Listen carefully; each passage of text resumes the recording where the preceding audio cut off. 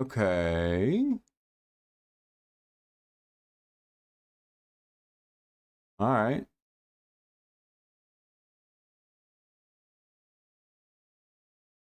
Analytics, stream health, chat.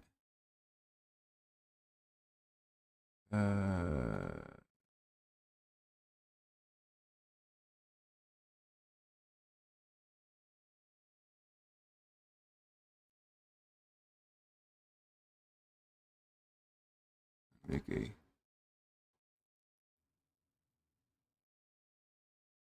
How to make a YouTube chat for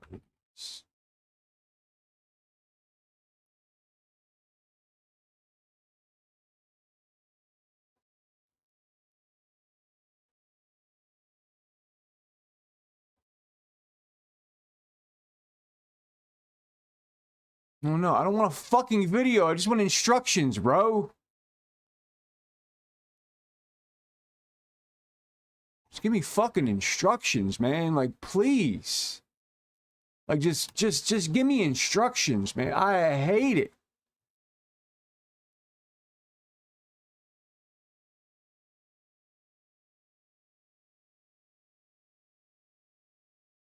Oh, I see. Okay. I got it. I got it. Give me that. Close. Docs. Custom browser doc.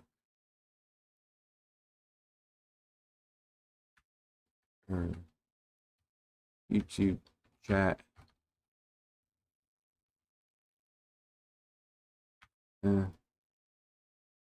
Apply. Cool. Close that one. Now I got that one.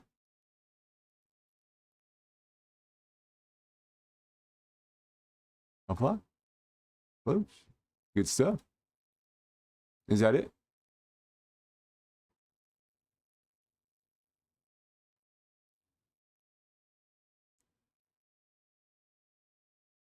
All right.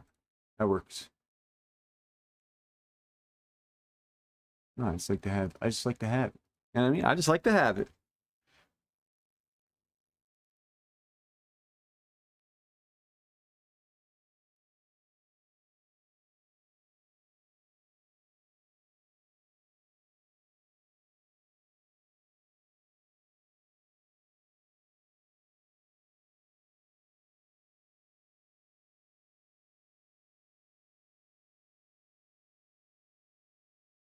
I'm live on YouTube.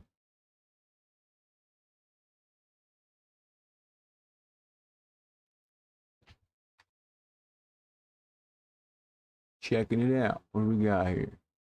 We got no viewers. And there it is. And there it is. And there it is. And there it is. And there it is. Steady Space Marines.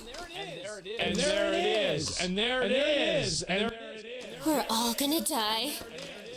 Focus, rookie. And there it is. There it is.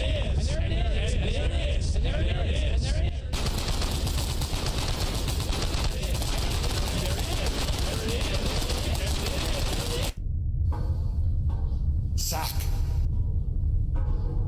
Zack, take off that mask. You don't need it. And what do you think you'll see if I do? The face of my son.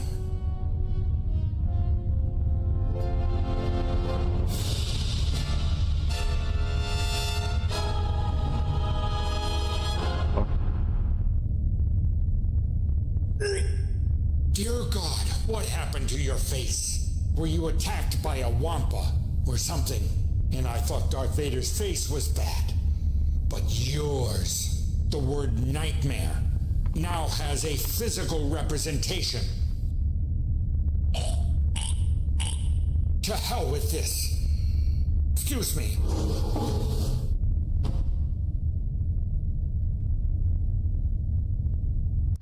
Tonight, on Saturday Night Rumble, our feature tag team match, the dream team of the $1 Million Moist and Asmon Gold Dust.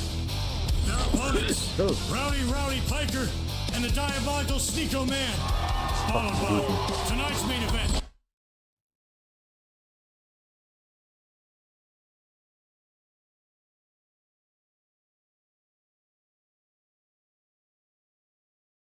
All right. How do I like watch my stream from YouTube? Can I just go to it?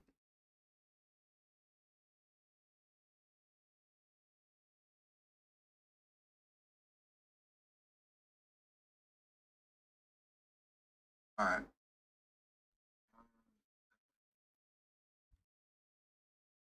I think we're good. I think we're in.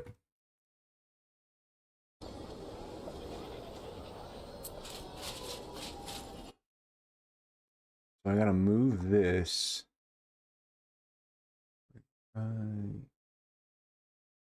Here. I guess it don't matter actually. I'll just go down to the bottom. Let's be at the bottom corner. Good.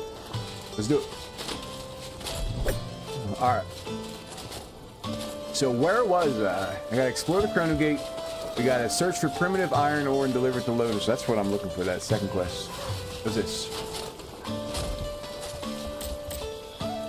That's that spider leg shit. Okay. So we want to go here.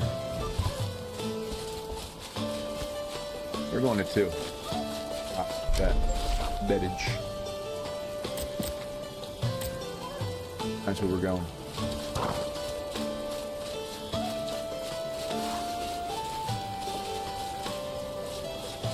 Bro, what is going on? Where the fuck?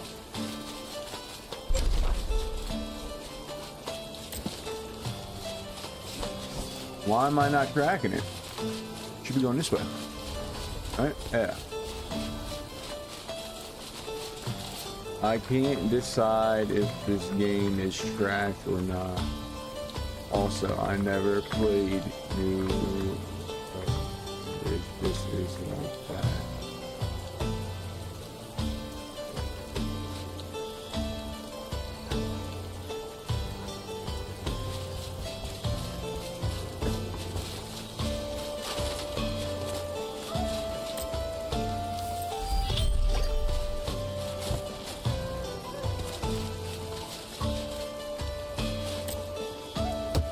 Takes way too long to fucking get fucking shit though, I'll tell you that. That's for damn sure.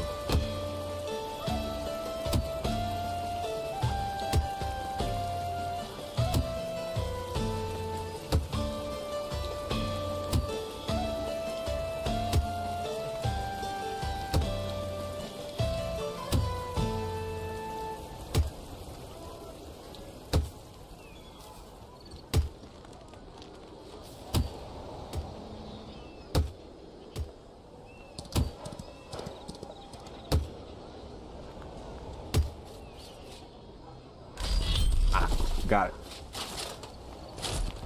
Let's go this way.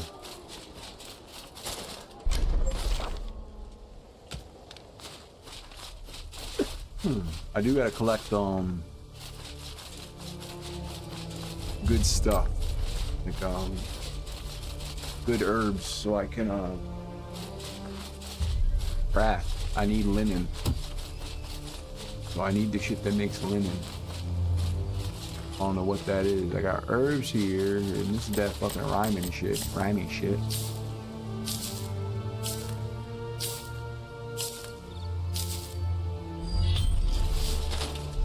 Oh! What's this? It's a vault. Not available.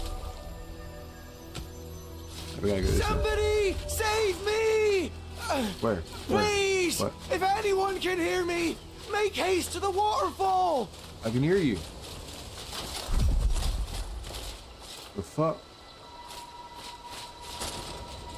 We gotta help homie. I can't see!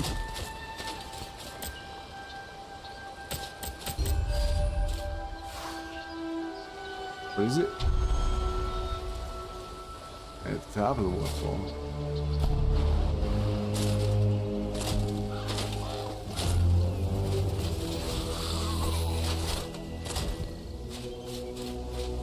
God damn. 30 FPS. Come on, bro. How is your game this bad?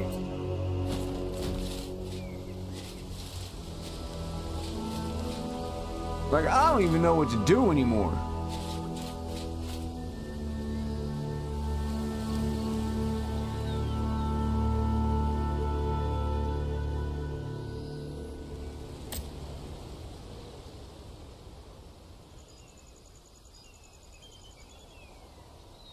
I can't even be synced.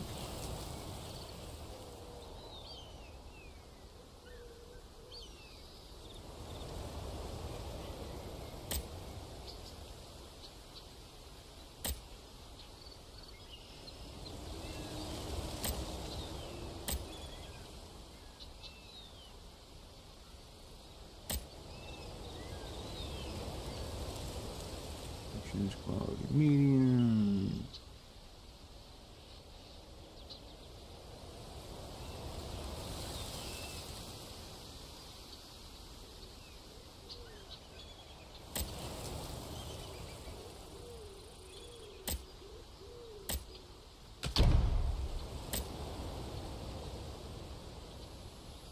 What did that do for us? It gave me 1 FPS more. I don't even think it did anything. No, it didn't. It did nothing for my FPS.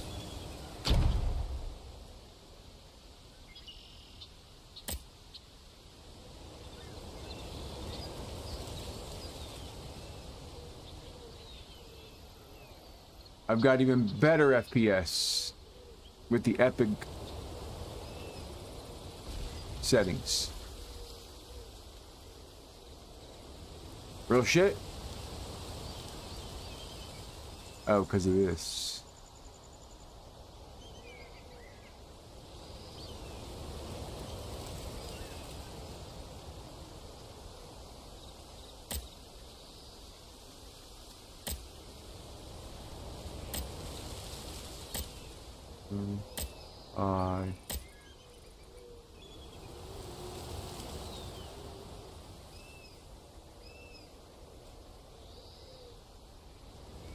Draw distance on.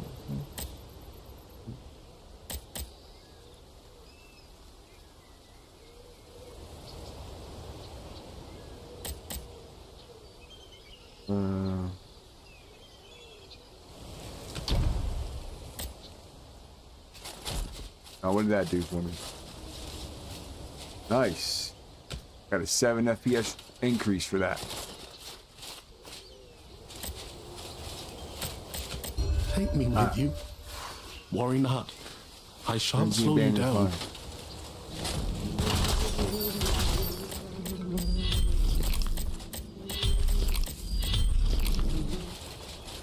Don't you fucking do it!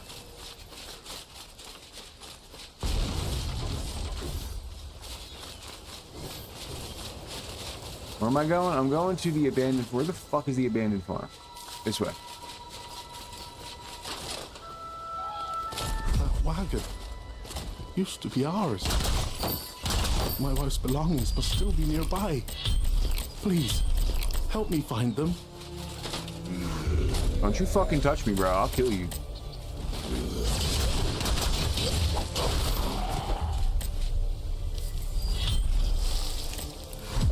And that shit.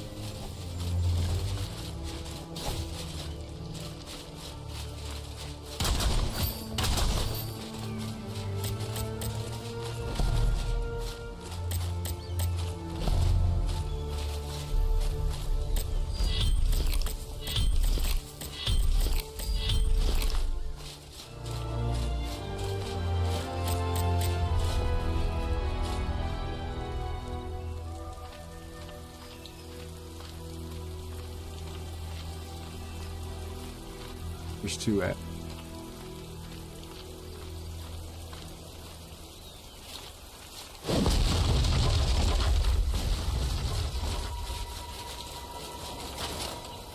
Where's 2 at? What am I finding? What am I looking for?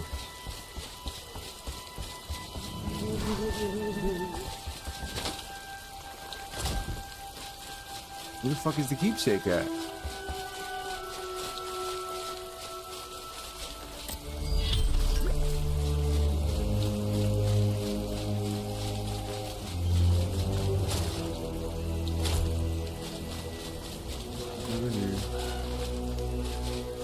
What's all that shit? Yeah, I'm good as well. This game's visuals are so strange.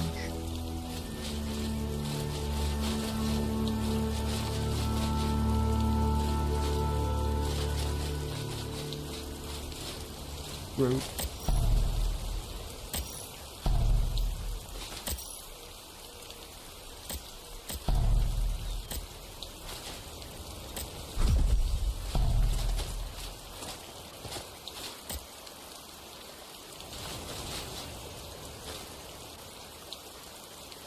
I saved him. I gotta use the rope. Why do I gotta use the rope?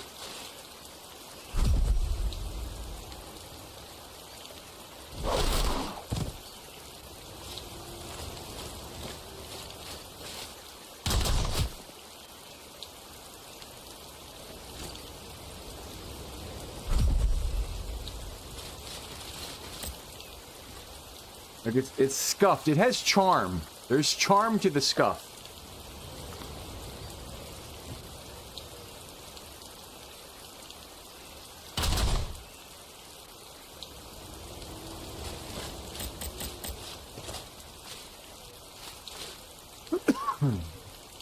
Hurry up. Give me your items. I do everything for this guy.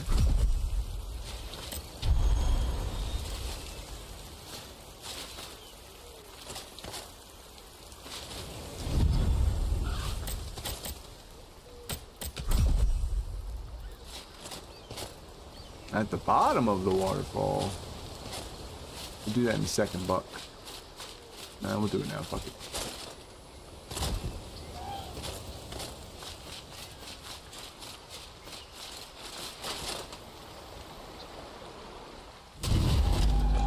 What?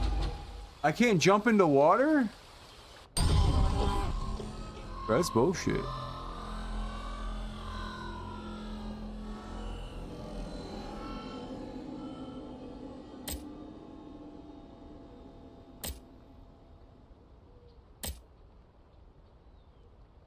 Yeah.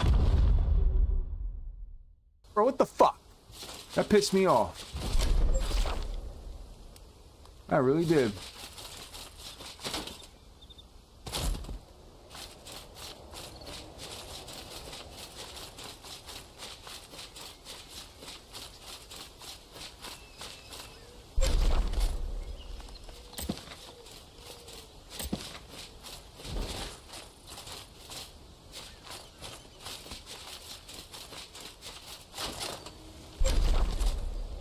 Oh, this is the waterfall. This would be the bottom of the waterfall anyway.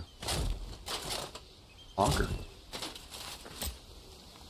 Oh, it's you. I'm like, what the fuck's a honker? Only a young tree.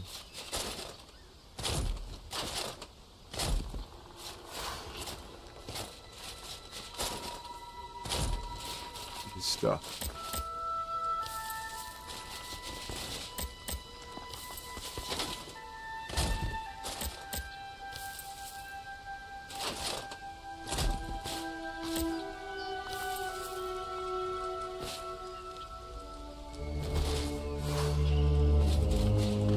Oh, he has so much stuff. What the hell?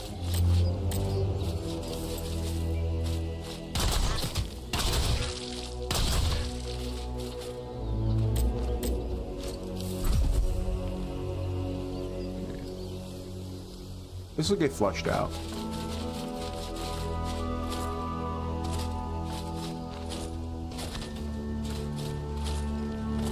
That's the Chrono gate. Can I swim up the waterfall?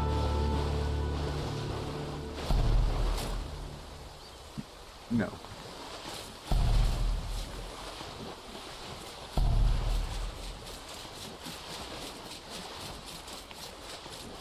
How are you running?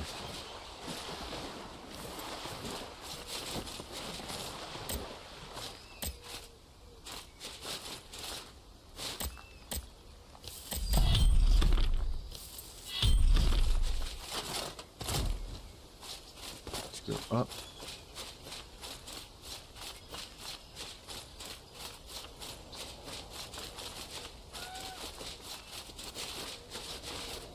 Rock. I don't care about rock. Ooh, iron.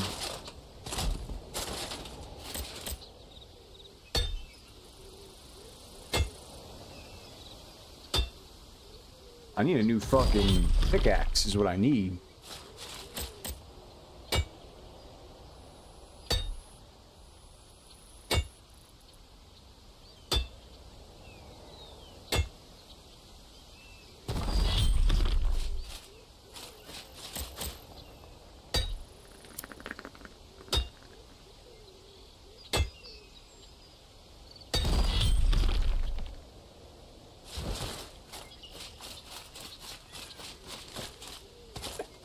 Excuse me.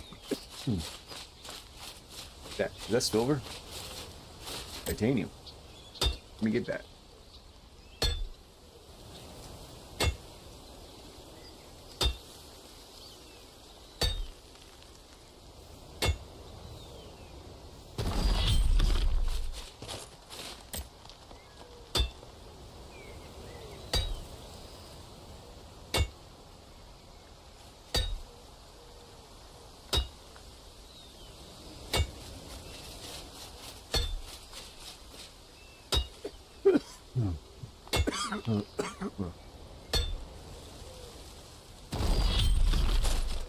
Got it. Any more titanium up on this cliff I should be aware of?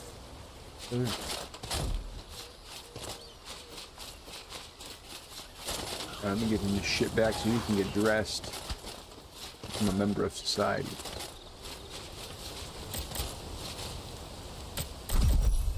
There we go. Hell yeah. Whole bunch of shit. What's this? Excuse me. Upon attacking, grant 2% chance to increase attack by 20% for... Holy shit.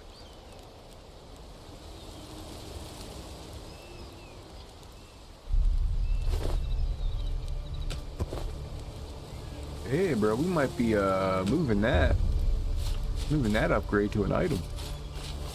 That's good. Big damage. Big damn. Alright. This fucker now. Bro, this FPS is something else, bro. Real shit.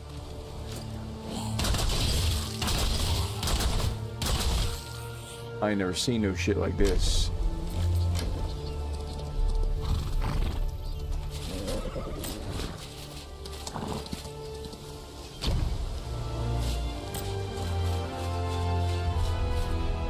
I don't even affect it. That's fine.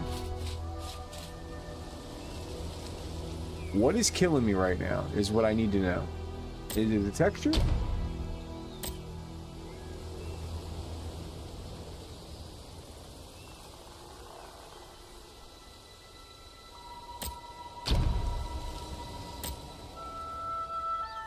Anything extra from that? Not really. I got it all the way to cinematic. It don't mean shit.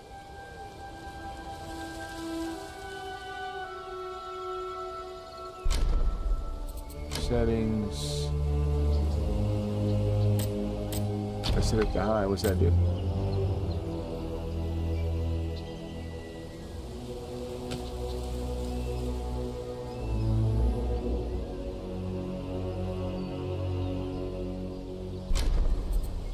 Oh yeah, for sure.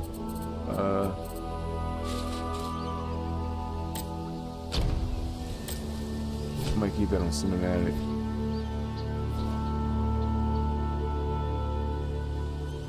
It does look nicer like that. Alright.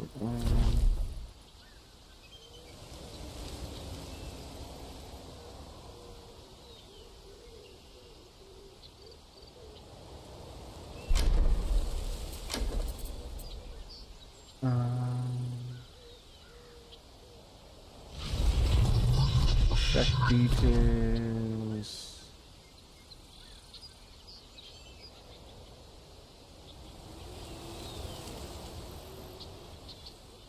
What do we got here? What do we got here? Any that. Like what? will give me some motherfucking... Like, I'm not lowering that any lower than high. I like draw distance. I can't do it.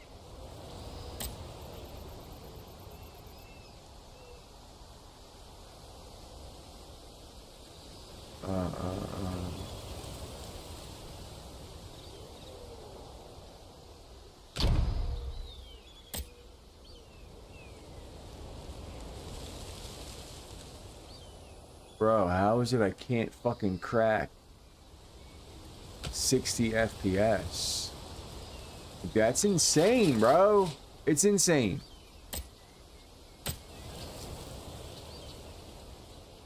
Where is it bottlenecking at? That's what we need to know.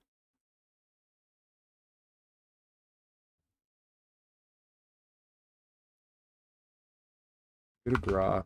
Hopefully someone's talked about this by now. And Chrono Odyssey. You will see reports of bad optimization. Where is it? Bottlenecking can possibly increase. I have a 4070, 32 gigs DDR5 RAM, 6000 megahertz, 14700F processor.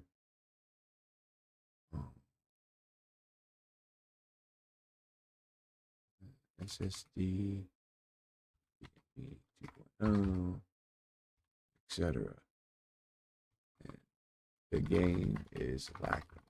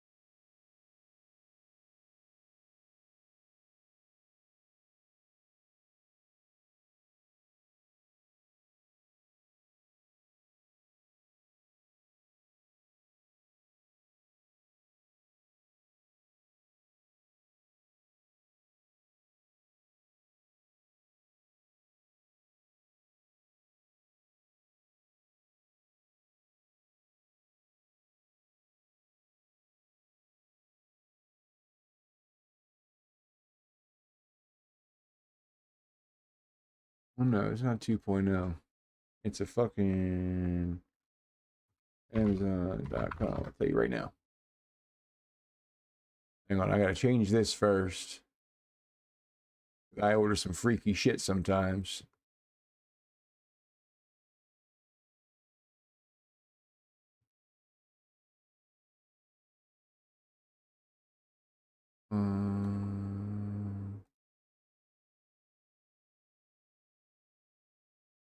See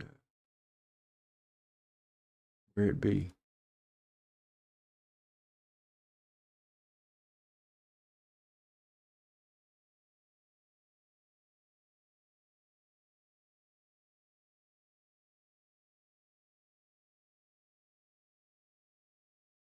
Did I not?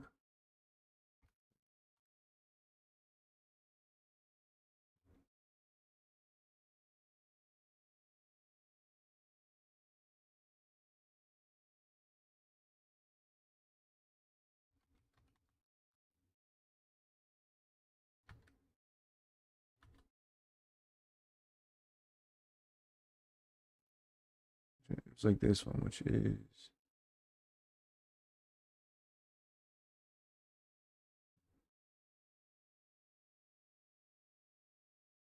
And it's Gen 4.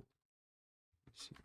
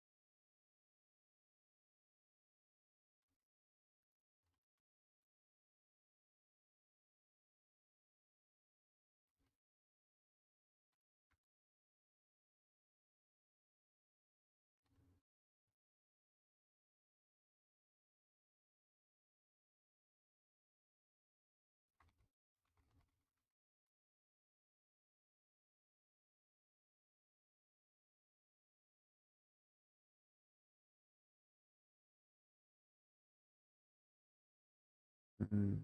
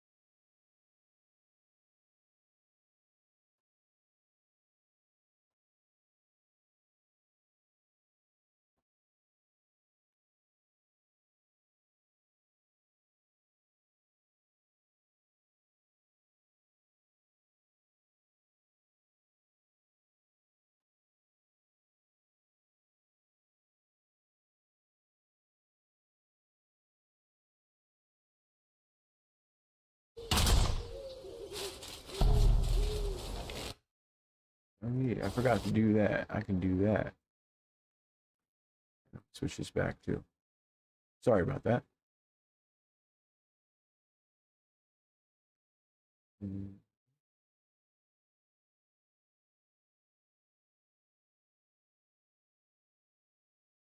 objectives. Little fucking pussy.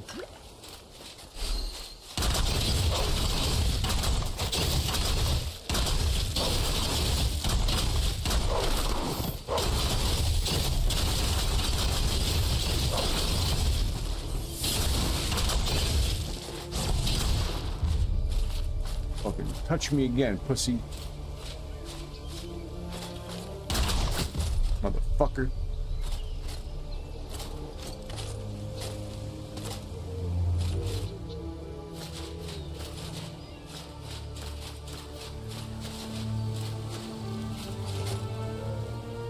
Hit him with the tea bag.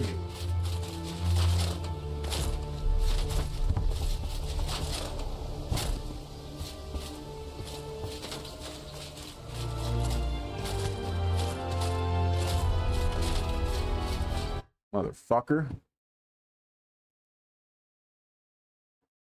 It's this one. That's that.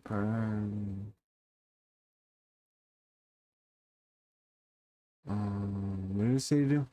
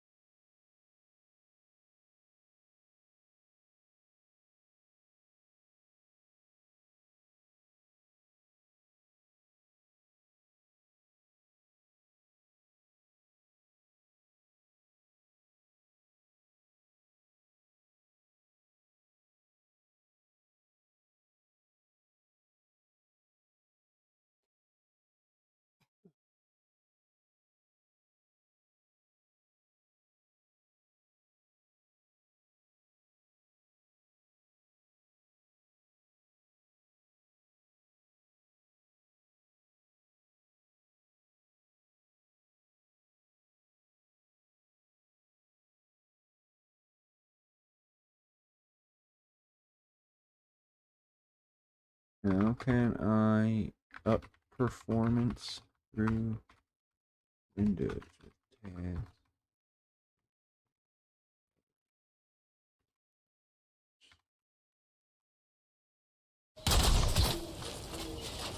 Where am I going? I was going somewhere, bro. Why am I not tracking anything? What's this? Track that. Track that. Track this first. Where's 2 at?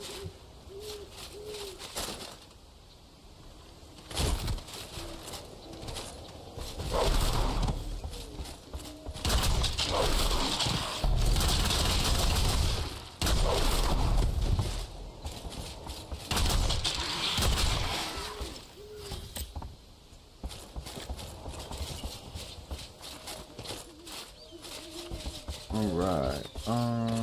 Fulfill what?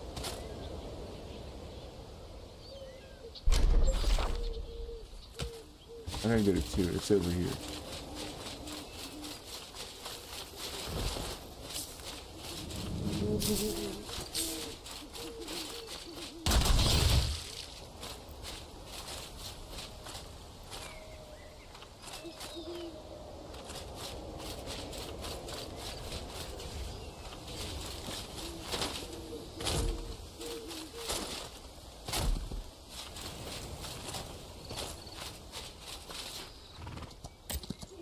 What kind of rock is this? I can't pick it up. Bro, why is my thing not... I'm retarded. Where am I going?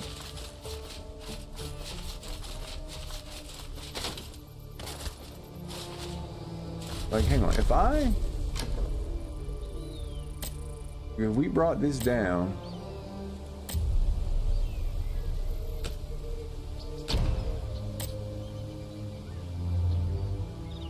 What's it looking like?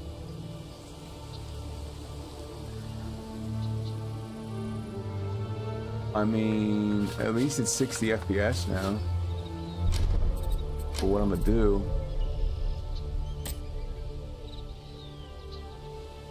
What I'm gonna do, right? That should be fine there.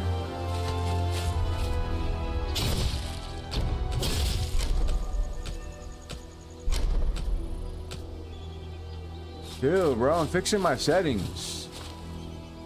Like, leave me the fuck alone.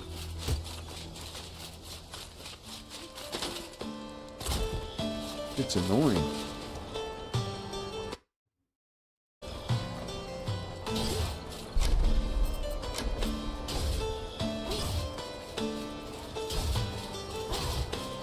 Because I want more draw distance, is what I want, ultimately. This can get turned down. Because I can't even see it.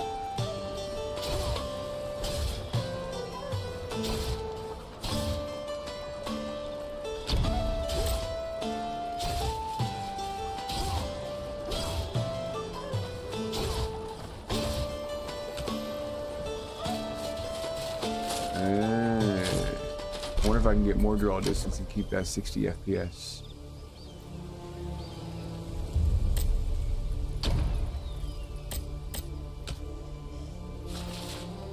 Oh yeah.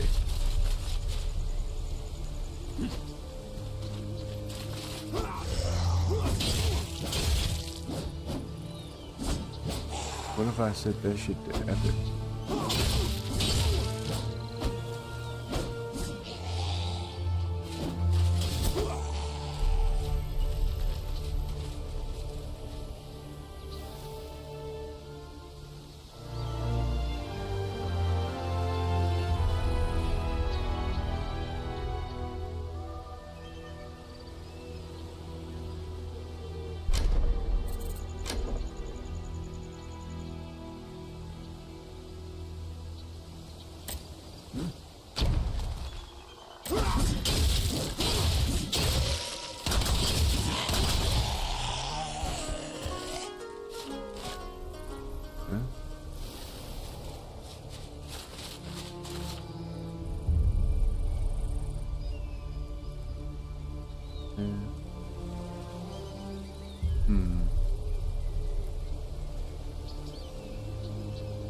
Honestly, I can't even fucking tell.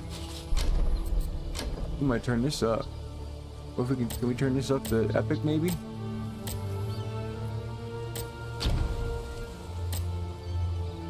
What about that?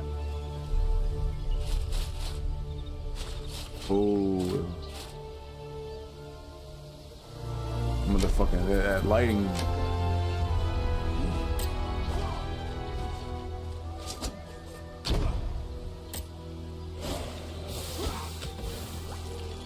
About that. It's really that shadow? It's the shadows?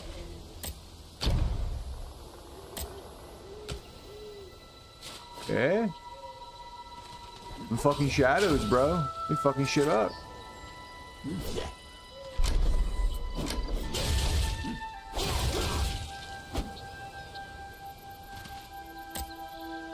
Yeah. Fuck it.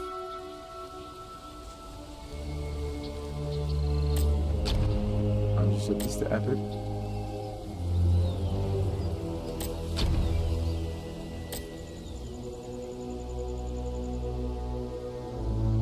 Yes, sir.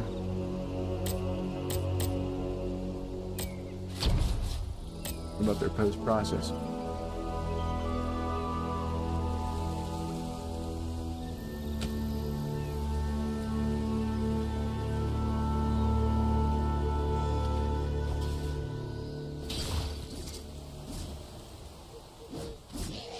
Kind of made it like I don't know, settings.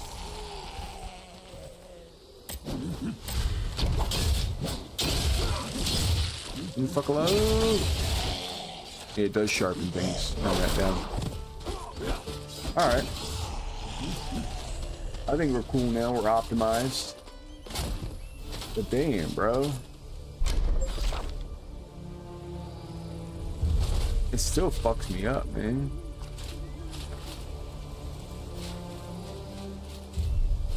And why does it take so long for the shit, for like the shit to load?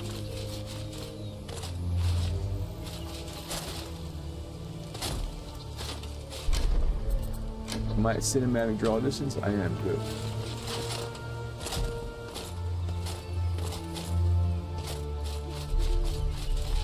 Motherfuckers better leave me the fuck alone. Who's coming over here to get over here?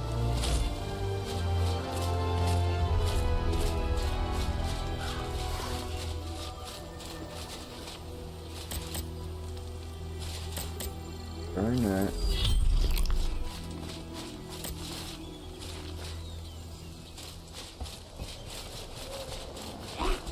Leave me the fuck alone. At last. You found all of Nina's belongings. I have not much to offer, but I must repay your kindness. Do find me later. Where's he at?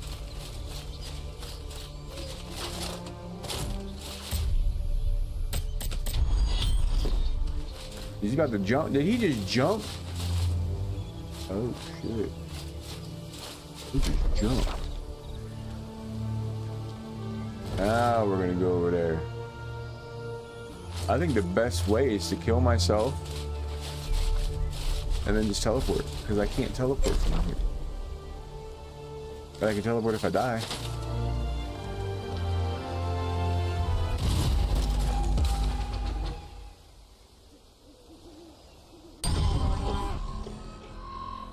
Here we're going right there.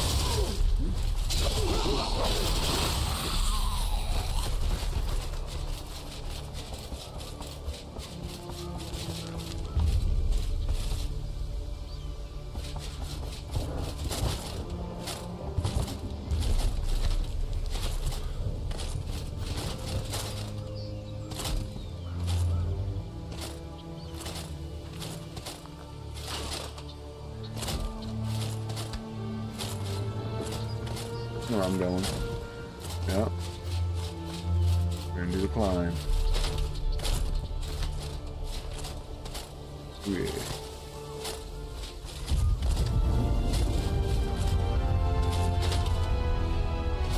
Oh yeah, this spot. Let's go down this way. Okay, come this way. That's all.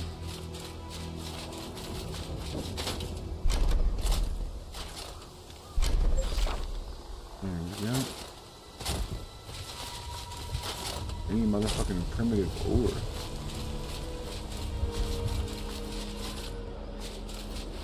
Where do I get this? Like, where do I get primitive ore at? This is not primitive. That's titanium. Nothing primitive about that. That's the big stuff.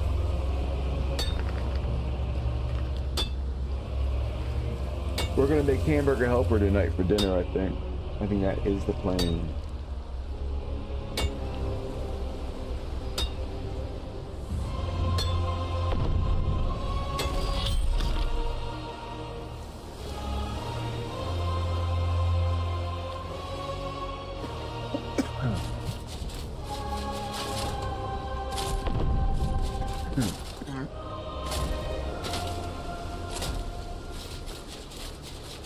Is this primitive? This meteorite, I want it.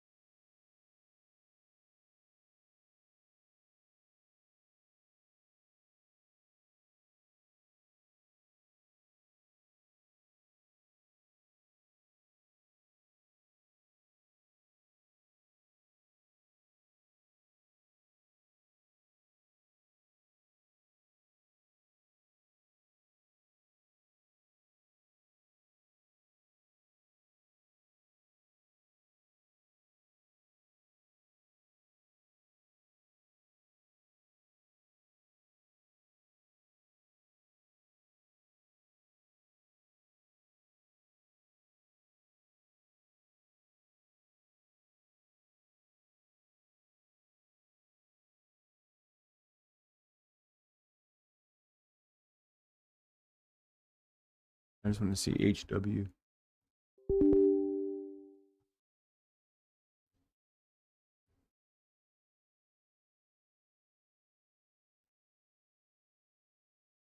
Hello, Bab. Hello, Bab. All right. Just checking on things. Checking on my P cores here. All right. That should be fine. Trying to get some... Bro, this game is not optimized at all.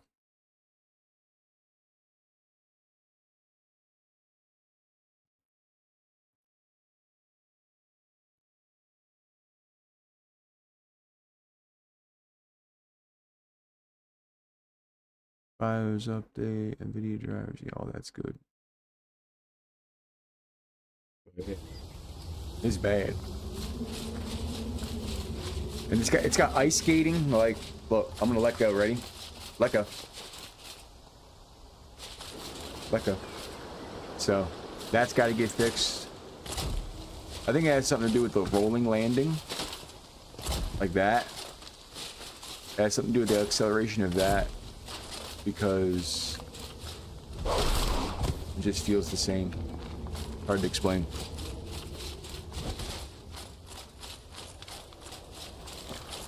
I need primitive ore. What's this? Sweet. Oh, didn't I get something? Yeah. 12 luck. Okay.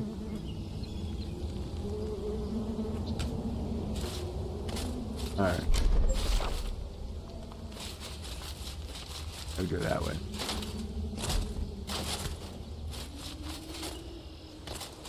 Titanium. Need that. Yeah, I had to... It's got no DLSS, no frame generation. I had to turn everything down. Because... Like, I even changed that. Because I was only getting like 50-something frames. So I went down to 1080p. Because I like my draw distance. I need to keep my draw distance. Plus, at 1080p, it doesn't affect the draw distance. The draw distance doesn't affect my card as bad. It's running at 1440.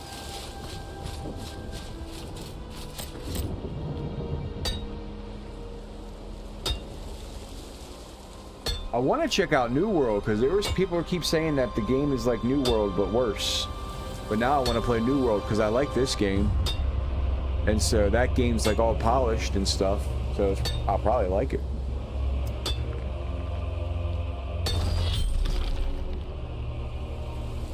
Oh, nice. Alright, we gotta get this shit. Yeah, the gathering system's really slow. Oranges?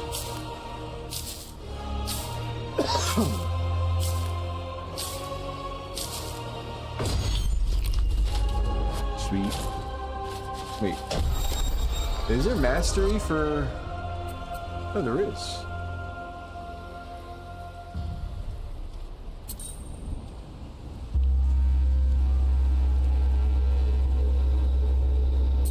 Or jump distance. Yeah. I think jump distance is better. See, you pick two. I'm crossbow rapier.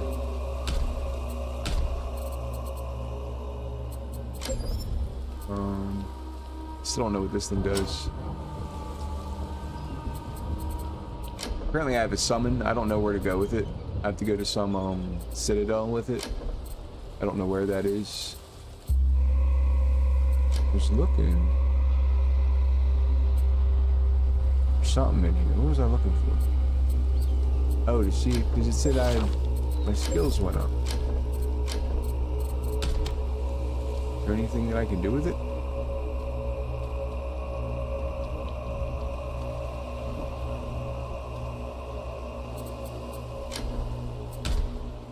That was my personal level that went up.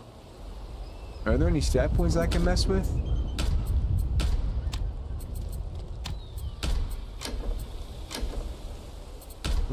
I guess just this stuff. Yeah.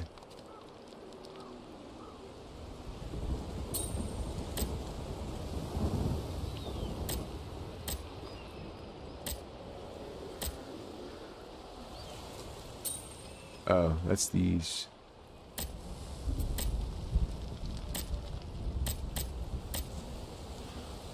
Guess.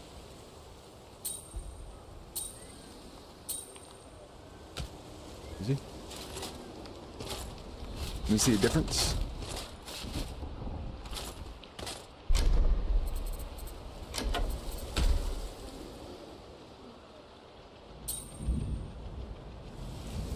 Oh, I see. Allocate points. E. I'm an idiot.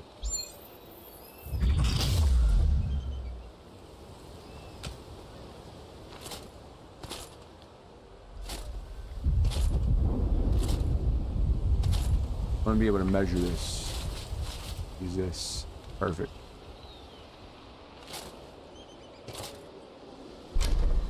That's not going to work. I go too far. Use this then.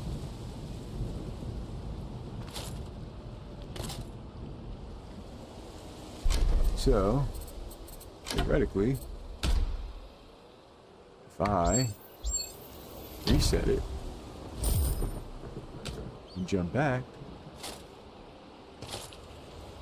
okay, so I get like that much more, or no, I went from here, so like 3 characters more. What about the dodge? Is the dodge big?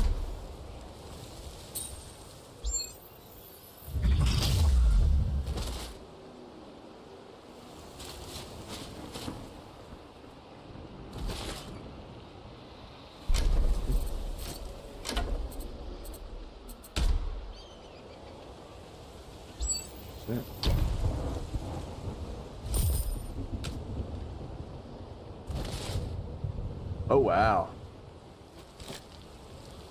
Yeah, the jump is like this.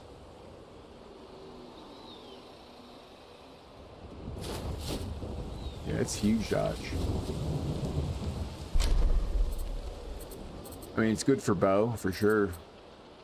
But I feel like jumping for like... Unless it's height. Does it affect the height? If it affects the height, it's worth it.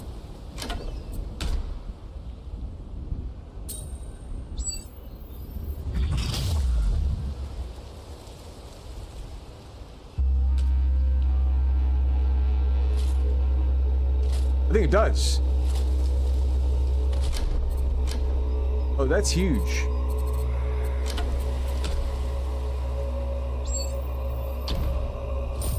Doesn't it? Oh yeah, that's I'm using that. Oh hell yeah.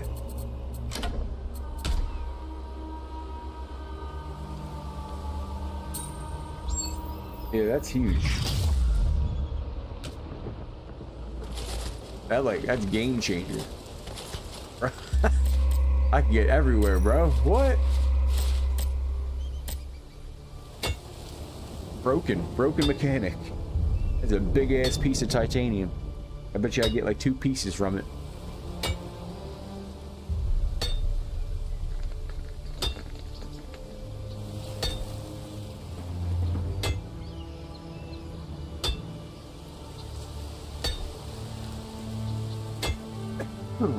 Is it HDR on or something? Excuse me.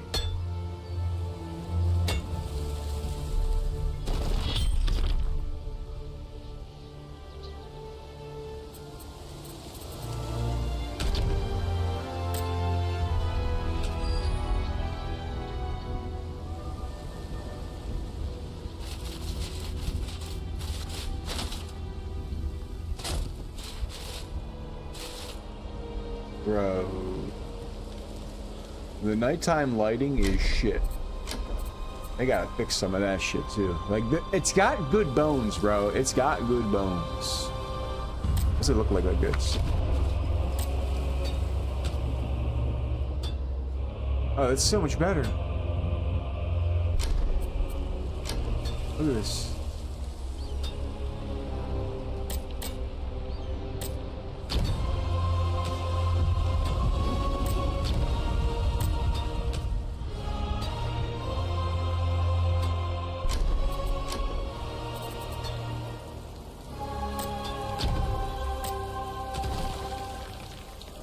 Yeah. That's unfortunate. Why does it do that?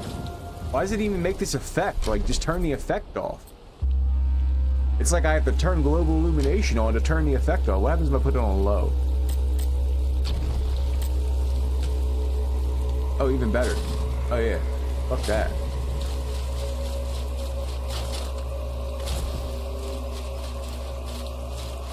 Alright, I guess it's in here.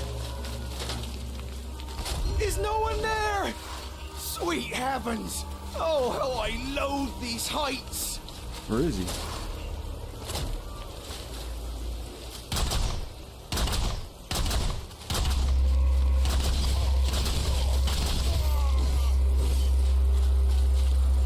Oh, he's in the cage. Talk to me, bro.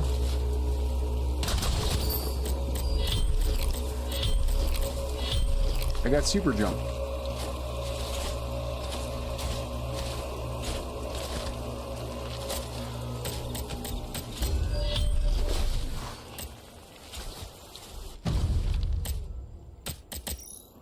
Alright, so what am I doing?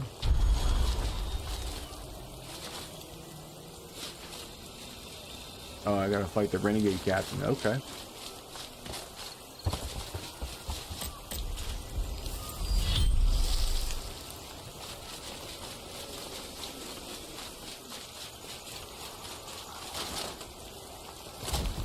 Yeah, oh, that is so nice. Jumping over walls and shit that I wouldn't be able to do before.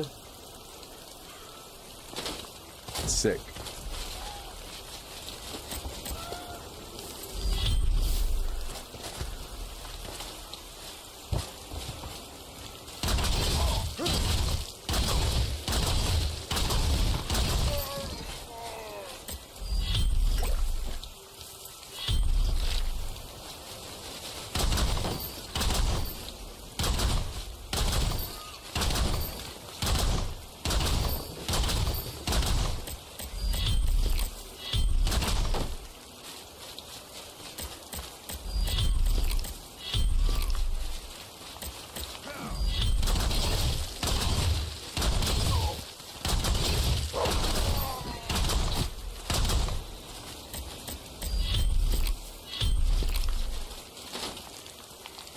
I need to make some food. I'm hungry.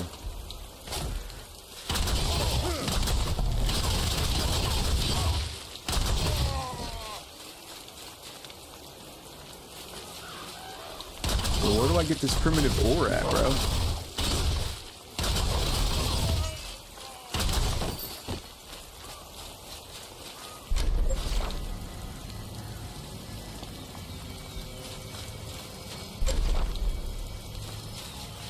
Tower over here.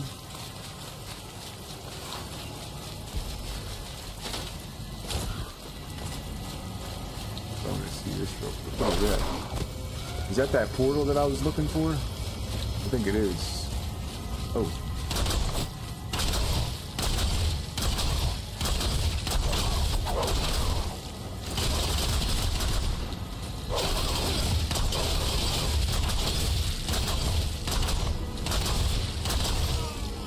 Out of here. See, that feels good, bro. Jumping over him like that, that does feel good. Not gonna lie.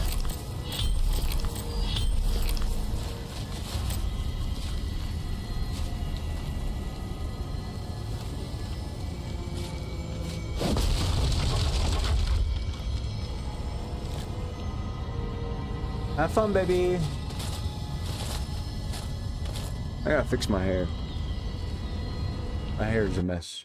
I had to brush it back and tame it down. Hold up.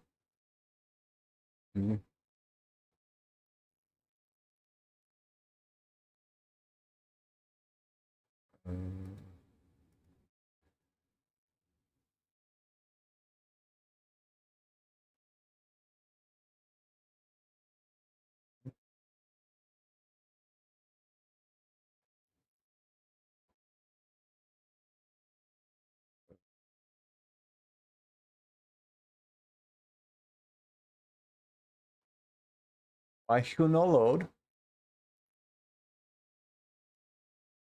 There we go. Okay.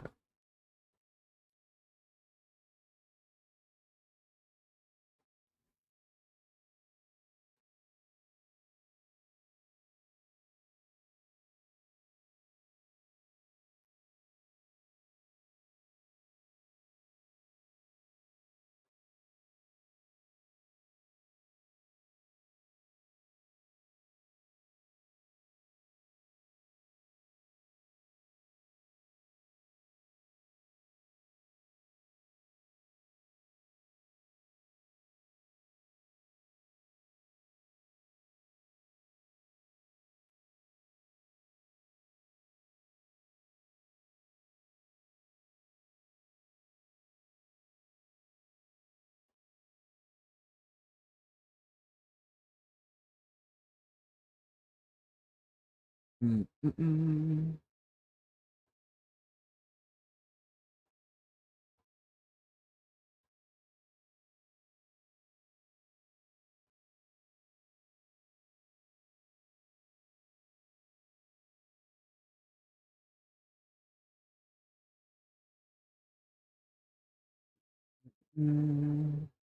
There you go. That's better. This is that portal I was gonna do. I'm gonna go do it now. On the other side, though.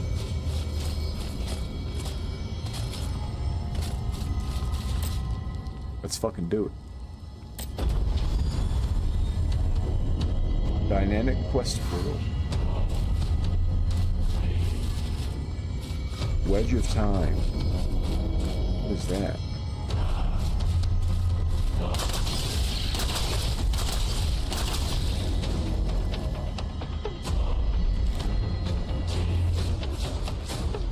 I wish the crossbows had like one skill that was like a long shot. But like...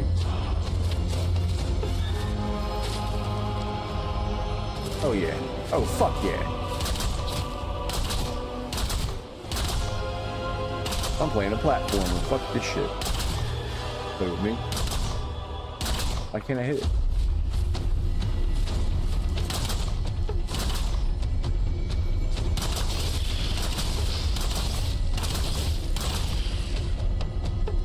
No? The wedge of time.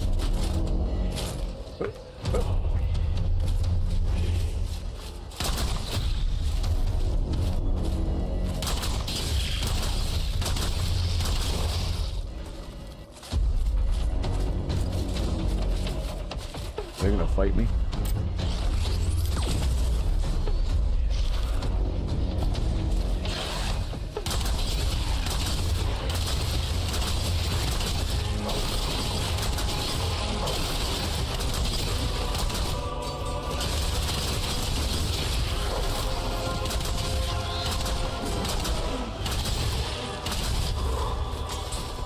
Got one.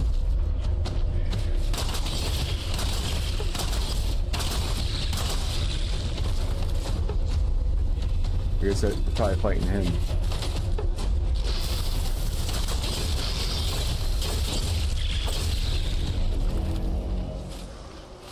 Oof. Get that smog out of here. Smog.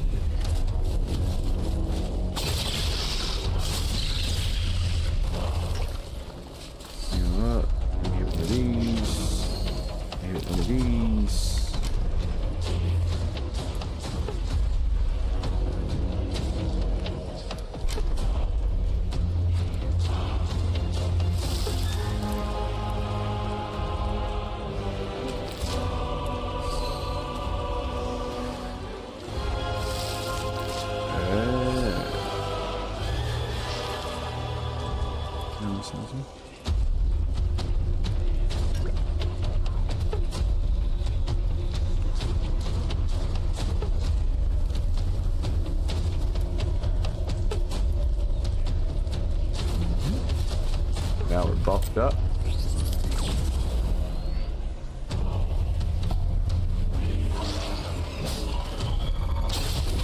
Oh shit, he fucked me up.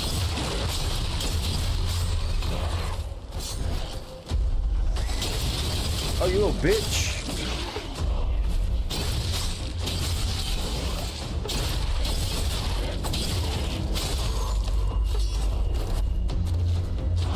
Jeez.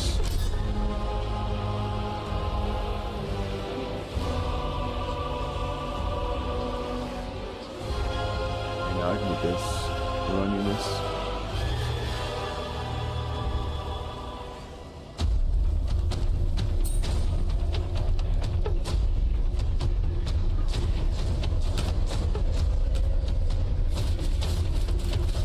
Alright, so it's 2.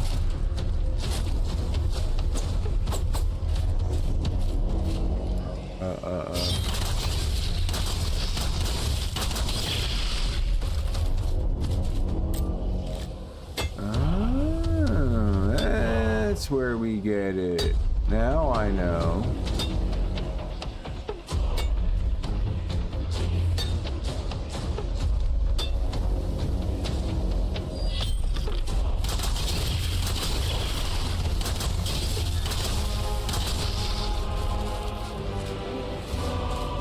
There might be more of that. I was not paying attention.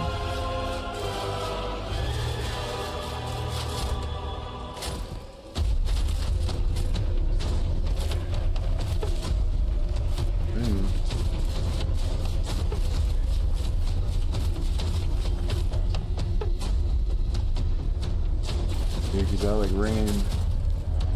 Oh, whoa. Not that way.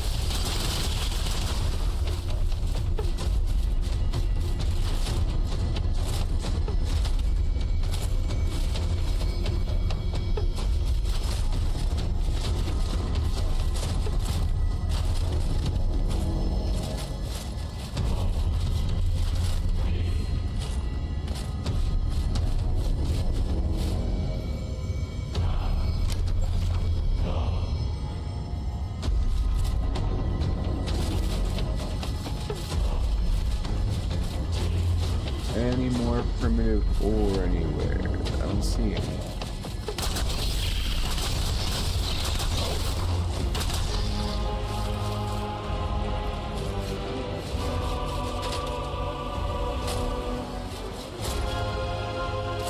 That's some? That's the one that I got. Okay, so I was going that way. So these guys are over here. Okay. And there's none up in here?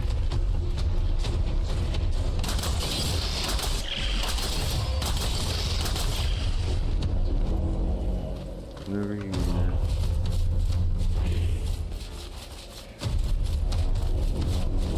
Yep.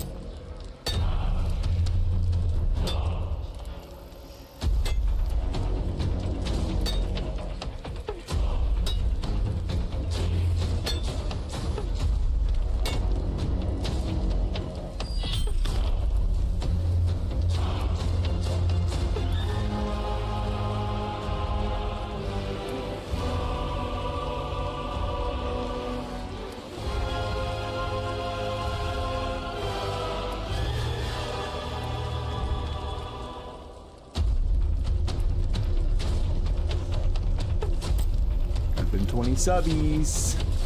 I don't even know who it is.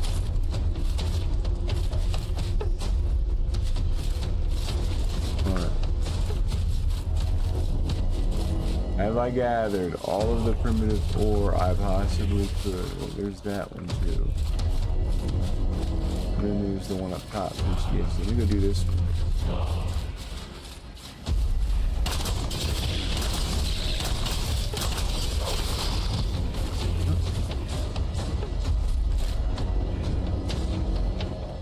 Oh, yeah. Right there. Any out there?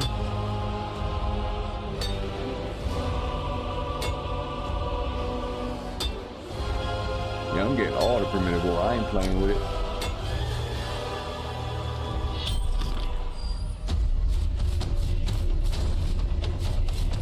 It says it's a quest item though. Shit. It might not be that big of a deal. Well, in that case.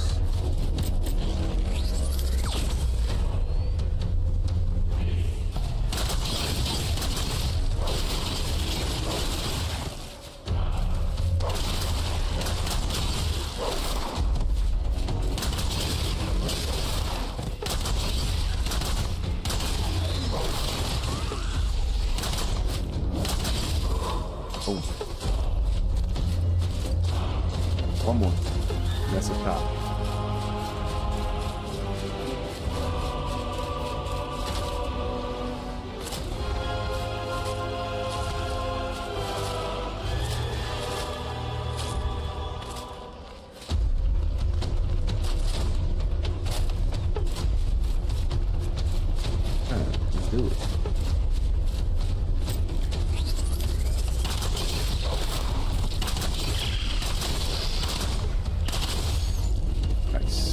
That's what I was waiting for.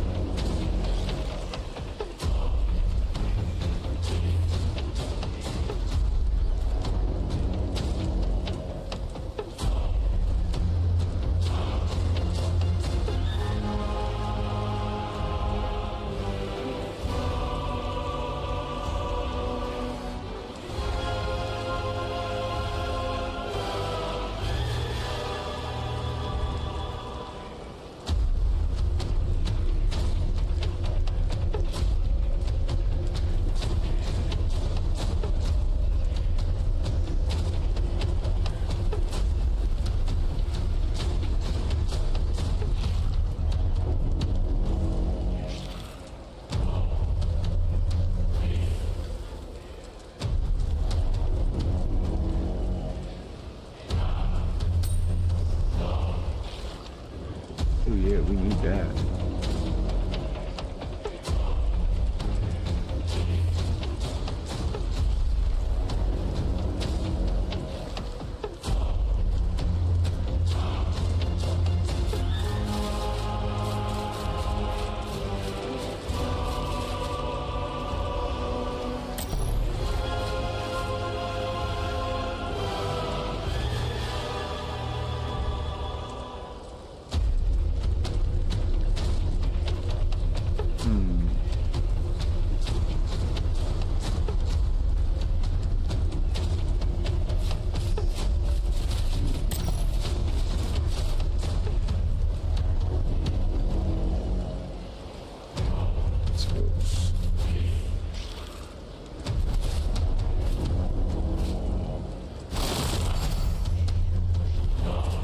Oh, that's cool.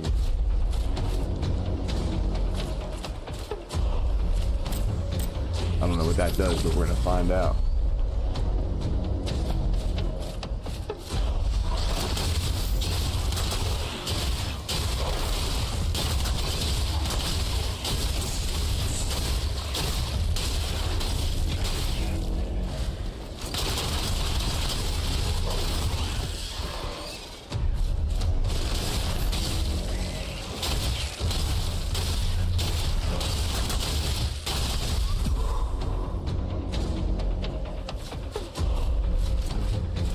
When you cross over, it lowers their movement speed by 50%. Okay.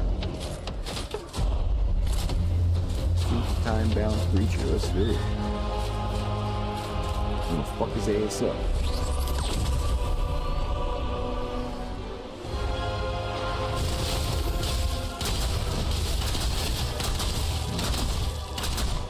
Okay. Or you can just dodge out. Yeah, that's true. Me.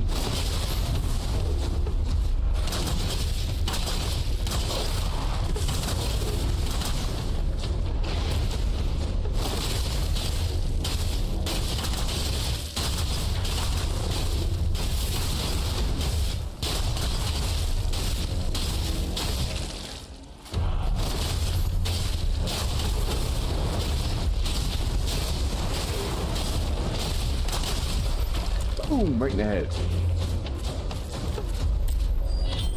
Ooh.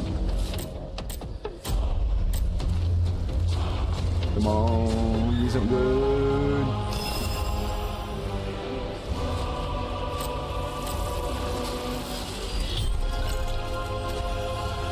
Ancestral armor, okay. So we okay, we out. We out, skis. Got 3 goodies. Hell yeah. Big loot situation.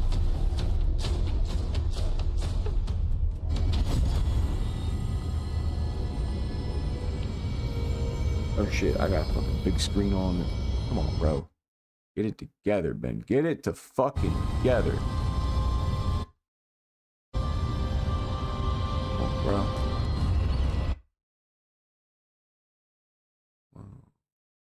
Bruh.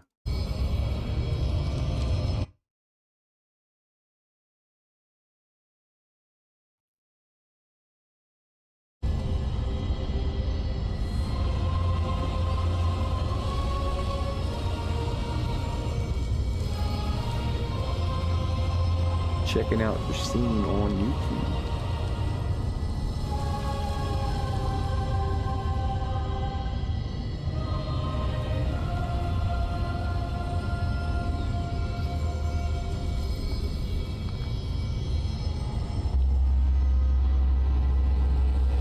Kirby.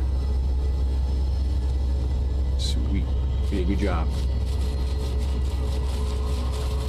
I just gotta kill that renegade captain, right? Nope. Look at that. Good shit.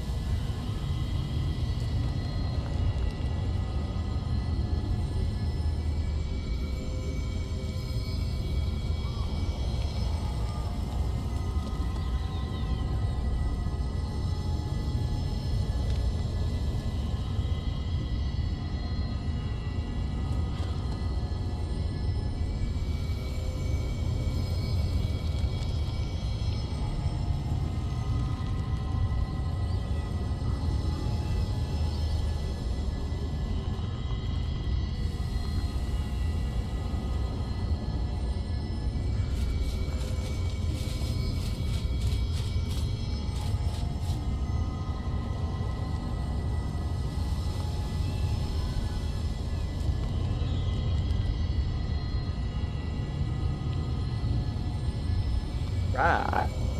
I made. Almost.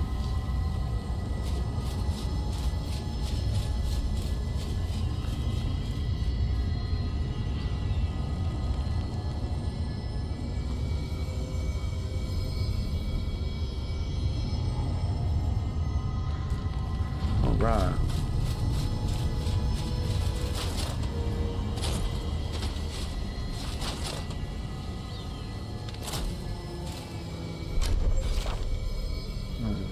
So what's number 2 now?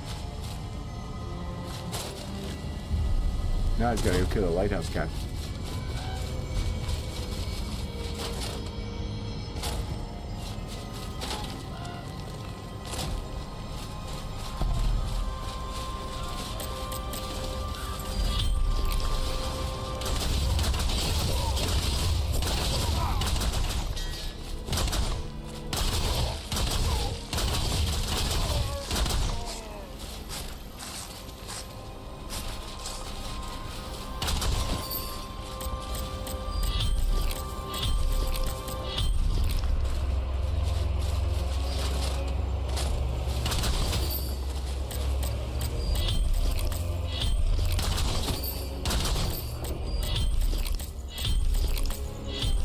Yeah.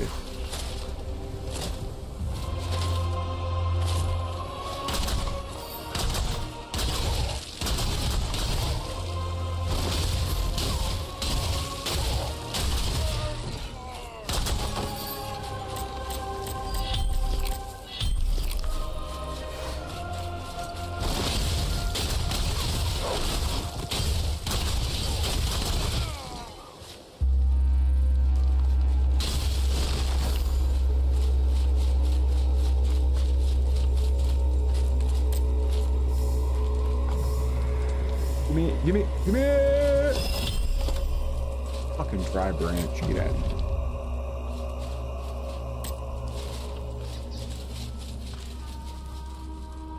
Pull on my camp right here. I'm gonna get somebody. This shit's gonna be funny. I'm gonna just wait right here.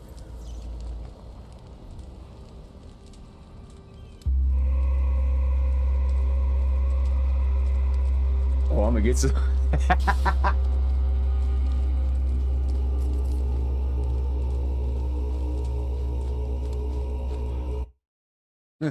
Fuck, I'm losing it.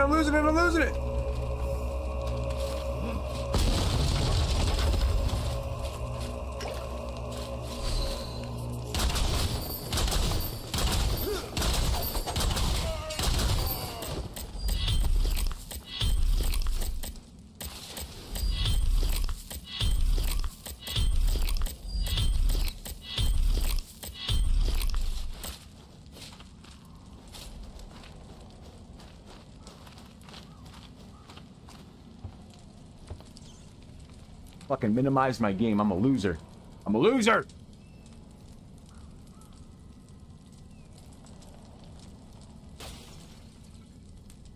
get the next one. There'll be another one.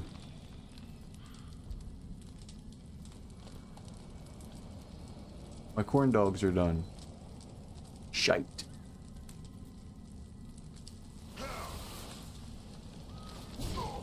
Here we go. He's gonna see the chest and he's gonna go for it. You didn't see the chest.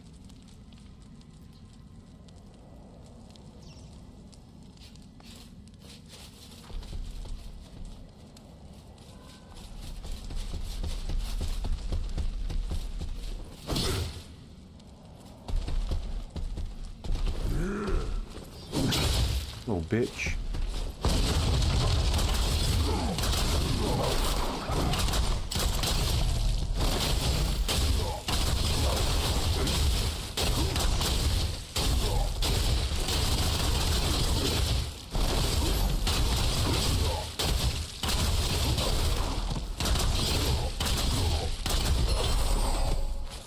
I did it! Got the captain's key, got a hat, I got an ember breath.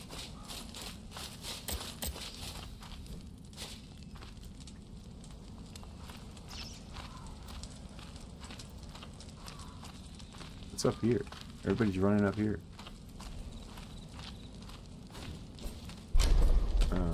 I just feel...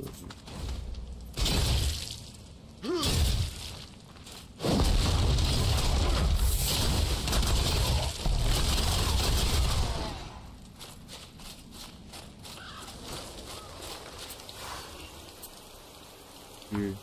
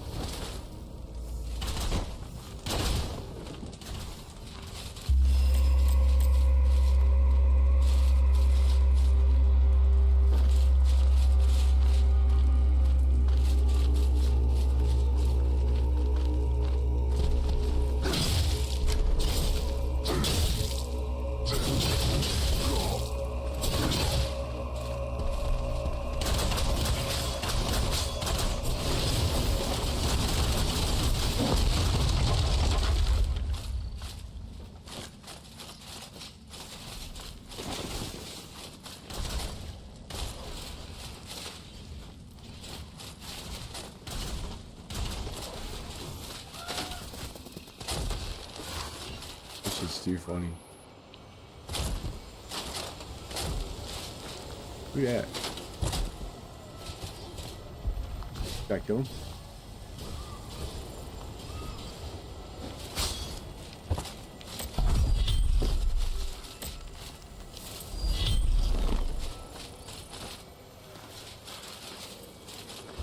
It's at the top of the tower.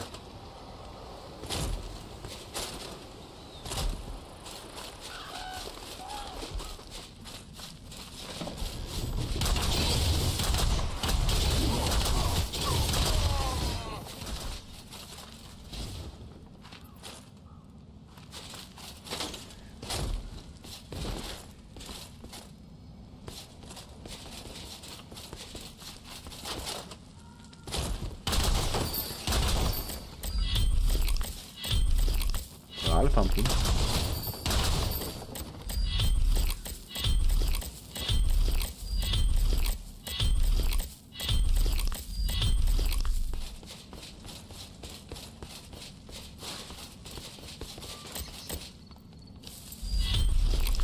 I wonder what's going to be pay to win and what's not going to be pay to win. Because they always change it when they go live.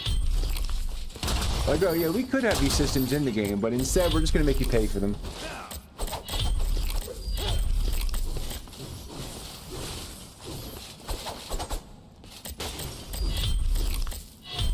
Okay, Mr. PvPer.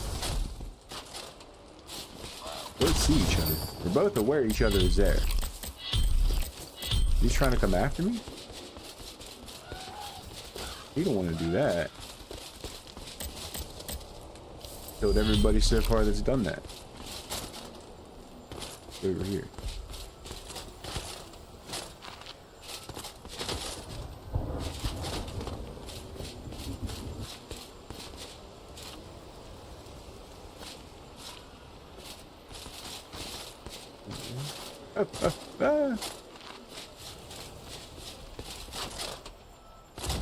Or jump off this head, die.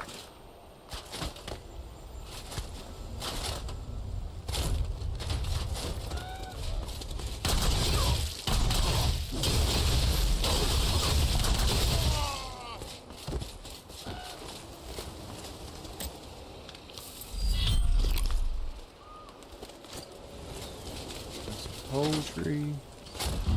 Oh shit.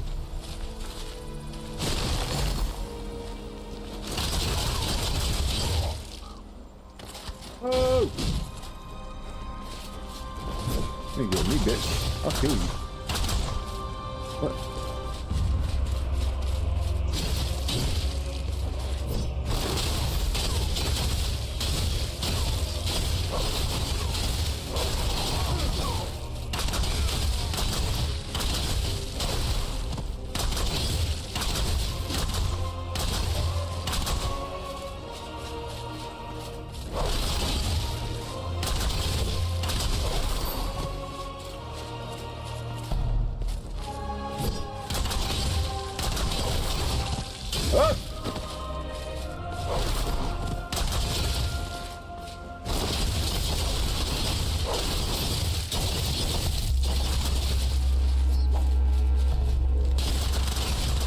Oh my god, hit the wrong button, bro!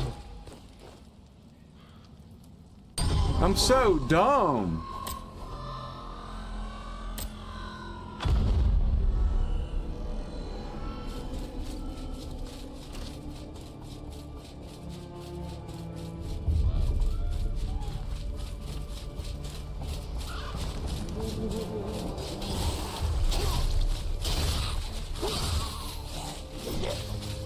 I let him beat me too, like I was just fucking with him.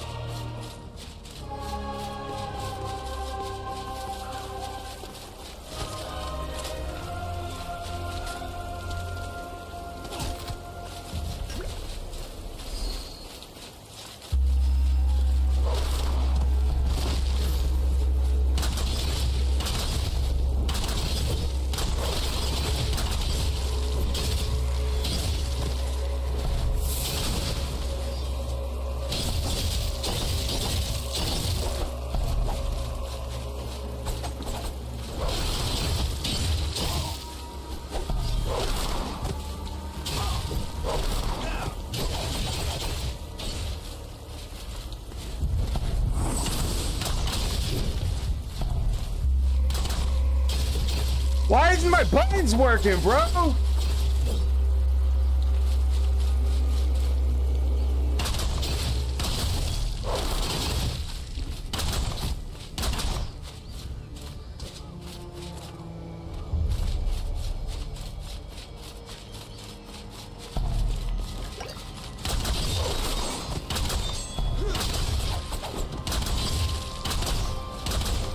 Fuck.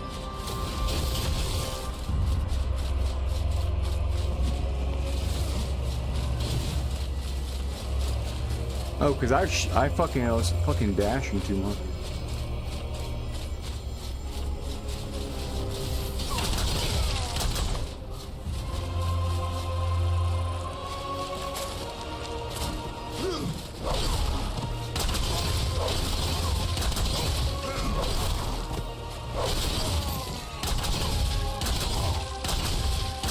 We got him, though. We got him.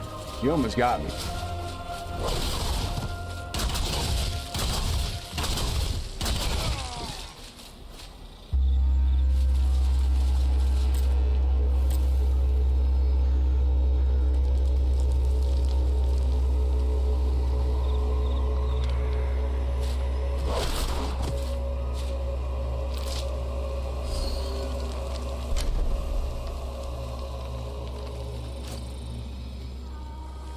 Where's the other food?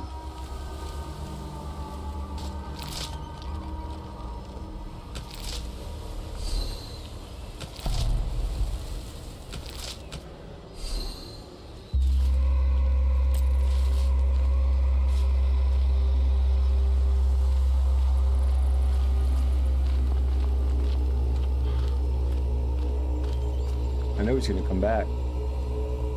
He's coming back. I'm gonna get his ass when he does.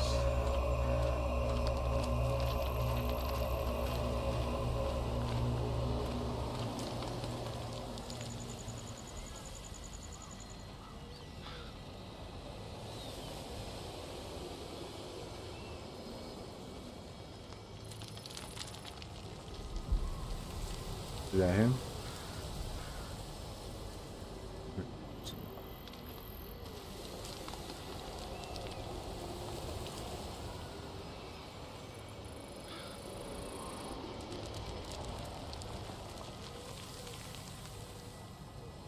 Come on, is he coming back? Probably had to get a long way.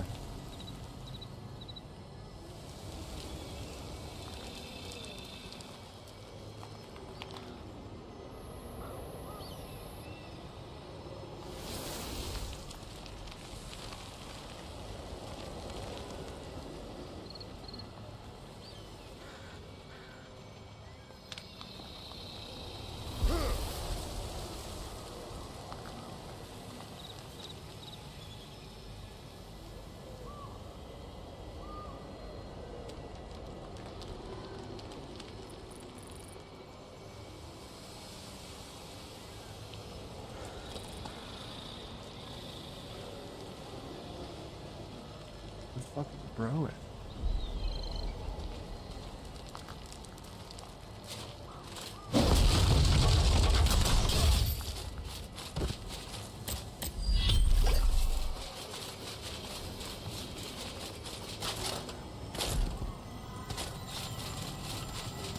Where's the guy in the fucking cage? Hang on.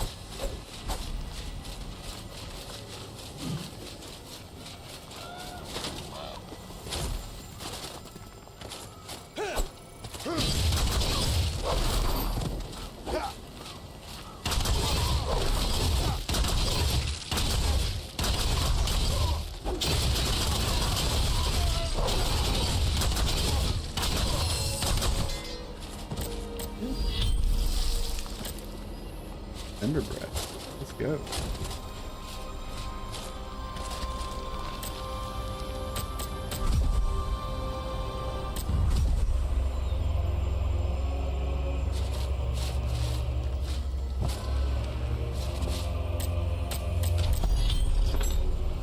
Ooh.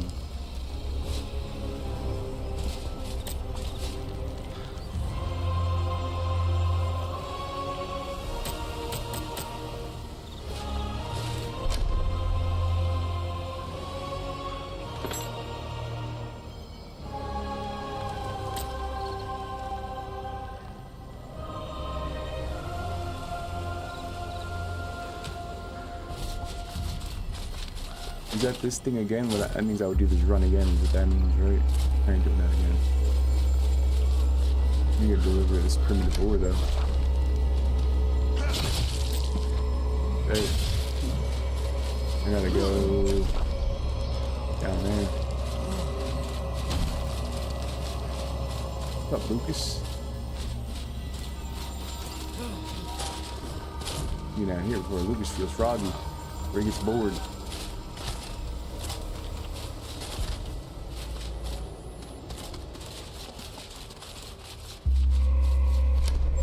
I need to get a fucking vehicle here. Also known as... That's my boy. It's big homie.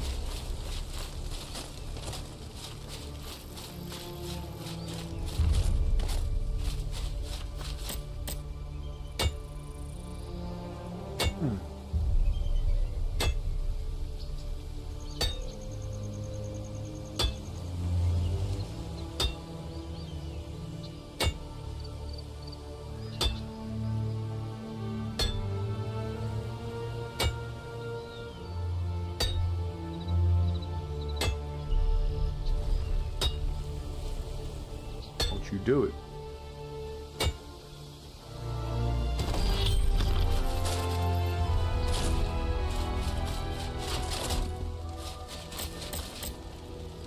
What level am I? I'm 10, right? Am I 10? Yeah. Needle 15. I can switch up.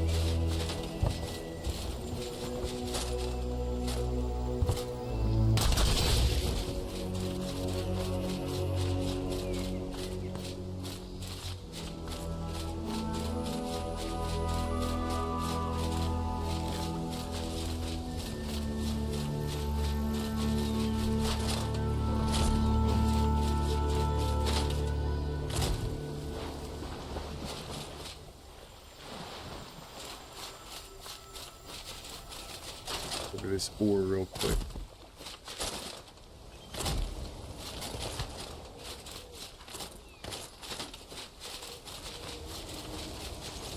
Bro, when do I get a horse, man?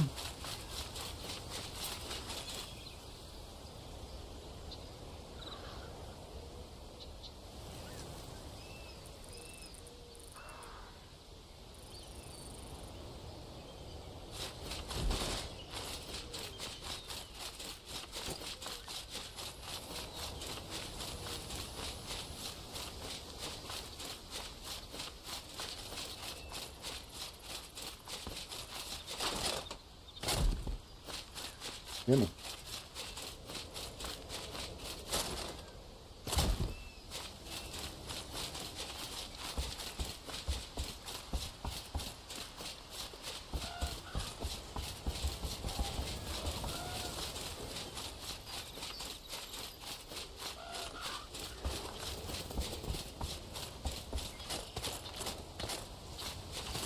I'm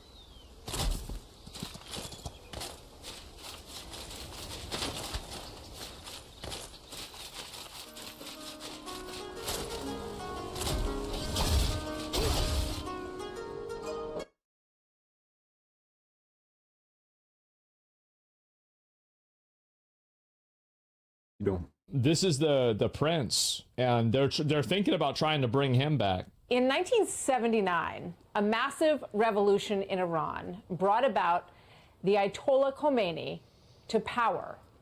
The then Shah of Iran and his wife, Her Imperial Majesty Farah Pahlavi, were forced out of their homeland. This is them leaving at the airport. But under the Ayatollahs, the freedom that they promised never materialized. What a surprise. In fact, they cracked down, beating and imprisoning women who refused to wear hijab, gay Iranians, anyone who dissents.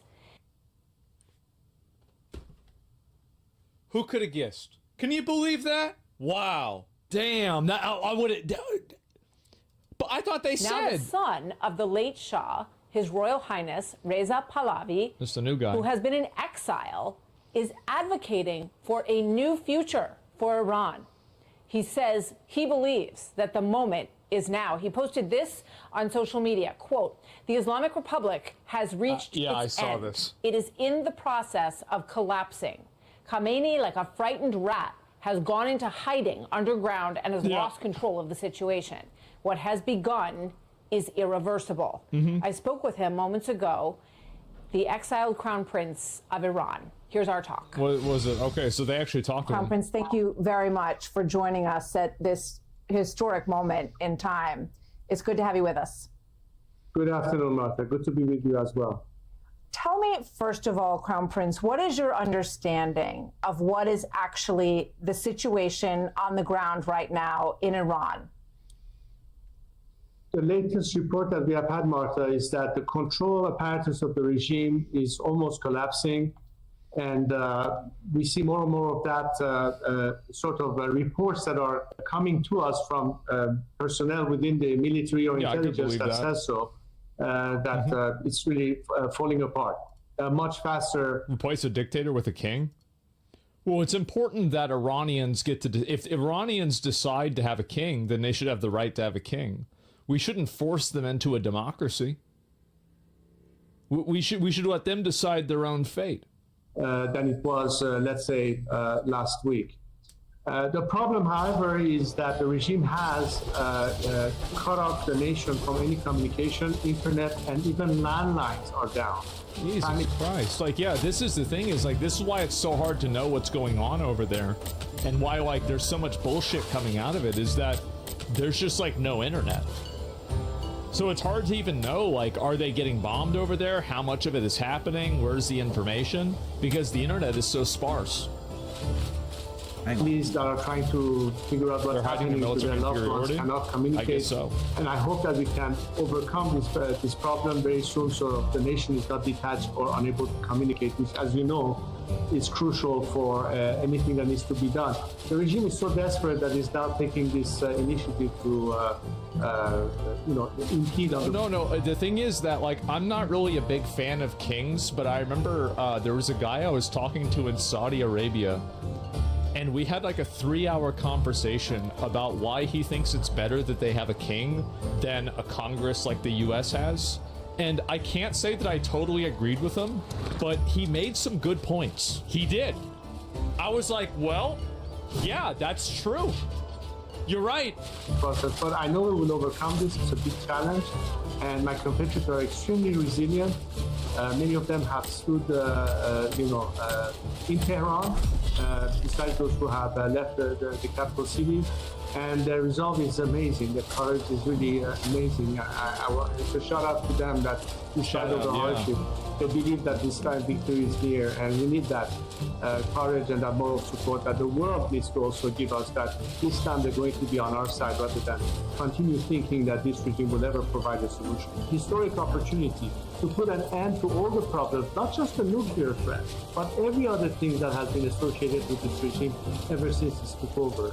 And I think my compatriots have proven that despite the threats, despite the repression, despite being executed, despite being tortured, despite being shot in the eye, they're still in the streets, standing firm, and hopefully at some point the world will say, now it's time for us to step in and allow for this process to take its natural course, help the Iranian people overcome this regime, because everybody as a result will benefit. Not just my compatriots, of course, but I think many people around the world will understand how different Iran, a different Iran could be for all of us. We know that President Trump is currently considering I agree with that.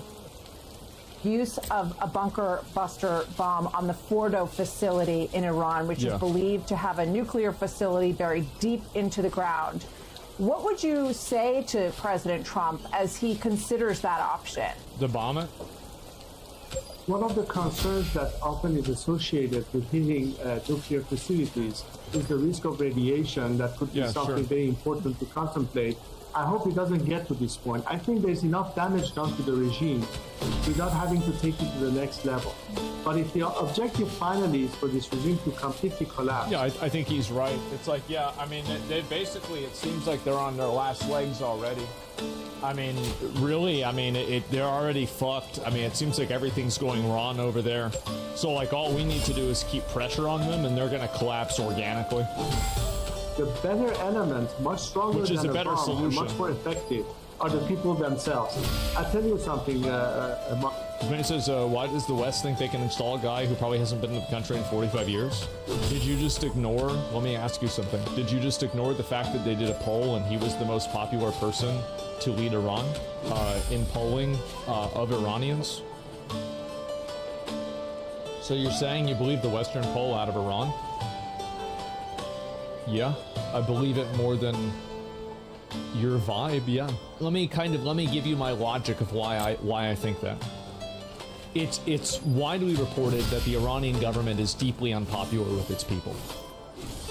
Logically, if a government is deeply unpopular with its people, the majority of people will probably think that the previous government is better. And if this guy represents the previous government, they're going to think, let's bring him back. How many times that during President Trump did people say, I wish we had Obama? How many times did Obama, people said, I still wish we had Bush? It's faulty logic? No, it's not. Not necessarily. Nothing is ever necessarily. How are they conducting polls while they're getting bombed? Well, the poll didn't happen yesterday. It happened a period of time ago. I mean, you're going to tell me that the poll is invalid because it happened like 3 years ago or something? Yeah, anyway, it's 4 months ago, right? Exactly. Anyway, I got a little bit distracted. I apologize. And let's go back and look at this. In the past 48 hours, and of course even before that, but especially as a result of this latest campaign, many elements within the military have reached out to me.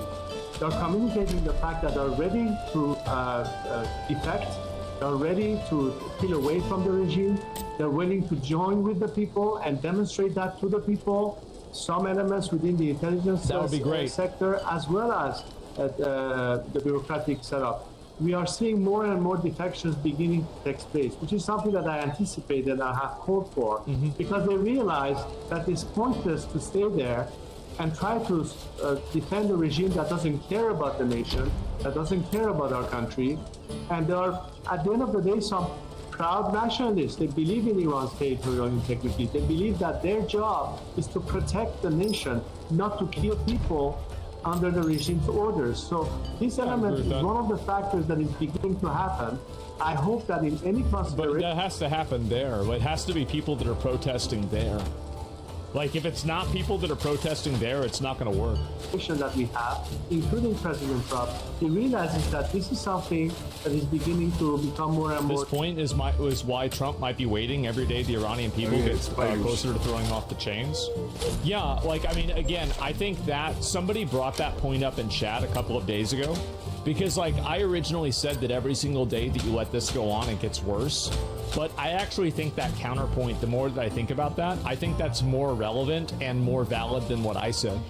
And I feel like maybe they're just trying to wait this out and hopefully, you know, like, hopefully just trigger some sort of action. Tangible.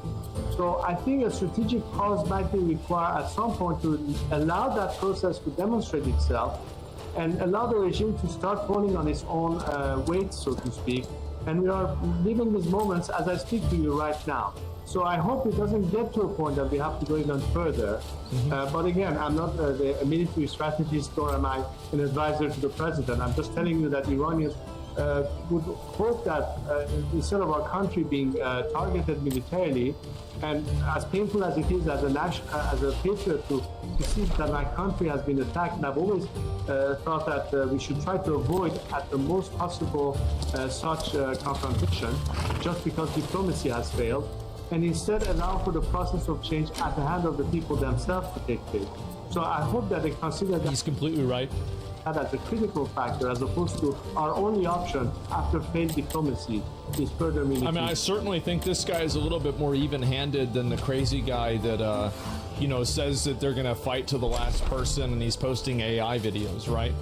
This guy seems a little bit more reasonable. USA funds terrorist organizations, CIA fucks up Iran, now we're the ones wanting to fix the country? Well, I don't know what that has to do with it. Like, so the CIA did something bad in 20 years ago, and so now we have to accept that they're funding a bunch of terrorist organizations and let people get bombed? What a retarded premise. That's right. Understood. So you... Where is it? You would not want to see the United States use this bunker buster at Fordo. Is that correct? You would discourage that?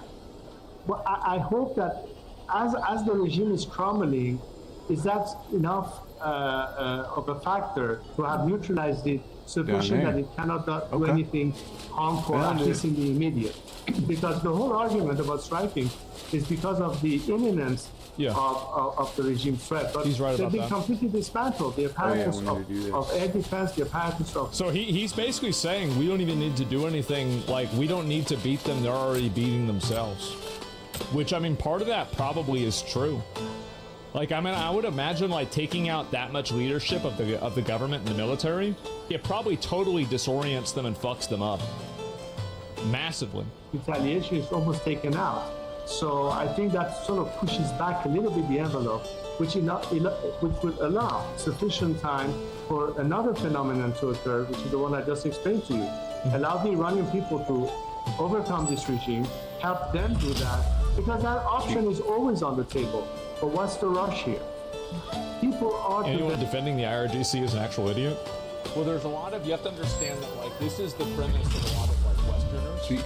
Is that there's a lot of Westerners that are so insulated and so privileged that they actually end up thinking that they have common ground with, like, a totalitarian, hyper-conservative theocracy, right? Like, which, I mean, I think it's insane. It's absolutely insane why this happens, but yeah, that's it. And so, assassinating 4 days out, yeah.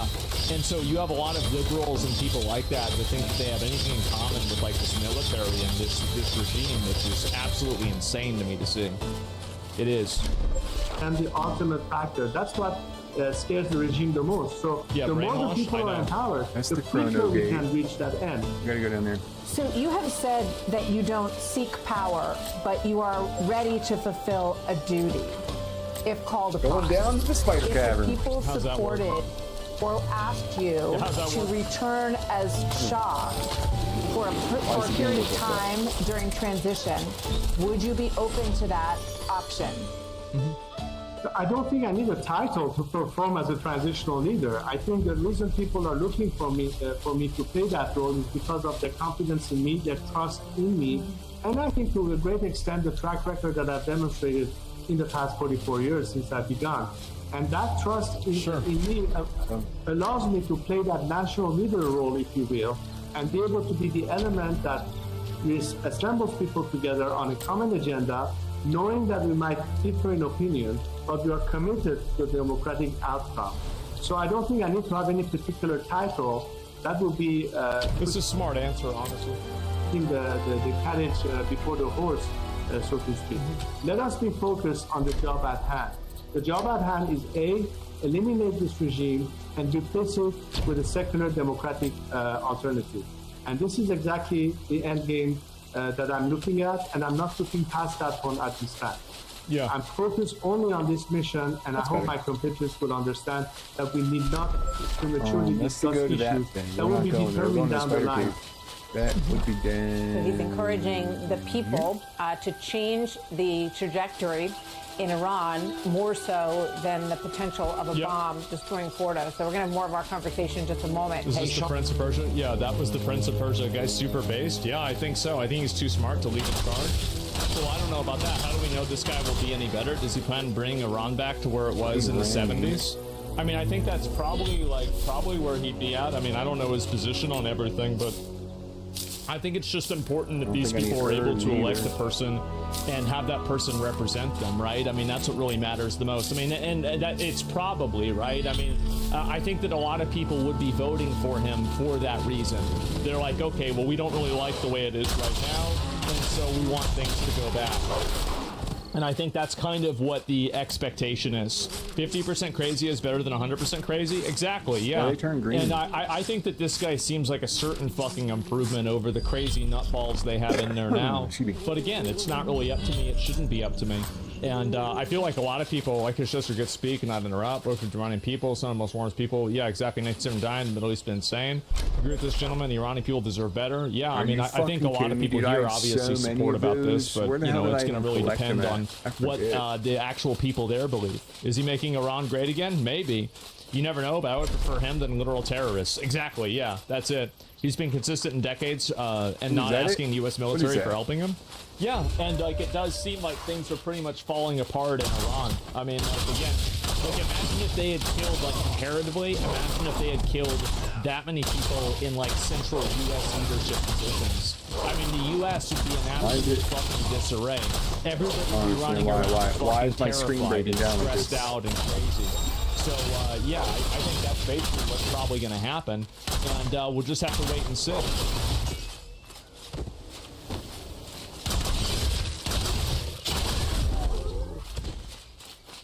Oh, this is some actual footage from Iran. Moments ago, this post on Truth Social. Perhaps the key line is the first sentence. We now have complete and total control of the skies over Iran. And he seems to say American equipment is overcoming Iranian defenses.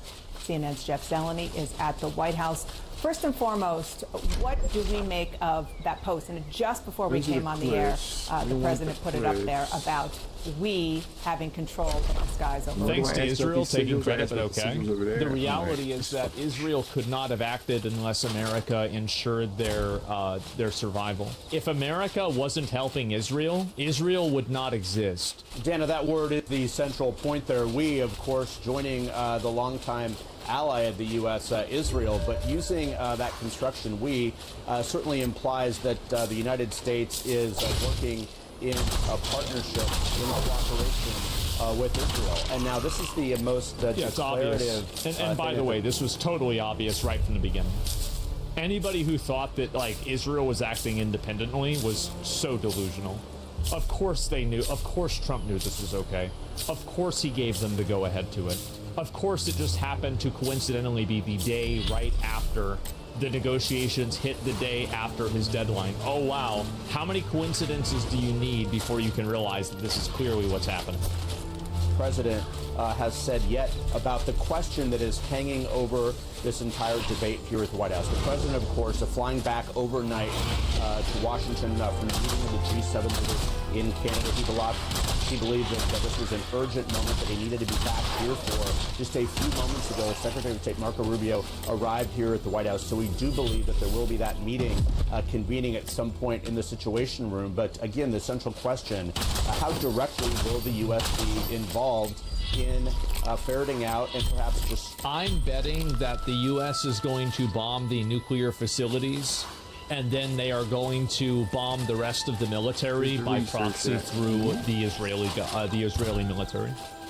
That is what my guess is of what's going to happen.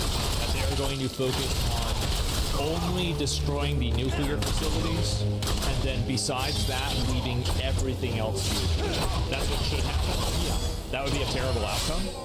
Okay, well that's what's going to happen, I think. Destroying minimum Iran's necessary involvement. Capabilities. That is really a central question, not only for the Trump foreign policy, but certainly for the world. And this is something that the president, when he was being sworn into office on Inauguration Day, he talked about being a peacemaker. He talked about ending long wars. Of course, that has been the anthem of his really last 10 years in American political life here. But by saying we, that clearly is implicit there. But he's also responding to the vice president, J.D. Vance, who offered some commentary just a short time ago as well, pushing back against this growing divide inside the MAGA movement. Some supporters of the president believe the U.S. should not be involved at all.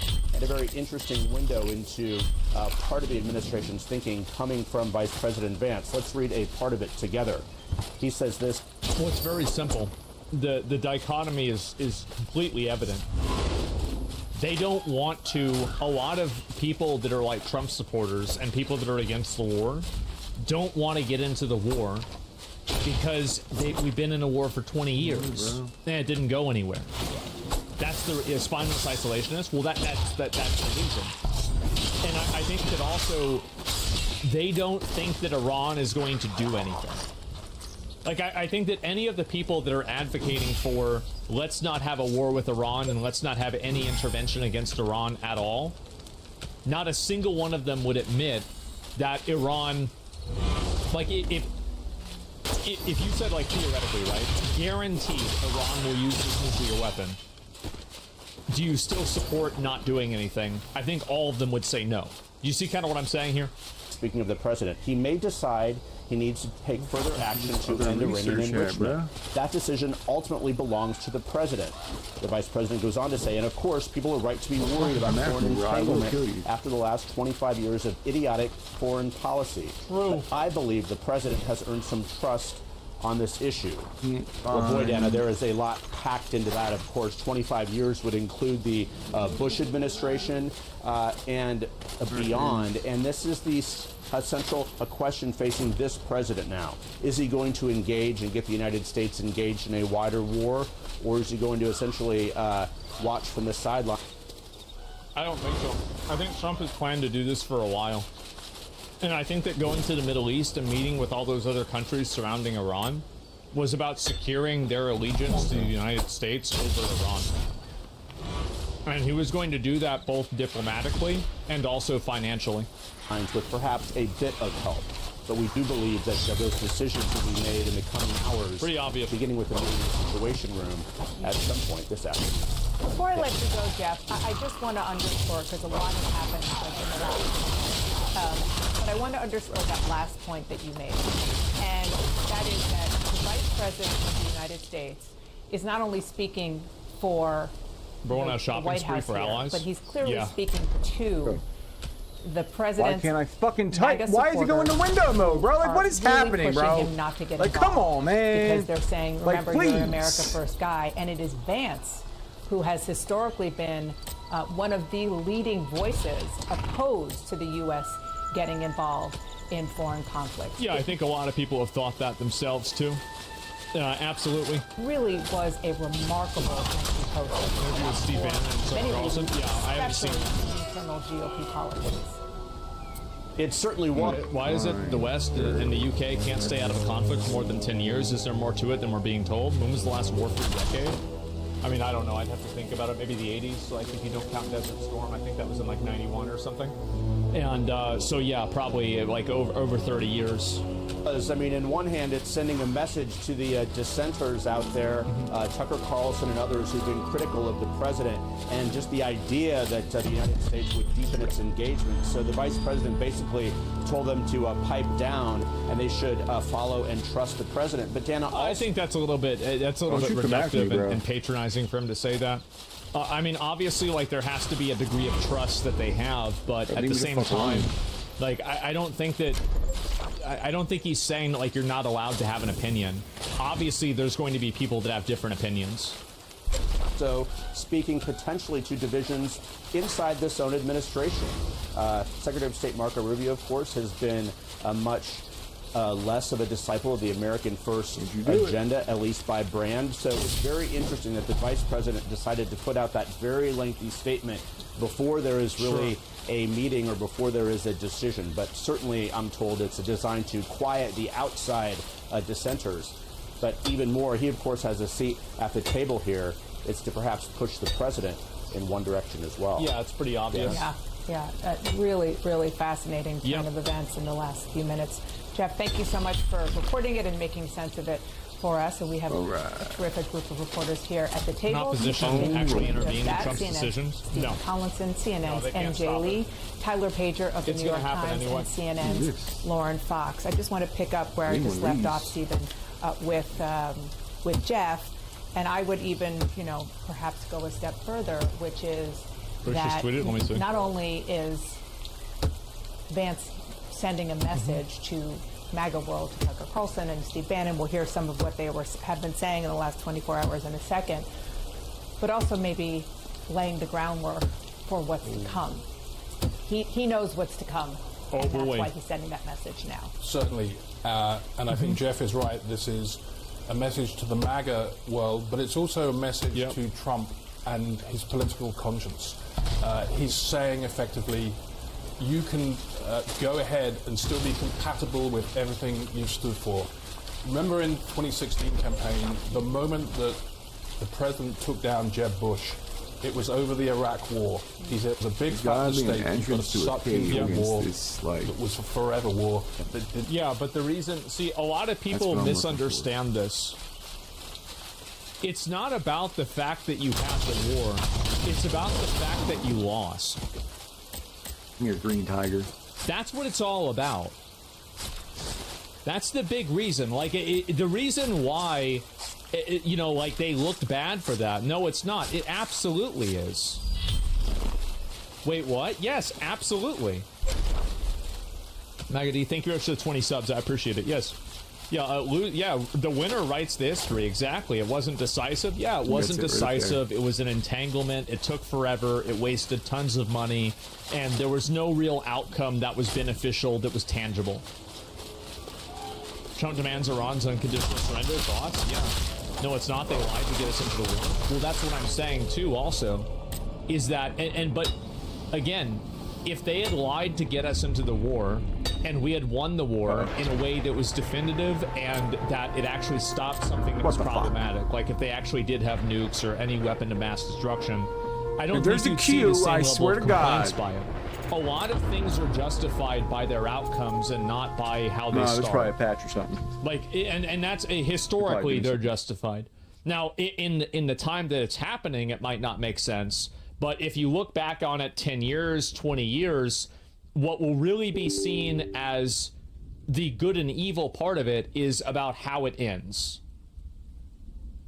It's like the whole idea of history is written by the victors. Yeah, the winner writes the history books, exactly. To end. It's hard to... Boring.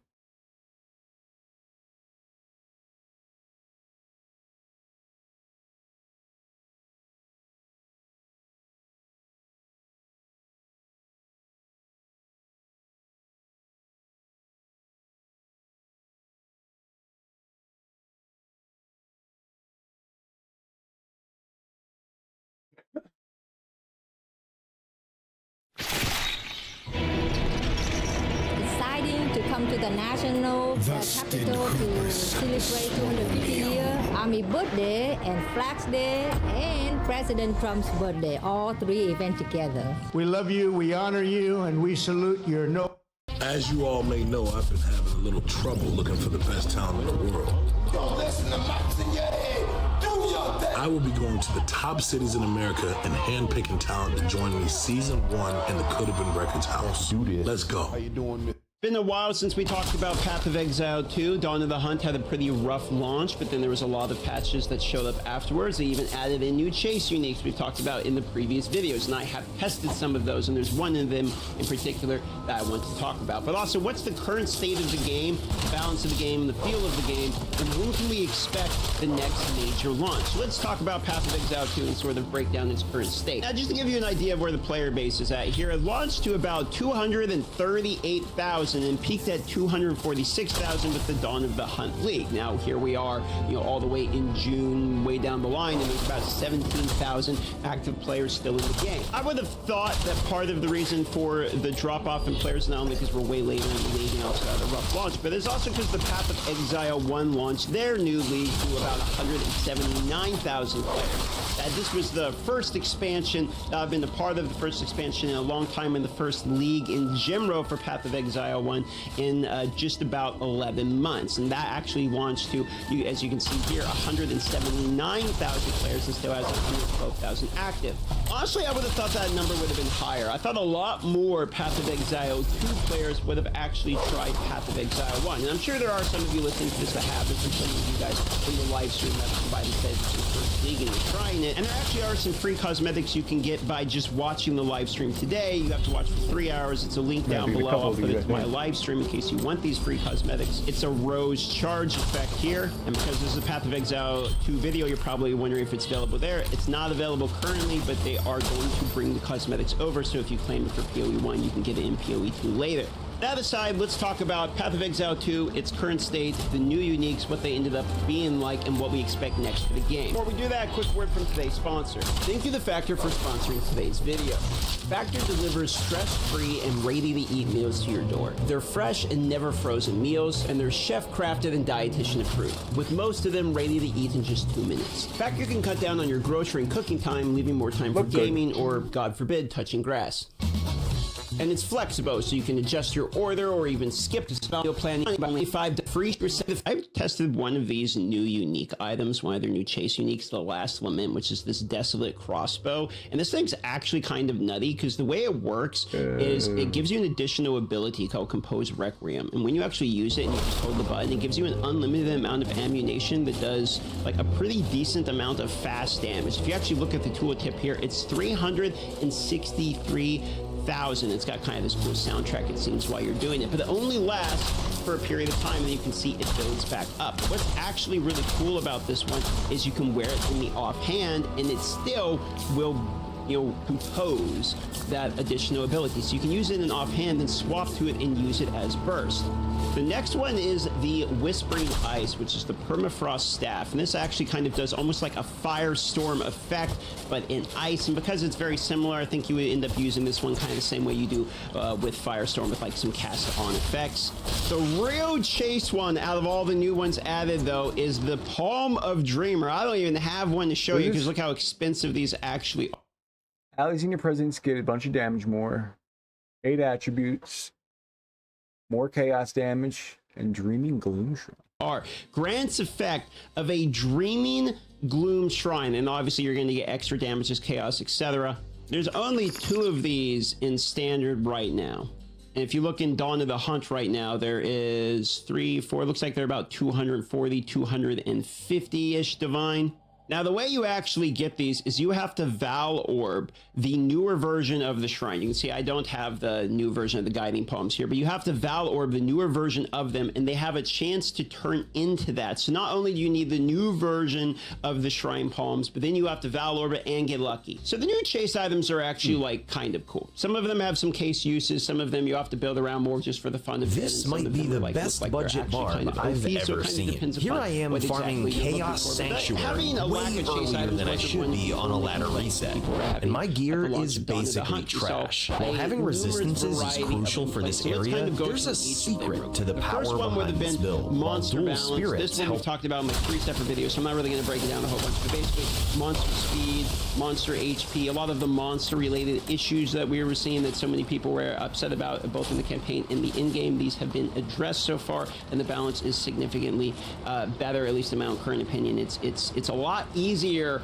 than it was originally, and also a lot of the kind of unfair shit like the minion HP, etc. has been taken care of, as well as some of the running down of the mobs. Speaking of movement speed, however, I don't think, because this is the other, we're getting into the other sort of complaint here. After playing the Path of Exile, this barb really comes online when you find Exile 1 style movement. Having teleport without having to swap weapons allows you to telly stomp mobs and monsters before they split up, and Warcry ensures that they never do. Crushing Blow on the Merc really helps with the boss kill, and while that isn't the most impressive thing ever, we're still farming Diablo on the first day of ladder reset. I want to show you my Path of Exile 1 character's I've linked it below. There's my character. This is what the movement looks like, okay? And this is not like a giga in-game character. Like, in order to move you towards their target when you're actually of Leap Slam, you have a couple basic moves. And I don't, because of unfair shit like the minion HP, etc. has been taken care of, as well as some of the running down of the mobs. Speaking of movement speed, however, I don't think, because this is the other, we're getting into the other sort of complaint here. After playing the Path of Exile 1 League, I don't think we're ever going to see Path of Exile 1 style movement in Path of Exile 2. In Path of Exile 2, I have Blink, okay? I can use a Blink every now and then in replacement of my dodge roll. You obviously have dodge roll, you have Leap Slam, you have a couple basic movement skills, and things like Ice Strike will move you towards their target when you're actually attacking, and the whole meta of spamming a shitload of attack speed in order to move fast with like the Gym Lean Stat Stacker has been nerfed. Now, I want to show you my Path of Exile 1 character's movement. There's my character. This is what the movement looks like, okay? And this is not like a giga in-game character. There are people that can move even faster than this, but I mean, this is just Wintry Blast with some cast speed on a decent mid-level build here. And the thing is, that isn't even like the only movement skill. You can decent mid, what is just Wintry Blast with some cast speed on a decent mid-level build here. And the thing is, that isn't even like the only movement skill. You can look up clips. There's people going like way faster than even that, using either the same Wintry Blast with like Soul Ether type of setups, or there's people that can move not as fast, but like pretty close to it, using like fast attacks on leap slams, etc. So like there's a lot more movement in PoE 1. So when I think about the complaints about movement speed and monster movement speed, etc., I think the monsters having their movement speed was something that was, you know, basically a completely legitimate complaint that was true, that they had to kind of like fix with animation canceling, etc., to stop like the effect of running, having them constantly run you down. But in terms of being able to move as fast as people want you to be able to move from PoE 1, I don't think that's ever really coming to the game. It just doesn't really match like the style of the game that it is. The third complaint would have been loot, effectively, like where is all of the currency drops? Where's the loot drop, both in quality and quantity? The quality side of the things to actually chase are sort of why they're adding the more chase pinnacle items, and I'm sure they're going to add more as we get to the extra league. And the other portion of it would be the currency drops. The last currency buff, they actually did a currency drop rate buff. This would have been their 0.2.0 G. Among this was drop rate additions, but also changes to wisps. I still think the wisps are underwhelming and like don't feel like a very good league mechanic, but the currency drops, let me tell you, they are significantly improved. So much so where I remember the first week people were saying, oh, well, this is too much. Now it's going to inflate the economy and ruin the economy. Overall, I would say that the base state of the game is significantly improved since the Dawn of the Hunt release, but now we're kind of just waiting on a fresh reset and the new additions that will come with the league in order to get people to even care or be interested. No one's just going to like hop back in the league because they've already fixed and improved the Dawn of the Hunt. So, when is the next league? Well, in an interview with Talkative Tribe, they mentioned that they're going back on a 4-month cadence for each of the games, meaning PoE 1 has a 4-month league, PoE 2 has a 4-month league. These are going to be offset by 2 months, meaning that in August, as PoE 2 launched here in April. In fact, he even said the words August during the interview. And then the next one would be December. So we should expect 2 more leagues with league resets in addition to content coming within just this year. Now, previously he had stated that he thought there was a 65% chance the game was going to go to full release this year. I somehow very vastly doubt it actually makes it to full release, you know, a 65% chance in 2026. I think there's too much that still has to come to the game. They did say they might consider fully releasing the game without all the classes in it, and they'll add more classes on as the time goes. That aside, there's still, you know, apps to be added, there's still balancing needs to be done, there's still additions that need to come to the game, and games get fleshed out, etc. So if you're putting my money on it, I would say more 12 months from now. What do I expect to come in August? I would say probably 1 new class. We don't know what the new class is, though I would assume they're going to start maybe considering putting the Druid out. You know, the Druid was like the first thing that we saw gameplay-wise.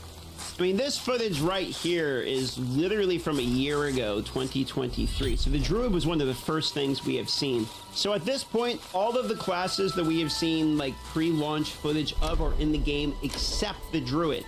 That plus they want players to come back, and the 2 things I always see in the comments of players say, I'll check back in when the game either has a new class or new axe. In this scenario, I would assume both. I would assume we're going to get Druid, as well as probably 1, 2, maybe 3 new axe coming to Path of Exile too. You have to keep in mind, a lot of the axe, they already have Rayleigh. They've mentioned this, plus we've seen them in some of these previous footage as well. That's how we know like King's March is in the game, for instance. So to wrap it up in a nice bow, current state of the game is the baseline is significantly improved since Dawn of the Hunt. Now we're just waiting for the new additions coming in August. Probably a new class. I would assume some new acts as well. They originally said that they wanted to drop all the acts at the same time, 4, 5, and 6. But in one of the previous interviews, they also mentioned that, okay, well, maybe we could drop like 1 and then another and then another. So they're kind of maybe changing the tone on that a little bit. So we might actually get a new act as well. Where are you expecting to come in August? Let me know down below. I'm assuming all of you guys are going to bet on Druid, and I'll see you live today on the live stream in case you're interested in getting your free cosmetics. That's about it. Love you all. Thanks for watching. See you on the next one.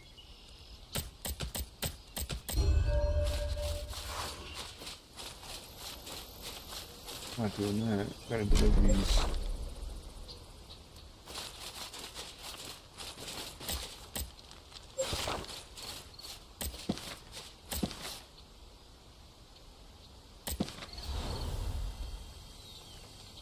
Let me go do that real quick. Can I teleport to that? No, that's lame.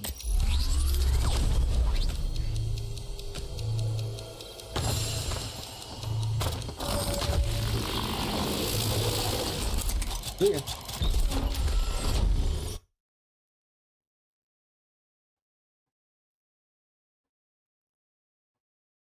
Been a while since we talked about Path of Exile 2. Dawn of the Hunt had a pretty rough launch, but then there was a lot of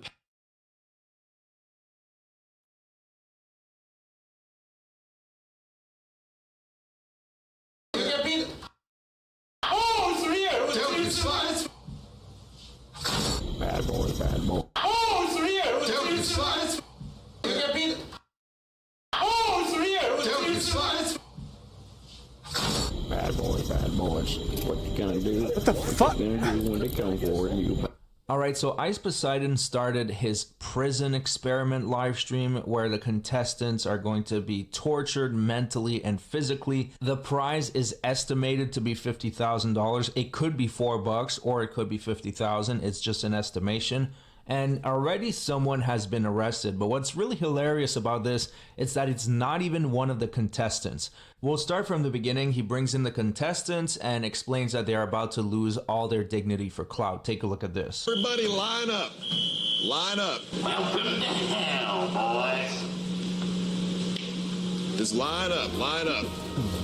All right, line up. Don't salute me. Just line up. All right, so before this begins, I just want to say I thank every single one of you for competing in this. This is not going to be easy. It's going to be very hard. And you guys are going to go past your breaking point. I guarantee it. You guys will suffer mental, emotional, and physical disruptions. And we will see who the last one standing is. So after introducing the contestants to each other, they brought them in the room, and right off the bat, it was off to a terrible start because there was one contestant that kept trying to fight this one dude. This box. No, not here. This is what I'm saying. Where's the put on Afro? Where is the carton? Can you come into my phone a bit? No, I don't delete my app. Carton. The carton. Carton. They're getting a kick out of this. Yo, just let y'all know it's shards of metal all over here. I can't believe I ain't bring my socks in, bro. Y'all can bring socks. I'm telling you. Security! From the worm's nest. Get the fuck out of here. That'll help. So I can't show you everything because you have to keep in mind we are on YouTube. This degenerate behavior is happening on Kick where everything goes, but here on YouTube there are terms of services.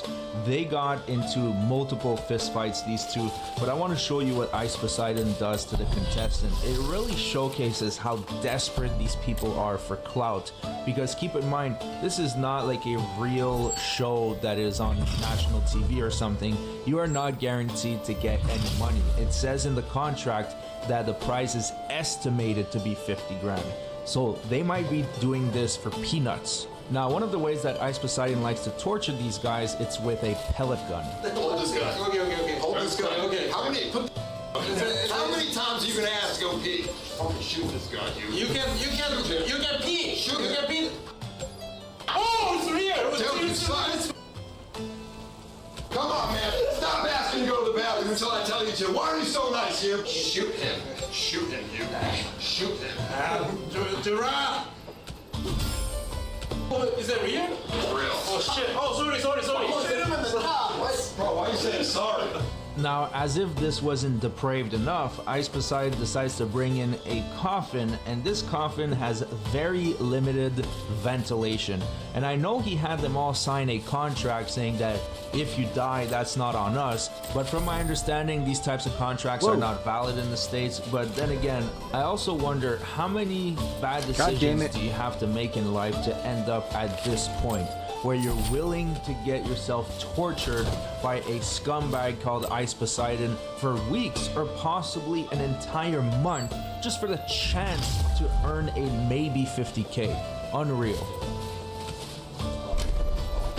Drop it in. Alright, that's good. What do you think this is? So, Seabird, since you decided you wanted to take Florida Boy's place, instead, I'm gonna put you in the coffin. Because I'm sick and tired of you guys playing nice. What is wrong with you? So you have to lift your head up using your neck muscles Put your mouth around that tube to breathe, or you're gonna suffocate in like 10 minutes.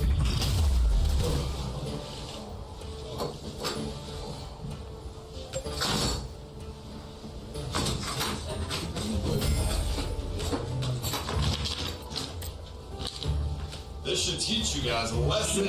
Stop humping each other.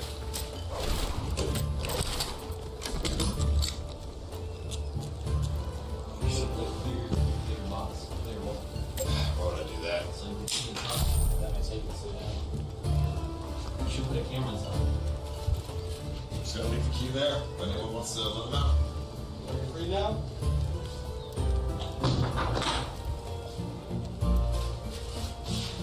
So this guy stayed in there for who knows how long, and then eventually they let him out, and he was still alive, luckily for him, and I guess everybody else involved. And that wasn't enough though. Ice Poseidon decided, you know, this is not depraved enough, we need to push the bar a little further, so he brought them all into a very, very small room, and then pepper sprayed all of them. How you feeling? It's hot in there, I know. Here, come on out. Right now, everybody cover yourself like a full step up. Literally on the surface of my hand. So I need two people to step up. We're really in a box. How about the piss? Piss? You mean pee-pee? Should we just say, should we want pee-pee? What happened?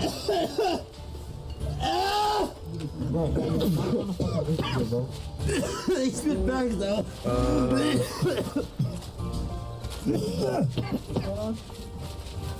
What do you say?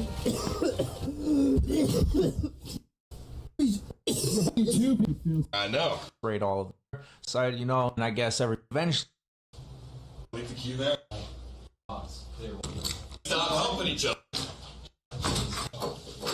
In like 10 minutes. Muscles. What is wrong with you? Because, what do you think that? Drop it in. Unreal. Month just for the chat. Ice Poseidon.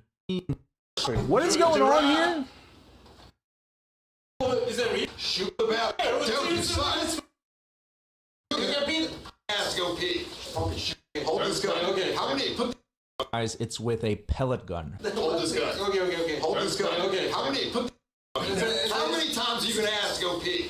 Fucking shoot this guy, you. You can pee. Shoot you can pee. Oh, it's real. Tell you, son. Come on, man. Stop asking to go to the bathroom until I tell you to. Why are you so nice here? Shoot him. Shoot him, what? you. Shoot him. This can't be real. Gerard. Is that real? It's real. Oh shit. Oh, sorry. Shoot him in the top. What? Bro, why are you saying sorry? Now, as if this wasn't depraved enough, Ice Poseidon decides to bring in a coffin, and this coffin has very limited ventilation. And I know he had them all sign a contract saying that if you die, that's not on us. But from my understanding, these types of contracts are not valid in the States. But then again, I also wonder how many bad decisions do you have to make in life to end up at this point where you're willing to get yourself tortured by a scumbag called Ice Poseidon for weeks or possibly an entire month just for the chance to earn a maybe 50K. Unreal. Drop it in. Alright, you guys are good. What do you think this is?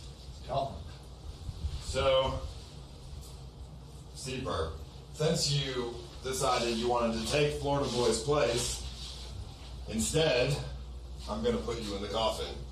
Because I'm sick and tired of you guys playing nice. What is wrong with you? So you have to lift your head up, using your neck muscles, put your mouth around that tube to breathe, or you're going to suffocate in like 10 minutes.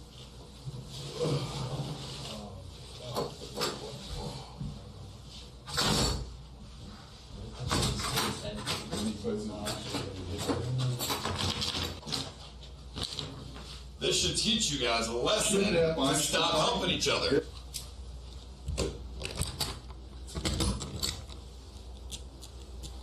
You should have put clear box, clear wall. Why would I do that? So you can see inside. But that may take you to out. Sure. You should put a camera inside. Just gotta leave the key there. If anyone wants to let them out. Are you free now?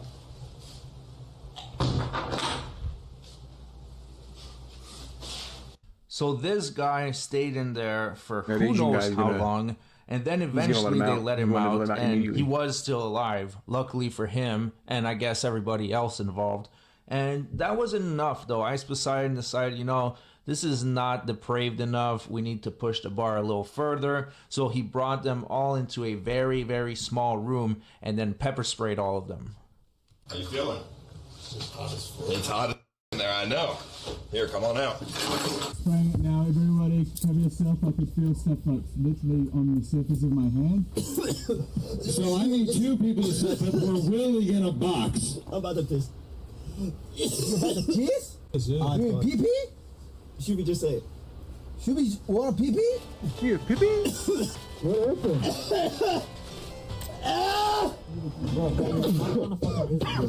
They spit back though. That's some wild shit, bro.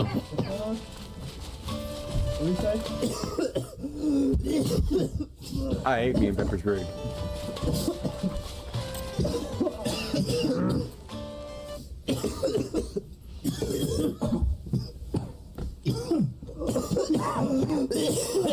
Now, the real reason why all of this is happening, it's to promote gambling. If you look at the bottom, I blurred it, but there are odds where basically people can gamble on each contestant and their chances of winning, and I'm assuming that's where most of the money is coming in. There are certain super chats, but not that much.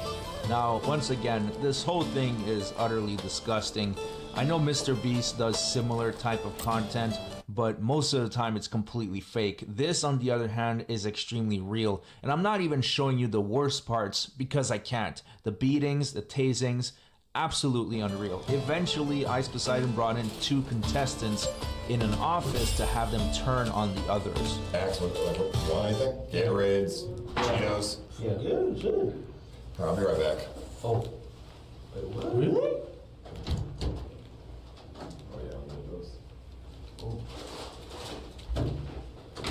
Wow.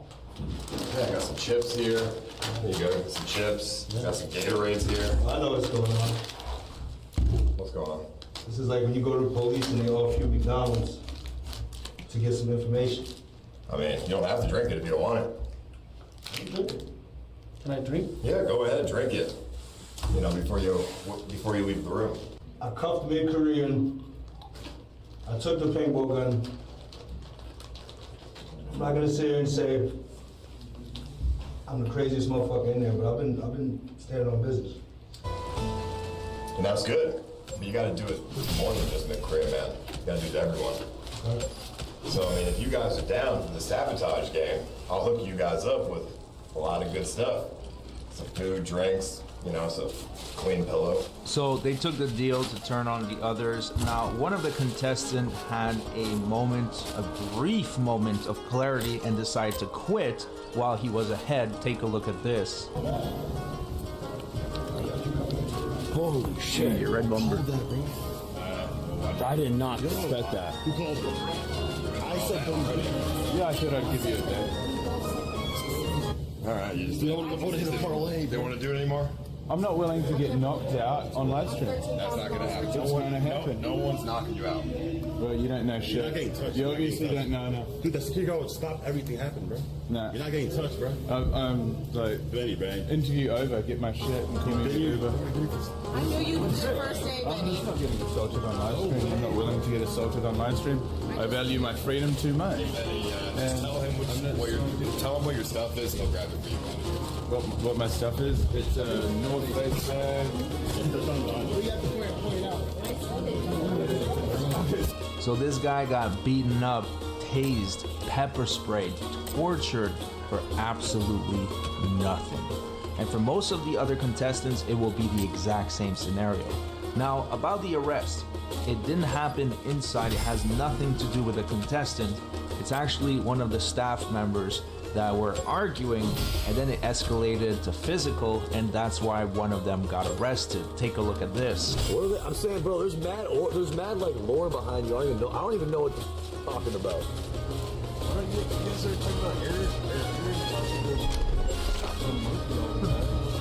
I literally have to skip them. There is no case. The case is on yours. That's why you dated it. Right, because there's no laws in Thailand. Then who's Patricia? Right, how old is she? 15? She's 15. No, she's in her 20s. You sure? You want to bet your life on that? You sure about that? I mean, I literally know she wasn't. Sure about that, bud? I literally do. She had glasses. I literally would get banned if I did that. You're like EBZ, bro. Burger, I'm not. You're literally the... No, you literally are. We watched... Burger, you're a fat... that no one likes. Skinny... So just copy what I'm saying. You're literally a... who dated You assaulted a... You anybody. You did. Then why would you care if they're talking about it? You're a ped, folks. Who?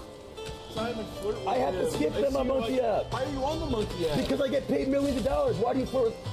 I don't. You do. No, why you are you literally on the do. Monkey app? I don't because have I get paid account. to. So you get paid to be...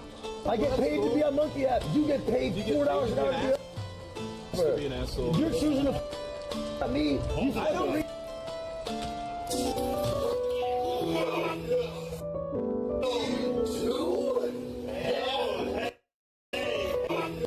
You get paid $4 an hour. So you get... I don't. You do. No, why you are you literally on the do. Monkey? I don't because have a I get Monkey paid account. to. So you get paid to be... I get paid to be on Monkey app. You get paid $4 an hour. To be an asshole. You're choosing to at me. I don't read...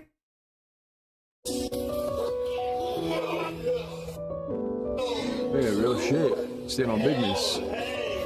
So as you guys saw, it wasn't anything too violent. That's why I'm able to show it here on YouTube. He just elbowed him in the face, not even a direct hit, but that is a crime. So obviously, Action Man called the cops to get this guy arrested, and he was really happy that the guy was going to jail. Take a look at this.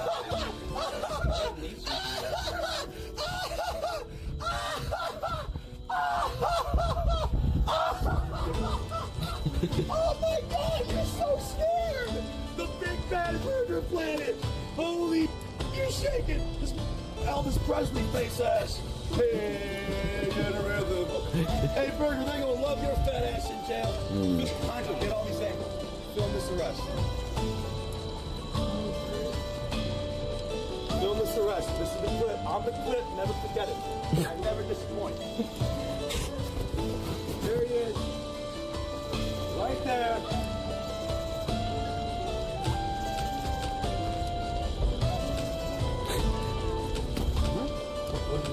I want Sergeant while I'm arrested.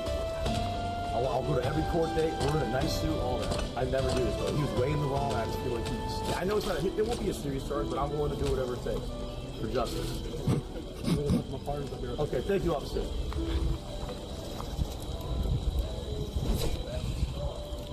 Bad boys, what you want? What you gonna do for you?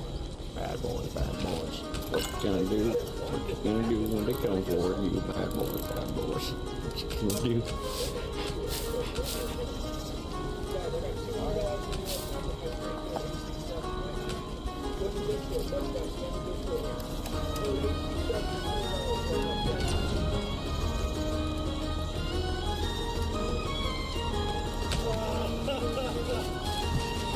And there's his mugshot. He got arrested for either assault or battery. Now that's it for the video. Let me know what you guys think of this Ice Poseidon prison experiment. The whole thing is really sad, and Ice Poseidon seems to be enjoying it a little bit too much. Don't forget to subscribe to the channel. Let's get to 100K, and I'll see you guys on the next one.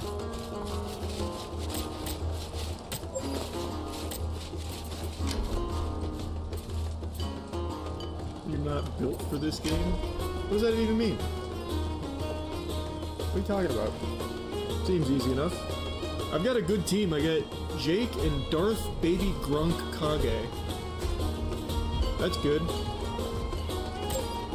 Baby Grunk, get him. That a boy. Hold on, I'm coming. Oh, God. Oh, no.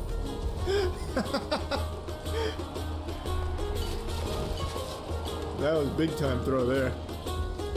No, I got this. He riffs. Fuck. Oh! Oh, good fucking fake out, Matt. Holy shit. Atta boy. Oh my god. Wow, you're right. The in-game character looks just like you. Right? You got me on the cross if you need it. Oh. I like where your head's at. No, it's good. Stay aggressive. Oh, that a boy. Hit him with the remix. Tell him, what about second breakfast? There it is. There he is. Nice. Cross. Oh, Chase is fucking schmoving. Oh! My. Oh, no. Chase is coming back? Oh, I thought you're still... Okay. I got you, Matt. Oh!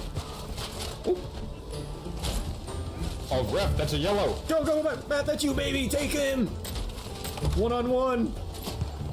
Oh. I just can't... Give me that. Oh, that's you, baby. That's you all day. Wait, is it me? Is it me all day? Motion? Motion? Easy. Get him with Oh my god. Get him with the I'm Han Solo dance. Is that going to be in the Fortnite eShop, you think? That could be the one. Oh, it must be.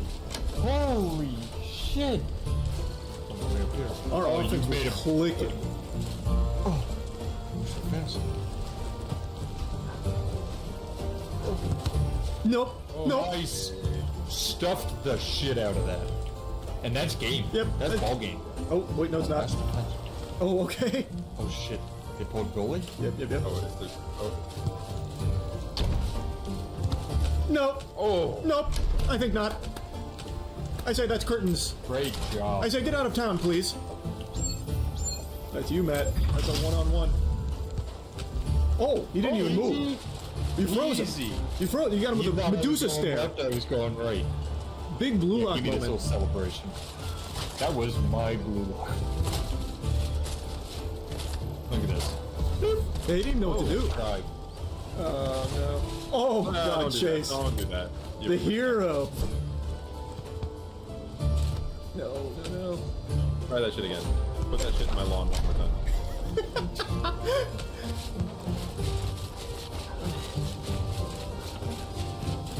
Whoa, it's open! Yeah. No, I don't have my big Fucks boost. this up though. Two's calling for it back here. Uh-oh.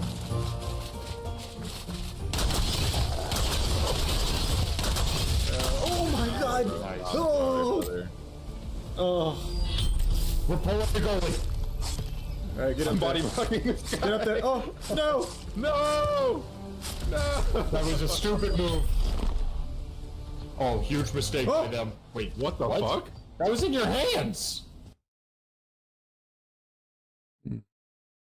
What's up, guys? We're not going to be really posting on PPSETX anymore, so head on over in the pinned comment to the channel Messages to Emily. We're going to be building that channel up, so go subscribe to it and check there for new videos. That is Messages to Emily, and there's some bonus content on there that I'm sure you want to watch, so check it out. If you want to get ad-free access of our rawest, unedited, and uncensored catches, exclusive live streams, and behind-the-scenes phone calls, join our locals for the low price of just $10 a month. And don't forget to get yourself something new like our exclusive Air Gordon t-shirt, only on PredatorPoachers.com.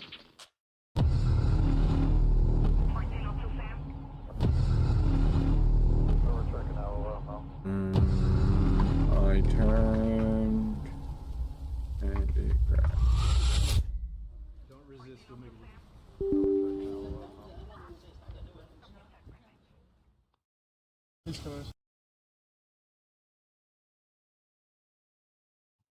If you want to get ad-free access of our Making at McDonald's. 15 an hour. Really? Yeah. Okay. Like cups of water. Oh, the water cup, sure. Thank you. Yeah, me as well. Thank you. Just two? Yeah. Do you want a water, Steve? No, I'm good. Okay. I got a blizzard. There you go. Thank you. Yeah, so I'm thinking to start. I should start people off at $17.50 an hour, but you know, if you show consistency in the first 3 months and actually work pretty hard, I always bump it up to 19. Yeah. So I am a hard worker.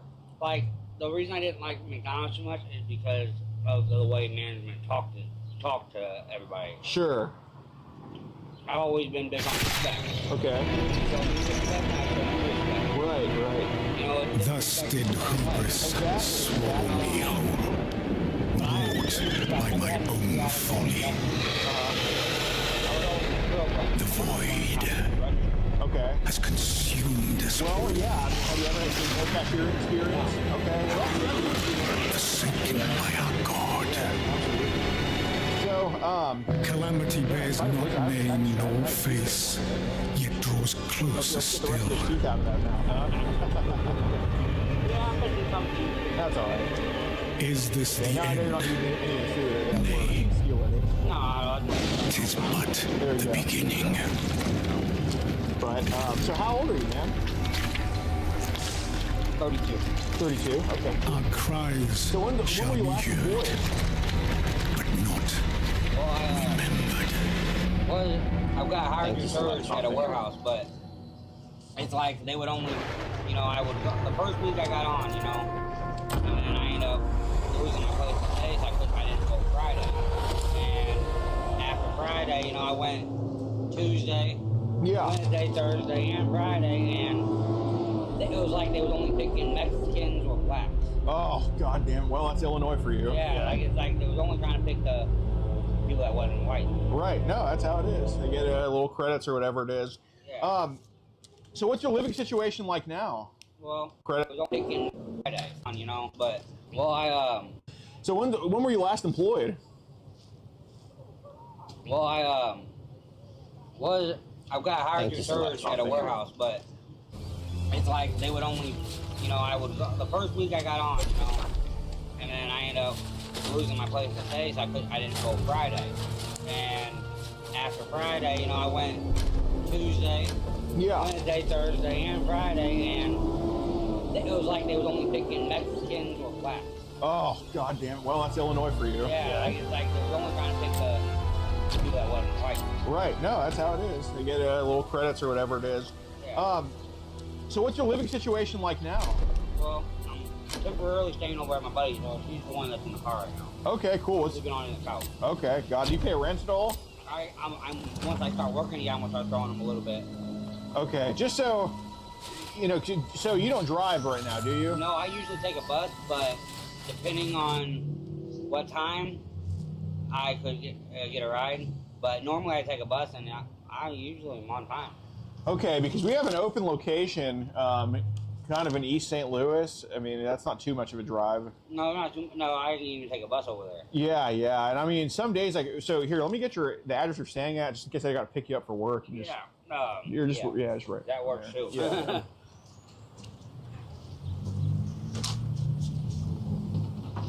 Like I am a hard worker. I just don't. I have a low tolerance for and disrespect. There you go. It's more disrespect than anything. Right. For real, that's all it is. You show me respect, I'll respect you. Right, you know? right. You treat me right, I'll treat you right. Yeah. How's that blizzard, man? Oh, that's fire. I like cheesecake, and it's strawberry. It looks like strawberry or cherry Yeah. cheesecake. I don't know, but it was good. Yeah, there you go, man. Our managers are pretty good at our stores. They're Yeah, pretty no, we respectful. really haven't had any issues. Well, gosh, there is something else I wanted to discuss. So,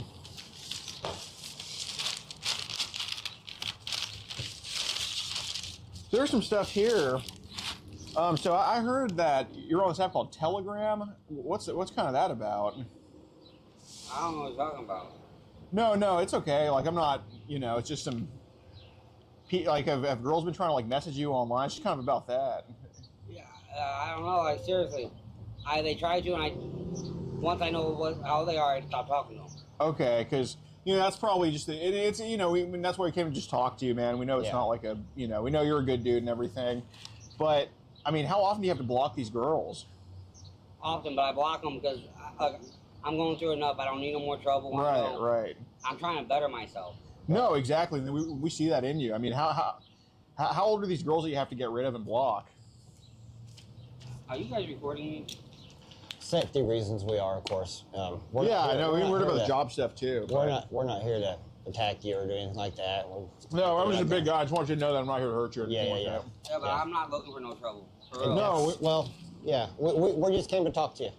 Okay, yeah, we're not police. We're not here for that. We don't have any intentions of doing anything other than having a conversation about this, and that's it. Okay. Yeah. Yeah. I don't like it, you know how people like this are trying to scam people. Right. You know, that's all they're trying to do. Right. So what I'm just curious, because obviously, you know, I know you don't like these girls running around just causing trouble for people, right? No. So that's why I'm trying to get a gauge, like how old are these girls that try to hit you up, or I guess what do they tell you? Well, they try to see if I'm into younger girls. I'm like, no, I'm not. Like, not me. Oh, they do? Yeah, and I'm not. You know, I'm a good guy. I've never. Why did you really want my address? Got a couple frames. Oh, that there. was just to make sure. No, actually, like just make sure you weren't homeless. I mean, God forbid. I mean, there's homeless shelters. You know, I would have offered if. I technically am homeless, but that house isn't. Like, I'm only there for. I've only been there for a couple of days. I really don't have a home. Interesting. Okay. Well, I have an aunt that runs a homeless shelter, but you know, that's neither here nor there. But So who really gave you my number? Well, it was just kind of, there was just some questions because kind of like there's just been girls that have been trying to talk to you online like that. So. Yeah, no. And I figured you're a good person. I figured like, all right, this is probably. So it was like. Yeah, like I block them. I don't deal with them. Okay. Well, that's what I'm asking. Like, how old are these girls that try to hit you? Because I know it's not you're not the only one that gets hit up by these chicks. I mean, they're insane. Yeah. Like, I honestly don't know. Like, there was one 17-year-old, but I don't talk to them. You know, I don't even really. I try to stay off my phone. Right. Who's the youngest one you had to block? I can't even. I don't know. Like, I've had to block so many just because. Yeah, like that pizza. Like, what the? Like, seriously. Do you report the images that get sent to you? I block them completely and delete What's up, buddy? them. Like, I don't even look at them. Like, for real, I delete them. Do you ever make any reports about it? I didn't know you could. Okay. Like, for real, like, it's on Telegram. It's just bad.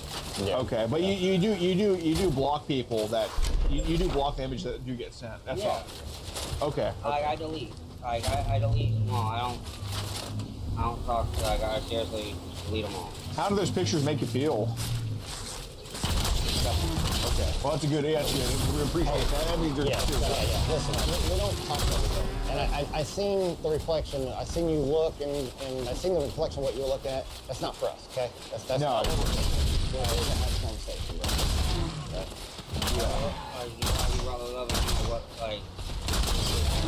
Yeah. Well, I guess the reason is because, you know, I think you're obviously a good guy that just getting into bad on the internet, which obviously, you know, you're not the kingpin, you're not the head of the totem pole. Like, you know, if you were, we wouldn't be here talking to you. But how long has it been going on for you? You've had to block these people out? Because that's very admirable that you do, genuinely.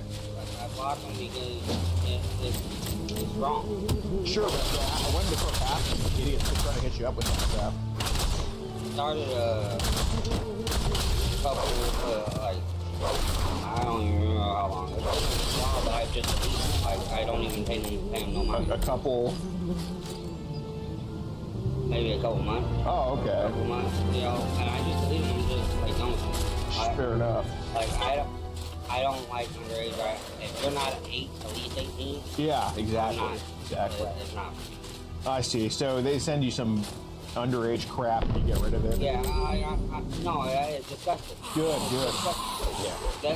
It's just gross. 100%. I don't deal with that. And that's why I block. Right. So we see some of these Facebook pages of pizza? Yeah, I don't understand that either. Like, for real. Well, what's your interpretation of it? It's scam. Like, it's for disgusting people. Okay. Like, and I don't deal with that. Why do you think these pages are friending you? I honestly don't know. Like, I got people in my inbox, and I just don't. I got people in my group. Calling all pizza people? Holy shit. I don't bother. Right. That's good. My God. So when they send this, you block out like. Yeah, I don't even look like I don't even pay no attention to it because I don't. Oh, I get you. But is it like usually pictures, videos, or both? I've only got sent pictures. I don't even look at them. Like I said, I just delete them. Okay. Because obviously, I think, you know, this girl, I don't think she's, no, 100%, but I mean, obviously she's not running the page, right? Yeah. So, but we're trying to find out who some of these girls are because they could be getting hurt. You know what I'm saying? Yeah, and I honestly don't really care. I've never seen them, like, for real. Right. And they might be in a different country. You never know. So when they send you this pizza stuff, is it mostly girls or boys they do it with? I honestly don't know because I started blocking them out. Like, seriously, I don't even want to remember. No, I know. And I hate to re-traumatize you, but what can you remember? Is it mostly boys or girls?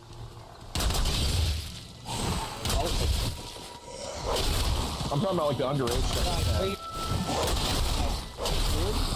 And I just delete them. Bro. What? God, that's a pretty rare thing. Yeah. It is, yeah. And look, this is not these aren't your photos. You're not taking the picture, right? So I'm only asking you because look, if you see that McDonald's burned down and you were right here, I'd ask, hey man, what do you know about the McDonald's burning down? You know what I'm saying? So, what? So you're saying they're kids? Like, what about those pictures makes it look like they're a kid? Well, you can't really tell if it's a kid, but I don't know the difference between looking at face that. Okay. How old? What are the age ranges of these idiots that try to send you? Stop! What the fuck, bro? Like, do they go as low as babies, or is there, what age do you think the lowest? Does it go down to babies? Come on! I haven't seen no babies. What's the youngest you think they've tried to show you? Maybe 10, 12. Oh, okay. But like I said, I just block it all out. I don't want it. Like, I don't need it. You know how much free there is online of adults? Right. You know, like why? What's the point? Right. So you think so there's really sickos on, when they send these stuff like 10-year-olds, mostly on Telegram or Facebook or where? It's like they're everywhere. Okay, well I guess what app would you think is the worst for them sending that stuff, and what app do you think is the cleanest? In your experience. I honestly don't know. Like I don't really get on Telegram all that much anymore because of this. Oh, is it because of the child? You don't get on there? I just don't. It's not for me. Okay. Like it's not for me. And I'm curious who told you guys to get hold of me. Well, it was that girl that was texting you. She told I was trying to look out for her, you know. Sure. Because she said she was hanging out with other men. Like no. How old? Maybe 13. Okay. But like I said, I don't really. Like I'm not into that. Right. No, I believe it. I mean, look through the messages. Like it seems like you're all looking out for. I mean, are there a few girls that you look out for online and make sure they don't fall into gloves? Not really. I've been through so much. I try to look out for myself now. Because looking out for other people is causing problems. Fair enough. So I'm a little. I have AIDS. Yeah, man, you got the quadfecta. Yeah. You got the. I gotta get 10 more. Yeah. Damn, bro. Like, I had a whole bunch of these. I sold them to the fucking NPC. I guess certain papers can cause them to flare up. That's pretty I common. gotta sit here and run around for fucking 2 hours. Some pizza ingredients can cause them to flare up in certain situations. But I see. So I'm only you obviously you have nieces, right? Yeah, that I don't like. That if anybody hurt them. 100%, man. Yeah, and like for real, in my world, I would never do nothing. I would never let nobody. Exactly. No, and I agree with you.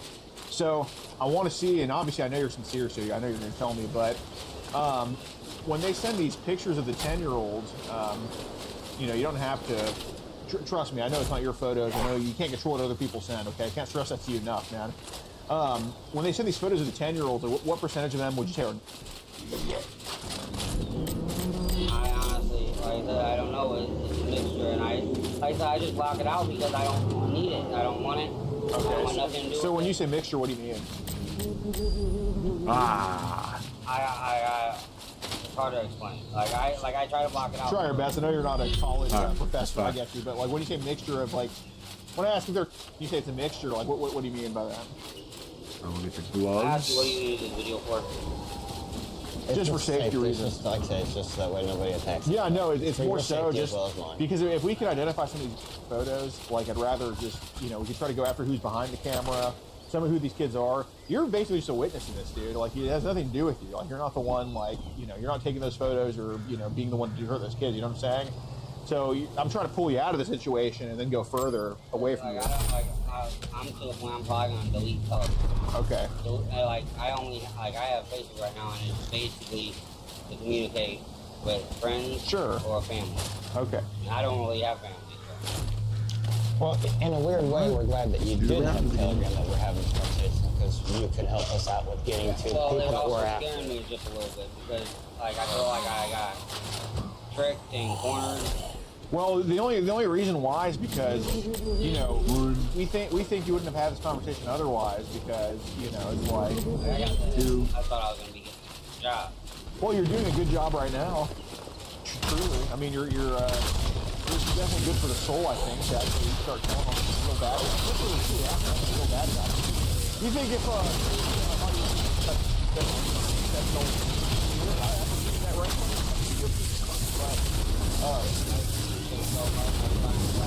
on fire. I'm gonna die. Okay. How much are they paying? Where's the warehouse here? I don't even know where it is. Oh, okay. He's just too If I strong. get the job, I'll start out at $18.50 an hour. That's a good job. That's awesome. I went to the Just right warehouse one. work? Yeah. Awesome, dude. So, I got two. yeah, I not gotta to get make you three more. uncomfortable, man. That's I'm completely, like, I haven't even touched my fries. You can eat all you want. I know. Well, I think what I want you to understand is that you get out of the mental health of your How was that? Well, he's from Southern Illinois. So, I was just on that car. So.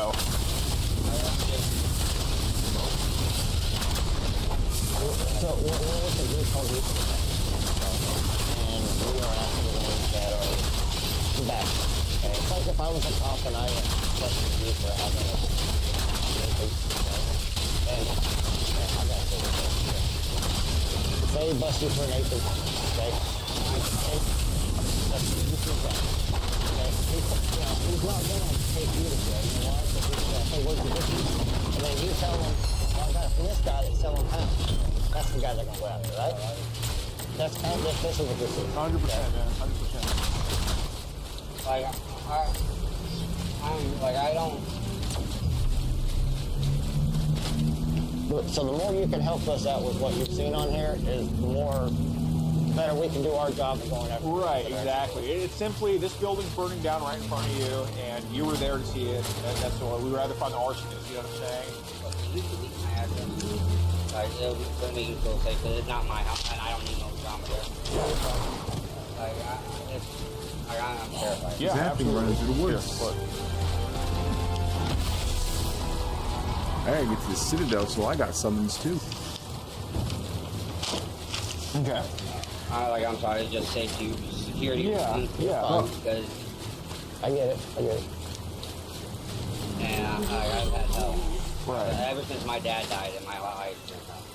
So, do you think the internet's kind of been like an escape, and it just kind of led to the wrong? Like, it just seems like trouble finds me. Yeah. Yeah. Exactly. Like, no matter what I do, I'm on Facebook just to. Right, yeah, sure. That. And like I said, people like this, I don't expect it. Right. So, I want to go back to obviously you care about your niece, and God forbid God forbid your niece is one of those. They don't know, it could be a house. Okay, so it's basically the same age you're talking about, right? So just think of your niece.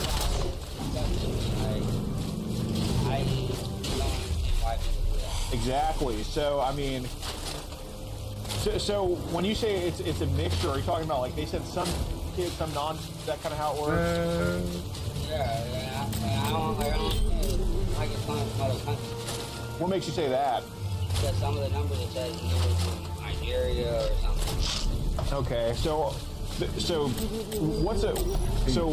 race of these kids? What race are they usually? getting them, they don't really message me no more. No, I guess the pictures of the kids they send you. Yeah, what race are they? All colors. He doesn't. Okay. It's not a race thing with them, I guess. Okay. Fair. So they're just ruthless. Yeah. I don't understand it like that. I really don't. Right. Right. So when they show because there's different levels of exploitation these people do. So when they show like what's showing when they're. I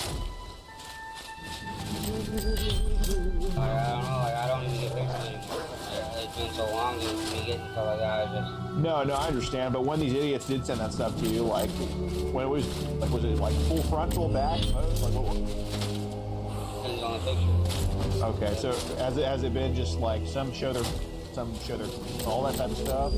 Yeah, it just depends on, like I said, I just block it out because I see that and I almost throw up in my mouth. Okay. Well, that's good. It's genuinely good to know, man. That's why we came to talk to you. For real, I just don't understand. Okay.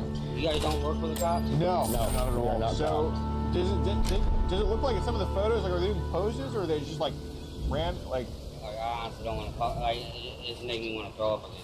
Just trying to remember, like for real. And see, if you could help us out with this, it's going to help us stop some of it. You know what I'm saying? So that's, if it disgusts you that much, which it does, I can tell. Yeah, it disgusts us. Then help us stop it. You know what I mean? Because we got to get the ones that are doing it. Okay.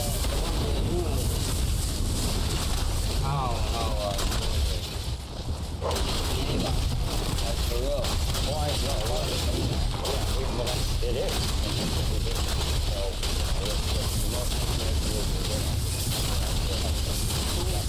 Exactly. So we see the numbers up in Africa. Like, what platform is that on? Where we see stuff like that?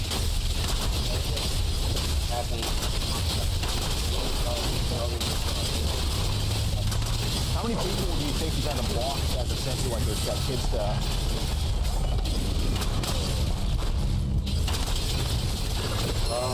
Stopped happening after they got tired. I guess they were just creating a new account every time. Yeah. And they just got tired of it. So it was like you think 10 people that you've had to block out that have sent crap to you that way? Yeah, and I'm just like I'm off all social media. Like except Facebook because you got the bit right there. Oh my bad. Yeah, I'm not. I don't even feel comfortable right now. Just thinking about it, it's like you see my knees shaking. Yeah, no, we know, and no, we know that you're sincere about it, and that's why we came to talk to you because we know you're not a bad person with that type of stuff.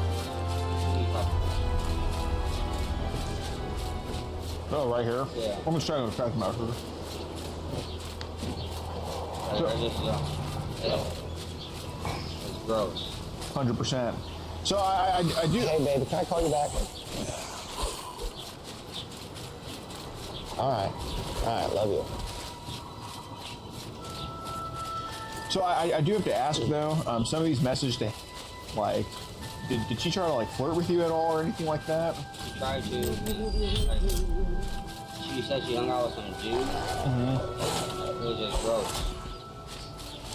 Like, I was trying to get a gist of what he did to her. Right. And she was trying to get me to say something. What was she trying to get you to say?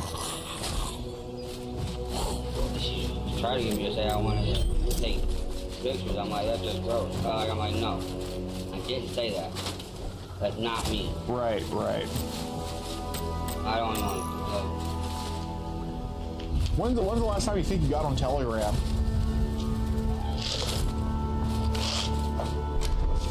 Well, I just recently started talking to my friend Stephanie on there because her Facebook got deactivated, her Facebook got taken down. Okay. So I talked to her on occasion, but I don't know, that's probably the only person I talk to. Got it. I see. Can we just stop this, please? Like, my nerves are shot right now, and... No, I know, man. You can do whatever you want, but like, you actually have good info on these people, bro. It seems like you were just in a bad place, wrong place at the wrong time, and these idiots just took advantage of you. That's why I just block it all out. Like I don't remember. Like I might stop my Like it's in the locked up in a box. Right. Never to be opened. So I do want to ask this. What's this whole Megalink? I just don't know about that too much. I've never heard of it. Like I've never even clicked on one. Okay. Like I don't click on links. Okay. That's one thing I do not do. I refuse to click on any link. Have they put some of those Megalinks in the chat with you before? Yeah, when they do that, I gotta say you're fake and I get rid of them. Okay. Where do they usually put the Megalinks? Just in a message. Like on where? Facebook or Telegram? Telegram. Oh. Like, for real, I can leave. You can, but I'm letting you know there's some stuff like saved that we want to just rather talk to you about and get it addressed here. So it's up to you, man. But like you've been doing a tremendous job so far, and I think it can get resolved with just conversation here. Okay. So yeah, I did. Pop back up. Yeah, it's here. No, it truly isn't about you, man. But obviously, we're not exactly tech savvy, but people that know us are, people that we know are. And the reason I'm asking about the Megalinks is because, they were clicked on. I don't remember clicking on anything. I have a thing, like, there's even on this one other app that I deleted, I can't remember the name of the app. What did it begin with? I'm trying to think. KIK. Oh, Kick? Yeah. Did they show those Megalinks on Kick? They sent links, but I've never clicked on any of them. Okay. Like, because so did they have that pizza stuff on Kick too? They send links for dating. I just don't click on them. Like, I say you're fake and I quit. Like, I get off of there. Okay. Because Steven, I understand. I understand the links are probably not the best stuff, but obviously you get curious and carried away sometimes on the internet, as everybody does, especially when you're in a dark place. Like, it can really take a hold of you and make you do some stuff that you otherwise wouldn't do. So, the only reason I'm saying this is because, if you're on, ESPN is like a sports website. Yeah, if you're on ESPN, we can see you're on ESPN. It's basically a Megalink is just your search history. So that's what I'm saying. I know Megalinks were clicked on. So I'm just wondering, like, did you know what it was when you clicked on it, or did you? If I clicked on that, I wouldn't. Okay. So Megalinks is open to that.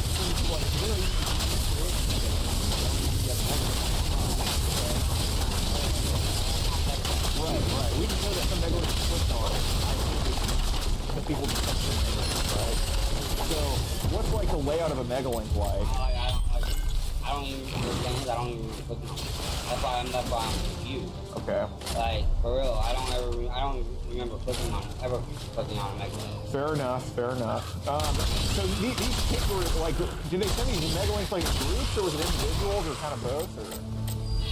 Sometimes, like, they'll be groups, and then sometimes they'll send it to people individually. Okay. I don't get them. I don't like them. Right. What were the themes of the groups? First they start out like pizza, and I'm like, what do you mean? Okay. Because when somebody says pizza, yeah, you just think like Chicago style, St. Louis style, New York style. I get you. So. Do you know how much longer this is gonna take? Oh, I should have taken that much longer. I'm trying to sit here because I'm not, I don't like that. Right. And I respect what you guys do. Yeah. But that does disgust me. But I don't know how much more I can help. Well, so kind of what we want to talk to you about it some more, man, is because I don't know what came over you or what it was, and I want to give you the benefit of the doubt, so I'm asking you about it when I'm not coming to my own conclusions. But there's definitely some messages. You didn't delete your Kick account, right? It's still there. You just deleted the app, right? I'm not 100% sure. Okay, because there's messages, some on Telegram, some on Kick, and some on these other ones, like Facebook. Excuse me. Where it looks like after they send an image or a link or something, I don't know what's coming over you, but sometimes it seems like you're just kind of saying nice or that's cool or something like that. Like, I don't know why that is. I didn't know what to say. Like, I really didn't. Like, I honestly didn't know what to say. Like, I was speechless. So, I guess what are some of the things that you said out of just the reaction then? I honestly can't remember. Like, my memory stuff. Like, what can you remember about it? After realizing they're underage, I throw up. Okay, but like in the chats, does it seem like you? I might give the wrong impression sometimes, but it's not like I'm a little. What do you say in the chat that could give the wrong impression? I don't know, like just the way I talk sometimes. Okay, so what do you think? What do you think the response has been about some of these People saying cool or something like that, and like. Anything else you might say? Not that I can think of. Like for real, that's disgusting. Okay, would there be any time? I can show them to you, but would there be any time that you might have asked for more out of it for any reason? I don't believe it. Okay, well, anything like complimenting the girls in the photo, saying that's cute or anything like that, would there be any reason that would have been said? Because... Are you guys trying to... No, I'm just, it's more so for clarity. Like, I don't know if it's you getting carried away or if it's you just trying to go undercover against some of these... I don't know what it is, but... I'm trying to play it cool to see if I can sometimes get to the bottom of it. Okay, so... It's impossible, so I just stop. So what are what are some of the things you said to play cool? And it's a nice one too. I mean, dude. I'm not going to show them to you right now. I mean, we'll see if what you say matches with what's here, man. Like I honestly don't remember. Like my memory sucks. Okay. I try to block it out because of it. What's your best guess of what you might have said about some of these photos? I don't know. Okay. Do you think if somebody were to look at the chats between you and some of these people that sent you child, do you think some people might get the wrong idea about you and your preferences based on some of the things you said? Possibly. Okay. Why do you think they would have that conclusion? It's just the way I talk sometimes. Okay, so how do you talk that might give people the wrong idea about some of these photos, man, that have been sent to you? I honestly... Right now, I'm only judging your honesty, so I'm asking you. Yeah. I honestly...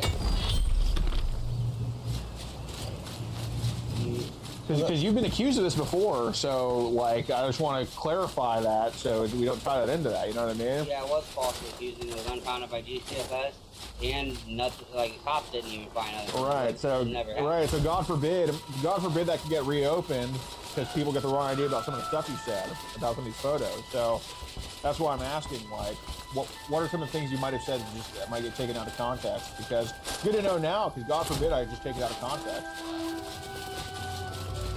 I honestly... I know you know, it's okay, I'm not... No, I know, I like I said, I'm fuzzy, I don't remember it so long ago. Well, okay, what do you think the theme is about what you said? Like, what general idea did you get from these photos that have been sent to you in messages? Maybe gave a wrong impression of that, me liking stuff like that. Are you liking it? Yeah, I don't. I'm against it. So when these people have sent you photos, how many of them have sent you multiple photos of kids? They usually send group ones, like, not group, multiple people, but groups of photos. Oh, really? Yeah, and I like I said, I started deleting everyone. Like, I don't look at it no more. No, that's just gross. They send groups of. So how many photos are in one group usually? Anywhere from 2 to 5. Okay. Is it like a link to the photos, or is it just photos in the chat? On Telegram, it's a link to. Okay. So they put a link in the Telegram chat, and it goes to the photos. Well, it has some photos, but then it'll be like, talk to me, click here, and that's ridiculous. It's a scam. Like, it's gross, disgusting. Never should have happened. Never should have happened to anybody. And I'm shaking. So what's truly the young? So all we're judging now is just your honesty, man. Because obviously, if you got carried away, I don't care. That's fine. We can fix that. But what's truly the youngest photo or video they put in one of these shows? I've never watched Odyssey. I maybe seen a couple of photos at the moment I look, and I'm like, gross. Okay, so how old was the youngest? 10 to 12. I don't remember. Would there be any reason that some got downloaded to your phone at all? Maybe by accident. Okay. That's gross. Like I said, I go online and watch free. Okay. Like free pump. Adult. Let me ask this: have you had to delete certain stuff out of your phone gallery that might have been child? That accidentally got downloaded? Maybe, yeah. Has that happened before? I'm trying to think. I might have had to delete some stuff out of my phone, but that's because it shouldn't have been on there, and somehow it got downloaded. It might have been accident. It was probably 99.9% sure it was an accident. Because, like I said, if I want real, I go online. Right. No, for sure. You know, yeah. Does Dairy Queen have fried pickles? I was thinking the same thing. Yeah. Fried pickles. I'm currently fighting a case that I shouldn't be fighting in the first place. What's the case you're fighting? Neglected elderly whenever I didn't even have control over what was going on in the house. Oh my God. They're trying to charge me with neglect of my mom. So, I was on. So they arrested you for it? This guy lived in the house.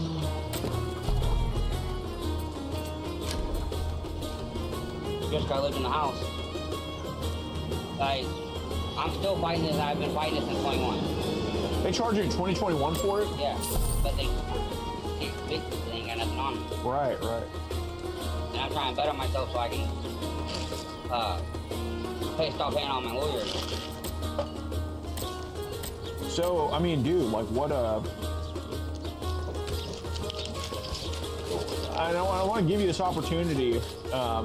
Are there some chats on Telegram right now where people have sent you some pretty bad that you got to get rid of? Right now?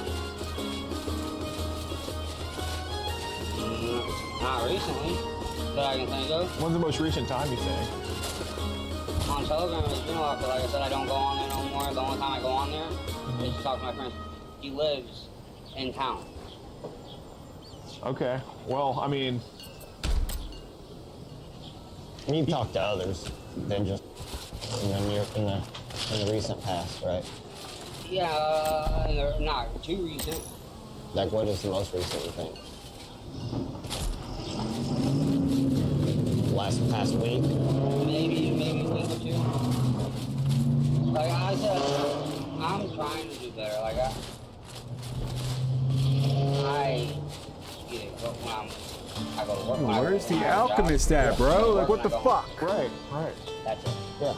And I don't even, like, I was harassed at that job. Right. Because of all the false accusations from. Right. Is that your ex? No. It was after my dad died. She came over, asked me if I had any. Oh. And I said no.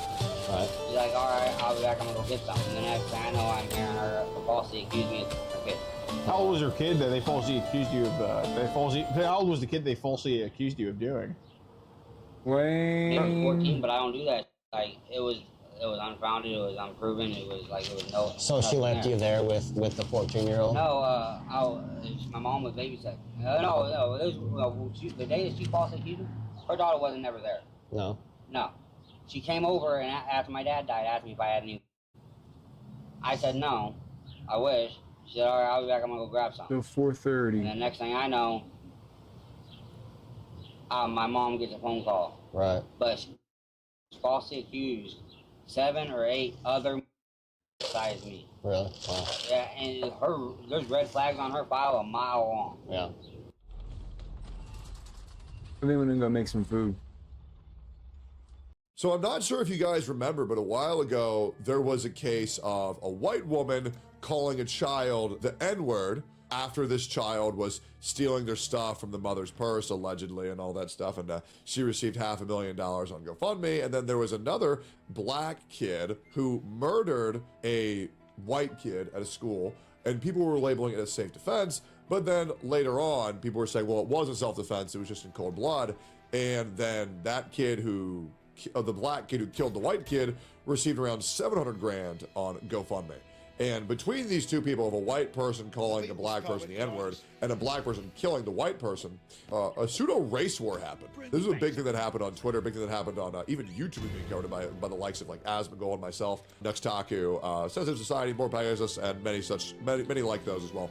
Well, it turns out there's been a development in the Carmelo Anthony case, what actually happened during that event, and we will see who won this battle of competitive racism. Now, me personally, I think killing someone is way worse than saying the N-word. I know a lot of people really want to make it seem like saying that word is the biggest crime on earth. Saying a word is a hell of a lot different than fucking killing someone. So let's see what's going on with what actually happened with Carmelo Anthony. And let's see if we can shed any more light on the truth of the situation that actually happened. If Carmelo Anthony was found to be killing this person in cold blood, if they called him a couple names and then they killed him, that's not an equal action to what was caused. I feel like everybody on the GoFundMe should be refunded, as well as the kid should stay locked up for a very long time. He was already sentenced to 10 years. Is that they're gonna vacation to get shit is going to that video, but no recording whatsoever is allowed. Walk us through witness to the they did speak long 55. Right, and you were talking about people kind of start to scatter it.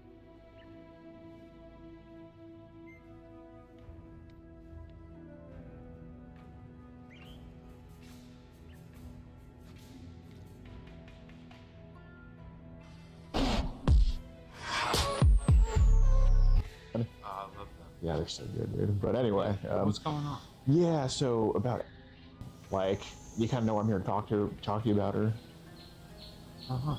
Like, right. So what's like? How old is this girl? I don't know. Do you know her? Well, personally, I mean, I know of her. Yeah. Like, I mean, you kind of know why I'm here to talk to you about her. No. She's been trying to meet me, and I've been kind of just trying to like push it off. Right. Like, I really don't want to meet her. Fair enough. Okay, so she's 12. No, what did she say? Well, you told me you don't want to meet a 12-year-old. I don't want to meet any 12-year-olds. Okay. Yeah. Fair enough. So is that kind of why you didn't meet her? Yeah. She keeps on trying, and I'm like, yeah, I'm trying to just work and go home. Fair enough. Yeah. Okay, so it's because she was too young, you didn't want to meet her? Oh, yeah. Oh, well, I respect that. That's awesome. I don't do none of that stuff. Good. I played along with it, but at some point I was planning on cutting it off. Fair enough. I think I've only been talking to her for like 2-3 weeks, and it's been getting really weird. Sure. How so? Dude, I'm a college dropout. I hate reading. I'd read all of these. The messages and stuff? Yeah. I mean, like, I've told her a few things just to see what she said, but then it's like, oh, you want to come to my house? And I was like, I don't want to. Right. So, what things did she want to do? She wanted me to basically her and her sister. What? Yeah. How old's your sister? She said 7, and I'm not with it. Yeah, no, I feel you. I mean, I'm 25. I'm not trying to go to jail for any of that stuff. Like. Right. Did you kind of play along with it, or? A little bit, but I mean, she tried to see if we can go to Potomac Mills, and I mean, I tell her like, oh, hey, maybe one day, but then in my mind, I'm like, I'm not gonna go. Fair enough. I only was playing along with this because I knew it was either like a setup, sure, or just some weird child. Because some children are like that these days. But how did you meet? Yeah, so I just kind of came across these messages. We just have a group called like Kid Protectors USA. We just make sure kids don't talk to adults. I know you're good. You're only 25. Honestly, whenever I get a phone, I would like to join that. I mean, really? There's even like a lot of group chats. Like I'm on certain like apps and stuff, and they add me to things, and I'm like, this is crazy. Dude, and I think, that's what we're kind of lacking, because, once in a while we're like, oh, this person's talking to this person. Yeah, no, you're straight. But there's very few people who actually go to talk to in person, because I think those people are actually good, and I think, No, right. I honestly, my day-to-day is I literally wake up at 3 in the morning, go to work, come home, make dinner for my sisters. Oh, I appreciate that. Awesome. Nice. I'm very little on social media. Like, right.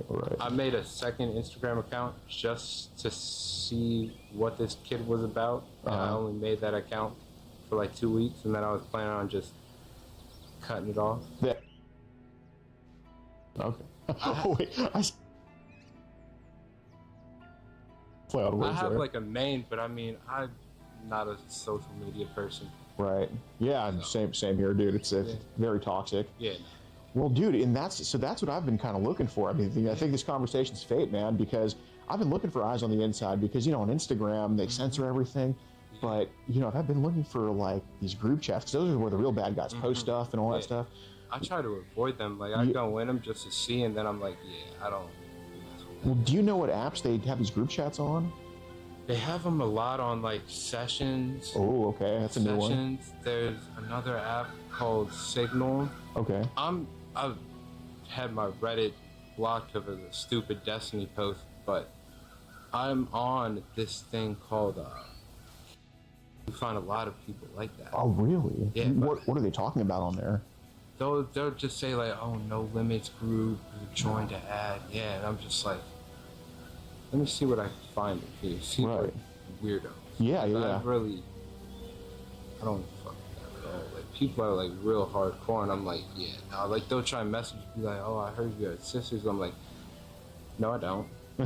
No, I don't. So they message you on what platform saying that I heard you had sisters?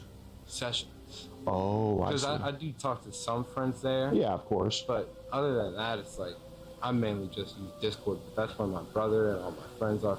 Yeah. Hey man, I got a Snapchat, and the other day some guy in Spain was like arrested on terroristic threats for Snapchat. So this doesn't mean I'm a terrorist. But... Yeah, but no, I get what you're saying. Wow. Okay, so where do they post the links to these groups usually? It's literally they just post their session IDs. Okay. On that Reddit thing, and people go off that, and then they just message them. Interesting. So when did you first find out about these groups? Because I would love to start joining them and seeing what I can find. I've found out about them for about a year now. Okay.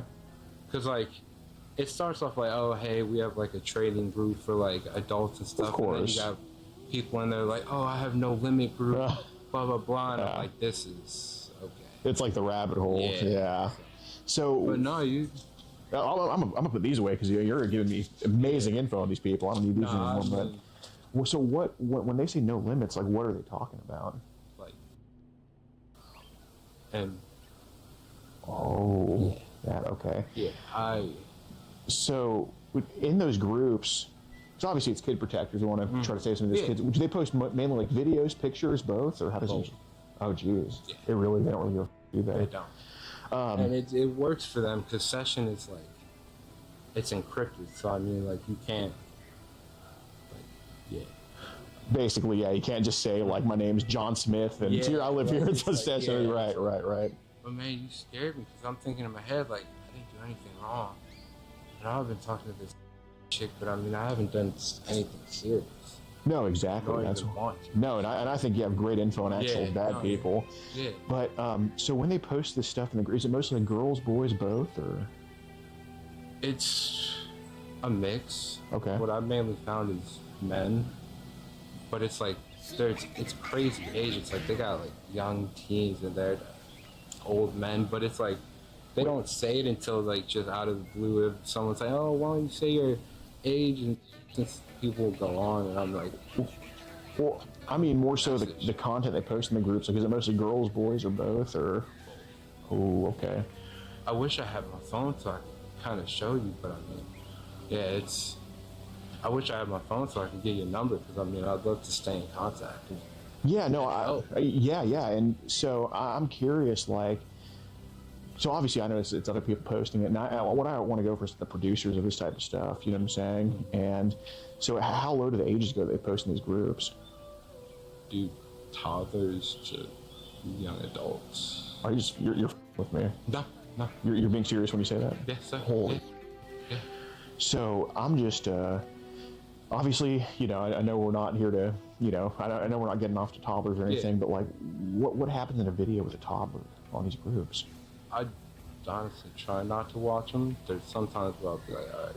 Yes. It's like a car wreck. You can't look away sometimes. So what happens? I mean, it's just either parents or something just doing their children. Like, I hate to, because there's certain like parameters and kind of what kind of sex are they doing on the kids? I don't even know. I'm a virgin myself, so Hey, no shame in that. I don't know. Well, I guess is it more like when I say is it like or just or how does it go with the toddlers? Both family. Oh my God! So they're just their own kids. It's disgusting. Do they post stuff with babies in there?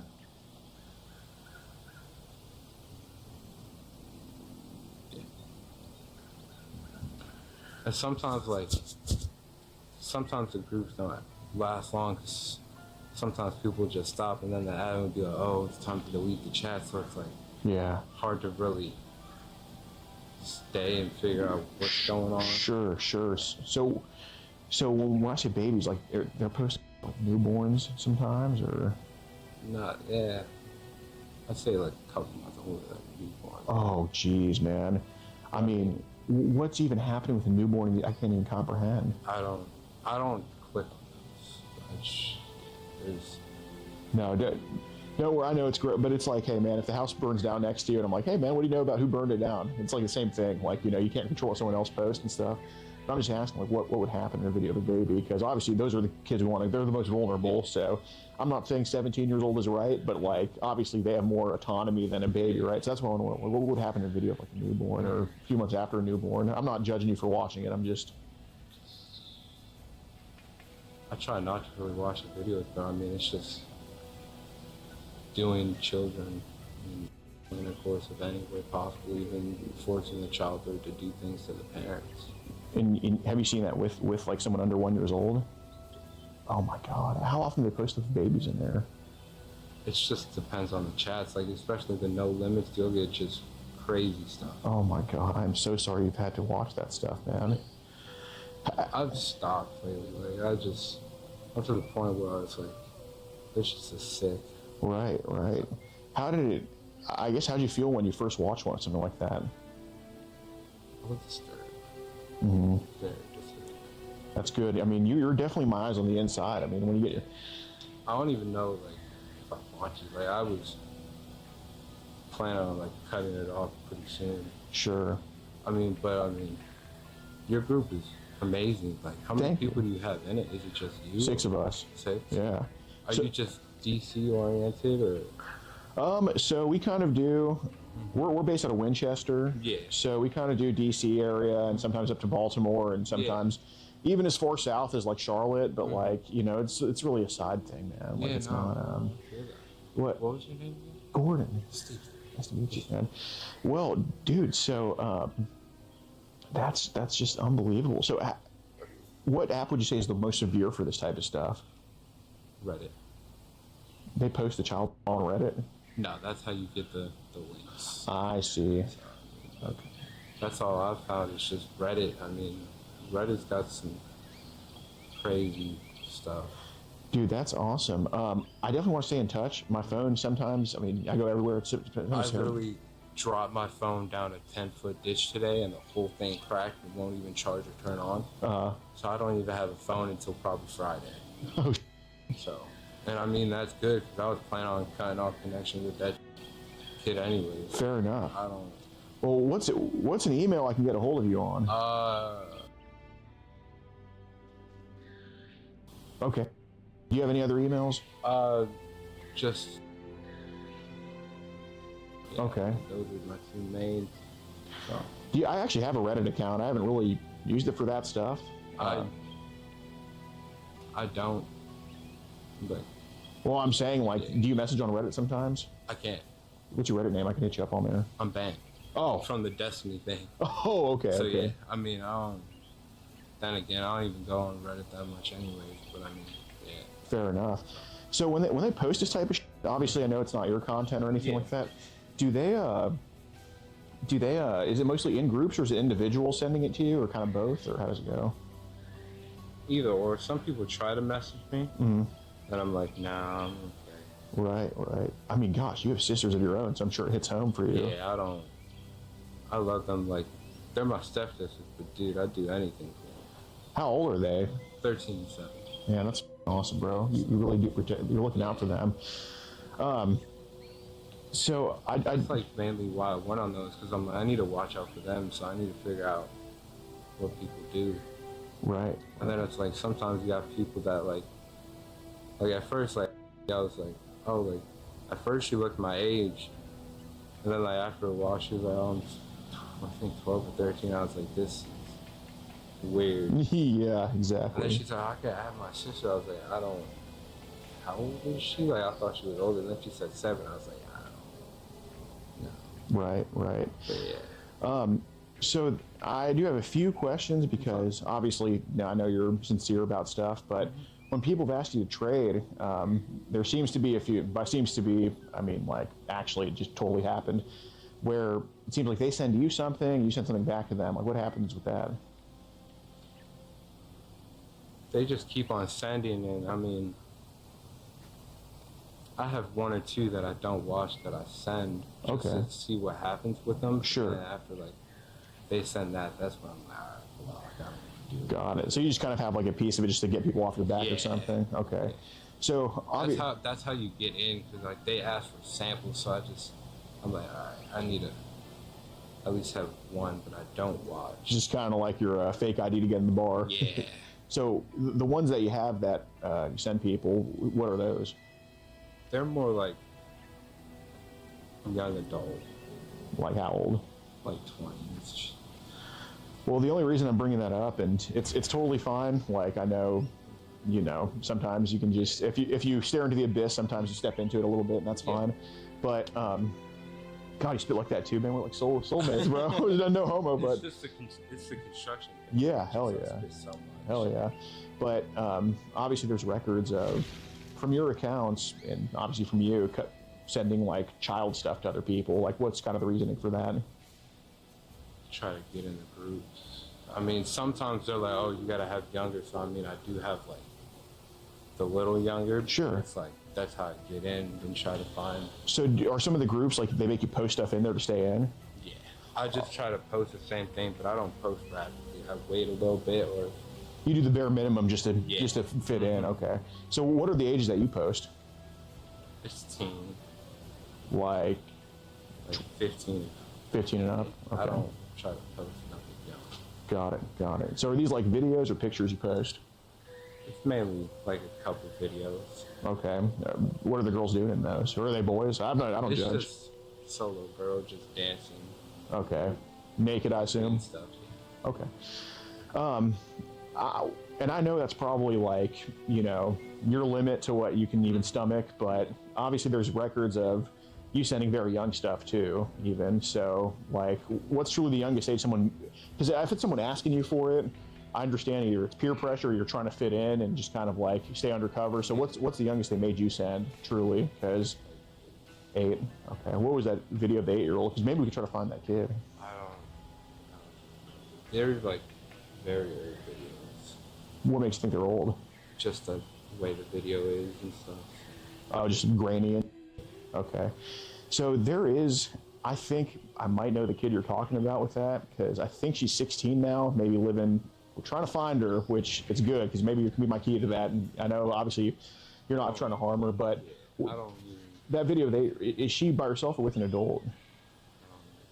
I don't watch the video, I just send it. Okay. I mean, I don't, if I was to do anything, it's just, I don't, but I don't. So have people on these apps tried to talk to you about your sisters? A couple people have tried, but I've blocked them because I don't talk about that. What have they brought up with your sisters? Try to have me do weird things to them, but I don't. Do you happen to know when or what can you remember when the last time that happened was? Because that guy is definitely somebody where it's like, hey man, why would you be asking that stuff? Probably months ago. I don't bring my sisters up. The people ask if I have family, I'm like, Okay. Do you know what app that guy was on where he tried to ask you? Session. Okay. So it seems like Session's kind of a, that's where the people go. Where was that guy from? I don't get areas. The people are secretive like that. Okay. How often have people asked you for photos of your sisters? I don't say that. Oh, no, I'm not saying that. I'm saying how often people asked you for photos? I don't think really ever. Okay. So I did want to, and again, being undercover is one thing. And I genuinely appreciate the work you've been doing, man. I mean, construction and then just helping kids be safe online. It's truly a good thing. And I appreciate you living with mom and taking care of everybody, man. Really good guy. Yeah, me and her split the house we had for like 4 years. Okay, so you help pay rent? Or is it rent mortgage? Nice, man. Yeah. So, I mean, why doesn't someone like you have a girlfriend? I mean, you're also obviously a put-together guy. And self-esteem. Like, I just started for like demons and stuff, family past and stuff. So. You have a rough childhood? What happened, if I may ask? Just neglect. It's hard to kind of talk about. Yeah, got it. Did you play football when you were younger? Oh yeah. Yeah, man. Until high school. What'd you play? You're a pretty big dude. Defensive and offensive line. I mean, I could have guessed that. I mean, you weren't no running back, obviously. But yeah, man. Did you play in high school or like just up until it? 2 years, but I dislocated my knee 5 times. Oh, got it. Were you pretty good? When I was younger, before I dislocated my knee, but after that, I kind of took it easy. Do you still keep up with the Skins and everything? Or I'm a Ravens fan. You're a Ravens fan. Okay. Are you from that area originally? No, I'm from New York. You're from New York. What part? Buffalo. Okay. Yeah, my dad's from Cheektowaga. Really? Yep. What? How long did he live there? Oh, jeez. I don't know. He moved here before I was born. I just asked because my grandpa was the mayor of Cheektowaga. Really? Yeah. Oh, I have no idea what that is, but yeah, my mom was. She lived in Cheektowaga Sloan for a long time. Yeah. My grandma lived there forever. Like, she went to St. Andrew's Church there. I don't know if you. Man, is it a Catholic church? No. Oh, is it? Roman Catholic. Man, because my dad used to go to a Catholic church there. He was real good friends with this guy named. Oh man, he was a pretty big dude, man. Super great guy. I mean, not very talkative, but very, very cool guy. I remember as like a young kid when my grandpa was mayor, me and my brothers would play at like the mayor house and stuff. But that's crazy. I've never met someone that had family from Cheektowaga. Yeah. What brought you down here? Before my parents got divorced in 2013, like the start of it, my dad got a job working for all like the medical hospitals, fixing medical equipment. Cool. DC, Virginia, Maryland. There you go. Yeah. Nice, man. So how are you a Ravens fan but not a Bills fan? Excuse me. I just got home not too long ago. But, You're good. I didn't really watch too much NFL back then when I lived in New York.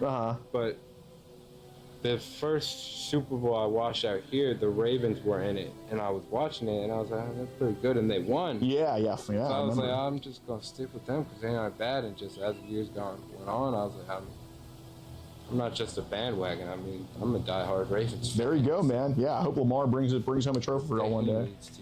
Yeah, he can't just be pretty damn good. He needs to be like the best. But anyway, so some of these people in session, what have they asked you to do with your sisters? They try to get me to like sniff their underwear and stuff, and I'm like, I'm not doing that. What acts have they wanted you to do with them? Oh, none. Okay, fair enough. Gosh, so some of those chats and sessions, I'm just letting you know that was, I guess, a small part of kind of some of it. I know you played in with. Obviously didn't go to see her, but did you play into some of those chats on sessions saying I did sniff the underwear and some? No. Yeah, no. Okay. I don't. Okay, because I know how many people have tried to talk to you about your sisters on sessions. Probably like 2 or 3. Okay. What have they, I know they haven't all said the underwear thing. Like, what do they usually talk about on there with them? It's really just trying to get me to do things with my sisters, but I shut them down pretty fast and block them. So what things have they asked you to do with them? It's really just kind of the underwear thing and try to just get me to touch them and stuff like that. Got it. So obviously I think, I think what's happened is, you've kind of stared into the abyss. I don't know if it's curiosity or something, but it's turned into, do you think it's turned into something a little bit too big to handle at some point? Some points, yeah. In my head, I'm like, I can't get into this. I need to get out, and then I just stop. Okay. So there's some times where it's like, oh, maybe I can try to get into a group, see what people are doing. Right. But it's like most of the time. Well, do you think there's been times you've been carried away on there with some of the times? Okay, because I don't think, and you mentioned you were neglected as a kid, and this could be what it is. Like, I don't think you're a bad person. I don't think you're a monster, obviously, but there's a curiosity with at your people. No, okay. That's just a neighbor. DoorDash. There's curiosity with some of your people. So there's obviously curiosity with something with these younger videos of kids doing things. I mean, what do you think that curiosity stems from? You're young enough to where I think help would be good for you instead of trouble. I don't think anything does. I'm just kind of thinking, like, when I look at or when I like see them, and I'm like, what kind of parents would like want this for their children? Mm-hmm. But the other thing that I'm going to bring up is that there's chats where people send that stuff to you, and you kind of like compliment the videos and say it's good and that type of stuff. That's feeding into it. It is. So does your mind like flip into something that you don't want it to be? Because I'm trying to hear you out on this. Yeah, honestly. No, I don't. I don't think so. Because most of the time when I'm messaging these people, I'm just watching YouTube in the background or something on TV, so I'm not even really paying attention. Well, how often do you? A couple of times a week. All right. So like a normal 25-year-old. And just be honest with this, because it's not that I don't really care if something happened. I just care if I just want to make sure it doesn't happen again. You know what I'm saying? Yeah, no, I feel you. But I think just both being honest with each other is probably an issue that I think we can stomp out. You know what I mean? Yeah. So, how often have you that was under 18? Because we know it's not 0, and just want like two or three times. Okay. What ages were? Like the 15 to 18. I wouldn't be asking if it was 15 to 18. I'm not judging you. Yeah. I promise you. Like, it's just between us. What age was it actually? 8. What about an 8-year-old made you to it? The underwear. The underwear. Okay. And I'm not judging. I think it's something that can be, speaking of demons, I think it's something that can be bled out of you, truly. But what about an 8-year-old's underwear made you interested in it? I don't think it's just an 8-year-old one. I think I just have like an underwear kink. Okay. Just, like women's underwear. Got it. So the 8-year-old in the video had underwear on? Yeah. What happened next? They either were stripping or dancing, or sometimes they were playing with themselves. Okay. I hate talking about it because I know it's wrong. Well, the fact that you know it's wrong is why I came to talk to you, man. It's not, dude. I have the chocolate cake addiction, and you could call me fat, whatever. You can confirm me about stuff I've done, and I would be proud of it. But it's not the fact that we made a mistake; it's how we address the mistake. And because every person on earth except for Jesus Christ made mistakes. You know what I mean? So you're no more imperfect than I'm imperfect. It's just the fact. Can we hold ourselves accountable for it? Yes or no? If you can't, then that's where the problem starts. But if you can, like you are, you're doing a great job. then that's something to me where it's like, hey, you know what? Is it gonna be fixed tomorrow? No, but is it eventually? I think it is, and I really see that in you. I'll tell you what though, I wish I had a phone because I do want to get your contact information. Yeah, I mean, I would like to sit down with you and your team and talk.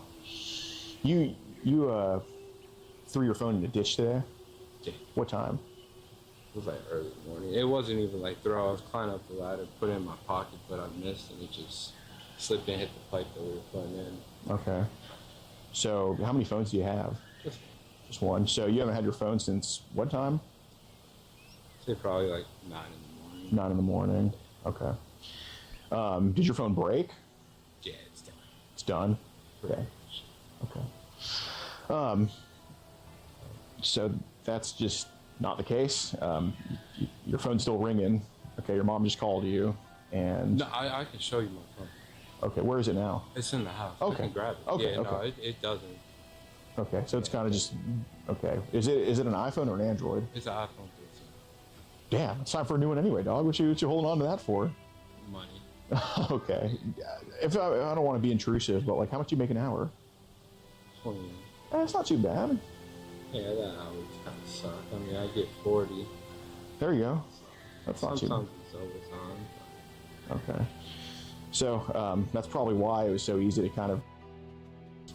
Dude, anything over an iPhone 15, forget it, man. There ain't no seeing that, but obviously there's a ample amount of child saved to that phone, and it's not something that I'm judging you for, okay? It's just it's a problem, obviously, but what makes you save this stuff to your phone? For the groups. For the groups? I will admit, there's sometimes where I'm like, oh, this might be interesting to watch. Fair enough. So, what do you think the number is on your phone? I'm not saying like count every single one. We're not going to do that, but like, you know, it's like guess the amount of balls in the jar, right? Okay. I appreciate your honesty. I genuinely do.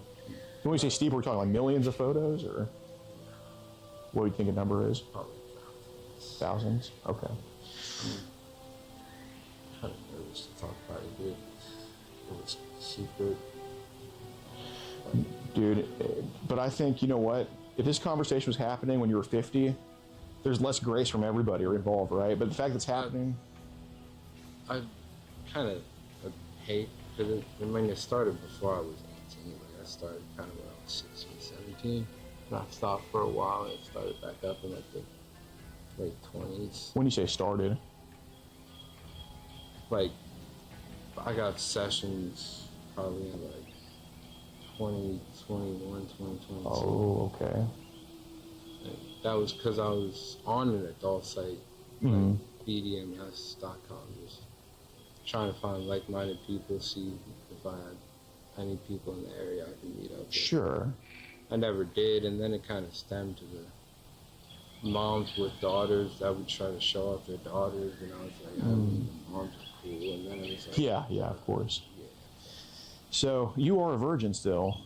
Okay. I think that could be a big part of it. You just haven't had a real-life connection yet. Yeah, I haven't had a girlfriend since high school. Oh, damn. What, do you go on Tinder at all, or Bumble? I need to start. Yeah, just go. Do you drink it? I mean, you shouldn't be drinking, but do you... I don't drink, I don't smoke. Awesome, man. Me either. But maybe, I mean, I guess meeting a chick at a bar isn't exactly the place to meet somebody, but, man, dude, chicks are dick construction workers, man. I know. People also at my job tell me they dig the gray hair, too. That they dig the gray hair? Yeah, I'm 25. Oh, yeah. Well, I got it a little bit right here, see? I got a lot. Yeah. Dude, I kind of noticed it, but I didn't notice it until you pointed it out. Yeah, it's in genetics. My grandpa and uncle had like a full head of gray hair by like 18, 19. Really? Dude, you watch basketball at all? A little bit here. Man, it's like that Duke player, Grayson Allen, man. He was darn good gray. You know who that is? I think so. Yeah, they say he looks like Ted Cruz at Senator, but... Wow. So, some people get so deep into it that... I mean, you have a passcode on your phone, I assume? Yeah. Is it 4 or 6 digits? Okay. Some people get so deep into child that they start to make their passcodes child adjacent. Like the numbers in their passcode represent child they're into. That's my birthday. Okay. Okay. So yeah. Yep. Man, dude. Oh, just kidding. Wow, man. So, okay. So the 9 doesn't mean like an age to. It's just my lucky number 9. Okay. So you're there you go, man. So you were class of 2018, huh? Yes, sir. Cool. Did you graduate and everything? Yeah, graduated from Woodbridge High School. Okay, cool. Normal classes, gifted classes. Yeah, standard. Yeah. No, I I can't. tried to go to Nova and do the college thing, but it wasn't for me. Okay. Yeah, dude, college is a scam. Yeah. Why would anybody near our age be in I debt? wanted to go for, I wanted to go for engineering, but it just wasn't working out. And then I had my grandma passed away in 2019, I think. Yeah. 2019. So it's just. So you have an underwear fetish? You have a stinky underwear fetish? Okay. So I came across a guy recently who had like a dirty diaper fetish, and I was like, oh, dude, he was. I didn't even want to talk to him, man. I was like, yeah, no, that guy, I'm not helping him for. But so some people have talked to you about your sister's underwear. I've tried, but I don't know. Okay.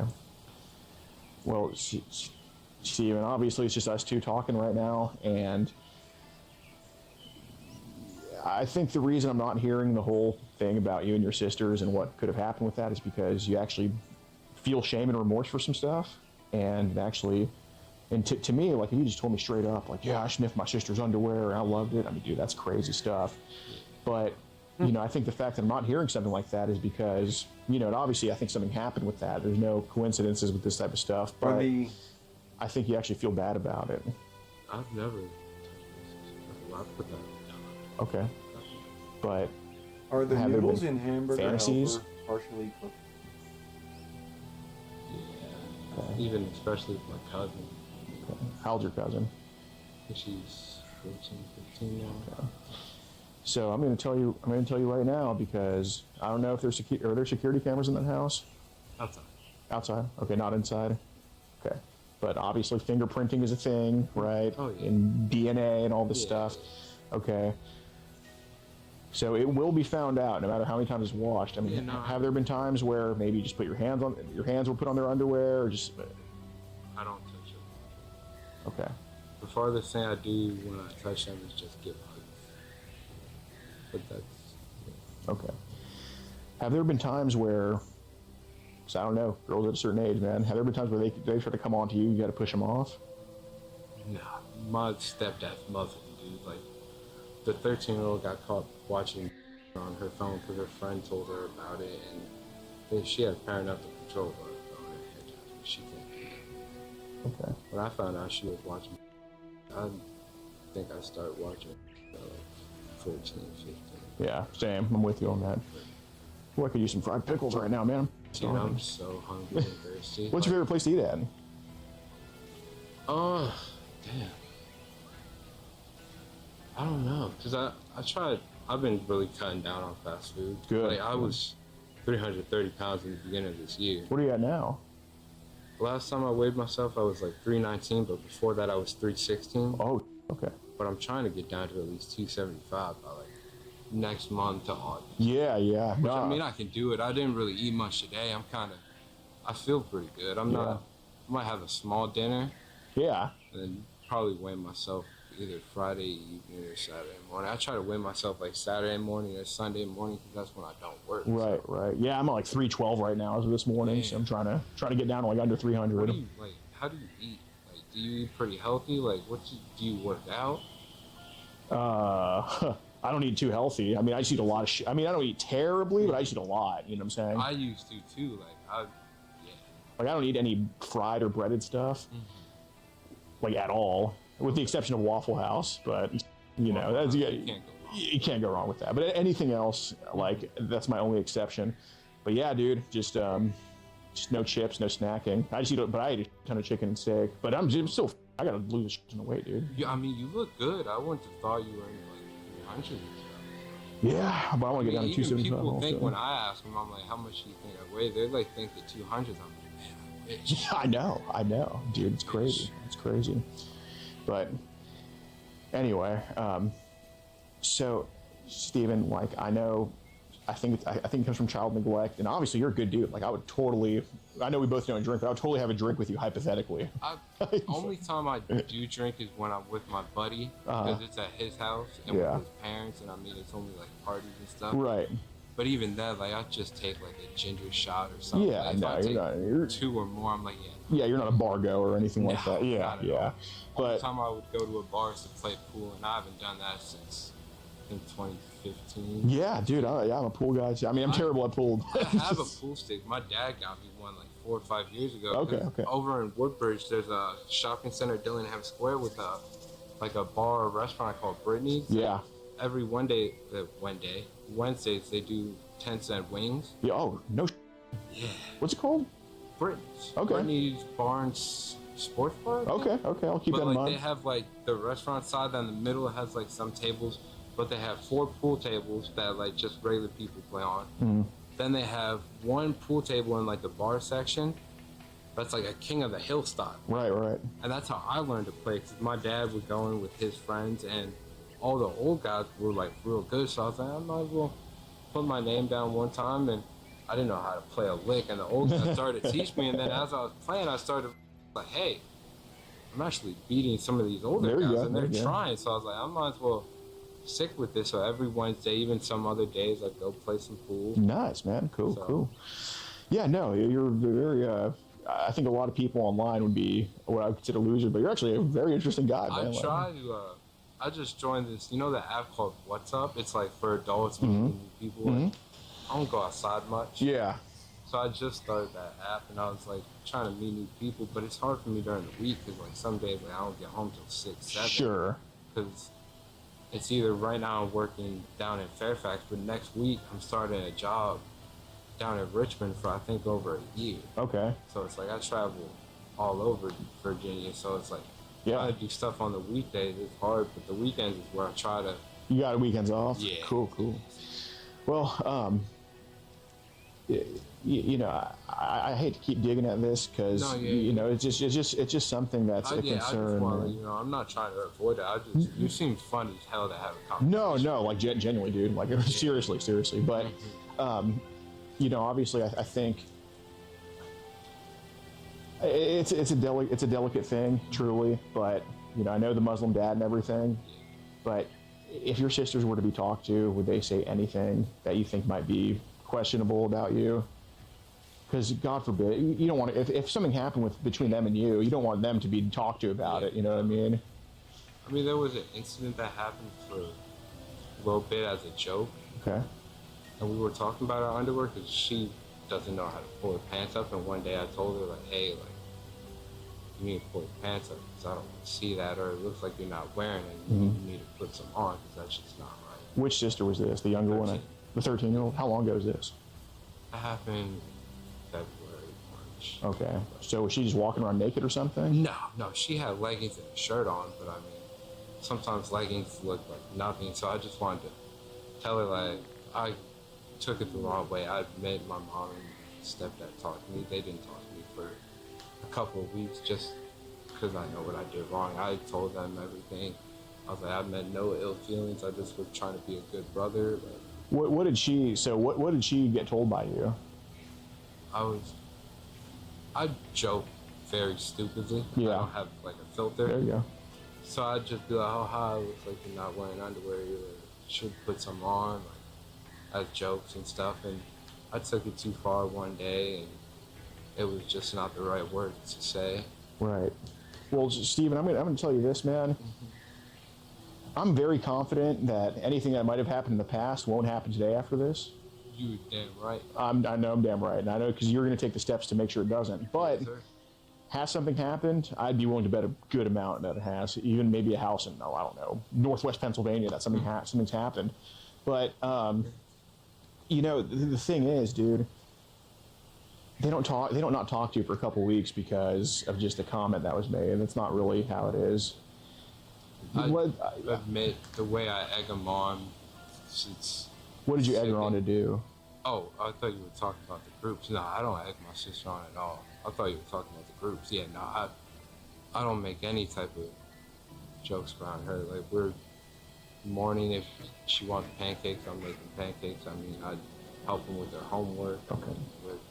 So, would there be any pictures that exist of your sister's underwear on your phone or in any chats? Only pictures I have of my sisters are from last Easter, Halloween, Christmas, and I mean just random funny pictures. Like I have a video of the 13-year-old when she had her hair out because they get her hair done like every other week or something from their aunt. She looked like the Rain Girl. She was like crawling on her hands and feet like a crab, and her hair was stripped down. And I was like, oh, that's funny. Like I did it in slow motion.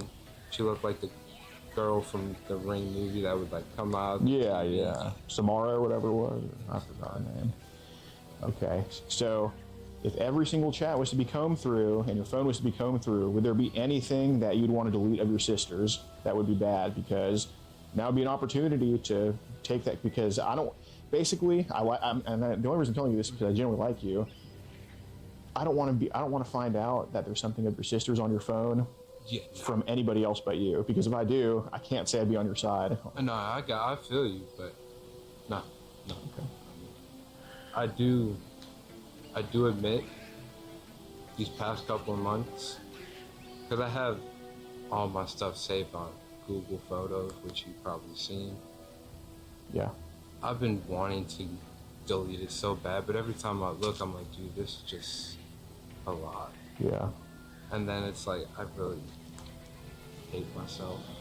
Okay. So a lot of people that go through abuse as a kid like you did are very into child and arrange meetings with 12 and 7-year-olds. That's like the first time I've ever done that. At what point did you actually want to see these girls? Because there was definitely some points where I think you were sincere about wanting to go to Potomac or go to the apartment or whatever. Dude, a part of me was like, I want to go, but it's not to meet them. Okay. It's to see why, like, a 12-year-old want to do this. Like, I don't even think I would try to talk to them. Like, I wanted to go to Potomac Mills today just to fix my phone. Because I have a guy there that I don't know him personally, but he's fixed all my phones before, and he's pretty good and fast. Okay. But I mean, it also was like the time, like coming from Fairfax to my house took about almost 2 hours. Right. So I get it. Like, I was dead tired. I didn't want to stop anywhere. Okay. Have there been times where your hand might have ended up, or you had to move your hand off your sisters at any point, or they've tried to push you off them, or you've had to push them off of you? Because the chances of that being absolutely zero, I mean, in the negatives, man. I mean, this is when the gets so bad, people start to act out, and it's the internet making you do some stuff like this if it happened. But any situation where you noticed something was happening and maybe had to take your hand off them or anything like that? No, because I mean, we don't play fight. Like I don't hit girls. Okay. I don't. Okay. How often do they sit on your lap? Never. Okay. Because I'm letting you know, some way, somehow. There's been times where like I'm sitting on the couch, they sit with me, then they just rest their head on my shoulder. Okay. But that's because we're watching like a Netflix TV show. Right. So, Right. Other than that, it's like then I'm like I'm just kind of forced, and then I just leave. Is there something that you want to say but you're scared to say it? I mean, like about anything? What about what situation has happened where it's been someone who might have been too young and you kind of doing something or just touching each other? Because it seems like there's something you want to say, but you're kind of scared to say it, because I understand why, but... Is there anything that you're thinking of, like, maybe I shouldn't say this? Is there anything that you're thinking of right now? What I'm telling you, God, honest truth. I mean, I've never touched a child in any way. I mean, I've never. Okay. Most young children I meet are family, friends, or relatives. Okay. So. When they post in the groups, is it mostly like, does that Megalink thing pop up? Yeah. Okay. Do you have an account on Mega? I did years ago. Okay. That's because someone sent me kind of files. Yeah. And that was kind of like before, like I was a teen. I do have like 3 or 4 Megalinks. Okay.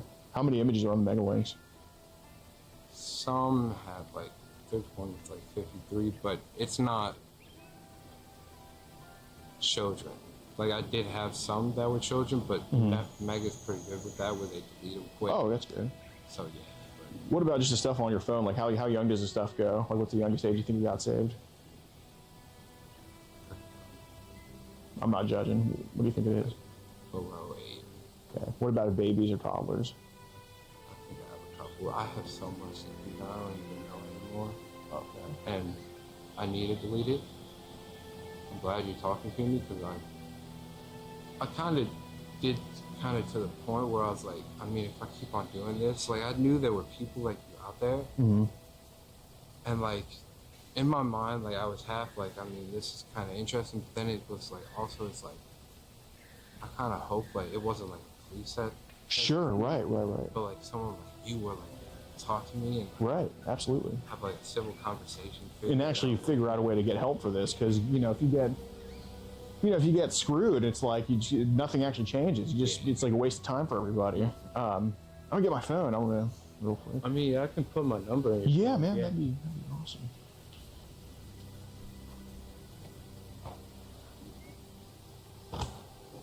You can my phone. What are they saying?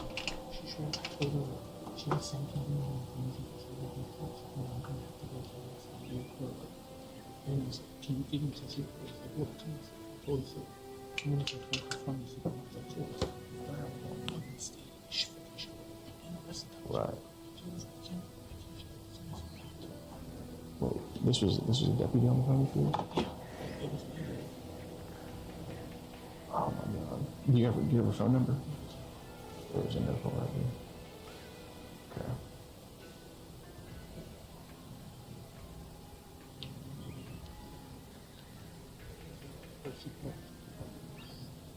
Alright, let me know what he does, because I'm going to talk to him. Alright. That, by the way, Yeah, it's just my friend, just for safety reasons, yeah. I do want to know, like, how do you, like, because I mean, you're tapped into my phone, how do you do it? Like, Me? I don't do. Oh, you got, like... Yeah, don't be upset about that. No, I mean, I'm just... I'm a little bit slow with the technology stuff. I'm not too bad with technology. I'm not full on, I can hack into it with, like Watch Dogs time. Right. So, it is...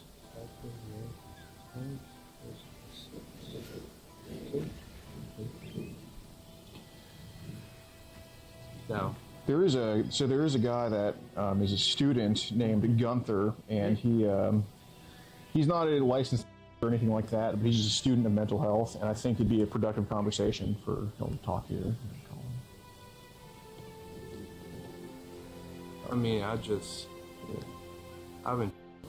about this, so yeah, I don't... Did you know about this? Yeah.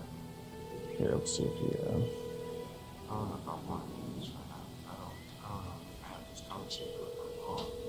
do you think you're going to tell your mom? No, I know she's going to... Hello, Mr. Flowers. Hey, Gunther, we're doing that thing I told you about. Yes, who are we helping today, sir? We're helping Mr. Steven here. Mr. Steven. How you doing, brother? Hey, Stephen, I'm fine. My name is Gunther, and I'm a student of mental health. I'm hoping that I can help you. How are you feeling? I'm feeling like, honestly, happy, but also kind of... I understand. Who are you going to meet today? Her name was... Okay, and how old was... I think she was 12. Okay. Oh, yeah, I got you. Have you and her had a relationship for very long? No, I think it was only like 2-3 weeks. Okay. Did things move fast with... Yeah, strangely fast. I had Is to try that to... because do you think that she checked off the boxes on what you look for in a romantic partner, Stephen? No. What do you think caused the attraction?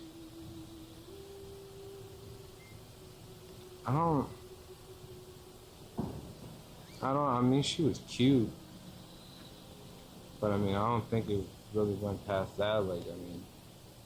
Is she the youngest person you've considered having a relationship with? I mean, yeah. I don't really think I considered having a relationship with her. Are you married? No, I'm single. And how old are you, Steve? 25.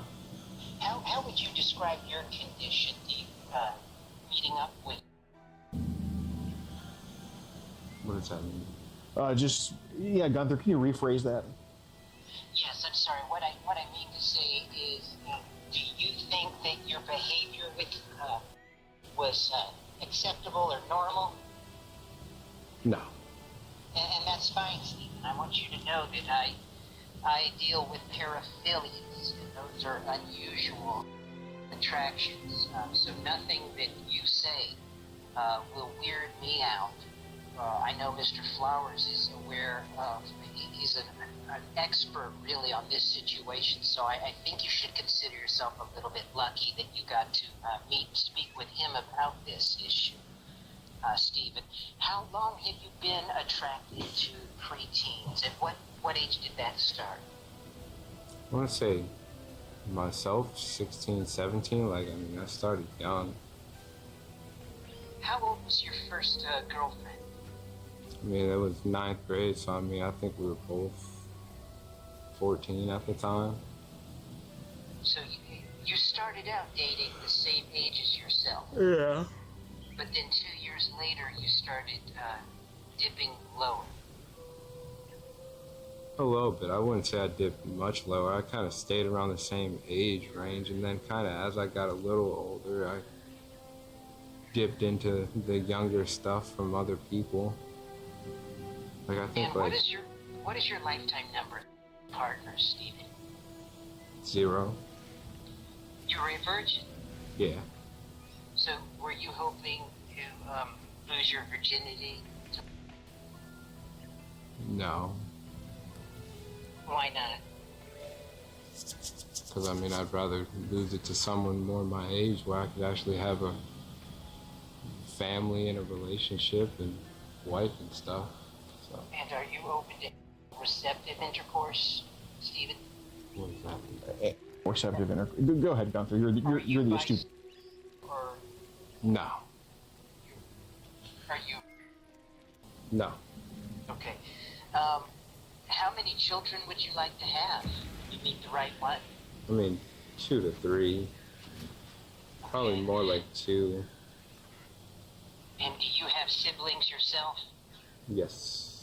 In this type of situation, Stephen, I see a pattern, oftentimes, of a overbearing mother and an absent father. Was your father active in your life? Yeah, more so. I mean, Did it seem that your mother kind of was overbearing, or were they about half and half? Half and half. Okay. And are they still with us? Yeah. Excellent. I know it was a very dangerous time. Stephen, did you do your part to protect them and take the... Do you want me to get your water real quick? Yeah, man, I got you. Yeah. And have you had...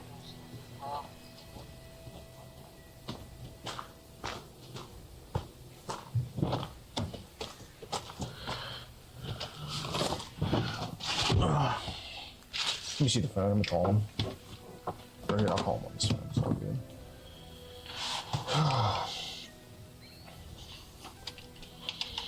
Don't have time to wait on this guy. It's unbelievable, dude. What are they like? What are they doing? Hi, how's it going? It's gonna be where are we?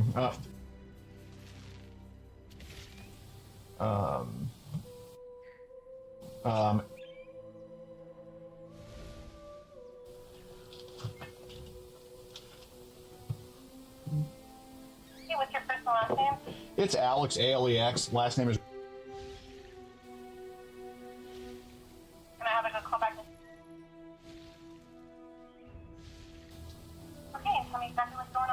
Well, we called, and they say they're not going to come out to this, which is concerning. So there's an individual here who's currently outside of the house, freely saying all of this, named Steven, that's Steven, and then who's admitting that he arranged a meeting with who he believed to be a 12-year-old girl and is currently possessing over 1,000 images of child, some as young as infants, and he's also admitted to distributing this child too. And I'm just wondering if we can get a unit out, because a deputy called and said that she's not coming out to this, which, you know, this is a crime in progress of possession of child. And I'm very afraid that if nobody comes out, then he's just going to smash his device and you're going to have a child in your community, which we definitely don't want. Okay. All right. I will put this in. It looks like we already have a call currently in for it. Is a call in or is somebody on the way? Because, you know, we want to make sure someone's on the way, because this isn't something that, you know, we can just send into the cops and then, you know, he destroys his phone. And he already mentioned that he kind of, like, you know, he tried to tell me he destroyed his phone. His phone is not destroyed, but he tried to me and say it is. But this is something that he's going to go in, he's going to smash his phone. I guarantee you he's going to smash his phone immediately. There's going to be thousands of images of babies that just go away. There's going to be a child living in this community. And I know that's not how y'all handle y'all stuff here. I mean, there needs to be somebody out here to investigate this. So it looks like, yeah, did you speak to a deputy? I personally did. My friend who's sitting next to me did. Okay. And did they say they were on the way? They did not say they were on the way. They said they were not coming. That's why I'm calling again. Okay. All right, give me one moment.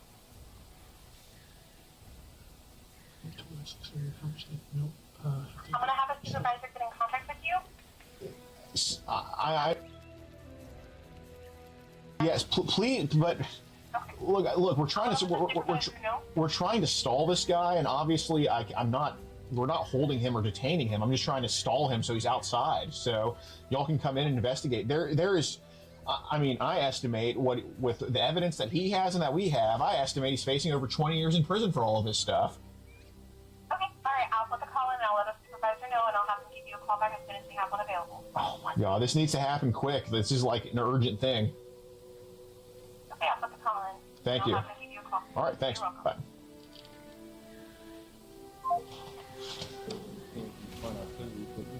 Yeah.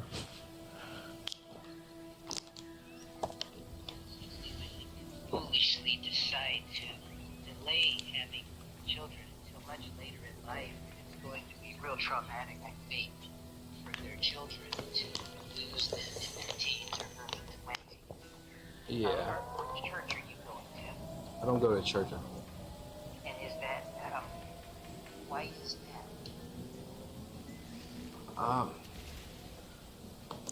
I don't know. I've kind of had a conversation with her about my mom. I mean, I'm probably going to start looking, because, I mean, it is about time. I mean, it is something I need. Are your parents Jewish? Sure.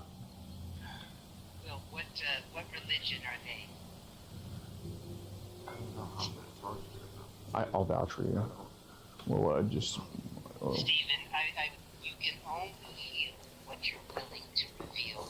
Have you been honest with Mr. Flowers about the extent of the depravity? Yes, sir. All right. And how much do you have to delete A lot. to come clean? A lot. How many devices are involved, Stephen? It's usually Just one. 3 or 4. Okay. And what do you think the lowest age imagery is that you have collected? No. It's more so just an intervention group to get him some help for this. No, I mean, I have no ability to arrest him. Just a concerned citizen, yeah. I know I've done wrong. I'm glad he's here talking to me. Yeah, 100%. I don't know. I'm gonna. I don't.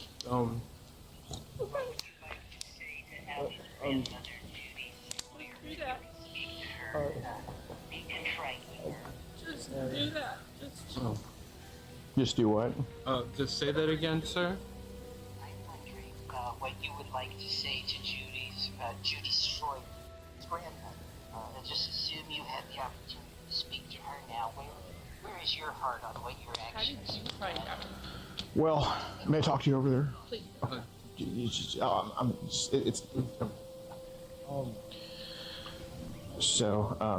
Basically, he was talking to a 12-year-old girl and trying to and Did he know that she was 12? yeah, and a 7-year-old sister of hers. And you know, I just came here to talk to him. I know he's only 25. It's not my kid, that's it. He claims that nothing happened with, I guess, his sisters were weird. 12, yes. Right. It is concerning because he has talked to people online about his sisters, about like underwear and stuff like that. And, you know, obviously it's easier for people to admit to, you know, having child than it is to, you know, doing stuff to their own family. But I think he's, personally, I think he said some concerning things pertaining to his sisters. You know, he didn't say he did anything with them, but just kind of allusions he made to like, you know, saying he has an underwear fetish to me, and then saying that he's talked to people online about his sister's underwear, like, all kind of like lines up. I think, I mean, if I was a betting man, you know, I hate to say it, but I think it's definitely something to look into at the very least. But, you know, I understand he's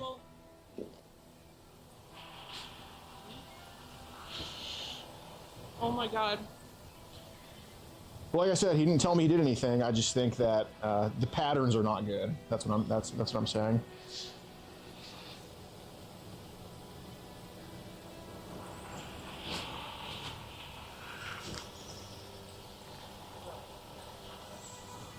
How's it going, sir? Say again? Okay, I got you. Right, yeah, pertaining to, You gotta take the girl and go. I'm not surprised. I've been saying fucking man.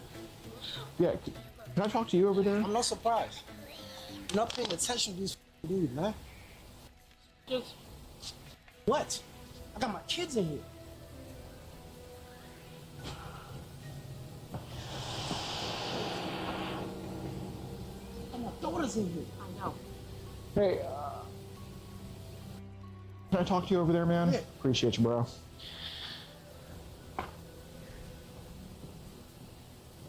What's your opinion on him?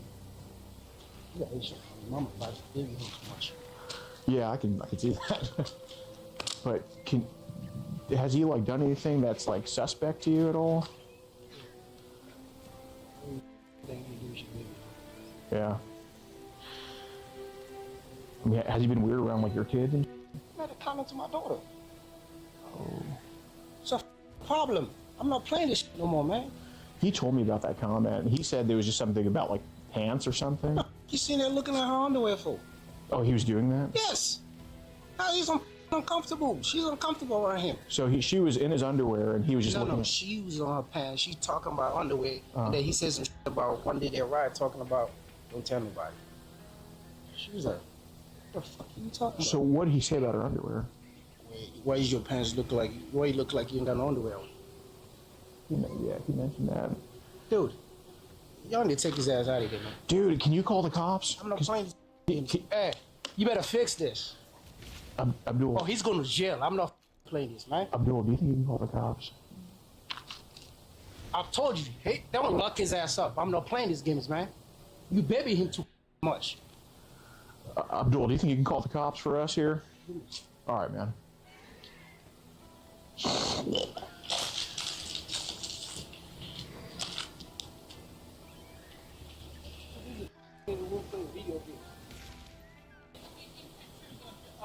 Wait, who? Oh, no, that's not on view. It's just for safety to make sure I'm safe. That's all. It's just for my protection. It's not. No, it's just for my protection. That's all. Oh, dude. Well, he got his. Holy. They call back yet? Yeah, dude. I'm trying to have him call the cops. Oh my god, dude. It's like, what the Dude, they were so good the first time a few years ago. He got that guy did 25 years here. Yeah, like he's going to jail. This is enough. He's done with it.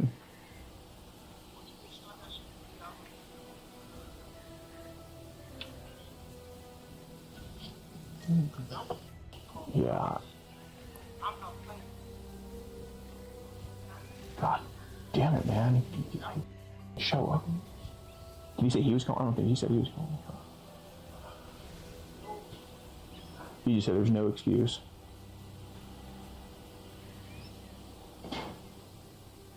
This is the break he fucking. This is the break he's sick of him.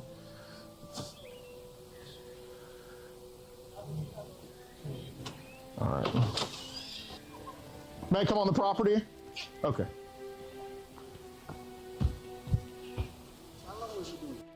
So this started, well, he said he's been viewing child since like he was 16 or 17. And he said he's viewing stuff like babies and toddlers and all that stuff. Like, no, and I'm not even with you. Tell me the truth. I got my daughters. Tell me exactly what it is. So, what I know, he claims he didn't do anything with them. Of course not, because I would have. Okay, there you go. So he tried. So right. So what happened? What's been happening is he's been viewing child babies and toddlers for the past probably 8 years, and sending that child to other people. And he tried to have sex with a 12-year-old girl and a 7-year-old girl. Where? He believed they were here in town, but it was us pretending to be those instead. The moment you pull up, I already know what's going on, man. Okay, I got you. She was too dumb to see that. Okay, yeah, I got you. I got you. Figured it out. Right. I'm street smart. Yeah. I'm like, yo, he don't catch his ass online doing some weird. Yeah. I watch your kind of show all the time. Okay. My daughter made a comment to me about a month ago. Then I got on her. I said, yo, right. I don't care if it's your son. You better fix this problem. Yeah. Now I know he has a bigger problem. He ain't coming to his house. This is he man's mama house. Yeah. My child lives here now. Absolutely. Now I'm just about to go out of town after next week. Now this shit about to come out. Mm-hmm. That means you don't do this shit a long time. Yeah, very long time. We've only known about him for probably like a month or two, and I didn't know what was going on, but then we pull up. Yeah. When I pull up, she said you can talk to her. I was like, yeah. You don't listen. Right. Yep. Yeah, exactly. You're absolutely right. So he went in trying to meet with the kids? Yeah. So I have a huge stack of papers in my car. I figure. Yeah, of like, that type of shit. Yeah. Right. I'm not surprised, how do you put two together, dude? Well, dude, do you think you can call? So we've been trying to call the cops, and they're being just unresponsive for whatever reason. The thing is, I don't want no problem between me and her. Right. He went out. This is her son. Sure. But I know he ain't coming in the house. There you go. Makes sense. Dude, I got my daughter, man. Yeah. I just lost my wife 4 years ago. My wife went through this. I will. Right. And I told him when he said, I will. Yeah, no, I mean, You tell her this? I'm about to right here. You know he really Hold on. trying to have 12-year-olds? Yeah. Josh, listen. Hey, what? He knew we're trying to have a 12-year-old. I'm not saying none of this is okay. I know. I couldn't even imagine what you are going to do because you are a little girl, okay? I'm not trying to justify this, alright? Y'all better fix it. I don't care what y'all do.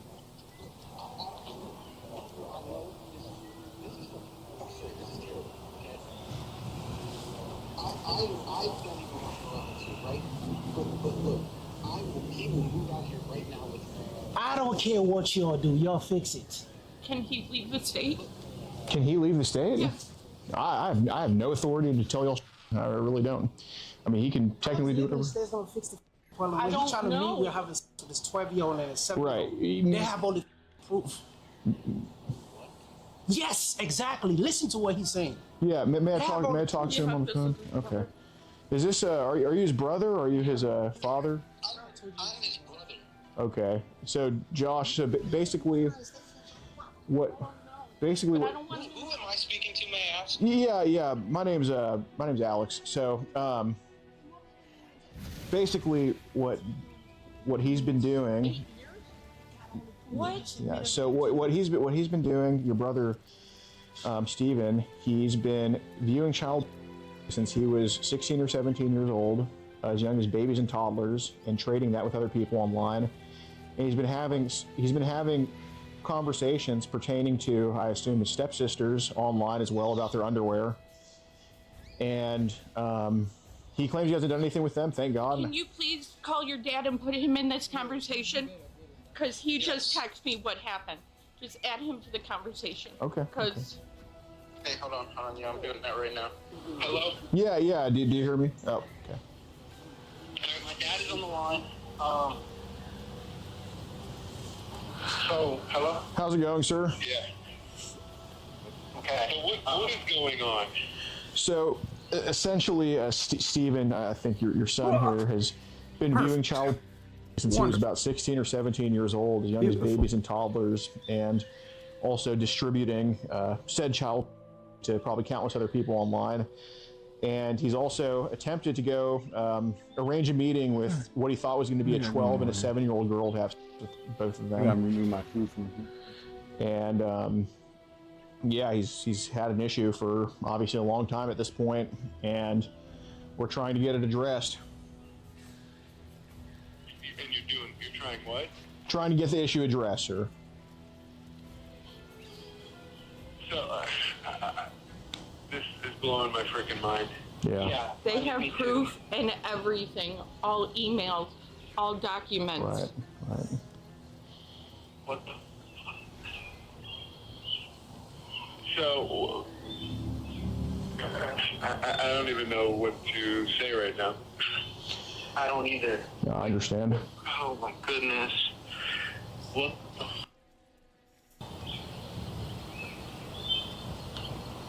So, what? Like, he's got to get out of Mom's house, though. He has to. We have in this house. He's got to get out now.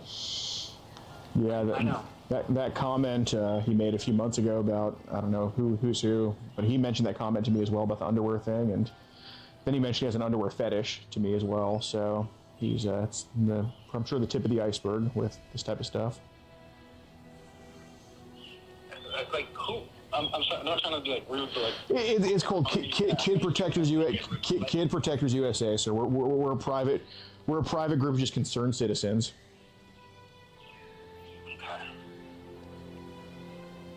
Okay. Dude. So, and Nicole, what are you doing? I mean, Steven's on the house with you. It doesn't matter who's on the house. I'm not worried about them. Exactly. I don't even give a about who's on the house. What I need to know is what's going to happen. That's exactly. Put my phone back. Hey, do you hear me? Hello? How's it going, sir? So, I'm sure he filled you in, but we have a group we catch online child. We've been to Spotsylvania County before, in the county, and we do have a guy who we helped get 25 years in prison here for something very similar to this. So, Thus did hubris swallow me whole, and a 7-year-old wrought by my own folly. And the void has consumed us all. He voluntarily told me, no duress, forsaken by our God, that he's possessing thousands of images. Calamity bears not name nor face, that's why we're, yet draws closer still. Not on me, but just about the whole situation. And it's getting pretty cheap. Is this the end? No issue with you and the parents. Nay. Essentially, what Steven's going to do if y'all come out here is what the 20 years of prison that's on his phone right now is going to go to absolute if y'all don't come out here. And his parents, it seems like his stepdad is probably going to Didn't make any threats, but it seems like his stepdad is very unhappy with Steven. And I believe a cop needs to come out here and investigate this, because the first time we were out here, the cops came, they saw the evidence, they did the right thing, and now the guy's getting 25 years in prison. And I believe the same situation is going to happen here. He also admitted to distributing this child. And the problem is, if y'all don't show up here, a lot of this is on the encrypted apps. So if his phone goes away, all that goes away. You cannot preserve the apps that he's on. So it's currently sitting on his phone right now, and there needs to be an on-scene investigation of this, because this guy is going to get away with this if nobody comes out here. Okay, I can't make him stay out here. I can stall him as much as I can, but that's the extent of what I could do. That's correct. Thank you so much. I appreciate it. Are you the supervisor? Okay, well. All right, they say they're getting a unit out.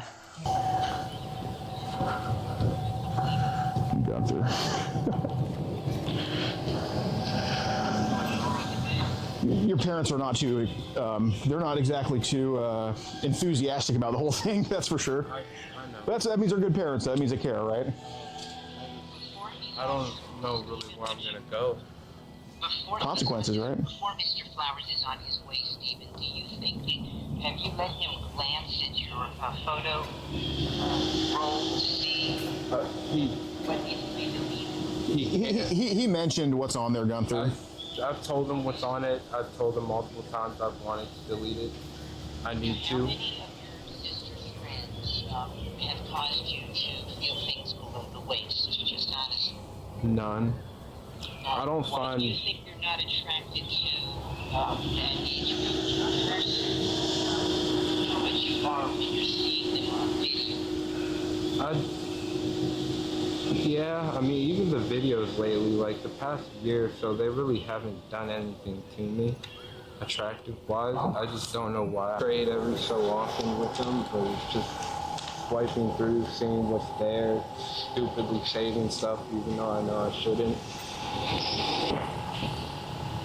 No, there's been times where I've been kicked out of groups because I didn't trade. It's admirable. Yeah, so I mean... How many images or gigabytes, terabytes? What's involved to be considered? Just, I mean, I guess consistency. I mean... Okay, and then what, have you been consistent over months, years in the trading department? Not really, no. Not really. The ones that you know from on, how often are they provided security? I honestly couldn't tell you because, I mean, there's so many different groups and so many different people. It's hard to, like, really give you an estimate of who's who. And, I mean, I don't have names because it's either, like, nicknames, emojis, codes, and I couldn't tell you. Share that information with Mr. Flowers once he's on his way so that he can contact those people for further investigation, right? You want to help. I mean, I've told him exactly where to go, how to find him, how to get in. He did. He sure did. I've phoned 13, just the regular 13. Right now? Oh no, I have it in my possession. On the way home, I tried going to a T-Mobile so I can get a new one. But I mean, I don't have any money. I got like 12, 13 bucks in my name. Oh. Yeah, I mean, bills are a pain in the ass. Yeah. Well, money isn't everything. Sometimes relationships can make a poor man feel as rich as a king. Yeah. I would encourage you to any of the other hard-R apps. Get active on there. Put yourself out there. You're not on the job site. You're on the job. Someone to take the opportunity. Now, sometimes you can put that out there too soon, so you may want to masquerade. I think what it is with me and my virginity is like I am Roman Catholic. I'm not too big into the religious stuff. Oh, sure, but I mean, I feel like I hear people talking construction about throwing themselves around with women all the time, being broken. I'm a very, like, emotional, like, I don't like showing emotion or let people know that I have feelings and stuff, but it's like, I want something that Everybody has feelings. What are you talking about? I'm able to express my feelings with and just kind of be who I am. Like, I'm a funny, outgoing, helpful. I mean, I'm nice. I mean, I don't, unless you tick me off, I don't really have a mean bone in me. Right. So, I mean, I just. Some of the imagery that you use. Yeah. That's what you're going to need to work on the most. Yeah. I'm really hoping. I gave him my contact information. I would really like. I mean, stay in touch. I need help. Yeah, absolutely. I need help a lot. No. Right. Yeah, no, they aren't. Is your father supportive of you? Your stepfather. To a point. He does what he can. Does he have another family? Like kids or? Yeah. Yeah, he has. And do you feel you are second fiddle to them? Their first chair? No, but I mean, his kids come first. I mean, all of his kids and I have amazing relationships. I've known them all 10 plus years now. And do you think that you prefer women that are not your race because of the impact of your stepfather and his children on your life? No. Even like before, like they really got together. I mean, Hell, did your parents? Now there's women who look. Oh, dude, I think your parents might have called. Let's wait, Gunther. I think the cops are pulling. Oh, what the hell's going? What the going on here? Mr. Flowers, it's probably something to do with the parking situation. It is. It probably has to be the parking. Virginia's very strict about speeding and parking. Yes, I hear they draconian. Yeah, no, they're very about that. How you doing, officer? Yeah. Doing all right? Here, Alright, goodbye. who's Steven? Yes, sir. Alright, you're Steven? Yes, sir. Alright, go ahead and turn around for me. Right now, I'm detaining I you, got okay? you. Go ahead. I understand. Yes, sir. All right, guys, this is Steven of Fredericksburg, Virginia, out in Spotsylvania County. He was attempting to meet up with a 12 and a 7-year-old and admitted to possessing thousands of images of child on his phone, including as young as infants and toddlers, and trading that as well. He's in some deep and just another I mean, this is for sure. I mean, Spotsylvania doesn't around with these guys. He's in for a long one. So yeah. Why are there so many creds? How do you catch one every day? Oh, I don't mind you guys recording at all. Right. Yeah, sure. We're just auditing at this point, sir. That's all. That's all, man. We're just auditing. Yeah, we're not filming them. Absolutely not. Yep, for sure. Man, I will talk to you in a second. You want to go inside the house for me? Go ahead and go inside. That's fine. I'm not. God, goddamn time. So embarrassing. Oh, another breach.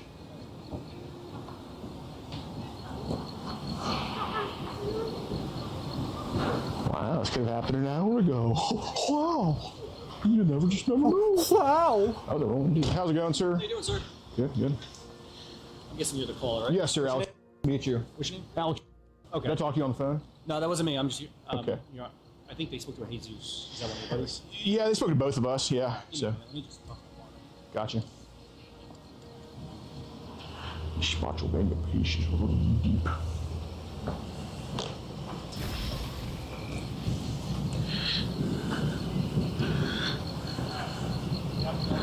You should be big damage right here. Ready. Yeah, dude. Awesome.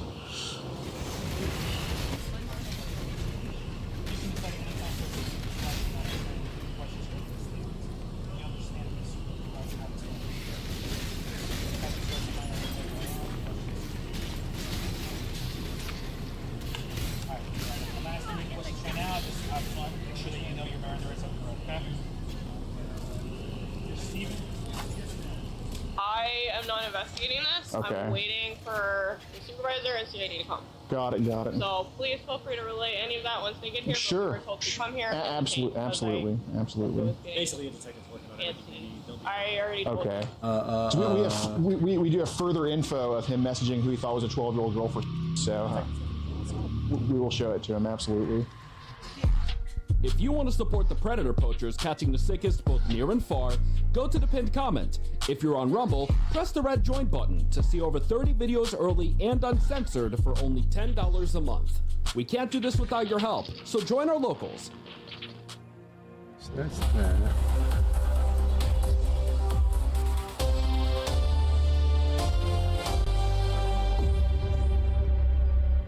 Hello, and welcome to Skeet TV News. I'm your host, Q Burgundy.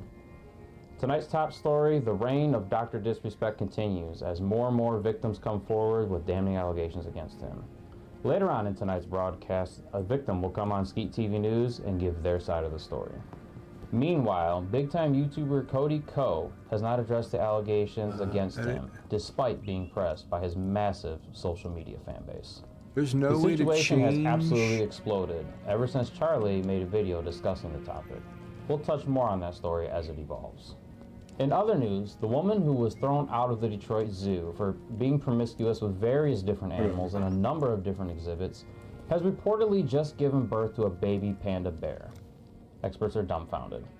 Biologists across the globe are scrambling trying to figure out how this is even remotely possible. And hold on, wait, I think I'm getting something here. I have breaking news from our reporter Skeeter Jean, who's currently in the field. Apparently there is a man going to a Walmart supercenter to get a cupcake? Skeeter, could you fill us in on what is going on? That's right, Q. I am outside of a Walmart supercenter right now where most people might come in to grab some sporting goods or maybe hit the grocery section and get a nice big zucchini for some delicious zucchini bread that they're making. But today is a little different because today we have a man coming to this very Walmart to get a cupcake. Now, a lot of people know what that means, but for those of our viewers who don't, you can refer back to the EDP situation that happened a few years back. You know, really just nasty, nasty stuff. You know, and lately, all kinds of big name influencers and celebrities have also had allegations brought against them where they were trying to get cupcakes. So they say. I mean, you've got Drake, Diddy, Dr. Disrespect as of recently. The list really just goes on, and it's a terrible thing that these people are doing. We're just doing a story about the men who come into stores like this trying to meet have you heard of that happening? Yes, I have. Well, what's your input on that? I think it's sick. It is really sick, ma'am. Have you had it happen in this store specifically? Yes. How many times has that happened? One time. Wow. And what happened in that situation? The guy went to jail. The guy went to jail. Wow. Yeah. Well, hopefully the same thing happens here tonight, because tonight there may be someone coming to this store to get a cupcake, if you know what I mean. I get you. I get you. And it's really just shocking. The individual who's going to be coming here today, his name is Tim, and he's 52 years old. He said a lot of questionable things within his chat log, very inappropriate things that we can't really get into here on live TV. But one of the key things he said was that he wanted to spread her cheeks and put his face all in between. I mean, just nasty. Another thing he said was that he wanted to party with this cupcake and let her try some ice. You can interpret that how you want to. Really just nasty work here. So right now we've got the authorities on standby. I'm also on the line with PCI, who is organizing this whole thing. So right now we're gonna get back into our company vehicle and wait it out and wait for this individual to show up to get this cupcake. Stay tuned. Where are you at? I'm back where the fishing pole and stuff are. Oh, I don't think I know where that is. Yeah, as well.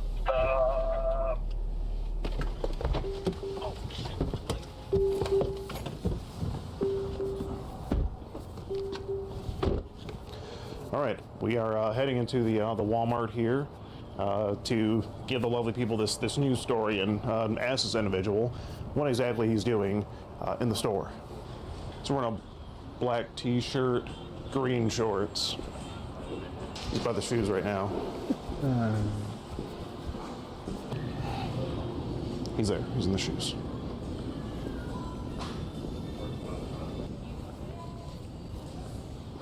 Here he is. Here he is.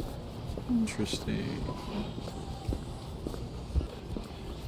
That's right. We're live on Skeet TV News right now. Hi, Timothy? How's it going? I'm a reporter with Skeet TV News. What do you have to say about the allegations? What allegations? The allegations that you're here to meet a for sex. Now we do have the police on standby. Tim, if you could just answer a couple questions for me. No, Tim. I'm trying to be a friend. No, Tim, we are live on the air right now. Now, just so you know, I mean, you did say that you, Tim, you did say that you wanted to eat her ass, I believe it was. Now, Tim, do you have anything to say about the allegations? If we just wanted to get a statement from you. Just a few words, Tim. So this would be your picture, right? Well, we do have the police on standby. If we could just have a word with you. I just want to ask you a couple questions, if that's okay. Okay. Well, why did you say that yours would be the biggest that she's ever had, Tim? You even asked if she's going to have the cops waiting. Tim, if you could just speak into the microphone for us, we just can't hear you totally. Yeah. Can you speak a little louder, Tim? You say you do have a big, thick, Tim. Tim, do you have anything to say here? Just trying to get you a good vocal. Tim. I don't want to go to jail. I don't want to go to prison. Could you talk into the mic, please? I don't want to go to jail. I f***ed up, okay? Why would you go to jail, Tim? Because I'm eating a okay? So you admit that, and why? I mean, what was going through your head? What made you? I don't know. I've never done this before. Okay, this is your first time. Tim, where do we go from? I don't want to ever do this from again. here. I don't ever want to do this again. Okay. I don't. Well, let's just talk through it. You said you already said enough to go to jail in the chat log here, and then you go further. You take it a step further and send a picture of your. Yeah, I'm stupid. I'm fucking stupid. Okay. You realize this is illegal, Tim? Yes, what you're here doing? I know. Okay. Man, can we go over this thing being seen? Yeah, we can go like around the corner or something. That's fine. We don't want everyone knowing right now. Just right here in the ladies' underwear section should be fine. Okay. Now, Tim, where is it that you're from? I'm from Springboard. Is it Albion? Yeah. Albion. So that you drove about 45 minutes to come here. So what's going on? I'm just tell me. We're just asking you a couple questions Am I going here. to jail? It's not. It's going to be up to the police outside, but we're just having a word with you first. We just wanted to get a statement from you.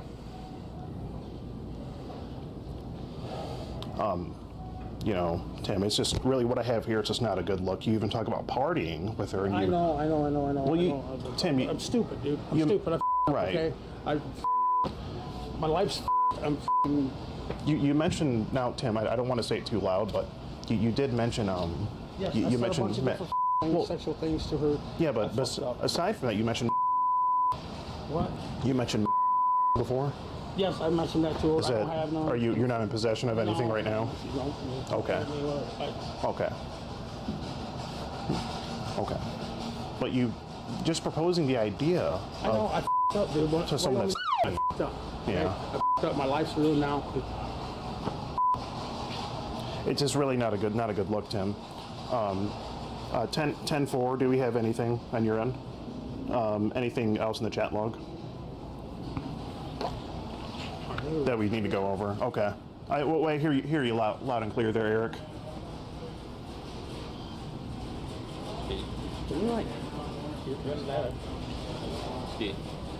You want to take it outside? You mentioned you were going to bring ice. What? You mentioned you were going to bring alcohol. Yes, I did. Okay. We got to take it outside. Hi. How are we doing, sir? Good. Hi. I'm Skier with Ski TV News. I'm not going to talk on the air. That needs to go off. Okay. Yeah, we can step outside. That's fine. Okay. All right, sir. Thank you. Yep. All right, Tim, do you want to just step outside with us here? Yeah. Okay. We'll just walk with Tim outside. Hold on 1 second there, Eric. Yeah, we'll just walk outside with you, Tim. Oh, we're trying not to. That's why you brought the boom mic.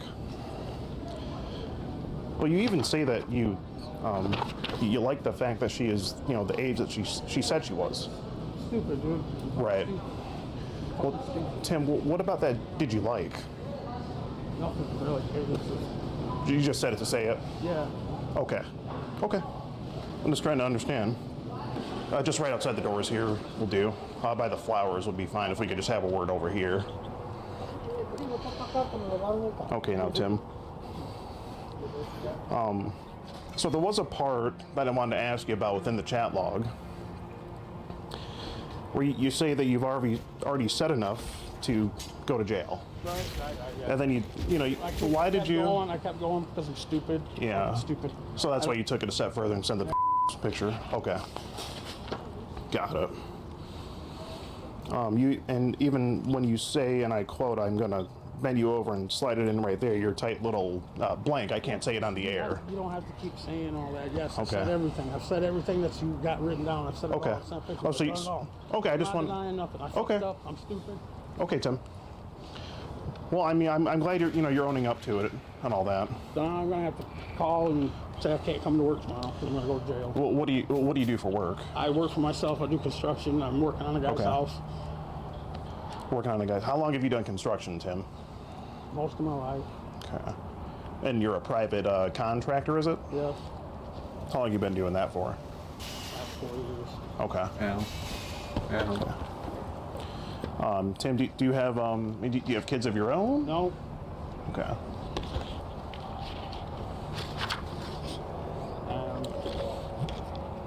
Where are they at? Just take me to jail. Oh, they're on the way, Tim. It's just damning evidence that we have here. I know.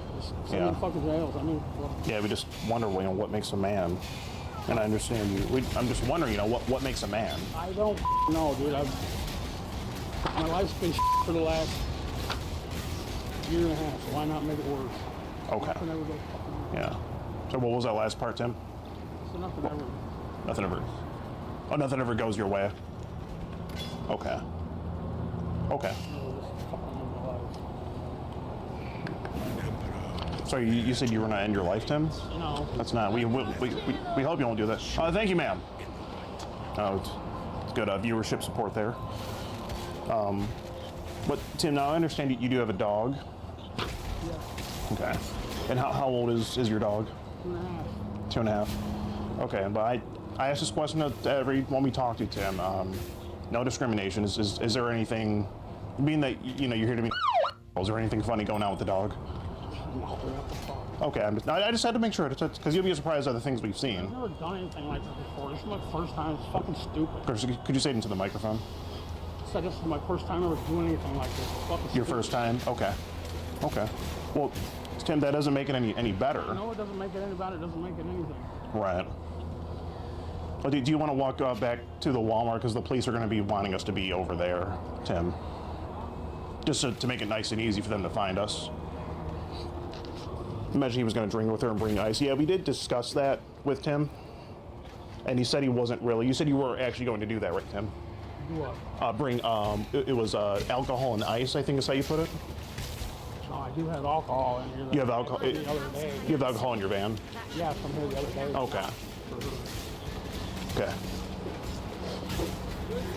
Okay. And Tim, did you mean ice for the alcohol or a different kind of ice? Your decision. Ice for the alcohol. Oh, he meant he meant for the alcohol. Yeah. No, I just had to know, Tim. If we weren't here today and a had been here to meet you, I would have probably just said no and went home. You would have so would you have exchanged any words with her, or? I would have probably just met her, talked to her here, and then went home. Okay. What would you have said to her, do you think? I don't know what I would have said to her. Okay. I just want to. I'm just curious, so nothing inappropriate. I've already done inappropriate shit. Yeah. But if she was here, you would have just said, you know, hi. Just talk and walk around with her. Okay, just hi, how are you? And I hope I hit the right button. Just went home. I hit. I honestly don't know why. I just exile her? Okay. I mean, we all do stupid things, Tim. We all do stupid things. That cops over there. They're what on happened? the way. We're just discussing everything with Did them. I hire her? So. I just want this to be over. I hear you. We want it to be over too, Tim. I don't want to do this again. Yeah, we don't want you to do a thing like this, but you know, here we I are. don't want my mom to know she's fucking just lost my dad. And my life's I'm sorry to hear that. You've thought this through. Yeah. That's the cops, ain't it? Still breathing. That may be one of our unmarks over there. Our comment over here is explaining the situation, so they have everything. Have you been to jail before or anything, Tim? Have you done just overnight jail? Just overnight stuff? Years ago. Yeah, just petty crimes, stuff like that. You know, it's just a sad thing, Tim. I'm not gonna. Oh, so, Tim, we prefer if you just didn't take anything out of your car, just for our safety. You're just getting a drink. Okay. How you doing? How far am I gonna run? Oh yeah, I know. I'm just making sure you're not grabbing a weapon or anything like that. I don't have a weapon. Okay. Okay.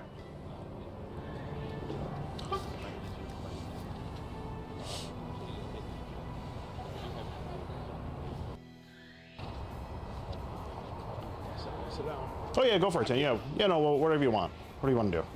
He said the ice that he was talking about was for the alcohol, right, Tim? It was maybe for the alcohol. Okay. Okay. Okay. Now, Tim, I just had to ask you. The picture of the ice that you sent didn't look like an ice cube, so that's why we were a little concerned. That picture was from a while ago. It's from a while back. So, what was in that picture? That was actually ice from a while ago. What kind of ice was that? If you could just clarify, Tim, what kind of ice was that, if you can confirm? Was it the you were talking about? Oh, the police are, the deputies have arrived. Okay.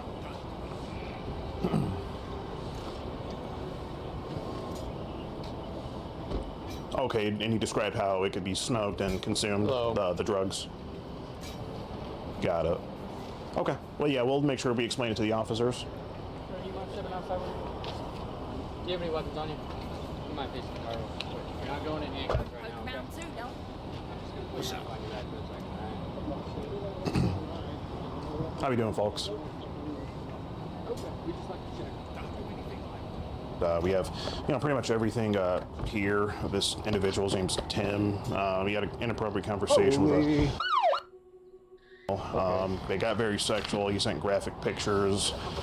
He said he proposed having alcohol and drugs with the girl at some point, but you can see it's all right here if you would care to look. Okay, and yeah. he's here at this Walmart tonight to pick up this girl and do the things that he talked about within this chat log.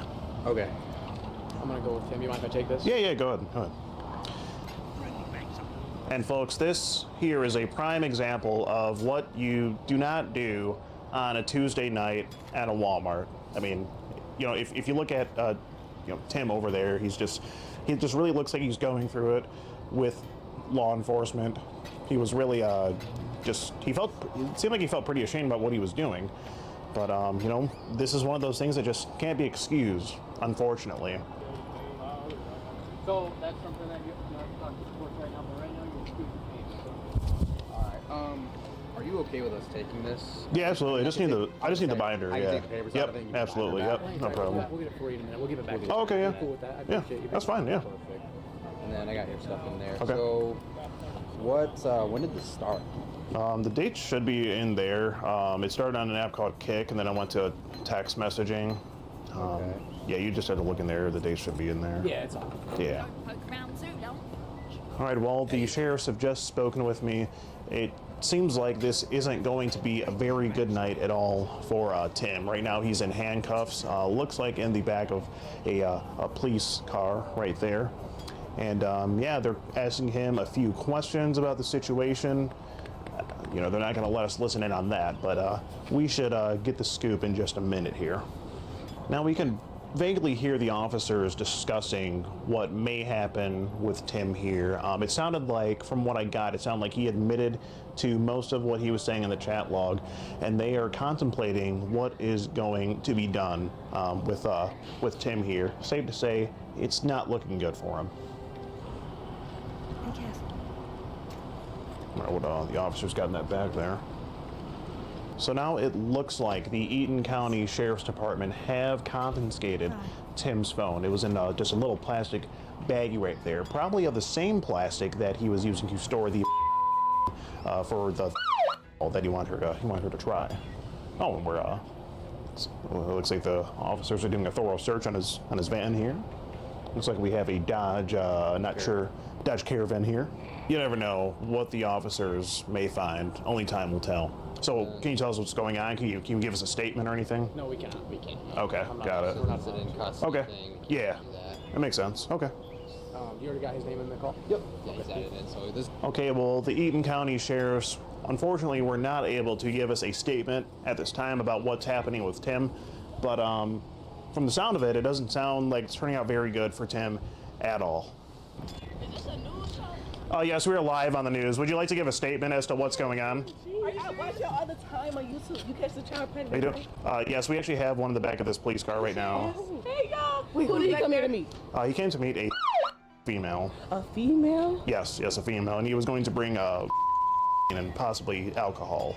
OMG, that's good y'all locked him up. Okay. Yeah, Hey, I mean, we're Mom. trying. Say hey to her.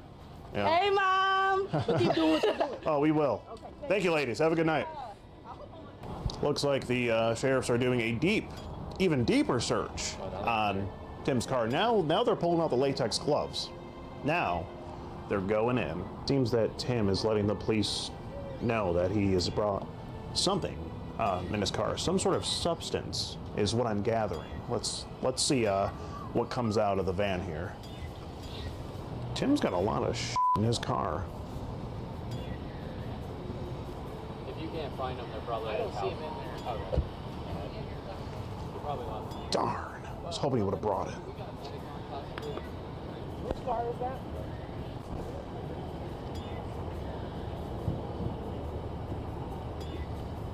So, does your mom typically drive it? Whatever. It's his mom's Fucking car. put it on. He get it from his mama. So how do we? All set? Thank you guys. All right, thank you guys for coming out and being cooperative. Have a good one. Like a case number or anything? Oh yeah. Do we have a case number? Like a case Case number? Well, that was 52-year-old Tim from Albion, Michigan. He came to meet a girl and put his tongue between her crack and all sorts of crazy stuff. Didn't get into a lot of the chat log, but that's the gist of what he wanted to do. And he also wanted to give her some drugs. It turns out he's going away there in the police car, and he will not be driving back in his mom's minivan. It's still right over there, so she's probably gonna be mad about that. Well, anyway, that's pretty much gonna be a cut. This has been your 10 o'clock news. I'm Skeet Hansen, Channel 4, Skeet TV News, and I'm out.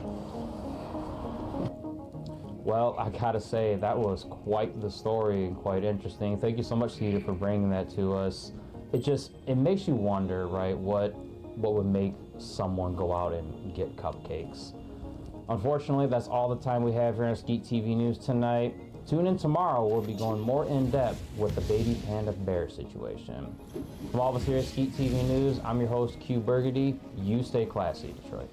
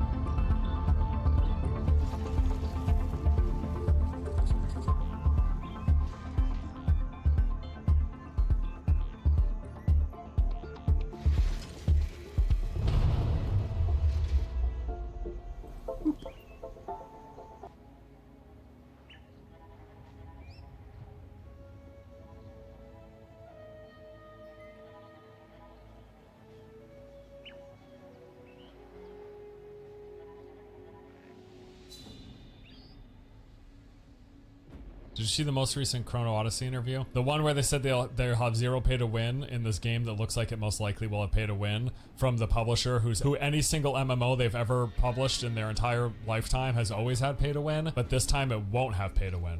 That interview? No, I believe every word. We'll see what happens. I just like it's the literal pinnacle example of I'll believe it when I see it. Like they even have the systems that every pay to win MMO has, where you upgrade your gear through tiers. You like get a set when you're level 2, and then you upgrade it for the next 100 hours from tier 1 to tier 20 or something. And the higher you get, the harder it gets. They'll either fail your upgrades or give you minimal progress, or you get a % chance to get a high upgrade, or like it's the system that always has some pay to win attached in the calculation. Or if it's not there, it's like on the gems that it's like when Diablo Immortal didn't sell gear, but it turned out that you got none of your power from gear. It all came from these gems that you could buy. It's like, no, there's no pay to win gear. It's just the gems where you get all your power. That's pay to win. It's like, oh, okay. All right, thanks. Yeah, my mistake. Did you see the most recent Chrono Odyssey interview? The one where they said they'll have zero pay to win in this game that looks like it most likely will have pay to win from the publisher who any single MMO they've ever published in their entire lifetime has always had pay to win, but this time it won't have pay to win. That interview? No, I believe every word. We'll see what happens. I just like it's the literal pinnacle example of I'll believe it when I see it. Like they even have the systems that every pay to win MMO has, where you upgrade your gear through tiers. You like get a set when you're level 2, and then you upgrade it for the next 100 hours from tier 1 to tier 20 or something. And the higher you get, the harder it gets. They'll either fail your upgrades or give you minimal progress, or you get a % chance to get a high upgrade, or like it's the system that always has some pay to win attached in the calculation. Or if it's not there, it's like on the gems that it's like when Diablo Immortal didn't sell gear, but it turned out that you got none of your power from gear. It all came from these gems that you could buy. This is going to be the doom and gloom constantly, right? Where it's like, oh God, all the passwords leaked. You should, at all times, in your existence on the internet, act like your password has leaked. Never rely on just a password. Always have two-factor enabled. If you just rely on a password, you're going to get owned, because these leaks happen all the time. All the time. Put two-factor on your shit. Do it. This is going to be the doom and gloom constantly, right? Where it's like, oh God, all the passwords leaked. You should, at all times, in your existence on the internet, act like your password has leaked. Never rely on just a password. Always have two-factor enabled. If you just rely on a password, you're going to get owned, because these leaks happen all the time. All the time. Put two-factor on your shit. Do it. This is going to be the doom and gloom constantly, right? Where it's like, oh God, all the passwords leaked. You should, at all times, in your existence on the internet, act like your password has leaked. Never rely on just a password. Always have two-factor enabled. If you just rely on a password, you're going to get owned, because these leaks happen all the time. All the time. Put two-factor on your shit. Do it. This is going to be the doom and gloom constantly, right? Where it's like, oh God, all the passwords leaked. You should, at all times, in your existence on the internet, act like your password has leaked. Never rely on just a password. Always have two-factor enabled. If you just rely on a password, you're going to get owned, because these leaks happen all the time. All the time. Put two-factor on your shit. Do it. This is going to be the doom and gloom constantly, right? Where it's like, oh God, all the passwords leaked. You should, at all times, in your existence on the internet, act like your password has leaked. Never rely on just a password. Always have two-factor enabled. If you just rely on a password, you're going to get owned, because these leaks happen all the time. All the time. Put two-factor on your shit. Do it. This is going to be the doom and gloom constantly, right? Where it's like, oh God, all the passwords leaked. You should, at all times, in your existence on the internet, act like your password has leaked. Never rely on just a password. Always have two-factor enabled. If you just rely on a password, you're going to get owned, because these leaks happen all the time. All the time. Put two-factor on your shit. Do it. This is going to be the doom and gloom constantly, right? Where it's like, oh God, all the passwords leaked. You should, at all times, in your existence on the internet, act like your password has leaked. Never rely on just a password. Always have two-factor enabled. If you just rely on a password, you're going to get owned, because these leaks happen all the time. All the time. Put two-factor on your shit.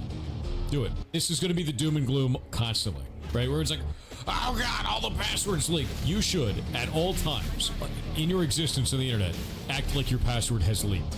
Never rely on just a password. Always have two-factor enabled. If you just rely on a password, you're going to get owned. Because these leaks happen all the time. All the time. Put two-factor on your shit. Do it. This is going to be the doom and gloom constantly, right? Where it's like, oh God, all the passwords leaked. You should, at all times, in your existence on the internet, act like your password has leaked. Never rely on just a password. Always have two-factor enabled. If you just rely on a password, you're going to get owned. How many ducks do you have, Kat? Between 19 and 21. It's beautiful because they're all black. You know? Really? Yeah, Good. yeah. We need more of that. We need everybody. Diversity in the duck world. Oh, hell yeah, dog. I'm sick of seeing these fucking swans, bro. You know what I'm saying? Bring up a couple of black ducks, man. I would love to see those right now. Oh, that western black duck. That western black. That's an all black duck. Oh, hell yeah. Yeah. But mine are... Oh, that's fucking Mallard Luther King right there, bro. That thing dark as hell, dude. Sorry, bro. How many ducks do you have, Kat? This is way better. Between 19 and 21. It's beautiful because they're all black. You know? Really? Yeah, Good. yeah. We need more of that. We need everybody. Diversity in the duck world. Oh, hell yeah, dog. I'm sick of seeing these fucking swans, bro. You know what I'm saying? Bring up a couple of black ducks, man. I would love to see those right now. This is an update video on mussels. How many ducks do you have, Kat? Between 19 and 21. It's beautiful because they're all black. You know? Really? Yeah, Good. yeah. We need more of that. We need everybody. Diversity in the duck world. Oh, hell yeah, dog. I'm sick of seeing these fucking swans, bro.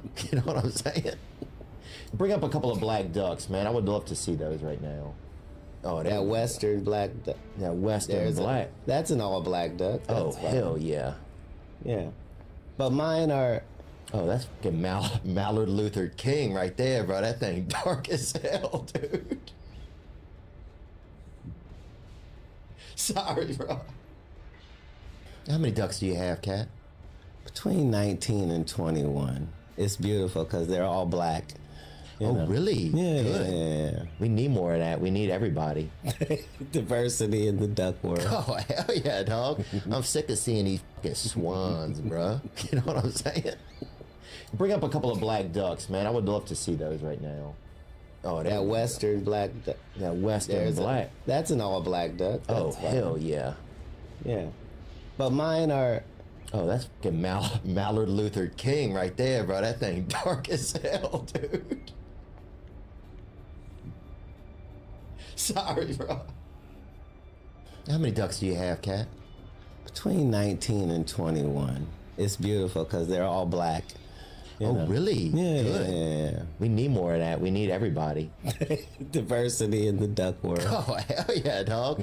This is an update video on mussels, the field cat. Now, if you're not already familiar with Muscles' story, basically, little kitten I found out in the field. As I walked my property line, I found him. He was just out in the tall grass, What a tough guy. pissing and stomping at me. And I thought, if I don't take him, something else will. And it'll probably eat him, but I won't. So I brought him home. I know nothing about taking care of little kittens. Thank you to everyone who jumped in the comments, told me about not giving him cow's milk. I had no idea. And so got milk replacement, got some soft food. He is doing super well, very healthy, purring a lot, super friendly. I think from the comments that I've gotten on, we think he is a flame point Siamese, friendly little guy. Eats, poops, and sleeps. He's got a 100% success rate with his litter box. I think he's gonna stay. Been up in the air whether he would be a part of our family because my wife has slight allergies to cats. My kids want to keep him. I was on the fence, but I'm pretty much sold on him at this point. Muscles is here to stay, pretty sure. Thanks everybody, more updates. This is the only sauce that I make at home nowadays because it has 3 ingredients and you can put it on anything. Soy sauce, regular old sugar. This is the only one that you might not have. It's mirin, which is like a kind of like a sweet rice wine, I think. I don't really know. Just simmer that for like 20 minutes until it's thick as shit. The only part of this that you could possibly mess up is cooking at a too high of a temperature. If you do that, you could caramelize the sugar, which would mess up the sauce, but just keep it on like a medium heat and stir it pretty constantly and you'll be fine. This is what it looks like after 10 minutes. minutes, and this is what it looks like after 20 minutes. It's a little bit less thick than I want it to be when I'm using it on food, but it's gonna thicken up a little bit as it cools. Now I put this on anything, like chicken, vegetables, ramen noodles, anything. You probably had it at sushi restaurants. It's like a thicker, sweeter version of teriyaki. Teriyaki's a little bit more vinegary than this, but I think this is a way better sauce than teriyaki. Eel sauce.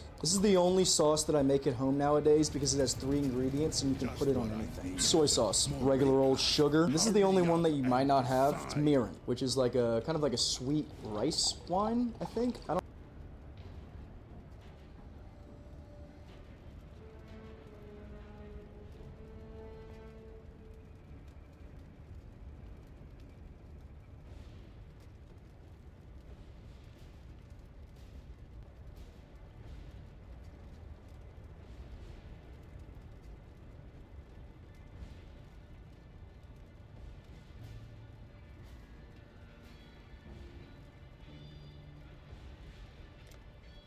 I'll own you yet.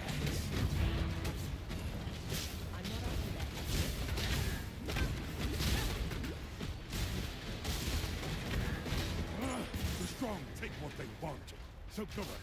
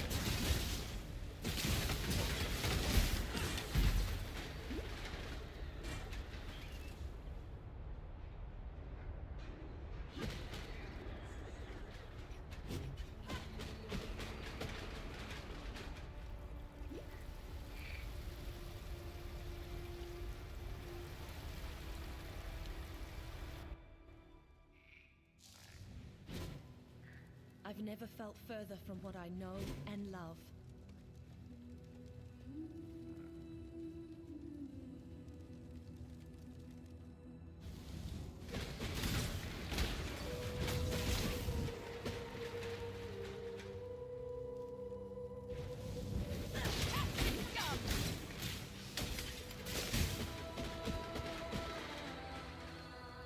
My mana is gone.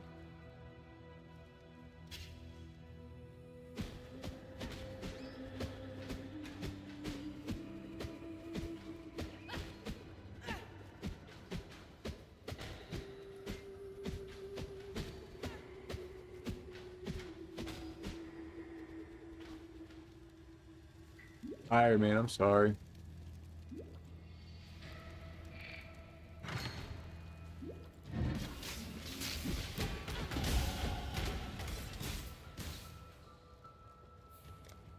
Should probably go take a nap.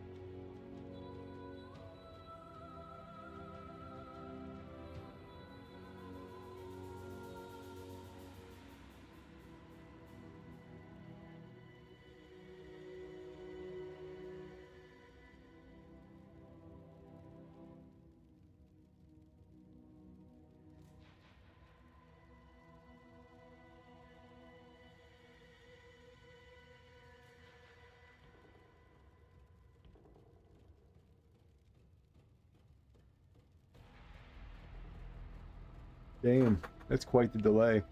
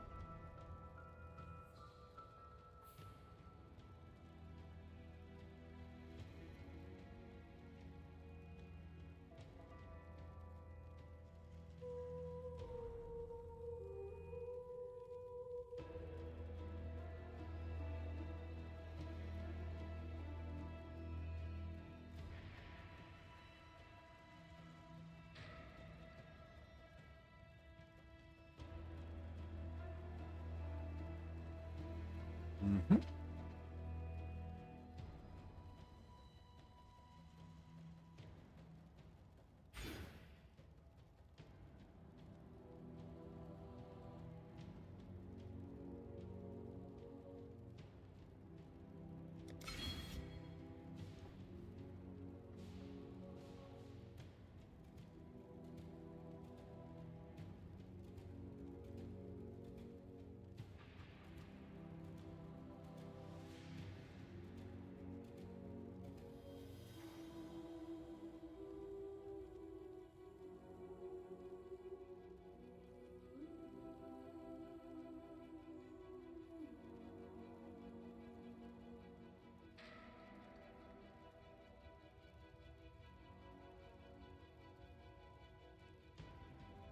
Never going dagger.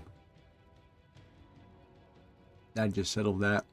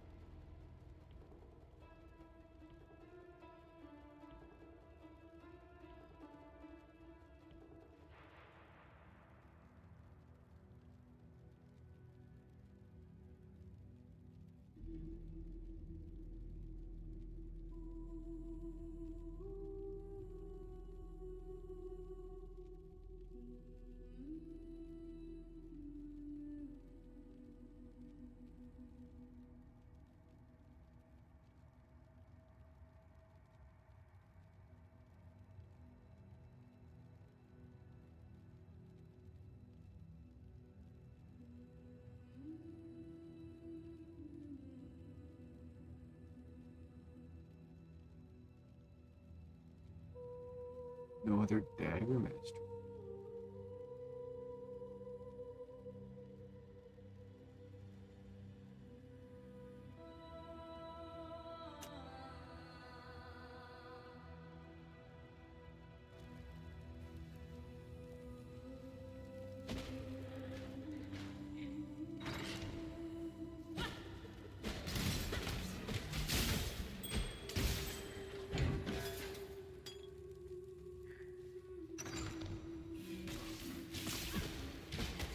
Turn around. I won't ask twice.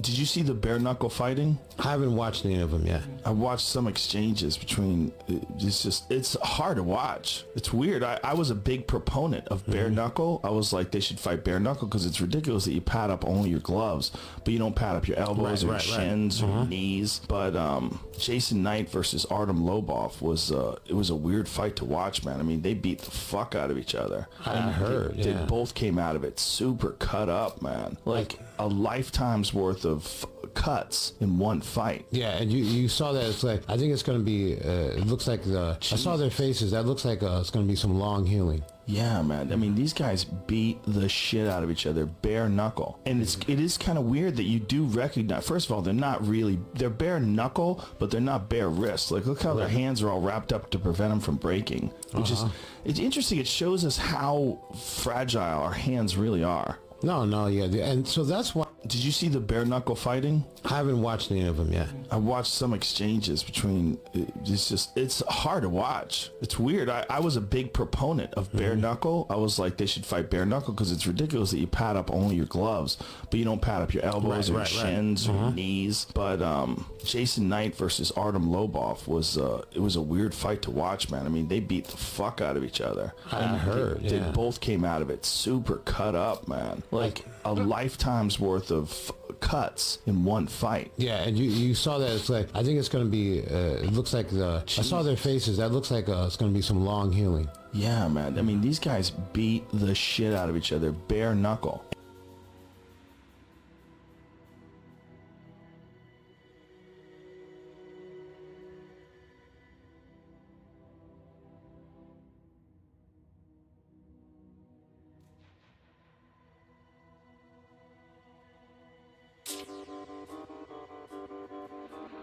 Luna made this.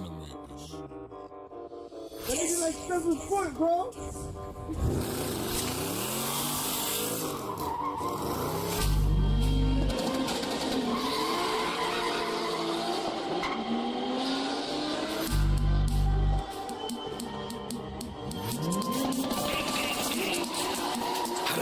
Dissing and lacking, banging my G-Way before I was rapping. I get it dropping, I'm making it happen. Up it and flocking, it's just a reaction. I heard the pole before grabbing my jacket. I see the up anywhere in this action. I see the up anywhere, I'ma clap him. I go alone on a drill like assassin. Up in that giant hands, spin pole walker. Come to his crib on the porch like a stalker. Play with the demon, get ready for torture. He cannot breathe, he needs some holy water. Get 100K in the bank on my baller. That ain't your bitch, she went on. Bro, if I was a fucking teenager, this white boy would influence me so hard. Not even gonna lie.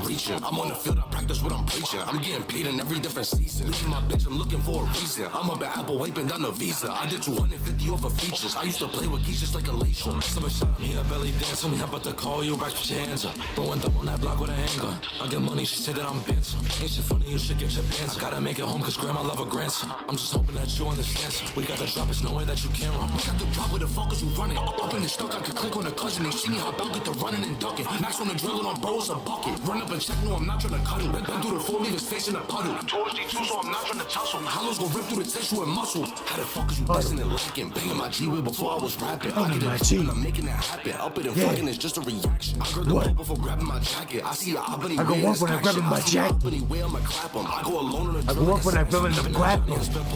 Come to his crib on the porch like a stalker. Play with the demon, get ready for torture. He cannot breathe, he needs some holy water.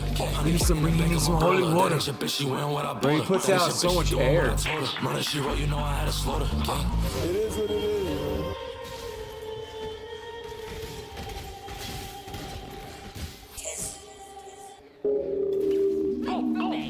You set it up, Banks. Gang, gang, gang.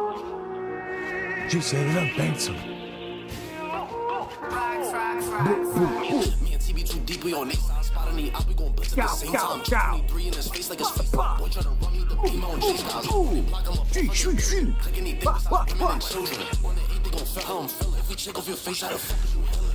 Me and Racks in the V tryna take risks. Dash on the bell on the guys, I'ma take trips. Wash your face on the guys, get your facelift. Move out of pocket, you gon' get your face hit. Toe in the rocket, hop up out the spaceship. 2, 3 chops, we got him in rotation. See me, I'll be picking up the pace. See me, I'll be turning him to a patient. Remember them days trapping out the days. He get it back, I show him with the Haitians. Got me a perk, it got me feeling anxious. Touch me a packet, now I'm feeling gracious. Couple of packs, jogging, I be trapping. Know who the call is, Mr. Make It Happen. Take any bitch, I pin it to the mattress. Then I sit back, I'm counting up the packet. Me and TB too deep, we on next side. Spot on the op, we gon' blitz at the same time. 23 in his face like a FaceTime. Boy tryna run me the beam on G-Styles. When they block, I'm a puffer, they build it. Click anything besides women and children. On the 8, they gon' feel how I'm feeling. If we check off your face, how the fuck is you healing?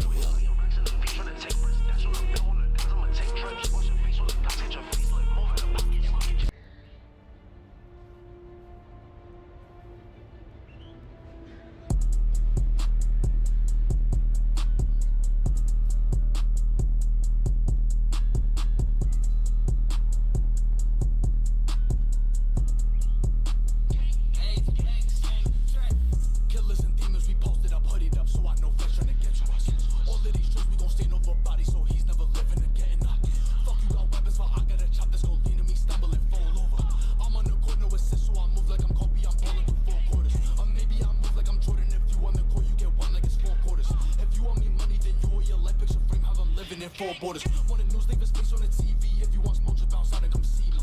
I'm on my point like I'm CP. Talking about scoring, you scoring in D-League. That is not nothing to brag about, cause I'm scoring on big homies. Always talk on your lives when you post to a gang. So I walk on my stick on me. 30 ops, 60 shots through the math. Everyone catching 2. If I mess, bring a whole army. All these shots be headshots like I'm playing Black Ops. Drop his face, have him look like a dead zombie. Have him look like a dead zombie. Have his brain on the ground, there's no fixing his dead body. If he running, we dead shot him. They'll know that he's gone, but they playing the mess got him. How could the mess try to save that boy out when I play with boy see me and got low? But I started my god and my trigger start blocking this shit after me that is taco. They call me the demon, but I'm playing cool. Every bitch want a ring on it. She let me get wetter than pools. Come show what you do to my dick and go sing on it. If she bring her friends, then I'm bringing the gang. They'll slide, I don't gotta ask. If I slide, then I got it. This shot you can't block your religion. It's drilling, don't gotta pass. Killers and demons, we posted up, hoodied up, so I know fetch trying to get to us. All of these drugs, we gon' stain over body, so he's never living again. Fuck you, got weapons, for I got a chop that's gon' lead me stumbling, fall over. I'm on the court, no assist, so I move like I'm Kobe, I'm balling through 4 quarters. I don't got it, then Brody, stop popping the demons around, and I know there's some body bags. All this drilling, I'm stopping, don't ask for a treaty. I'm always looking, don't gotta ask. When I'm bowling, come guard up. I don't need a battery, I'm always charged up. If you freeze, you get mocked up. You get caught at the light, then your car staying parked up. They all talk, but they know the way Max got rapid. I drop, used to post on my back box. There were 50s and 100s, my bag always coming, then I'ma slide off to my stash box. I was there, but they raided my last spot to go to work. Started from nothing, my pockets hurt. Now I'm up really up, and I really don't gotta work, but I'm still stacking and trapping work. I see how they look when I beat me off for these drugs, but I'm purging, look creepy. Why do your bitch wanna meet me? Cause you're a goofy, want time with a demon. She wanna spend time with me when you keep bugging her. I do not want any love from her. Just straight to the room and then I'ma get up in her phone on the moon, ain't no bugging her. Do not disturb was my last ball, king of my time, where the fuck is my crown at? If he dropping addies on live, I'ma slide with the guys, that's where bodies get found at. Fuck a 30 or 40, got 50s and 60s, we give them like 70 down pat. We got bread like the 80s, I ran up a 90 pack, under my bed is in black bag. Killers and demons, we posted up, hoodied up, so I know fetch trying to get to us. All of these drugs, we gon' stain over body, so he's never living again. Fuck you, got weapons, so I got a chop that's gon' lead me stumbling, fall over. I'm on the court, no assist, so I move like I'm Kobe, I'm balling through 4 quarters. Killers and demons, we posted up, hoodied up, so I know fetch trying to get to us. All of these drugs, we gon' stain over body, so he's never living again. Fuck you, got weapons, so I got a chop that's gon' lead me stumbling, fall over. I'm on the court, no assist, so I move like I'm Kobe, I'm balling through 4 quarters. What the fuck I'm talking about, nigga? I wanna hear you rapping in fucking beats like this. You know what I'm saying? I know you fuck with the drill shit and all that. You know what I'm saying? But this shit right here, this shit hard, nigga. That ass, trap. You already know, nigga. Keep doing what you're doing, nigga. Proud of you, nigga. Bruh.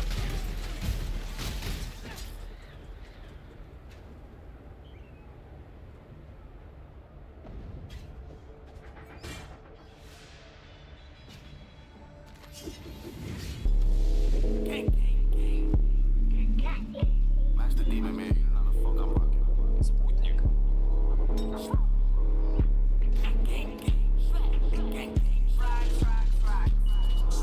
be stepping. I pray to swing every time that I'm bending. Woke up on feet high, I teach them a lesson. I can't leave the crib without G in possession. I send little O when they side as a message. I see how I be don't die as a blessing. Stay over time, just to check in, I check. Now I call up BA, been doing a second. I'm low on me sliding. I send little money to line them. They cap, they be dunking the hot and the max always find them. Think they forgot to remind them. See fool when the traffic up, try make him take off his diamonds. I'm trying to cling to the cops, cause Mikey on dick, trying to distance and catch him my hollow.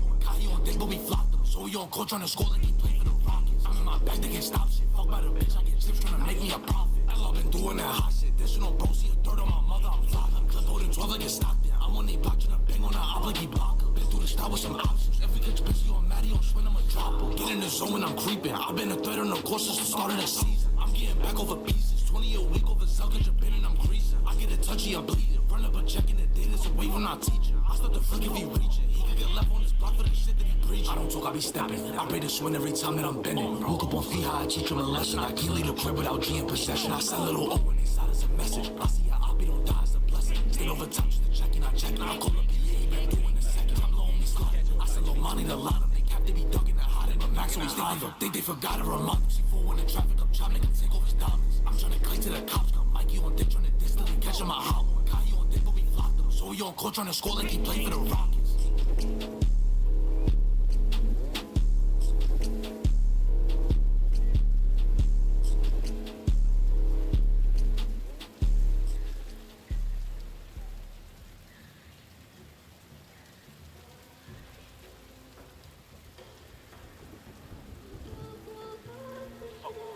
Please don't be fatigued like this. Please throw me inside tight Take my place. Hey, y'all. I'm trusting my instincts. Hey, y'all, man, cool with shit, get right, transforming instincts. Honestly, Thank you, Tim. gang. Back to demon, man.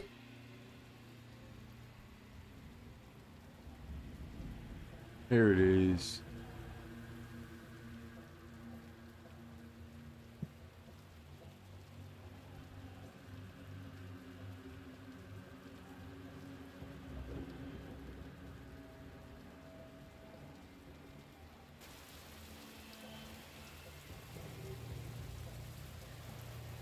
House Azadi values precision.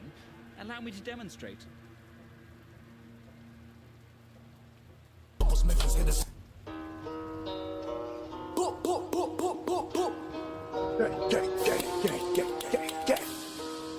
Yo, bitch. Stop chatting out into the back talk. Have my demons we slide with their mask off. When calling, I send on my task force. This game that you got what you asked for. Knock twice and we shoot through the back door. Try to run couple guns to get back off. If I miss little boy, on blast off. Stand over bodies, we pulling our mask off. Another mission, talking hot on the game to my brother Bliss and put some demons in traffic. A couple Smiths hit us, head up with shots, get his body twitching. Come spin through, then we spin it back. You can't talk on my name, it got strings attached. Put me on the truck, we gon' shoot first. When they stop, they gon' drop it, no clicking back. It's not safe to get put on a new shirt. Then it's back on the block on my sinners, that block on my jealous hat. Can't talk on the net, we not into that. Talking and now we gon' get where you left that. Gon' drop through, put a bitch on your body, come find me. I can't play with my life, you can stop too. Anytime you score, we get times two. That's real shit. On my life, we the king of this drill shit. On my house, never spun never drill shit. If they get on me, head never kill shit. I'm a sound when we slide, I'm a still shit. We not deep, call a black to the kill switch. You don't know what the pain that we dealing with. Never broke with a body, he feel shit. Run my gun and get filled over still shit. Fucking stop it. I won't stop it. Watch. I am non-stop. Get on top of my game. Nice off game time, get ready, don't play, get laid too deep, too semis. Fly here, get shots like Henny, can't play in the street. I done seen too many. All the stuff that I saw in these cold streets, all these models are son over OP. I done seen all my shooters get no sleep, cause they slide over game for the whole week. That's no cap, all the shots that we do never throw back. Turn your bro in the pictures and throwbacks. We take one off the map till I'm hold that. Remember nice in the flow in the old trap. And no money to eat, just a smoke pack. With the ops on my dick, they not on shit. On the court, I'ma shoot like I'm Novak. Shooters, they told that. Stop chatting out into the back talk. Have my demons, we slide with they mask off. One calling, I'll send on my task force. There's no game, you got what you asked for. Knock twice, we shoot through the back door. Try to run couple guns, they get back off. If I mess little bro, we on blast off. Stand over bodies, we pulling our mask off.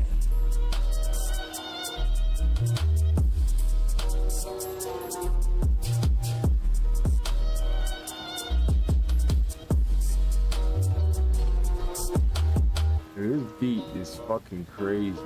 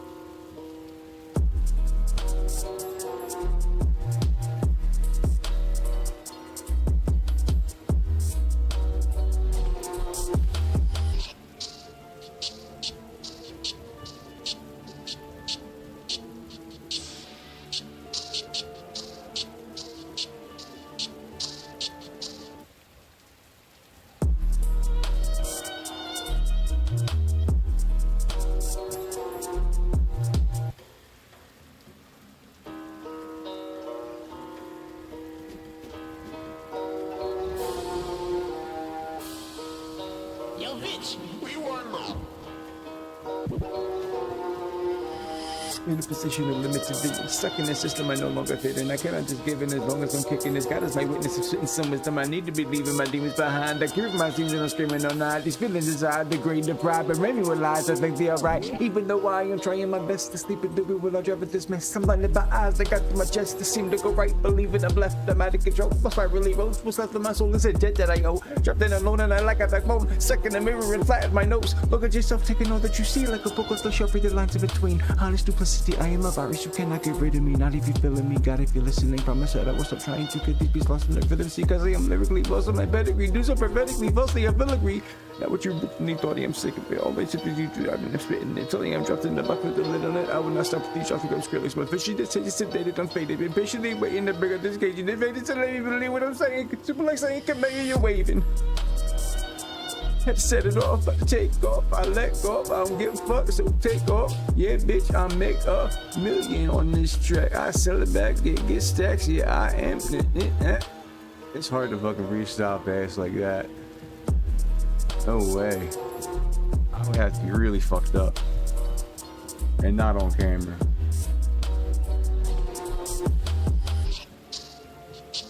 And like a record. Yeah, so please best check it. One day I will be the best at this. You will see I cannot be contested with, cause I am the best bitch. I don't give a fuck. I will confess that I just don't give rest, cause I am the best. Playing POE, you will never follow me while I fucking rhyme, you see, cause I am a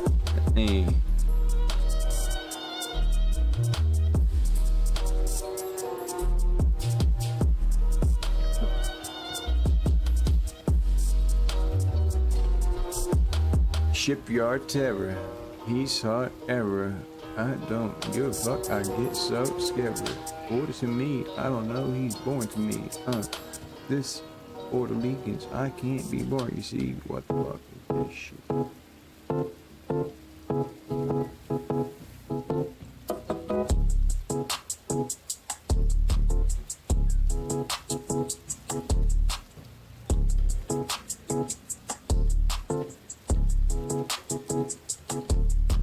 You ready with this? I'm deadly with this. Clever remedial writs. I sever the script, and then I mention the pip. A medicinal lip. The simple wishes of a bitch with some wiggling hips. I get it, you're pissed. It's a difference in drip. Instrumentals giving subliminal symphonic bliss. No limit to the scriptures that I'm kicking, you bitch. So listen, cause I'm spitting 26 with a switch. Stargazing on the moon cause I'm on one. Star blazing, smoke a spoon and hit the bong, son. She start glazing like a goon till it's all done. Brain crazy, I'ma call her tomorrow, son. My room at the battle station, thinking I'm asleep till noon, and it's sad you hating. Why you watching me? Why you clocking me? Honestly, probably I could be kinda asleep and you would still watch me. Probably, I don't know, but I just got to be the best motherfucking MC you ever did see, cause I be fucking spitting shit so clever, you see. Still didn't kill this motherfucker. Interfere with the motherfucker.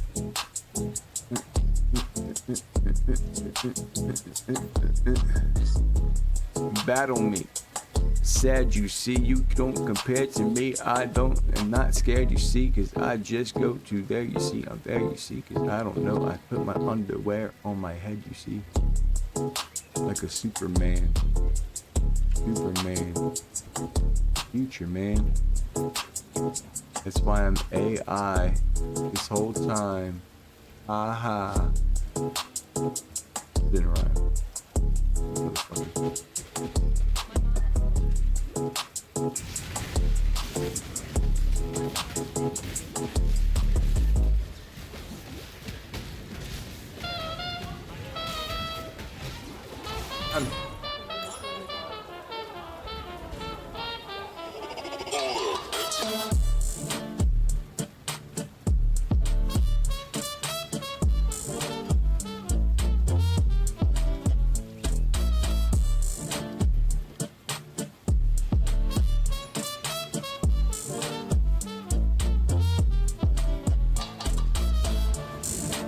Give me a second. Oh my god, I'm about to wreck it. If you step in my direction, I will just let my tech spit. Just kidding, I don't have a fucking gun, dude. I just do this shit for fucking fun, dude. I don't know, but I think I'm number one, dude. Why you think I am on this tube? Get it, dog. Yeah. Should I spit it, yo? Should I just get it and just lit it, yo? I don't know, dog, but I'm kinda fucking litty, y'all. Yeah. If I get physical damage, man, I think I fucking had it, man. God damn it, man. I don't know, but I fucking understand the plan to get motherfucking items that I need. I got to buy them off the fucking internet. I don't know, I need a cigarette. Let me smoke that shit, dope that shit. Yeah, I'm broke, you bitch. But that's okay. It's another day and I'll just be motherfucking paid, you see it. Drinking lemonade, you see. In the fucking shade, you see. I don't know, I'm paid, you see. What the fuck is happening? I don't know, I'm rapping, kid. Let me hit this one time.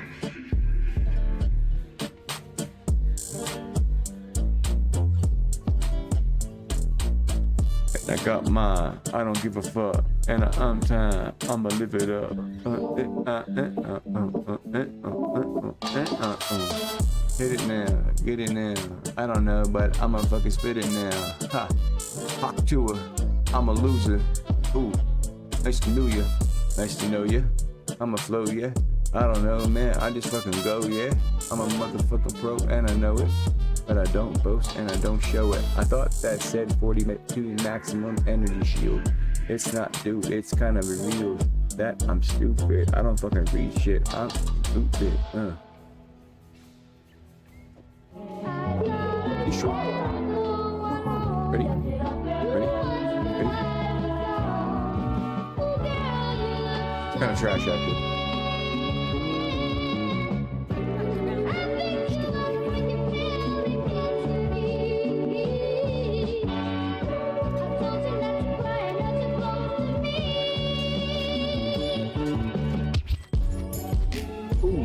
Yay. I fucking feel it, y'all. Hey. I fucking feel it, y'all. All this rain keeps dropping on me. There's no stopping me. But I can't on top, you see. And I got to be the best at this shit. Not easy, but I will be the best you see that I can be. And test me, please.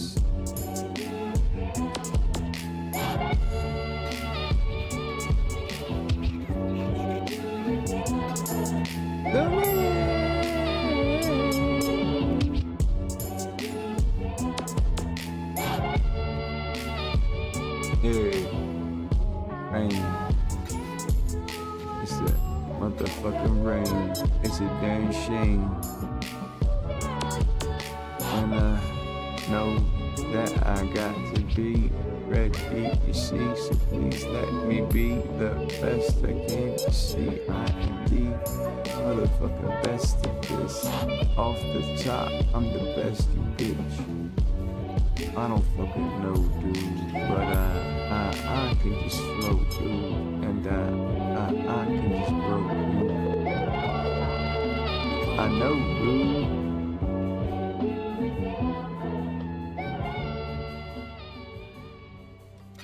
Good.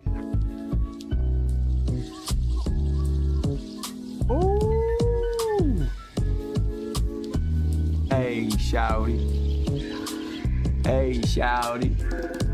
What a shawty. What a shawty. What a shawty. What a shawty.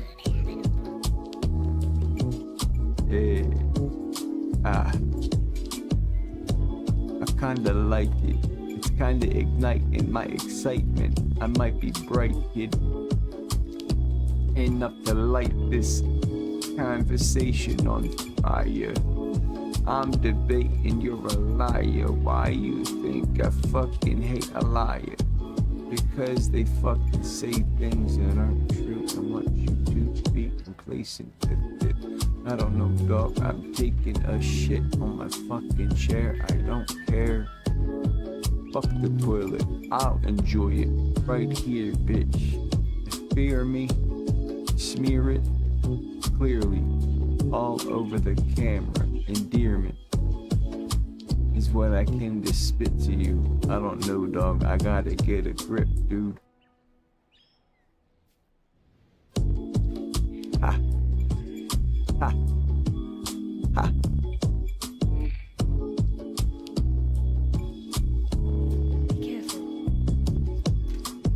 Murderous lyricist, you hearing this? I don't know, but I must reveal that I'm conspiracy conveering this. I don't know, but I am the fucking best in this contestant. You dog, you're gonna need to take a rest, you bitch.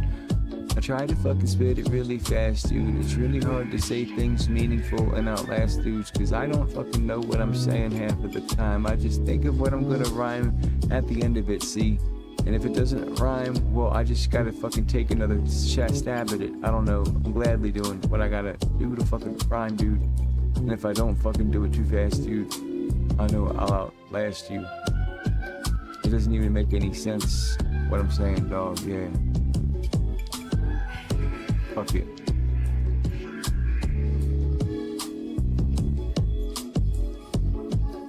How I come up with these ideas? Everything I needed has been right here. Between my left and my right ear. Systematic vision so twisted that you might stare. Dream so vivid it's a nightmare. I'm ahead of the game, I'm talking light years. Better ready your flames cause it's a bright flare. I'm a penny to change to get the price back.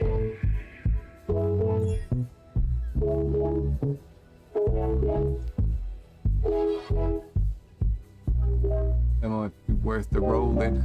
I don't know, kid, but I'ma fucking go enjoy it. I know I got to go. I got to focus. I know I got to enjoy it. If it gets damage on it, if it gets fucking cold damage on it, or like lightning damage on it, then it's really good.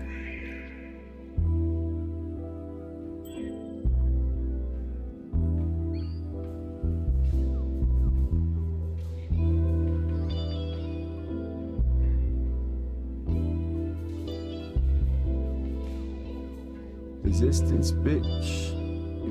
You get. I don't give a shit what you did, you bitch.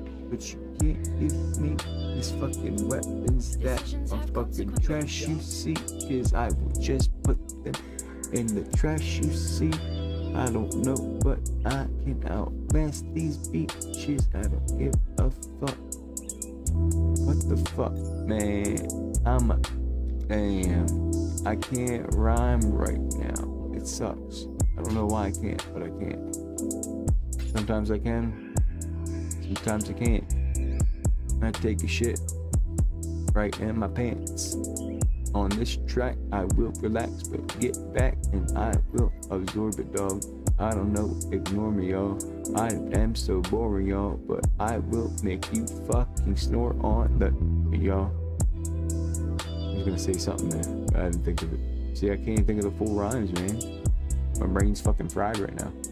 But this is very interesting. I like it. I like it a lot. I like it a lot. I'm going to enjoy this. Blah, blah, blah, blah. I don't know, but get fucked. Get fucked. I'm a motherfucking butt slut. Ha ha, I said it, dog. I meant it, y'all. So I won't regret what I said, cause I said it, y'all.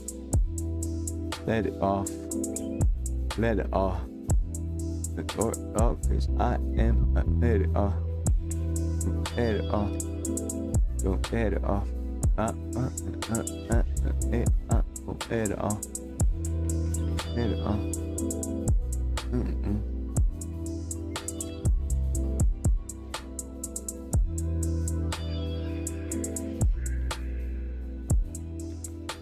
Well,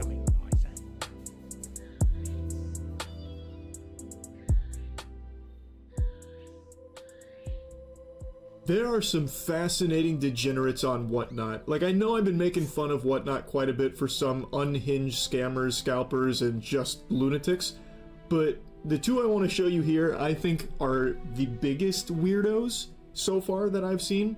The first guy is having a meltdown because the lore goes, he was telling people on his stream to buy in for the mystery set giveaway, and then he didn't actually do the giveaway. Instead, he raided to another Whatnot seller, and then people called him a scammer in the comment section, which really, it made him see red. He had steam coming out of his ears. He was so upset, feathers ruffled, so he started another stream. Cold cards, suck your mum as well, you stupid little rat. I'll snap your chin in like a, I'll spin your chin like a roll on you little mug. I'm confident there was some English buried deep into that Xanax overdose sounding mumbling that he just did. The only thing I could make out somewhat was him saying, "Suck your mom." Really going into the Call of Duty lobby levels of insult here. It's also kind of hard to understand what he's saying because he is clearly, like, amped up. Like, you can hear his heart is pounding. He's stuttering.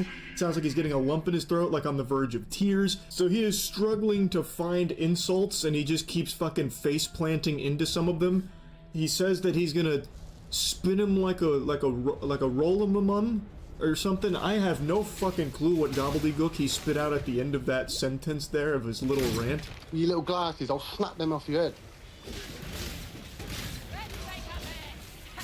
Trying to put my name down like that, you little rats. I hope I get banned as well. I hope your mum's get raped and all. Can you imagine being this pathetic? Saying some shit like that while you're surrounded by Pokemon cards that you're trying to peddle to people that will overpay for it because that's your livelihood? Fucking Worm even ended stream and then still sat on the app just reading the chat, insulting him, treating him like a punching bag, asked his wife's boyfriend for permission to start another stream just so that way he could prove them all wrong. He's not a scammer. He said, "Why I oughta get a load of this," and then started talking a bunch of barnacles saying that he hopes that person's mother gets raped, all because they called him a scammer. And he didn't even do a good job of defending himself as not being a scammer. All he did was have a temper tantrum. Of course, I'm not with the Better Business Bureau, so I don't know if he actually is scamming. But like every other Whatnot seller, they're all just trying to have you overpay for the shit that they invested in. They're bad investments. They hope you will make them whole again with some clams on top by overpaying for these things. But in regards to this goober, I don't know if he did anything different than all the other scalpers on Whatnot. All we have is that little tiddly-wink of lore to try and give context to the situation, and then from his own asshole, he gives like a 10-second explanation after saying someone's mother should be raped. I'm going. Fuck this shit. I'm gone. Owen, yeah? I'll tell you who bought in. 5 of my people and 2 other people, okay? I've messaged them other people back, and I've said, look, it says in my show notes, upon sellout only. Mr. Dipsomnia. Crayon, you ugly little rat. You ever come on my stream again, yeah? You little whore. Think you're funny, didn't ya? Little dog. So he's still talking with all that peanut butter in his mouth, so it is a little hard to understand him most of the time, but what he's trying to explain is that the giveaway, the mystery set that he was going to do, he said that it would only happen if it sold out, like all of the spots sold out, then he would do it, which it didn't reach, thus he wasn't going to do it, and messaged the people individually. I guess not everyone got the message, and I guess it wasn't made clear, so people were calling him a scammer. That's his explanation. Now, to me, that sounds like some fucking horseradish if Whatnot allows that kind of giveaway. That, to me, it opens the door to some real fraudulent foolery where you could say, hey, I'm doing a Prismatic Evolutions giveaway if we sell out all of these slots. And then you put like an absurd number on there, like 200 slots that you're never going to sell out over the course of the stream, and then people will buy in hoping to get to that number, but it's probably not going to reach it, and then you can just not do the giveaway, but you get to keep the money that they spent to buy into it. Again, I don't know how it works on Whatnot, but if that is how it works, that is a problem. You could just infinitely farm that by just like trying to generate a ton of hype. Everyone buy into the giveaway right now. I'm doing a fucking Pokemon base set giveaway at 2,000 spots sold here over the next 45 minutes of the stream. Come on, buy. And you would definitely get people to start buying in, hoping that that giveaway would come up, but it's not going to reach that number. and then you'd just be able to take their doubloons for nothing, because then you don't have to run the giveaway. You said it won't happen unless it sells out. Again, maybe that's not how it works on there. Maybe if it doesn't reach the giveaway number, everyone gets refunded. But judging from this, doesn't sound like that's the case, because if everyone got a refund, they probably wouldn't be calling him a scammer. There probably wouldn't be confusion there. But I'm just spitballing. I'm not entirely sure. Fucking sket. Just because you can't sell, sir, I don't give a fuck if they're watching me. Take your trophy and go. Oh, I did. Shut up, you little dog. Yeah, you heard. And you, gold card. Suck your mother as well. That's yours, mate. He then did get banned after this kind of blew up on Whatnot, which he said he was hoping for, so his prayers were answered, wish granted from the fairy godparents of Whatnot, I guess. I have to imagine, though, he doesn't have a big smile on his face about it. Now he's sitting on a bunch of Pokemon cards that I know he doesn't want and nowhere to sell them. So, probably not super happy about it, but it's also not really surprising. This guy is fucking unhinged and weird. Even if he's not scamming, which again I don't know if he is or not, doesn't matter. This is someone that you shouldn't do business with in the first place. Scalper. So you guys are getting mad at me for not doing it on a fucking table. There's no difference. And FYI, for all you crybaby bitches in my fucking feed right now, 70 is not even market. You can suck my nut. You get off my feed. Brother, you are winded, out of breath, walking around Walmart pushing a shopping cart of Pokemon Elite Trainer boxes. Ain't nobody ever sucking those nuts. You can't even see your own nuts. I can tell by the way you're huffing and puffing here. This is pitiful. This is just pitiful. This guy was so excited to start scalping after taking all of the Walmart inventory for Destined Rivals that he goes live on Whatnot and people start clowning on him, start dunking on him. So now he's puffing out his chest trying to talk all tough. You crybaby bitches. Oh my lord, it's so comical what a loser this guy is. This guy was so proud and just couldn't wait. His gluttony knew no bounds. He had to go live on Whatnot right away because Christmas came early. He got the entire Walmart stock, ensuring nobody else could have any. So that way he could make like $3 on each Elite Trainer box. He'd profit maybe like 20 bucks across the board if he sold every single fucking one of them. Yippee. Really worth it. But at least he finally got some cardio in from the sound of things. That's good news for him, I guess. Do what you want, crew 11. Are you talking to me or are you talking to somebody else? Our Cloverfield footage gets abruptly cut short here. It sounds like a store worker stopped him. Maybe they told him that there's a purchase limit. Oh lord, that'd be fucking poetic. He ends stream on the spot, so we'll never know the conclusion there, the thrilling finale. I imagine it was a worker coming up trying to, you know, tell him, hey, maybe don't do that. But he was just so embarrassed and so shocked that someone is talking to him in public while he's trying to hoard all of these Pokemon boxes like Smog from The Hobbit here, that he, in his shame, ended the stream. I can only keep my fingers crossed that he walked out of there with one box, maybe, and no one to sell it to. That would be great. But anyway, these two clips are probably the two biggest weirdos I've found on Whatnot so far. Even more so than the guy that was crashing out all the time. These two are just fucking brutal losers, man. I had to talk about it. That's really about it. See ya.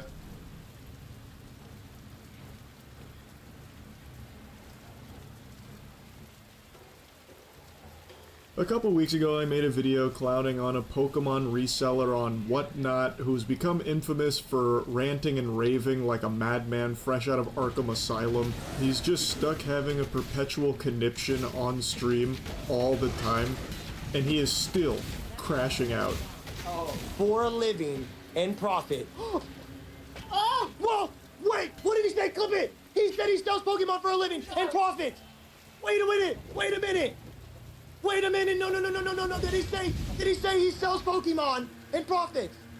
Scammer! A stunning theatrical performance here from the master. He must have been top of his thespian troupe in high school in between getting wedgies at the lunch tables for being a dweeb.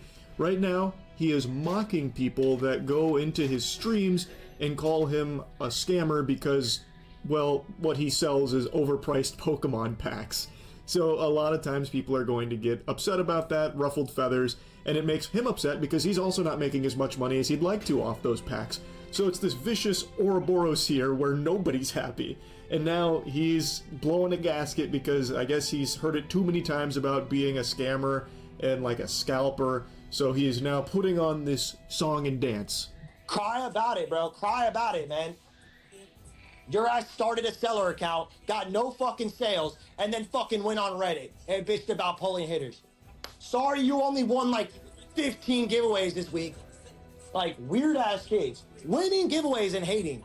The weirdest motherfuckers on earth. I love how often he says cry about it when the only tears I can hear are coming from him, as he is like trying his best to not get that lump in his throat as it's swelling up from all of this anger and built up angst over how this isn't going the way he wants. So, based on what I'm hearing here, it seems someone wasn't happy with whatever was going on, and they had previously won a giveaway, but were still criticizing him, which just set him off. Yeah. Free money! You want free money from me! And then you want to be a bitch! Why don't you gotta do and it? I hate her! Why? Weird ass motherfuckers! Why? Can't take it, bro. Can't take it, chat. Y'all about to have it all, bro. Y'all about to have it all, bro, because I don't want to give away shit. You gonna swipe? Bro says, keep yapping. Shut your bitch ass up and swipe. His goofy sidekick in the background, like the hobgoblin that just keeps kind of echoing him like a bad hype man in a terrible song, is almost as sad as the protagonist here. He's just like, you gonna swipe? Please swipe? Swipe? Come on, swipe. And then this guy's just having his meltdown. It's just such an awful duo here, and it's so comical how he just cannot recognize and process it's his fault that he's viewed as a clown. Pulling shitters isn't even really known as a Pokemon reseller at this point. He's just known as like a Pokemon scalping lol cow, because all he does now is crash out constantly on Whatnot streams. Hey, big dog, you have fucking 2 seconds to swipe on this shit. You have 2 seconds to swipe on this shit. I'm gonna set this whole shit up right here. Watch, ready? I'm gonna set this whole shit up right here and look at you in the face right now and say, swipe on this shit right now.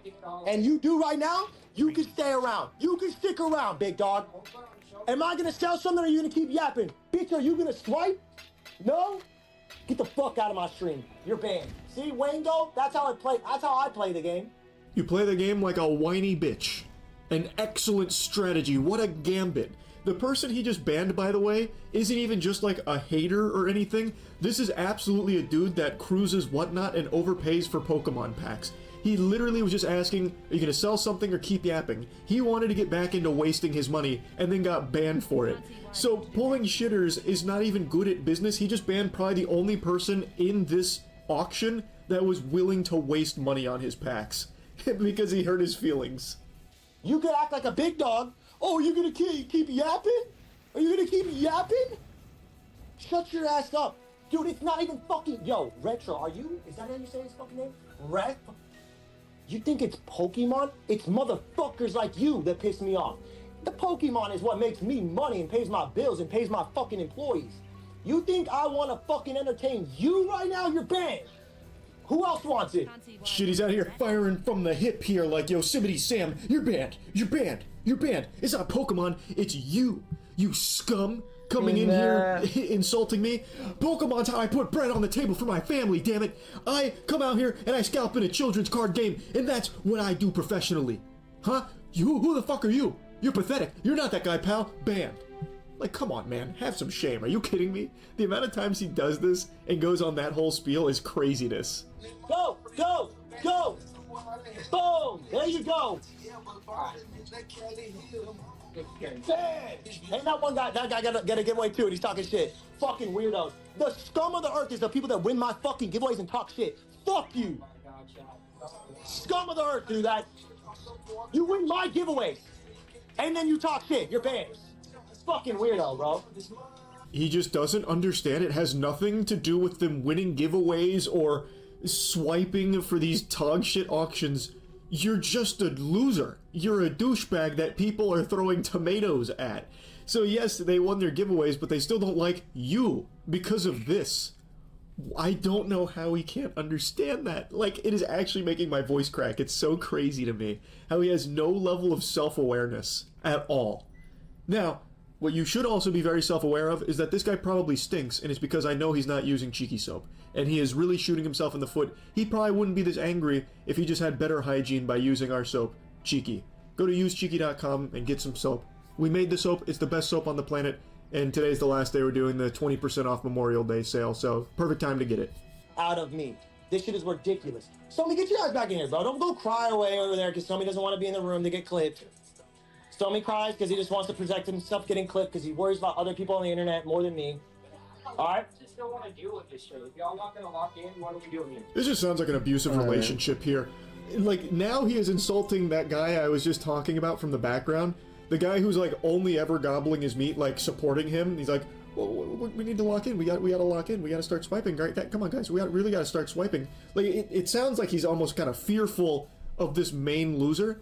And now he is being directly called out by this guy in front of the audience, too, saying that he was trying to walk away. And he brings him back in, tells him to come back in here and stop crying, and then insults him and humiliates him in front of the auction. Brother, have some self-respect. Stand up for yourself. Why are you letting him talk down to you, belittle you in front of the entire auction here like that? What the fuck is this comment section? Obviously, y'all ain't got no motion if you ain't ordering. And if you do, separate yourself from these bots in the chat. You know what I mean? You guys looking like you're blending in with these motherfuckers. Instead of just locking in and separating yourself like SK. Bro, look at my dog KK. You want to separate yourself from everybody? You want to separate yourself from everybody? Don't fucking play around. That guy should be red in the face trying to, like, hide his head in his hands now that he's being, like, publicly shown to be a big buyer from pulling shitters. That's embarrassing. That is awful.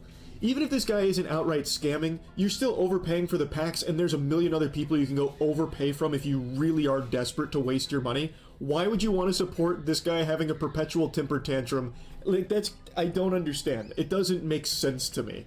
Pickle, you can say whatever the fuck you want, my boy. When I get on here, and I had 4.5 hours of rips, and surprise sets and everything, the moment I ran something that was out of your pocket reach, y'all decided to say I'm crashing out because I'm running shit that's over your spending limit. Nah, I don't give a fuck what you guys say, man. This shit is the most toxic app I've ever been on, and it brings the toxic out of me. I'm a reflection on you. Do you guys see me do this for 4 hours? No. You guys see it whenever you guys start acting weird. Now, I think he's right on the money here about most people not spending 4 hours watching him. You'd have to be in a really dark spot in life. You'd have to be real down in the dumps to waste 4.5 hours watching this fucking goober. Thing is, though, when he's talking about people saying he's crashing out, this is exactly what they're referring to. This is the textbook definition of it. He's just having this absolute, like, whiny baby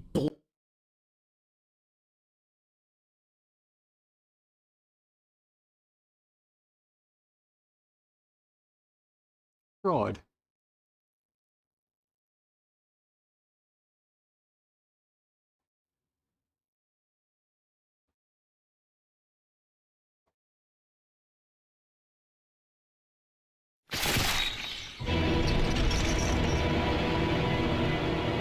Thus did hubris swallow me whole, wrought by my own folly. The void has consumed us all. You are not currently up to date. I'm gonna catch you the frick up. New York is in jeopardy. It's dying. Not only are the illegal immigrants literally fucking tearing the city apart and riots actually blowing shit up, not only do you have people chanting in the streets, globalize the intifada from Gaza to Mexico, complete retards are going on, literally losing their shit. You got Jews digging tunnels. You got New York has a little for everybody. Back at the house, okay? really? But you are not aware of how bad shit literally is in New York. It's about to get so much worse. Thanks to Hassan Piker. No way! There's no way. Anyway, let me introduce you to this freak, Zoran Kwame Mamdani. This guy is running for governor. He is running for mayor for New York. This is very scary. Very scary. Now, to be clear, this guy's only lived in America for a little bit. Not for very long. You will see he's a nice guy, nice smile. He probably is not trying to do anything devious. He's probably not trying to openly fuck the entire country, right? It's not like he's an open communist or anything. That was epic foreshadowing. He's an open communist. So anyway, this is his endorsement. AOC is in his ad for governor, or for mayor, whatever. Let's watch the ad, and then we're gonna talk about how he's trying to turn New York City into fucking hell. Our future will not be different until we make a different choice. Bro. We have to fill out the entire ballot and do not rank Andrew Cuomo. New York City, we need a new day. Uh-oh. We deserve a chance. Dude, I don't like Cuomo either, by the way, but this is crazy. A New York City that centers working people. Oh. These concepts are just ideas in the clouds if we do not bring them home. Elect Zohran for mayor. Paid for by Zoran for NYC. Uh-oh! That's a professional uh-oh. So first, we have AOC, this is already a red flag, immediately saying that absolutely, you need a vote for Zoran. It's all up to Zoran. He is gonna change the world. Now, you might recognize this person that's chilling with Zoran. This is Hassan Diddy Epstein Bin Laden Piker. He might have had sex with children. He supports a lot of pedophiles. He is a pedophile supporter. All right, he likes them a lot. I mean, he supports the Houthi terrorists who literally have child sex slaves, and there are 4 million children in Yemen married right now. So a pedophile supporter is collabing with this guy, Zoran. It's our boy. Yeah. Now you're probably thinking, listen, he probably just doesn't realize how radical Hassan is. He probably doesn't realize that Hassan is actually a fucking demon that supports every terrorist organization ever, that directly, openly hates Jews. I mean, after all, he's running for mayor in the city with the most Jews in the world after Israel. New York, baby, New York. There's no way he's actually an open anti-Semite, right? Like, there's no way he just openly hates Jews, collabing with Hassan Piker, a guy that supports terrorists that kill Jews. There's no way. You're not ready for what's about to happen. So this is, if you look up Hassan and Mamdani, Zohan, his last name, you'll notice something funny. The fact that he made a video here, and here, and here. This is a different guy, and here, and this is Hassan, and again with the same guy, and here. What about here?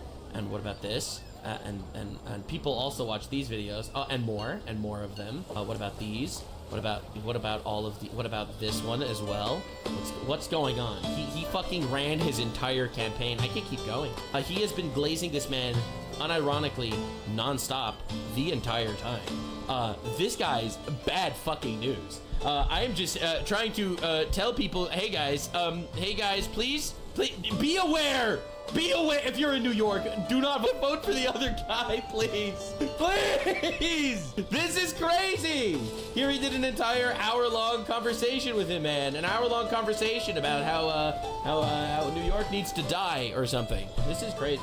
Anywho, I wanted to show you some interesting drama that this guy recently got into, which is why we're talking about it today. Just a little bit of a warning. Zohran Mamdani is not running a campaign. He is leading an Islamic political insurgency. That's crazy, all right? That's crazy. There is no way this is happening, okay? There's no way this is happening. I am not willing to accept it unless what we're witnessing in New York isn't a mayoral race. It's a civilization jihad. And Zohran Mamdani is the smiling face. No way! That's extreme.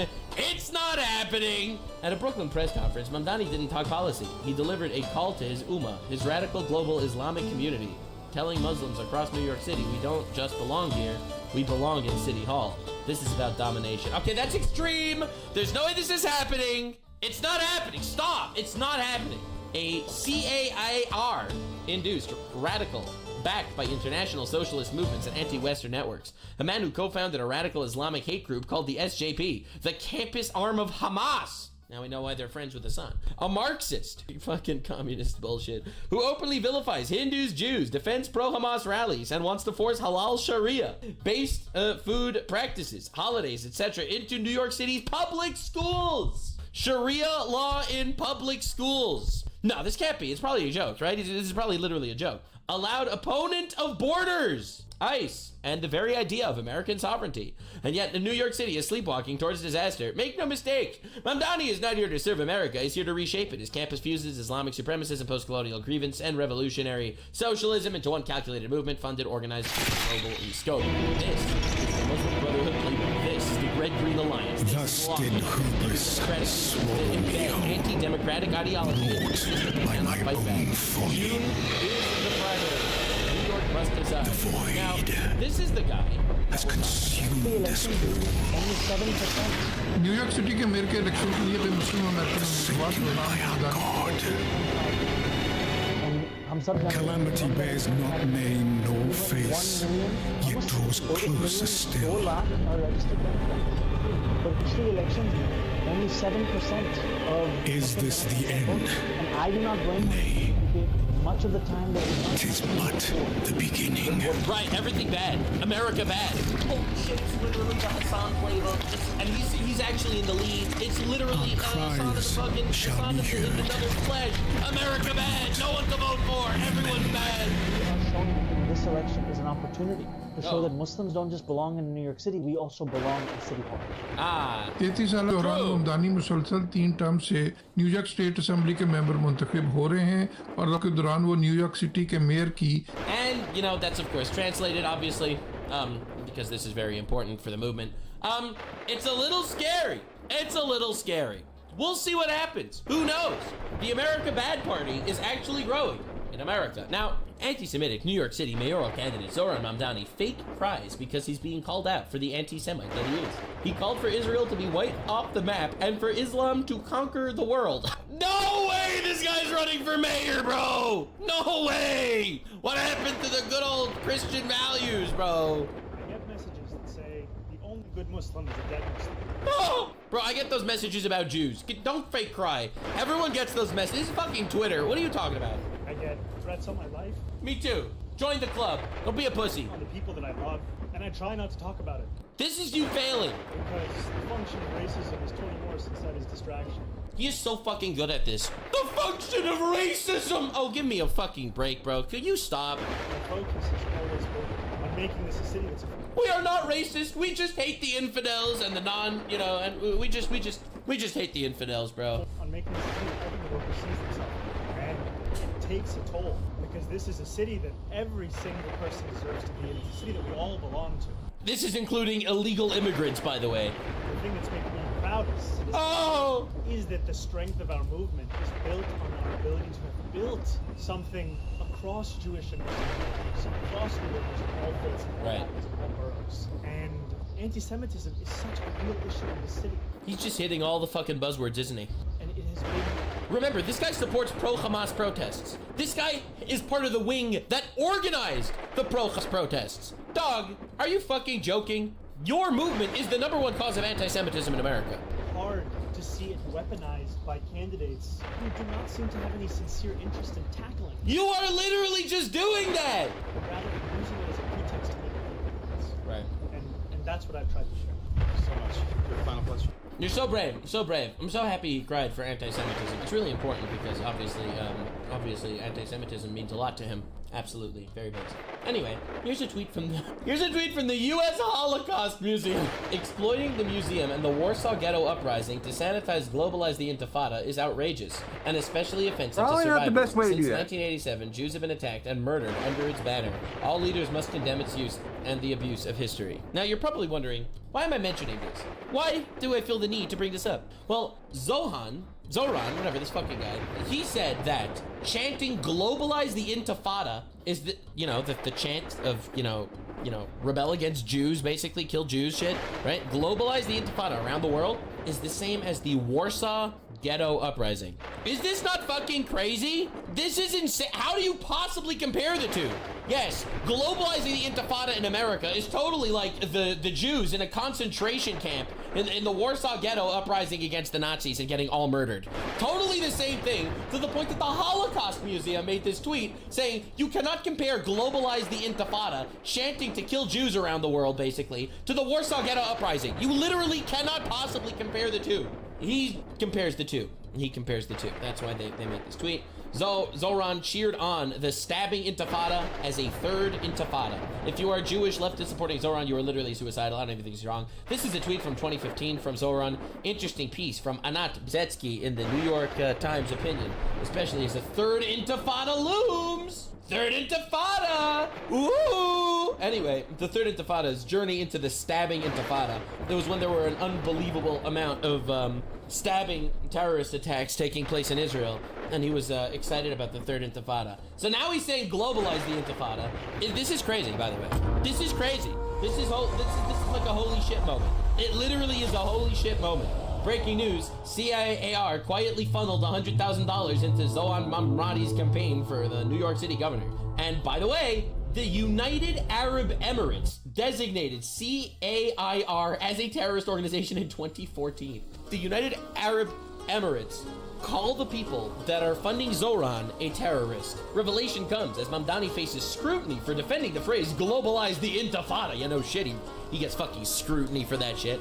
So anyway, much to all of our surprise, Hassan Piker's bestie, the guy that he has literally been campaigning for the entire time, is a socialist, all right? A socialist, communist, seemingly Muslim extremist that is trying to run for mayor in New York City, and it seems to be working. Anywho, this has been wild. This guy, Actual Justice Warrior, made a video on this, and I'm very excited to see the actual breakdown. So, lock in, boys and girls! This is gonna be the ride of a lifetime. Definitely subscribe for future fucking retards that we're gonna be making fun of. Let's see what happens. Okay. Hola, hola, hola, mi gente. Estás aquí. We are here at the Puerto Rican Day Parade, and I am here loud and proud to rank Zoran Mamdani #1 for mayor of New York City. What New Yorkers are looking for is a mayor who will actually fight for them. Yeah, I'm sure all the Jews in New York City are so happy that you're chanting globalize the intifada. So much faith in him as a leader. Oh, it's so nice that she has faith in him, bro. For our city to move us forward because we share in the same values. Yeah. New York City, my place of... Oh, no, I'm so sorry, bro. You're cooked. You're cooked.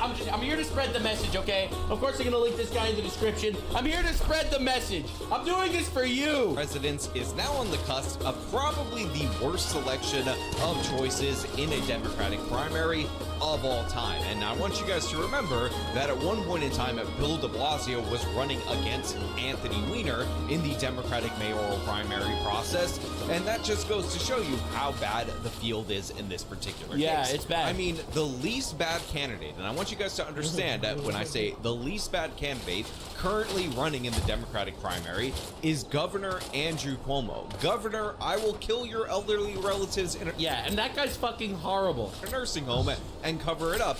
Andrew Cuomo is... Yeah, the least bad guy is fucking awful. The least bad option is. That's just to give you an idea of the absolute slate of monsters and communists that are running against him at this point in time. But we're cooked! We're cooked! Oh, Lord. Oh, God, I have so much family in New York. Oh, guys, get the fuck out of there, bro. Go to Florida. Be based.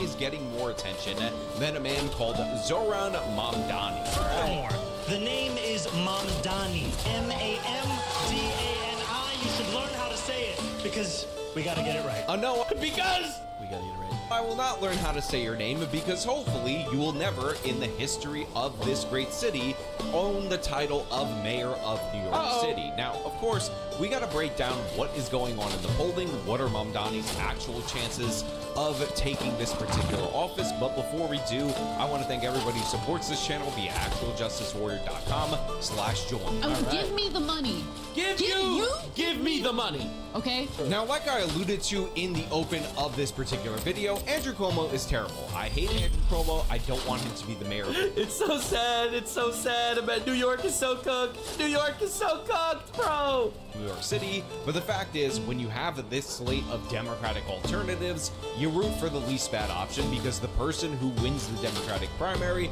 has an excellent chance at the general election. And that appears to be the facts of this particular year, although we could get some twisty twists in that Eric Adams is running third party. he is likely to steal votes away from the Democrats. I who hope knows so. how this will all shake That'd be out crazy. eventually. That being said, Mamdani is clearly an We are renaming New York to Neo Gaza. obviously the worst. This guy's a member of the New York DSA, which is a radical, even further left organization than the New York City Democratic Party. He How are you more left than New York? Dude, how do you go more left than New York? Oh, Lord. So pals around with all these different terrible people like Emma Vigeland, Cenk's nephew,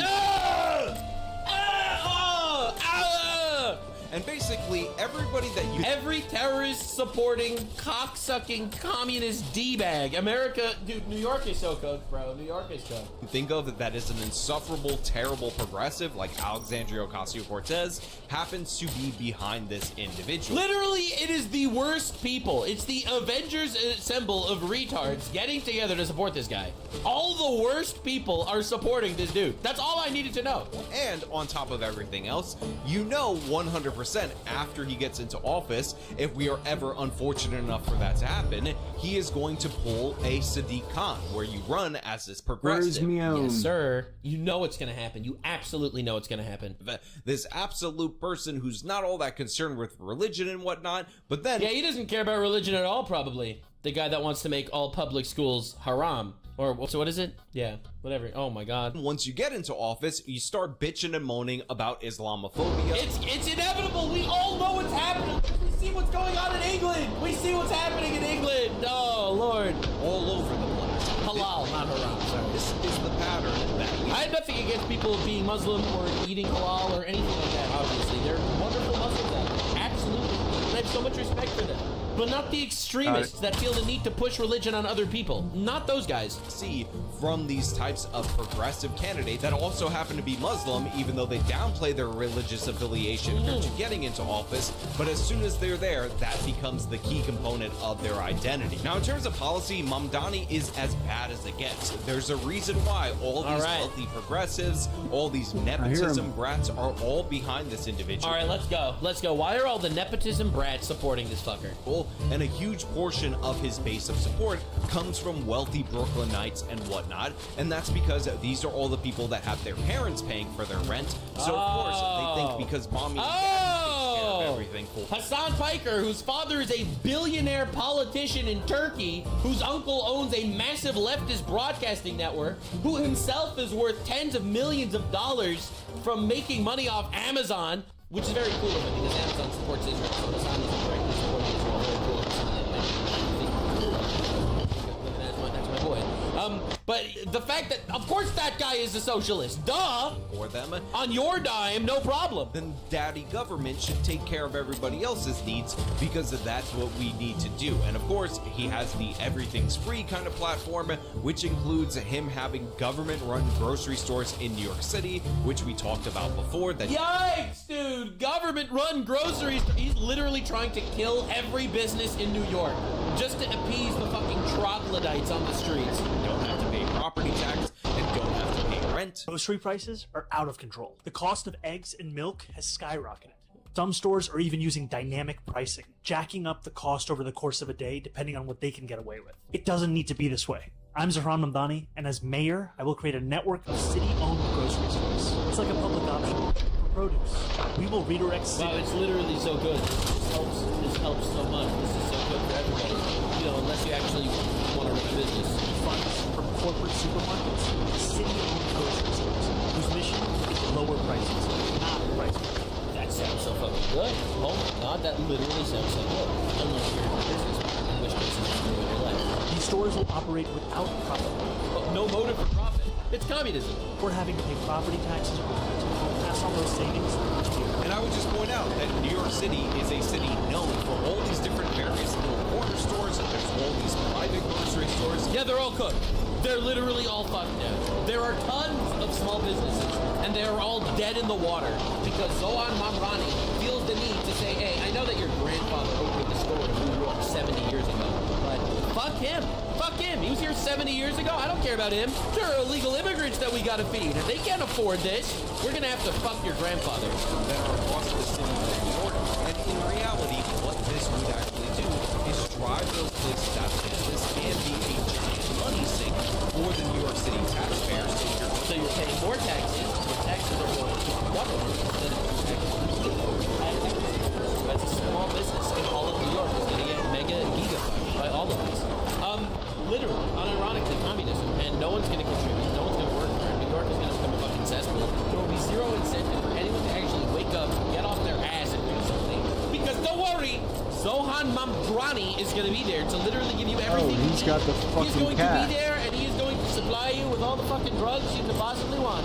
Doesn't matter if you're an illegal immigrant, because someone else is going to pay for your health care. Going to create more people dependent on the government, and it's going to lead to disastrous results. The free everything doesn't just stop there. He also is promising a rent freeze. Now, I have a lot to say about this stupid-ass proposal. However, I also want to incorporate this clip from this Young Turk segment, where, of course, Return the fucking question, you loser.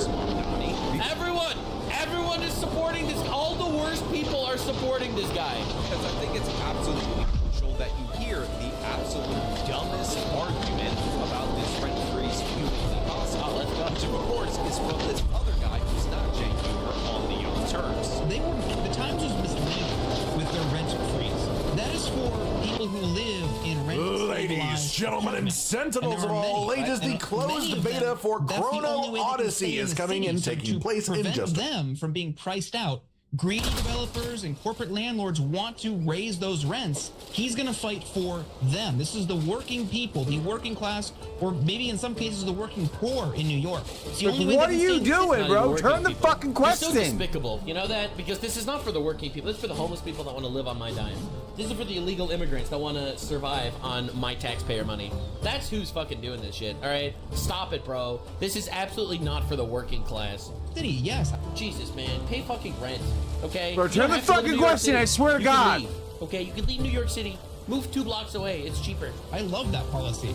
He also does support new housing and new affordable housing. So it's not just going to be, it's not going to prevent new people from coming in. It's going to help lower prices overall. I think it's a smart policy. So I do want to. Oh my God, dude. Everything anti-capitalist, anti-every form of capitalism. Dude, he wants to directly murder the American dream. That's his goal. Right? The idea that you can make something of yourself if you work hard, you can't in a society like this because they cap you, bro. Because, oh, you can't raise rent. Oh, you can't open a store. Oh, you can't do shit. That myth that you're gonna sit on your thumb and rotate. The New York Times is pushing likely at the behest of the Cuomo campaign. So I want to make something clear to everybody out there in the audience. It is 100% true that the rent freeze that Mamdani is proposing only applies to rent-controlled and rent-stabilized units and not all of the private units across New York City. That being said, the person who's lying about this is not the mainstream media. It's not the people who are against Mamdani. It's Mamdani himself. He is campaigning on the idea that Andrew Cuomo is going to raise your rent, but he's going to freeze your rent. No. The real estate lobby is pouring millions into Andrew Cuomo's campaign because they know it'll raise your rent. Oh, are you actually retarded, bro? Not taking into account the fact that, of course, he is going to initiate a policy that only applies to rent-stabilized and rent-controlled tenants. Which is already, a rent-controlled tenant is already a tenant that is sitting in frozen rent, that the rent is not increasing. So he's literally lying. He's literally saying, if you vote for him, you pay more rent. If you vote for me, you pay less rent, when that is not even true. Also, in addition to that, this Young Turks host, who knows nothing about the New York City rental market, believes that this is not going to have impact on the broader New York rental market. Retarded. He also does support new housing and new affordable housing. So it's not just going to be, it's not going to prevent new people from coming in. It's going to help lower prices overall. I think it's a smart policy. Look, I know progressives are economically illiterate, and that's why he's getting behind Montgomery. Completely true. Completely accurate. Literally completely true. You're gonna have like a fucking far left retard that came out of college and has a degree in lesbian tap dance theory, and they're gonna see some guy saying, we're literally lowering rent. We're literally just making more money for people. We're literally making food cheaper. And they'll be like, holy fuck, that's everything I've ever wanted.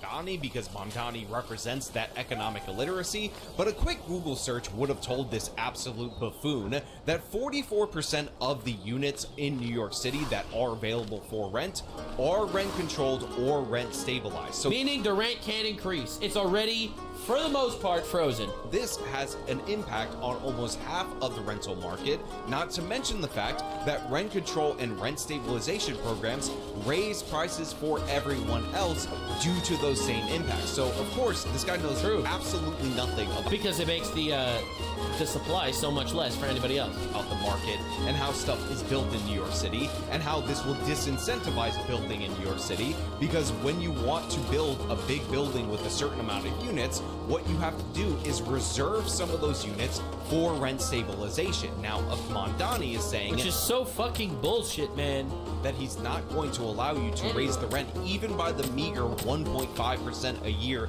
that is standard under the program. Then that is going to disincentivize building, because you are going to have to reserve a larger portion of units in there that are going to be economically unviable much more quickly. Because you got to realize that when a building is built, it's because there's someone that wants to make money. All right, someone at the top wants to make money, so they decide we're going to be building a building with 10 units, and we're going to be renting out all 10 of these units. The government already is telling you that 5 of those units, they're only going to be going up in rent 1.5% a year. We're stabilizing the rent so that the people that are renting can essentially get a good deal, and if they don't leave, they will only be paying you 1.5% more than anyone else. Currently, the real estate market in New York is awful. I know a lot of people in real estate. Living the stereotype, but I know a lot of people in real estate, but no one's investing in New York right now, basically, because if you invest in New York and then you have a rent stabilized apartment, the rent doesn't pay you back for even the mortgage that you used for to buy the building. Now, that said, if he wants to completely freeze rents, the people that are building buildings will lose money on renting buildings, on renting the actual apartments. It is de-incentivizing every single person from actually building anything in New York. Like, it's brutal. Because don't make it a stabilized one. I'm pretty sure you need to make like half of it stabilized. You can't even raise them by 1.5%. You are literally killing these landlords. You don't understand how insane it is. Like, I mean, I'm not saying ooh, boo-hoo, the poor landlords. But if none of this happens, then it doesn't work for anybody. Like, dude, thank God for the landlords, or these people would be sleeping on park benches. Let alone the actual market rate. In addition to that, he talks about how, oh, the poors are in these rent stabilized and rent controlled apartments, when in reality, that's not true. Again, some people who have low income will win some of the lotteries for some of those lower tier apartments, but the fact is, what actually happens with rent control and rent stabilization is that people hold these units for years, pass them to relatives, and what ends up happening is typically you end up with a rent stabilized apartment where essentially the apartment is paying you bupkis, even though it's worth essentially nothing. Like, dude, let's say the average rent in New York goes for, let's say, $4,000 a month. And you have a rent stabilized apartment that some guy lived in for years and passed it off to his relative, and that place is paying you $1,000 a month. You're essentially taking a $3,000 a month hit because of this stabilization. Now, a lot of people are complaining as it is right now, even though it only increases by 1.5%. Imagine if just... The freeze sounds so good for poor people, but you are literally designing your campaign to suck votes from the lowest common denominator of contributor to society. The more wealthy people end up with those apartments in their hands, while broke people have to compete in the private market, which of course only represents around half of the available units. And because of all the distortions and the increased demand for those private units, the rents end up skyrocketing over there. So it definitely impacts every market. We saw in Buenos Aires. Absolutely. Because you think it's only poor people that live in rent-controlled apartments? No one knows how to game the system like a rich guy. What are you talking about? When they ended up taking all these rules and regulations out of the market, that supply went up by, I believe, threefold, and rents got cut in half.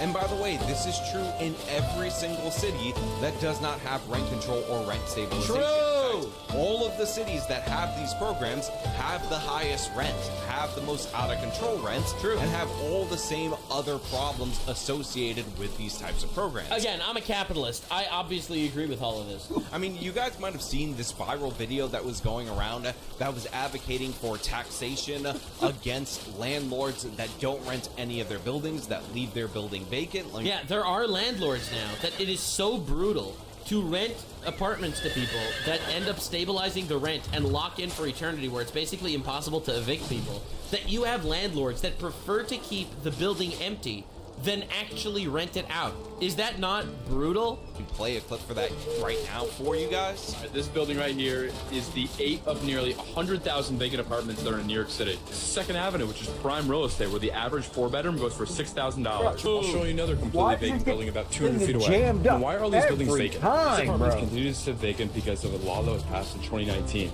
called the Housing and Stability Tenant Protection Act. Yeah. Very well intentioned, very poorly executed. Big picture, what the law did is when someone moves out of a rent-stabilized apartment, let's say they want to move to Florida or they pass away, they eliminated the landlord's ability to raise the rent at a reasonable level. Now, when someone moves out of a building, the landlord's like, it doesn't make economic sense to renovate the apartment, and they take the tax write-off and let that apartment sit vacant. Here's another completely... That's it, baby. That's it, baby. You mark it as a loss every single year on your taxes. It's worth better. It is literally better to market your taxes as a loss than to even rent it out to some guy that'll sit there or not for eternity and stabilize the rent. Do you realize how fucked that system is? Oh my God. I'm telling you, socialism, bro. It's toxic. It's so toxic. These communist fucks. Vacant building. Look at that. That building's been vacant for over 5 years. So you can read all about it. So every single day, as these apartments are being moved out of and they are not being renovated, New York City becomes more and more unaffordable. Yep. You know why? Because there's so much less supply. Half the buildings are empty. Literally, these people need to find places to live. They need to find places to live, and half of it's empty. So the other half have double the demand so they can raise the prices. Look how awful this is. Thanks, socialism. And these absolute idiots on the left are calling for taxation against these landlords who aren't renting those units. But in reality, isn't it weird that in the same video where you say you could rent apartment units for $6K a month, that these buildings are left unoccupied, like the landlords are trying to lose money on these properties? It doesn't really make sense. Well, the thing is, when you actually search these addresses, what you end up finding out is that these buildings were built before 1974, which means not only are they eligible for rent stabilization, but they're actually eligible for the more restrictive rent control. And this specific building that we shows on screen, there's actually New York Post news articles about how they're trying to repair the building, but the one tenant that lives there, that's lived there for decades, is refusing to leave. That's it. They cannot renovate the entire building because they can't evict the tenant. And the reason he's refusing to leave is because his rent is capped at $350. That's it, baby.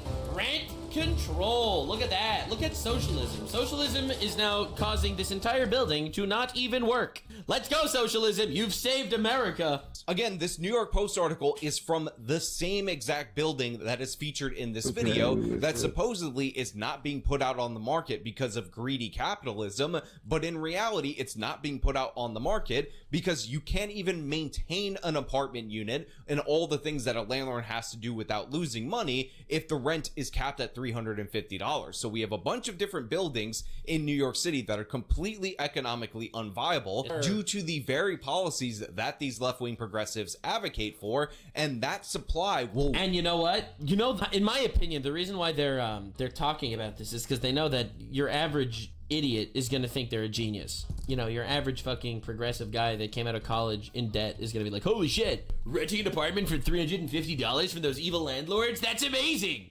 Bro, crazy. Re-emerge on the market if we ever decide to repeal said policies. But Mamdani wants to go in the other direction. Yeah! He doesn't even want to do these public-private partnerships anymore. He wants to do 100% publicly funded housing. I've already told you about my commitment to freeze the rent for every single rent-stabilized tenant. I already told you about this buzzword, progressive save money, buzzword, you don't have to work and you'll pay less money, buzzword. But now let me tell you about how it ruins the city. That covers about half of all New York City renters. Good job, bro. Good job. You're saving the world. But what about the other half? We need more housing. A lot more. As mayor, I'll build 200,000 new, permanently affordable, union-built, rent-stabilized homes over the next 10 years. Sure. You're gonna pay for that out of your own pocket. Tripling what we're currently set to build. Any 100% affordable project gets fast-tracked. No more pointless delays. We're gonna unleash the public sector. Now, if you're ignorant or just stupid, then this might sound like a great policy. And I think that, to be honest, the reason why this sounds like a great policy is because a lot of people are ignorant and stupid. There are. Some guy with a degree in liberal arts is gonna think this is the greatest thing ever. To you, you know, all the private developers, they're the ones making apartments. Absolutely. It literally, money makes the world go round, baby. Makes the world go round, dog. Bro, it's the people that are trying to make money off of real estate that are actually putting in the elbow grease to build buildings. If you make it completely inconceivably impossible to make money through real estate, no one's gonna fucking do this shit. No one's gonna even work there. Dude. I don't want to like get into personal real estate shit, but dude, I know a lot of people that worked in real estate in New York. Almost all of them are now doing real estate in other places, like Florida. Florida's crazy. Israel, actually, real estate market in Israel is insane. But like New York is like no one's touching it, bro. Apartments so much more expensive in New York City. I mean, in Austin and all these other cities in Texas and Florida where they don't have rent control and they let builders build, rents are going down. They're dropping in those cities because, you know, supply is actually allowed to rise and meet demand. But in New York City, where 44% of the units are capped or controlled in some way by the city council, it's actually the greedy capitalists that are raising the rent. Well, in reality, it's not true. And when you actually try to engage in these public housing initiatives, one of the things that you find out, and by the way, this is well documented in Ezra Klein's book Abundance, which all these progressives are attacking because it's a left-winger advocating for... Yeah, it's a left-winger advocating for capitalism, and everyone's losing their fucking mind because these people are so fucking delusional that they think that, what do you mean? If you're progressive, you must also be completely financially retarded. Yeah, but it turns out that is not the actual case. All right, I have people in my chat saying, I'm sure that Israel's empty, so the real estate market is good. You don't have any idea what you're talking about. You think just, dude, okay, the last year, there were wars in Israel. The real estate market went up by 12%. 12% increase in the last year in middle of a war. If you bought an apartment in Israel a year ago for $1 million, right now it would be worth $1,112,000 in middle of a war, okay? Just to put it into perspective. Allowing people to build things, what you discover is that the cost is astronomical as soon as a percentage of the money is government money, let alone when the whole thing is funded. And by the way, we need look no further than the city of Chicago for a perfect example of this. So you guys might be familiar with this headline. Yeah, no, but the best place for real estate, in my opinion, right now, in my opinion, Florida. Florida's freaking awesome. Everyone in New York is moving to Florida. All right, I'm just saying, it's the place. It's the place. And if you're not familiar, I will explain this story to you because I think it's absolutely crucial for you to understand, especially if you're advocating for fully funded government housing units in order to address the affordability crisis. So Brandon Johnson, I believe last year, announced that his administration was going to spend $11 billion in order to build 10,000 affordable housing units. And by the way, these are apartments. Now, if you're not good at math, if it wasn't your best subject, you might not realize that that is a cost of $1.1 million per unit. Yeah. And if you guys also aren't aware, the median home price in the city of Chicago, you know, for a whole home is actually $350,000. That's it, baby. So you are spending triple the amount of the home just to build the home.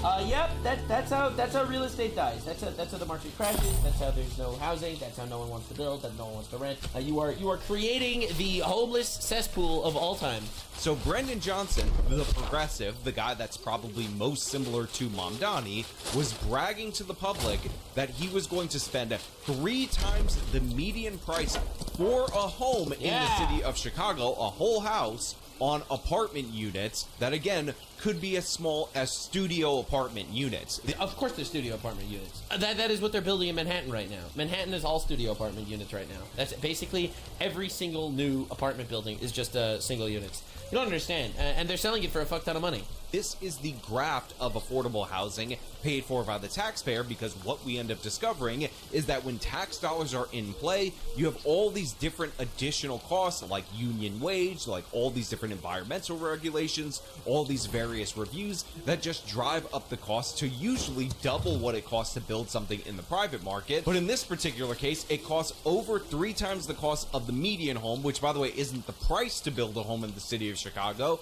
which is just absurd. So Mamdani can make all these promises all he wants, but in reality, what's going to happen right here is that almost none of these properties are going to get built. They're going to be overspent, and we're never going to reach the amount of building that we need in order to actually meet the demand of New Yorkers. So literally 100%. He's actually spitting facts. This is crazy. This is crazy. Bars He's so at right. the back no, of a obviously Batmobile. this shit's Please gonna believe destroy in the America. stain that the Dude, I had gat some is people real. sending me links, bro.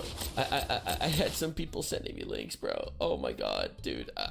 I'm shocked. Welcome back to the Papa Meat channel. How you doing? How you doing? Come on and sit on down because today we're talking about some of the most vile people on the internet. Influencer parents. A while back, we did a video on the notorious Ruby Frankie and her family vlog channel, 8 Passengers. We did it with my mom, and it was something that I found extremely fascinating, and it just made you sick to your stomach that somebody could basically prioritize content over their children. Not me and my kids.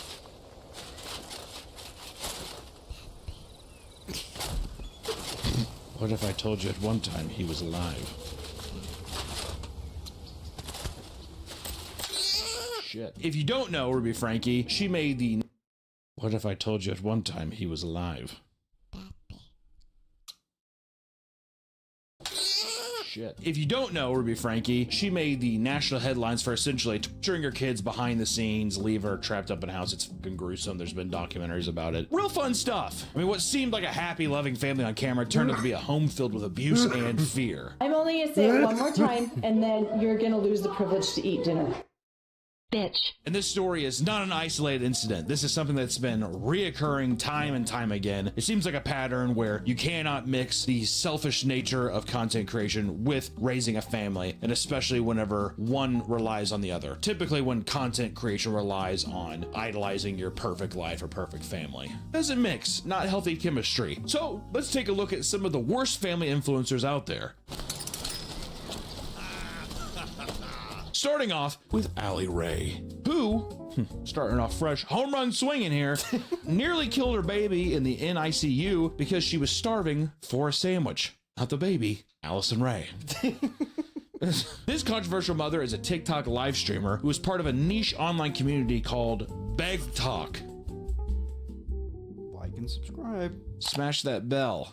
Give me money. Which Beg Talk is where they spend all day on TikTok begging for money. There's a lot of people that do it. Basically, people just being live, gassing people up to just throw money at them for virtually doing nothing besides sitting and having a camera that is live. And of course, getting pregnant gave her the perfect excuse to make content and beg for money on live streams, later revealing it wasn't an accident, but a plan to trap her 19-year-old partner. Lucky dog. She's got like all the plays: begging, entrapment, she's family like talk. She's like King Griffey Jr. in 1997, dude. Unstoppable.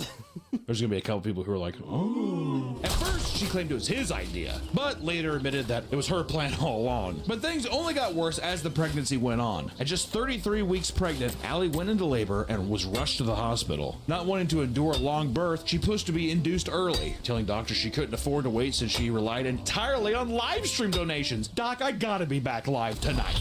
Can we squirt this thing out quick, please and thank you? Shoot me up with some of that juice. Shoot me up through my spine with some of that juice and fucking get a coat hanger and start pulling, dude. All right? And after a few days in the hospital, Allie delivered the baby, and it was immediately rushed to the NICU and put on multiple breathing machines and monitors because it was delivered so fucking early, had to monitor it. Well, she was live on TikTok saying like, I thought 33 weeks was when babies are born, not 38. I don't know, maybe somebody who's educated on this can explain this to me, but like, what's the difference between delivering at 33 and 34 weeks? Because either way, the lungs are not fully developed until 37 weeks. Her doctor was like, let's try to make 34, like really trying to... Why don't we just keep threading that needle of like, maybe 35, you know, that kind of thing. One would think that a new parent would be freaking out over their newborn's condition, but for Allie Ray, that was far from the truth. She was happy not to be pregnant and was live on TikTok. Thank God. She was reading comments and accepting roses and galaxies in the NICU. And people were already appalled by the behavior thus far, and she was already receiving a ton of hate for it. Nothing could have prepared viewers for what happens next. Sorry. While live streaming herself holding her daughter, Allie did since her baby daddy wasn't there to help out in the hospital room, she unplugged her baby from the breathing machine and monitors to get the attention of a nurse so they could bring her a turkey sandwich. No, you're fine. It's not me. I just need to see. And it's so sad that this is all on video. Not even on video, it was happening in real time to viewers. Can you imagine just sitting there being like, yeah, baby. Yeah, the baby sitting there just like. Allie clearly didn't think she'd done anything wrong, so she did it again in a separate live stream. This time, asking for a drink instead. I bet that was great baiting. He's fine. He's thirsty, and so is mommy. As soon as it happened, people clipped it, and she went viral. Numerous reports were made in the hospital and CPS detailing her and additionally, viewers who had experiences in the NICU were outraged at her mother and disregarded her health like that. Allie tried to defend herself by claiming the nurses told her to unplug the machine and saying, well, I was told that if I needed something, I should unplug it. That's exactly what I'm going to do. God, man. You know, it's kind of. Do you think that she really believes it, though? I do think that there's levels of narcissism that come in that you maybe perpetuate a lie so much in your head that you legitimately believe that another person said it. They probably like, if you need anything, there's like a call button. It was. That's what I mean. And she's just like, oh, well, she told me to unplug it so I could just heal myself over again. Set it up in a sport or vault. Hey, could you go down to the machine and give me a vault? And they're like, what year do you think it is? News articles came out on the situation, and the amount of backlash forced Allie to delete her TikTok account altogether. The CPS would do an investigation, but Allie never faced any legal trouble for her. I was going to give more traction to my page and more money in my pocket, So it's a happy ending for Allie. I'm sure that baby is just fine. Sandwiches. In many of these controversial cases, the parents typically have more than 3 children. This provides a steady stream of content, and in theory, it's a good idea, but getting 5 plus kids to cooperate is hard. Borderline impossible. And that's where parents lose their patience, like the case of Fantastic Adventure. I gotta say, this is a rough watch today. It's a sad watch. I wouldn't say anything if I were on the ordinary. I would say as of late, a lot of weird stuff. This one, I don't know why this is so sad. In 2012, Fantastic Adventures began uploading a wide variety of children's scripted comedy skits to costume roleplay. Creator of the account, Michelle Hobson, will use her 3 biological children and her 7 adopted children as characters in each episode. The channel quickly developed a loyal fan base that tuned in to each upload. At its peak, the channel had over 800,000 followers and 250 million views. Hell, I'm not sure. Adopted myself, that's the case. Can't lie, hey, the analytics don't lie. The channel went steady for 5 years until 2017. Hobson's only biological daughter sent in an anonymous tip to police a welfare check on the home.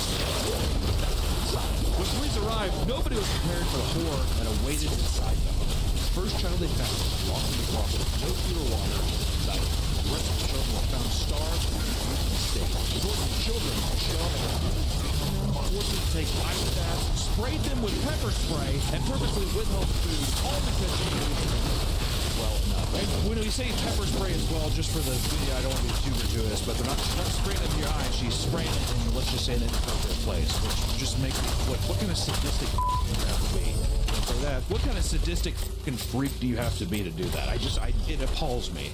Power trip, I think. Do you think it's just a power trip, or do you think that the person's just like, wait, I have to upload. I have to, like, going and saying, I gotta get, hey, views are down. Steven, could you come over here?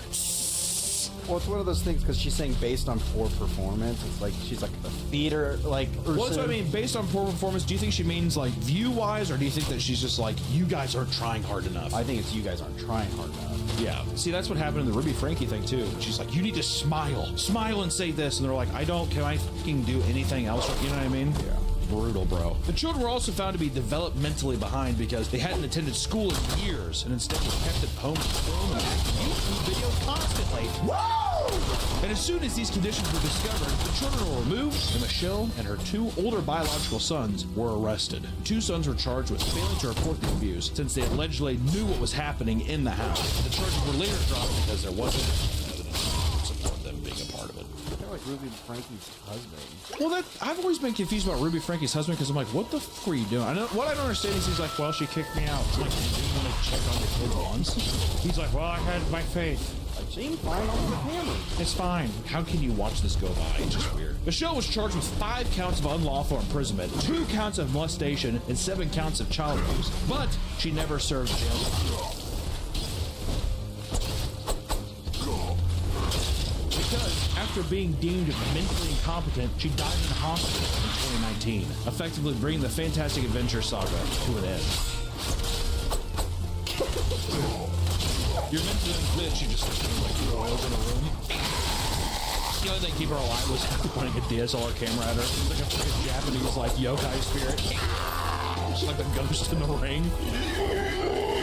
The nurse is just like cracking the door and looking in. Film me! Film me! Like the Wicked Witch of the West or something.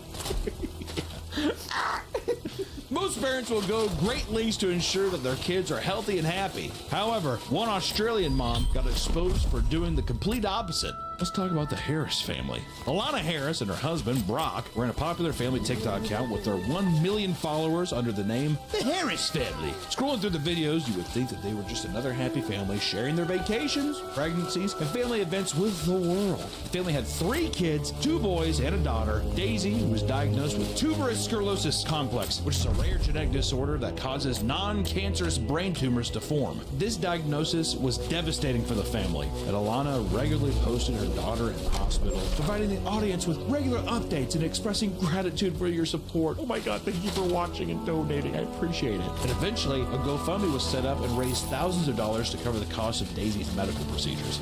Yet, after countless operations, doctors noticed that Daisy wasn't getting any better and that her condition was staying the same or even worsening. So a toxicology report was conducted, and it showed that her blood content had high levels of benzodiazepines, other commonly known as Xanax or Valium.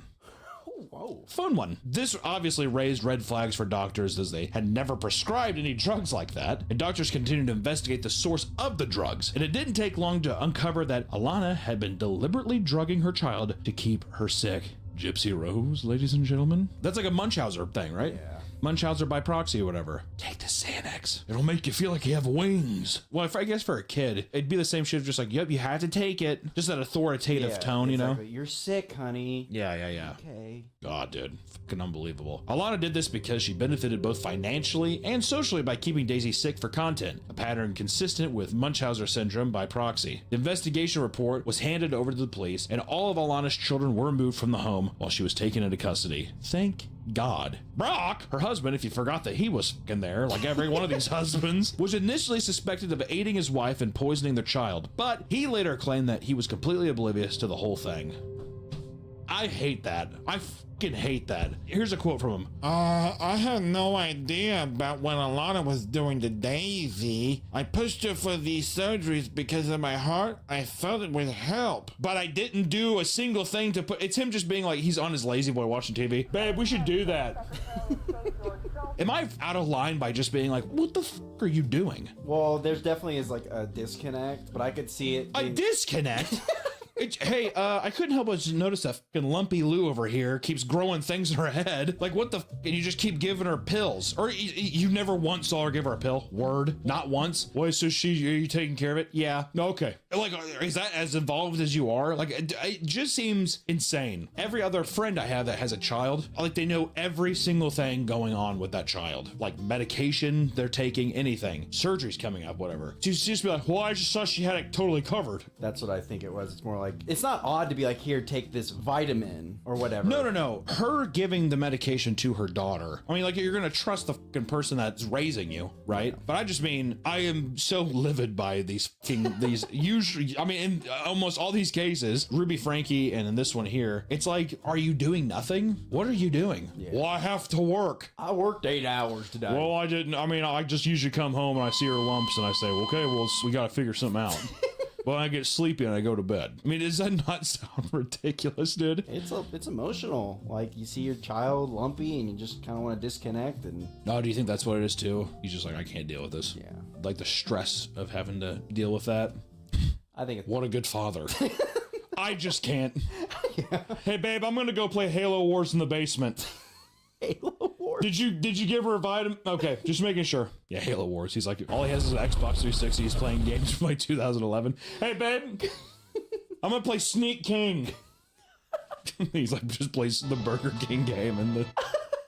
Online, many people were disgusted that they even supported someone like this and spread the story all over the internet. This ensured that the Harris family would be under a microscope for the rest of their lives. Following Alana's arrest, her TikTok account would be shut down. She would be charged with poisoning, torture, child exploitation, and fraud. Which I will say, 2 back-to-back. At least we have 2 arrests back-to-back. Usually on some of these, it's just like, well, actually, to be fair, one melted like a witch and the other one. They're like, you're insane. She's like, yeah! And this one, they're like, all right, I guess you have to go to prison. Are you going to melt? I don't think so.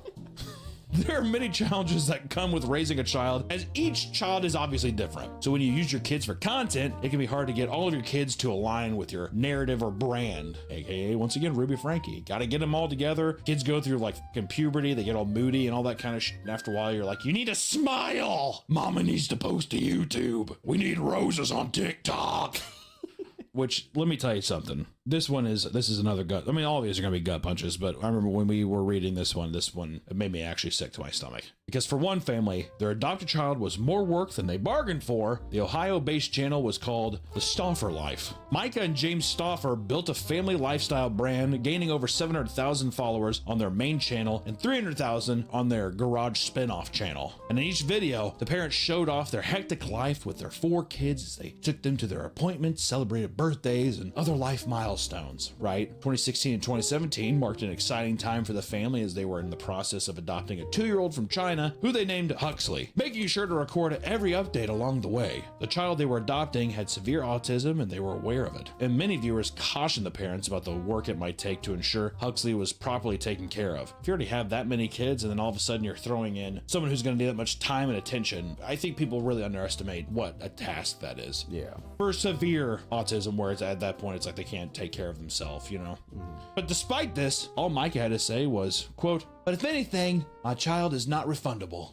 Yet, that's exactly what she did. In 2020, fans began to notice that Huxley stopped appearing in vlogs shortly after a video would be posted answering their questions. After only 3 years of living with the Stauffers, Huxley was sent to a different family within the United States. The reason why Huxley wasn't in the videos is because, like the comment said, they were unprepared for how much work it would take to give Huxley the proper care. And in a now deleted apology video, both Micah and James tried to claim that while they were aware of Huxley's special needs, there were still a lot of unknowns surrounding the conditions. Do I feel like a failure as a mom? Like 500%. And fans were outraged at Micah for exploiting her special needs child for views and began turning against her. And fans also created a change.org petition to remove the Stauffer's life's monetization, to which they succeeded. They cut their fucking money. The one-time change.org. Yeah, the one-time change.org does some shit. Though the Stauffers were never legally charged with anything, their lives and online reputation have been completely gutted because of their greed. Which I want to say too, first off, knowing that a child that's going to need that kind of attention is coming and you're like, yep, I'm totally fine with that. And then to later spend years with a child developing a relationship and then just be like, I can't. I think in many cases, especially if it's still a child and there's another family who's like, we will give them a better life, I don't think there's anything wrong with being like, this is just too much. I think it's just the angle of you 100% could tell that the Stauffers were like, this is going to be a gold mine. Here's my little autistic baby. Yeah. So then they're pawning it off like literally like an animal. Yeah. Like, oh, this is a dog we don't want anymore. There's no morality that way too. And then two, to not be, that's one thing. I don't think people have to be extremely transparent online. I think you have obviously like a personal life, but you don't even update it to where it's like, hey, here's this child that we have now. And then all of a sudden he's just not there anymore, as if no one's going to notice.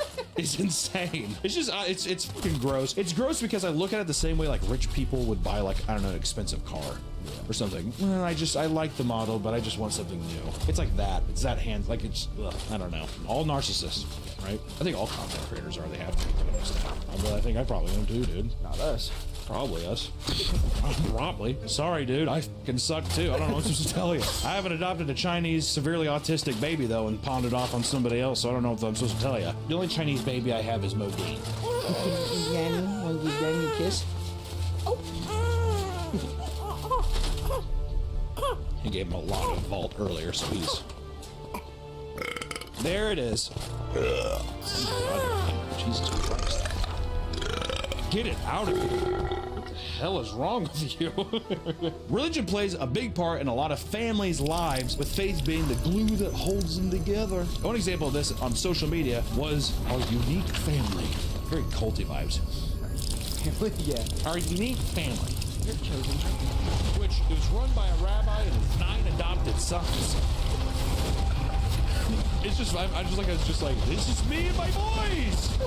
Run by Rabbi, his 9/11 sons, the TikTok account proudly showcased their Jewish faith, sharing family-friendly content and entertainment for 300,000 followers. Chaim Cohen was seen as a righteous man for adopting 9 daughters and living a better life outside of foster care. They lived in a huge house, or homeschooled, and seemed to have everything they could have ever needed. But his image would come from the top. His 18-year-old son called into an Atlanta podcast and revealed it was true. According to Son, Chaim had been abusing and neglecting all of his sons for years. He would help food, lock them in their room until 4 p.m., only to abuse them when they were freed. And after the call to the podcast, the police went to Chaim's house, removed all the children, and took him into custody. When questioned by police, he discovered that he had been lying about his identity and faith the whole time. It's so crazy, man. It's so freaking crazy. Chaim changed his name in 2009, around the time he claimed to convert to Judaism. He wasn't even a real rabbi, and his claims that his kids come from Jewish families was false too. As soon as they moved in, he changed their names to sound more Jewish, just like he had done with his own name. He also made them grow sidewalks to fit into the online narrative, just kind of the general look of the people that would be watching the Jewish family vlogs, you know. And on top of that, right around the time this all came out, he had started to appear on camera in a wheelchair and an air mask. Yet when he was taken into the hospital, doctors found that there was literally nothing wrong with the fucking guy. In the end, Chaim was sentenced to 135 years in prison for multiple counts of child abuse and one for injuring a child. But the judge found words saying, that's the only time I ever envy being a judge. Often. Hey, guess what, Chaim? Or what are the ghoul or what do you want to be called? Bye! Woo! I was like, you know what? On the way out, break his ankles. And break his toes. Recess and we'll break his toes. Hit him. If anybody opposes, I'm shooting. Judge ain't God. That's my show. Judge Judy's all of Chaim's social media accounts are still up and advertised. Except for his website, which turned into a Singaporean online casino. Was he hacked, or is Chaim still working in the shadows behind the scenes? Who knows? And lastly, we can't end the video without talking about one of the first family channels to ever face controversy, and it's coming back to light, and it's one of the main reasons we even wanted to talk about this, is Daddy of Five's back. This channel, if you don't know Daddy of Five, the channel consisted of father, Mike Martin, mother, Heather Martin, and her 5 kids from other marriages. Not even his kids. Maybe some, I don't know. Whole hodgepodge. It's a hot potato situation is all I gotta say. Like most family channels, they posted vlogs on their day-to-day life, jumped on viral trends like the 1,000-degree knife challenge, and tried to record their day-to life as much as possible. Just regular bullshit, following trends, yada yada yada.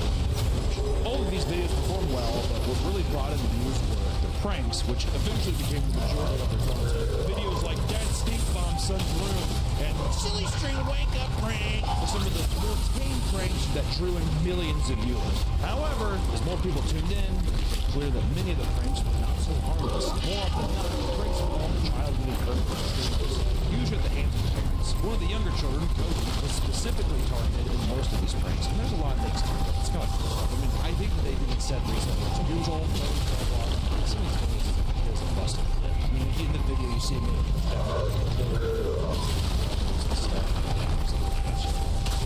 It's a lot. In 2017, the channel uploaded a video titled Invisible Ink Prank, which connected a serious trouble. In the video, mother poured invisible ink on the carpet in Cody's room, leaving stains on the light. Heather and Mike screamed at Cody to the point where he became visibly distressed and started to cry. This went on for 5 minutes, and once they revealed that it was a prank, nobody except the parents were laughing. Many people were upset by the prank, believing it had gone too far. The clips and video went viral and made national news, prompting an investigation into the prank.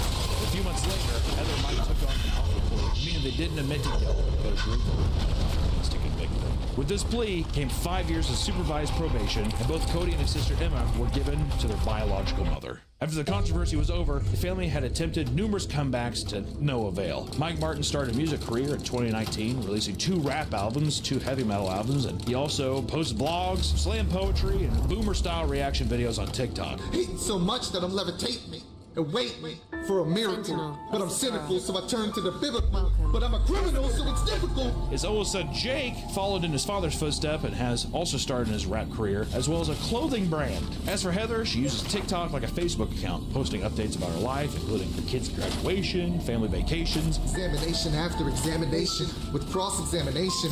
and other family gathering bullshit stuff. To this day, Mike and his family strongly deny any abuse at the home. They say CPS never removed Cody and Emma and claims the biological mother just hated them. upon each a powerful artifact. His dad, and in it, he asked, like, what would happen if none of this controversy? Like, if we didn't get in trouble, we'd be like, oh man, we just set for life, man. Yeah, it's just one of those. It's just so, in my opinion, I mean, that's the thing with online stuff. Who really ever knows anything? But from all the stuff that's in front of you, it's just so obvious when someone's guilty, you know? I've never. Yeah, we're not gonna plead guilty, but you got enough evidence, so we're not gonna deny. Well, yeah, it's just like, all right, well, I'm not going to deny it, but at the same time, it's like, I guess you got me. Yeah, I guess it all looks kind of weird. It's just bad angles. You know, it's like, what the f are you talking about? Many parents have fond memories of picking up a camera and recording videos of their kids to enjoy for the future, right? Trying to create little time capsules for themselves to enjoy later on. However, some take it a step further and allow the internet into their home by posting vlogs and other content showing off their picture-perfect lifestyle. Though their lives might look perfect, many of them are hiding a dark secret. I want to say almost all of them. My hair looks fucked up. I would not feel like this. So just go. Okay. So if you ever wish that your family was more like the ones you see online, just know that not everything is always sunshine and rainbows. And two, I say this, just if you have a family, don't fucking make content around it, man. Be a guy, you know what's a cool dad, the outdoor boys guy. Just like a guy being like, yeah, I'm gonna go camping, I do this. And like sometimes he'll bring his son along. But it isn't just like him being like every video, like, buddy, what do you think?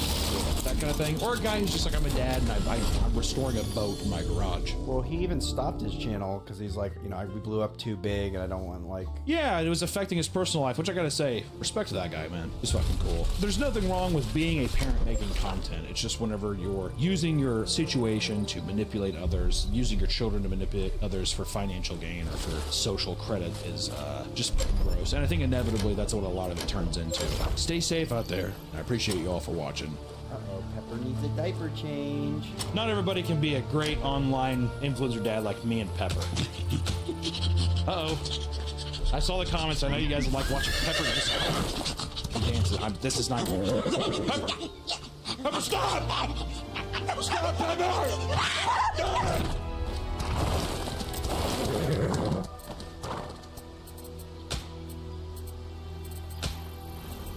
Hello guys and gals, me Mutahar, and you know, I'm researching a terror attack that's being planned on Roblox right now, so you know, if that idea interests you for a second, if your eyes lit up, you're like, whoa, what did you say? What did you say? I got a video tomorrow. It's a longer video. I'm doing a lot of research for it. There's a pretty big child safety problem on Roblox at the moment, okay? But I need to get all my bases together so I don't get sued. And, you know, even then, ladies and gentlemen, you know, I'm putting it together, I'm editing, and I'm a one-man team, right? You know, and the reason why I'm a one-man team is I follow a mantra on YouTube called broadcast yourself. You know, the first time YouTube came out, it was really just broadcasting yourself. It allowed every person on the internet a chance to upload themselves onto the internet and make a name for themselves. And I think some of the most popular, like, you know, channels on the internet are the ones with, like, really energetic, magnetizable, unique personalities, right? I think that's really what drives you. Now, the reason why I'm making this video today is I saw something from the largest content creator on the platform, Mr. Beast, ladies and gentlemen. Now, Mr. Beast is somebody that's been in his own level of hot water, but this one is kind of about, you know, what he's bringing to YouTube, right? What kind of content, you know, assistive tools he's bringing, so to speak. Now, for anybody that doesn't know, he has this company called ViewStats, and they basically launched AI-generated thumbnails. Give me some of that AI-generated slop, ladies and gentlemen. You know, YouTube has a feature like that on their platform. You know, it's the inspiration tab in the studio. And let me tell you, it generates some of the most ass thumbnails that I personally have ever seen. Now, of course, to go to ViewStats, ladies and gentlemen, it's kind of like a successor to Social Blade. Just throw in any channel over here and boom, you can basically see all their stats and shit. Now, of course, when you go down, they have a paid option. You can get the Pro plus AI option, ladies and gentlemen. And what do you get for $80 a fucking month, by the way? Well, you get a full suite of AI credits a month, generating viral thumbnails, styling those thumbnails to any channel, And of course, face swapping, recreate thumbnails, even access to a super special Discord.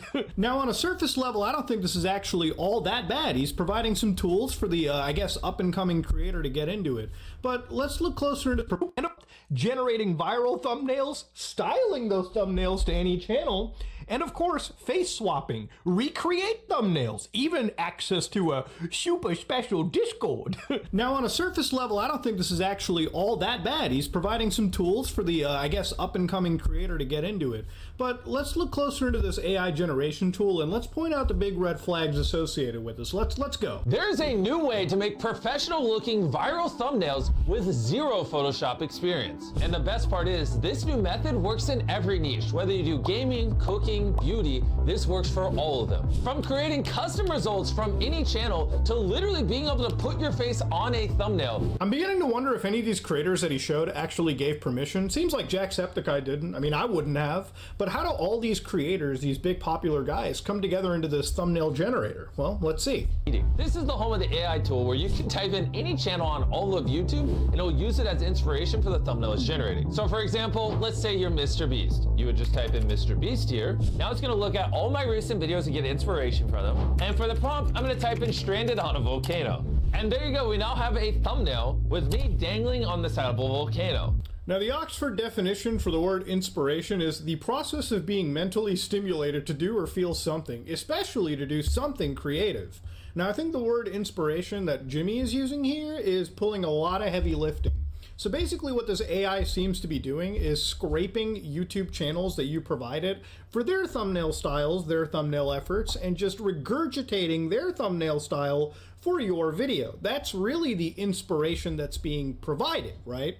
So effectively, the big problem, if you're not picking up what I'm putting down, is Mr. Beast is just straight up scraping for other thumbnails, okay? All of the other YouTubers that are putting in effort, you know, even hiring thumbnail artists, you know, they're the ones that are getting screwed over the most, right? But I'll give you a good example of how deep this level of, inspiration goes. Now, I don't really, make custom art for my thumbnails. I really don't go down that road. But the few times that I've done it, one of them came from a good friend of mine, Novica, or Imaru. You might know him from, like, the My Immortal readings, a lot of other, troll pasta readings that I did years ago. He's a good friend of mine, and he has a really good thing going where he's an artist, right? He draws a lot of art for the Sonic community, Sonic, content creators, and he's got an art style that he's put together years into developing. Now, all of a sudden, if you go into my channel, for instance, and you dig up videos from him, like he made one thumbnail art for me years ago, where I was talking about GTA 3, something about the Dark Hell character, and, it was his art style. Now imagine if a tool like this just scrapes my channel for his art style. They're not really just stealing from me, they're also stealing from the actual human being that I hired to do this artistic work. So again, inspiration is doing pretty heavy lifting over here. And the thing about any of this kind of stuff is, thumbnails are important, right? Like if you're a YouTuber, a thumbnail is very important to the game. It's kind of like walking to the red light district on a Thursday evening. You want to be the prettiest C-section scar because realistically, people only have like a few impressions they want to click on. You want to be the one at the top of the impressions click. So obviously that's the importance of a thumbnail. Now, me, I don't really care. I come from that old mantra of broadcast yourself. Like, for me, YouTube is like a personal diary. Whatever I'm interested in, I kind of post. And, it really doesn't matter to me. Like, I'll make a thumbnail for things that I feel need a thumbnail, but sometimes if my face works, maybe I might stretch it out a little bit, goatee style. It really doesn't matter to me. I just like making what I want to make.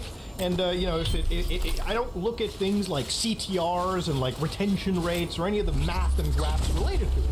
I feel like if that was my job and that's what YouTube became, I would probably be burnt out in a matter of, like, I'm not joking, weeks, okay? Because that is probably the most annoying part of YouTube. But not really for Mr. Beast, okay? Because it seems like for him, content creation is more like speed running your way to actually getting virality. But let's watch more of this. Now, I have seen jizz moppers with more soul in their eyes than Mr. Beast when talking about, I guess, his brand, if you will, content creation. Obviously, this image to me seems pretty AI generated, and obviously if it works for Beast and he's trained it off of his own content, I guess that's totally fine. Obviously, it must work for shorts. Clearly, the world's largest YouTuber knows a thing or two about virality. But the problem with this is he's created a piece basic content, he's created this like system that is completely okay with inspiring itself from other people's channels, right? And obviously a lot of creators are not like Mr. Beast. They put a lot of actual thought into their thumbnails. The thumbnails are part of the actual, production process. And again, the kind of tool that Mr. Beast is creating, let's be completely real, is not meant for the up-and-coming creator. It's meant for the channel that likes to throw out 10 uploads a day and find out the absolute cheat code methods to virality, right? Because for a lot of content that's on YouTube, when it comes to the AI-generated slop that's out here, a channel that uploads 10 videos a day, they're okay with 9 of their videos completely getting like 5 views throughout its lifetime. But as long as they get that one video that's pulling out like 10 million views, that's all that really matters, right? That's the kind of market that it seems Mr. Beast is really headed out to. Not the actual creator that wants to create a meaningful video that people remember for years down the road. This is something that obviously is designed to maximize CTRs and maximize these numbers. The kind of creator that Mr. Beast is going for, and again, this is just a little rant on Mr. Beast as a creator, this guy seems like YouTube for him is like an EVE Online player, okay? It's not about exploring space or anything, it's about firing up spreadsheets at this point. And that's really the kind of vibe that I get that feels like the kind of creator that they're going for. Now, even if these tools are made for the actual user, I'm not a Windows sommelier like many of Mr. Beast's consumers here, or many of Mr. Beast's viewers. I really do feel like, again, the primary market for this is obviously the business enterprise model, right? Just to sell this to like big companies like Amazon or Pepsi or any of these big conglomerates, to sell them the secret sauce for virality in the online space. I really feel like that's what this kind of stuff is effectively made for, and that's where my theory crafting is sort of going. But again, I really can't peek into the mind of anybody to verify that claim, but that's just what's been floating in my head.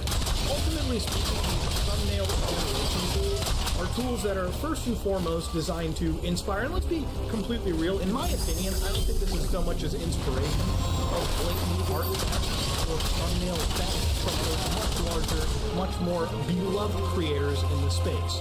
That's really the thing. And it's not even just those creators that it's hitting. It's the people that those creators, like I said, hire to produce this kind of stuff. And it would be fine for me if all of this was just Mr. Beast's trained information.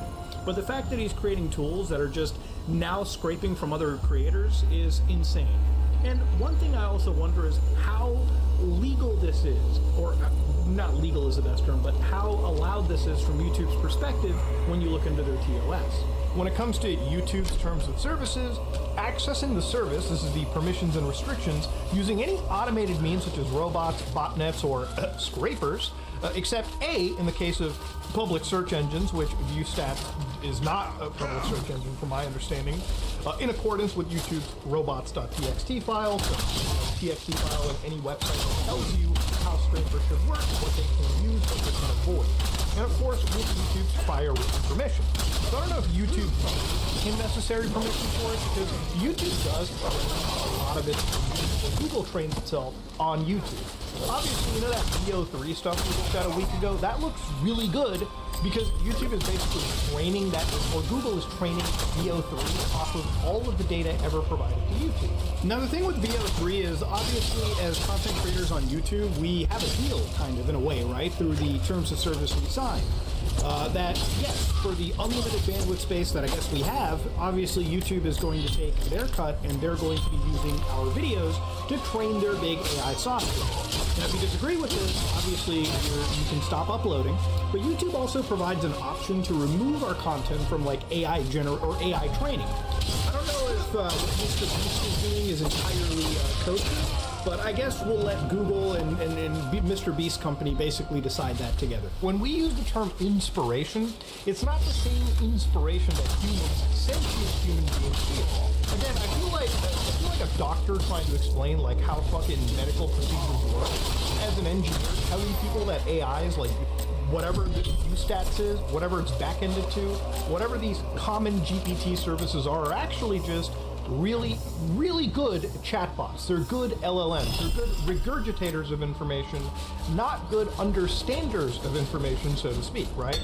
Any thumbnail, any video that is generated off of these things is not something that, it would be unique uniquely creative. It's something that is usually a mashup, a reimagination, if you will, of something that currently exists. You know, if you look at a lot of gameplay, a lot of things generated, especially when it comes to anything AI related, you can usually, if you're astute enough, figure out exactly what the training data to some of this. Now, obviously, a lot of these companies are fighting over copyrighted shit all the time. For instance, Google wants like AI scraping to be fair use.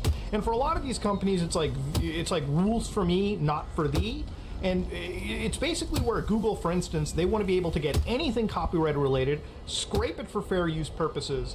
And of course, they want to do this in a way where at least the only placation they can give is we can allow you ways to opt out for entities that prefer their data not to be trained in AI systems. I mean, you even got YouTubers like David Millett who are taking actual like companies like NVIDIA to court over training AI data or training like their AIs off of like people's actual copyrighted materials, which is probably the only thing you can do. It's not, you know, the smartest thing financially or legally to do, because going up against a big company like that is usually a losing battle, but sometimes it's the only way to counter this kind of shit happening in the world. So Mr. Beast, you know, this is the same guy that famously, like in 2021, and I know this is years ago, was complaining about how a Russian channel was just taking their thumbnails and photoshopping their faces on theirs. Really like the thumbnail you're generating, but not the face on it. Don't worry, we have this face swap tool that you can click, upload a face you do like, and it will instantly swap it onto the thumbnail. To show you how simple this is, I'm gonna take a photo of my face, okay? I'm now gonna hit face swap and take the thumbnail from this to this automatically. Man, he wasn't really against it, it seems. He just found a way to profit off of it. Now again, obviously the implication here is you're just generating the thumbnail, so you can just change whatever generated thumbnail's face to whatever you want, but obviously it also allows you to upload any thumbnail you want, it seems. So if you think it's not going to be used in the same way it was used against him years ago, you'd be a complete idiot. You know, I was reading at MIT, there was actually a new study done, Your Brain on ChatGPT, where again, the basic idea was in the abstract, using all these LLMs and tools, right, and using them in the general population, they saw that in this study, they demonstrate the matter of a likely decrease in learning skills based on the results of our studies. The use of LLMs had a measurable impact on participants. Now, obviously, this is pretty understandable. You know, if you're going to teach people not to critically think and just rely on LLM regurgitations, yeah, of course they're not going to be able to critically think down the road because you're not teaching them the skills to do it. You're just putting them into GPT as zombies. Now, when it comes to content creation and it comes to creativity, I think the same logic also applies too, right? Like, obviously, by constantly AI generating pretty much everything when it comes to the virality of your video, you as a creator are not necessarily developing the creative, you know, abilities to actually succeed properly in this algorithm, right? Or succeed in this world. That's where I'm coming at from this situation. And obviously, I think Mr. Beast's content is sort of gamified to the point, and I think it's very obvious that the goal is not so much to create, you know, content that is personable or content that, you know, is designed, I would say, for the long term. It's really just content that is designed for virality's sake, and it's designed for, again, gaming the algorithm to get the fastest, you know, CTR retentions, the highest sub growth, the highest views that you could probably dump. And you might be arguing that, isn't that the point of YouTube? And to me, I would say, yeah, partially, but also it depends on, you know, the creator producing something that sets himself genuinely apart rather than being Mr. Beast clone number 342, or Mukbang clone number 5782, or Minecraft speedrun clone 14,000,001. Now, again, I don't care how somebody produces their content if they want to make it completely, you know, mechanical, or if they want to put like the amount of effort into it. What matters like the most to me over here is like why these kind of tools exist and what they're doing, you know, in order to produce their content. Because ultimately, based on what I've seen with view stats, the inspiration it gets from like other content creators and just regurgitates the information and generates these thumbnails is not something that I think is ultimately a net positive to a site like YouTube or content creation. If anything, you know, it's Mr. Beast giving tools to people that literally do not care about producing any meaningful content on the platform, right? These are people that want to get onto YouTube, they want to get monetized instantly, they want to basically push as much AI slop as they can per day just so that eventually if one gets virality in the algorithm, right, like it's a lot of these AI channels that are super duper popular that use the technologies that Mr. Beast is pushing. A lot of these channels that like upload 10 times a day, for instance, and you know, if 9 videos do like, you know, 2 views over their lifetime, it doesn't matter. Because if one video gets 10 million views in the course of a week, it's literally the one thing that's going to pay for the entire AI subscription service they bought. It's one of those things that literally does not matter for the creator. They just want to push as much shit as they can. Whether it be a catchy thumbnail, whether it be an AI-generated description, AI-generated title, whether it be AI-generated whatever, that's the kind of audience you're kind of pushing towards, right? And that's one of the things that, at least for the human being like me watching, I personally don't engage with.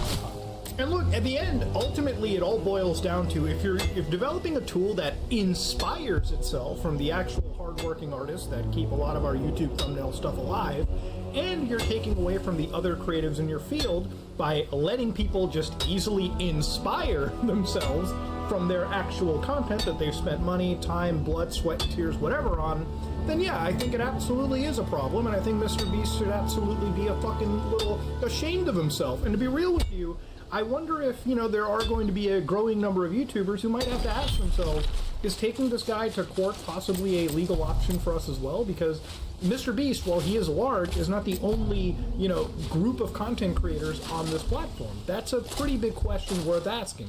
And I don't know if Beast entirely thought this through. He probably thought this was going to play really well for all the AI dude tech bros on the internet. And maybe it did for them. But the fact that he deleted his post about this shows that obviously it wasn't going to fly with the actual human beings on the platform. You know, I was talking about, you know, all the AI internet stuff that's coming out, like 90% of the content that's being generated. And it's just kind of like blackpilling to see one of the largest content creators on the platform openly pushing for this like AI revolution as a whole. Especially considering the fact that it's not even content that's made for the fun of it. It's content that's made for the pure optimization of YouTube stuff. So yeah, I'm wondering, Mr. Beast, did you actually, you know, ask the broader YouTube community before you just decided to like fucking scrape everybody for your, you know, stats project? That's something that I do genuinely want to know. Now, obviously, he's deleted anything like this, you know, in social media posts, I'm sure because of the insane backlash received. But realistically, I do want to know. I think this is just dog shit to do. And ultimately, I think it's really telling of Mr. Beast and actually his entire fucking company at this point, if this is all they want to do. This is not there to help smaller creators. There's a lot of smaller creators that are doing a lot of good work. I'm going to shout one guy out. This is Hey Peter. Now, Hey Peter is somebody that reached out to me, and this guy is a longtime viewer of my channel, you know, back during the Haunted Gaming days. In fact, he was critical of me for not covering creepypastas as much too. And he hit me up a few days ago. And in a few days, he actually inspired me to take on a new project, a second Haunted Gaming video I wanted to work on, where I went into the depths of the internet, dug out a crazy story of a man basically dying by cop because they got completely destroyed by a video game that they themselves made. A video game that was released. It's a truly spooky story, but it required me to search, record gameplay for myself, and get into that old creepypasta mood. Now, you know, granted, not every single one of his videos slaps. Sure, he could do a better thumbnail. Sure, he could do a better title. But there's a beauty to an individual that is inspired, a beauty to an individual that takes their initiative to produce content that they enjoy, they put out for a world, and there is a group of individuals that will line up and watch their videos. Whether he gets 200,000 views, whether he gets 40,000 views, he's producing a video that is far better than he's done what 99% of people on this platform fail to do, which is actually cultivate a community and cultivate a stable community and produce the content that they enjoy going forward. And it just shows me that, like, obviously for Beast, Jimmy doesn't really give a shit, you know? And it just shows. And to be fair, he's getting rightfully fucking roasted for it. Anyways, if you like what you saw, please like, comment, and subscribe, just like it I. Hello, guys and gals, me Mutahar, and yeah, actually, I pirated the game, man. I'll be real. I lived life on the edge. I broke the rules. I broke the law. You know, honestly, I expect federal agents to be at my doorstep, putting me in handcuffs because I dared to pirate a video game from 2009. Now, you might be like, Muta, what prompted you to do this, right? Well, you know, I was just somebody that wanted to play an old game, wanted to just relax, have a good night. I wanted to vibe out a little bit. And so I downloaded Splinter Cell Conviction. Now these games are only like 8 gigabytes, so it took honestly a minute to do. It takes me longer to take a dump than download these old games. All right, and honestly, it's better than downloading a 60, 70, sometimes 100 gigabyte experience. So anyways, I just decided to hit that big old green play button, and I thought everything was going fine. You know, it fired up that Ubisoft launcher, you know, it gave me that little Ubisoft intro, and bam, I saw this error screen. Game startup awaiting first OC connection. Now I thought, man, maybe I could hit the escape button and like ignore this dialogue prompt, but no, you just exit straight to desktop. Yeah, this game is completely unplayable. Now remember, I actually bought this game off of Ubisoft, and just to give you an idea, right? You can go to the Steam store page right now, and you can buy the Tom Clancy's Splinter Cell Echelon Edition. You can buy all these games for $40. You can buy these games for $40, and you get completely ripped off. Now, it turns out this isn't the only group of gamers that actually has this problem. Turns out the guys who love to play games like Assassin's Creed 2, and I made a whole video talking about how awesome Assassin's Creed 2 is. You should check it out. So you know I do love this game. I really do. And turns out the DRM has also said the same thing to those players. Those guys can't even play the game that they downloaded. And also, fun fact, that game is being sold on Steam for $20. Notice, multiplayer and online features are no longer available. Bro, the whole game isn't available. Fuck the online and multiplayer. The single player isn't even available. So why is it that a single player game requires you to have any form of online connectivity? What's wrong? What happened to gaming? Well, back in the day, 15 years ago, this video by Eternal Damnation, boy, that name sends me back to high school, uploaded a video. Assassin's Creed 2 DRM is terrible. Now, if you watch this video, muted by the way, because you definitely put in copyrighted music, guy buys a game, loads it up online, and lo and behold, at some point down the road later, the game gives him a dialogue prompt. An internet connection is required to play the game. Fail to connect to the Ubisoft master servers. Please verify that your internet connection is functional. All right, so that's pretty goddamn serious, right? And then it goes on YouTube and it's like, all right, guys, subscribe and like and comment, which I didn't think you should, okay? I think you should go from 53 subscribers to whatever God allows you. But let me tell you something messed up over here, man. Back in the day, when these games dropped, they had one of the shittiest DRMs. So for instance, if you bought this game on the Xbox 360, and even if you bought it on like the iPod Touch back in the day, things would work. You know, if you just have a 360 lying around and a copy of Splinter Cell Conviction, slap that disc in, and you can play with yourself, or you can fucking find somebody else and play split screen. What a novel concept. However, the PC version implemented Ubisoft's new DRM, which requires a permanent internet connection. So when you play games like Assassin's Creed 2 at launch on PC, let's say that for a second your internet went out, okay? Like some blurb happened, and you're just minding your own, you know, playing single player, you know, something that doesn't even touch the internet. Well, Ubisoft would just put this giant, like, little screen on, you know, it's just this flashing white light. It'll just say, hey, when you get that internet again, you can play the game you paid for by yourself. What a shitty concept. Now, because of how entrenched this dog shit is, the modern Ubisoft releases are now broken. Ubisoft's done something that's completely destroyed this one game. And you know, you might be like, but Muda, wasn't Splinter Cell Conviction a bad game? You know, I've always wanted a John Wick video game, not the John Wick Hex video game, but one where you could run around, blow like 10 dudes in the head, and just use the craziest combat features imaginable. You can do that with Splinter Cell Conviction. It's just a good game. I like this game. And you know what? It doesn't even matter what the quality of the fucking game is. I can't even play Ubisoft's game that I bought all the way back in the day, back in the 2010s, in 2020. You know, people are always like, wow, just play old games and you're going to have internet forever. You know, this is a perfect example of I have internet forever, right? Like, I'm really using the best internet possible.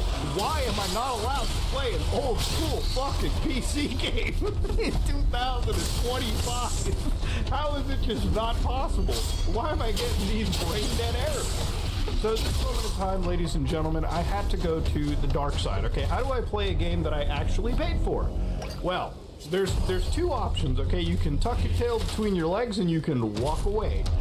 Or you can sail the seven seas. You can find the fittest of girls in the gyms around you, and maybe they might have a copy of a game that you want to play. I'm not advocating piracy, by the way. I really think piracy is a sinful, wrong thing. It's illegal, it's unethical. You won't be allowed into the kingdom of heaven from what I've been told. But yeah, the idea is I had to actually go on and find a copy of Splinter Cell Conviction and cracked EX. Because Ethan Klein's too much of a sue me? Because, you know, how's the lawsuit going? Nowhere, because Ethan Klein's too much of a sue me. Any day now, he's gonna sue. He's gonna sue. Chat, just a reminder, by the way, just a reminder, after he paraded on the internet about how he was gonna sue me and he wanted to sue me, guess what? Still no lawsuit. Oh my god, he's so bitch made. I'm actually pretty certain that his lawyer told him to stop going after me. His lawyer most likely said, dude, you need to stop. You actually need to stop. Whatever, you think I'm an idiot, you think I'm the dumbest person alive, that's fine. Go read the lawsuit. Maybe if you don't want to respect me, you can go respect a judge and a lawyer. Oh my god. Can someone remind me why Ethan Klein is suing Denims but not XQC? How can so many people be so retarded? If you enjoyed not giving any views to that terrible video. Didn't somebody comment on this? This is Legal Mindset commenting on it. Lonesome Poet says, just got here wondering if what Ethan did is considered entrapment. Sorry, and once again, I want to explain this stuff. I'm just laughing in general. So, and that's not a thing. You're probably thinking about like police entrapment or something else different. This is not criminal. This is copyright infringement. So no, there's no such thing in the law. It's enforcing your right. And I use the example once again of a house. It's like putting an alarm on it. Is that trapping the burglar? No. Well, what? Oh, no. Denims compares stealing from a corporation to stealing from people. You check your bank account and like Chase accidentally refunded you an extra $50. Okay. If some old lady on the street is like, hey, you know, do you have change for a $10 bill? And she hands you a $50 bill and you keep the 50. See how one of them feels morally worse? One of those feels like you're stealing from someone who does need it, or you're stealing from, I don't know, not a corporation. Well, it's a good thing the way that you feel about something isn't the way the law is. Well, I feel differently about this. It's okay when I do it. We're not talking about legality. It's theft regardless. We're talking about what is morally worse. It's theft regardless. You can tell she doesn't have a lawyer. It's theft regardless. Oh, jeez.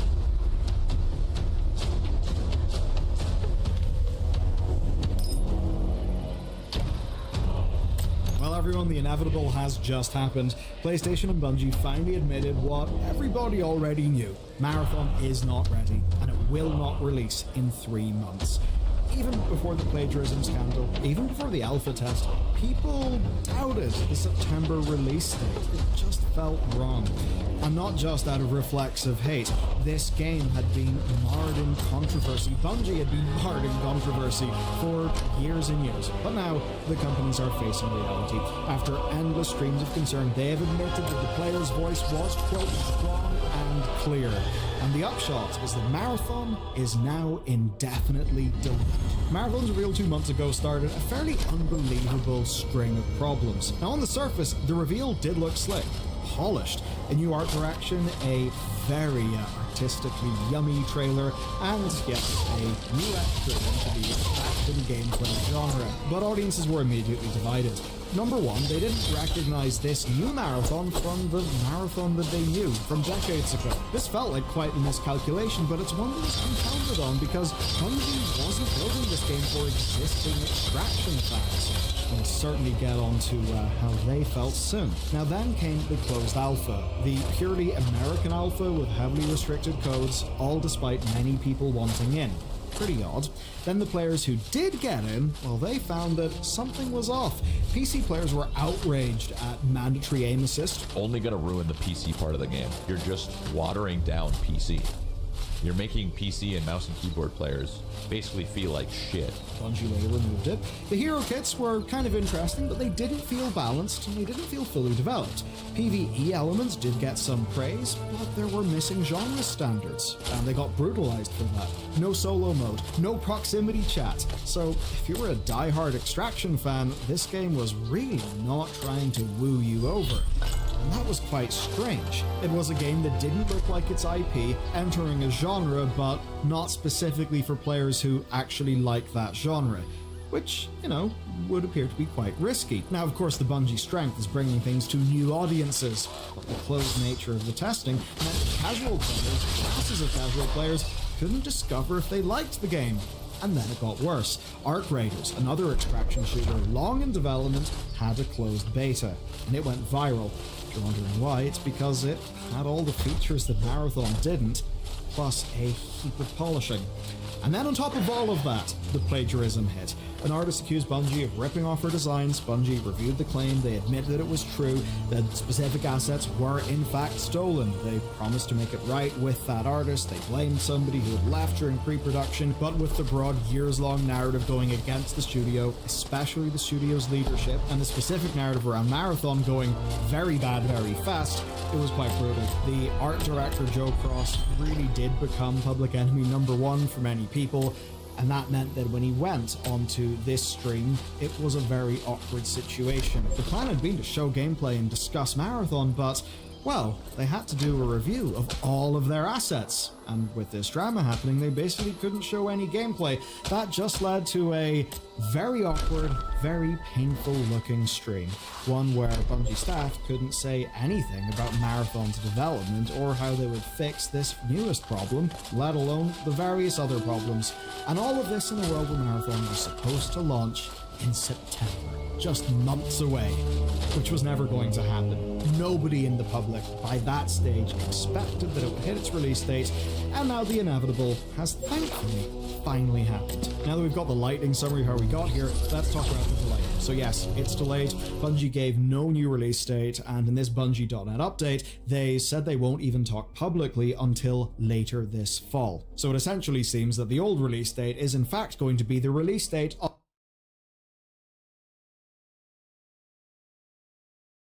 These boys so bad, it's good content. Pathetic. What is this? Pathetic. Damn, he mad about this? Hassan wants to be a cool, hip phase boy so bad, it's good content. Not gonna lie. I don't know why so many people get so fucking butt mad whenever this interaction happens, and I think I know exactly why. It's because your favorite content creator is a pathetic little fucking cretin who never leaves his house. So when you see a political content creator who, how does he know this is? How does he know it's me? Isn't like that, and who has the capacity to just like interact with these people, you go, I'm ass mad. Why won't my pedophilic loser school shooter favorite political content creator not interact with these people? What? It's like, okay, man, have fun. Say it's cringe bomb. Okay, you're fucking cringe, and you're. Bro, I hope he's all right, man. I hope he's doing okay. What is going on over there? Oh my god, that's crazy. I'm a school shooter now. I love this chatter. One, accidentally writing this in my chat instead of Asmongold's chat. It was not accidental. He tagged you. It does boggle the mind that there are people who do ask that question sincerely to someone like Asmongold, as though he knows anything. Period. Not even just like anything about the history of Iran, history of Israel, but just anything in general.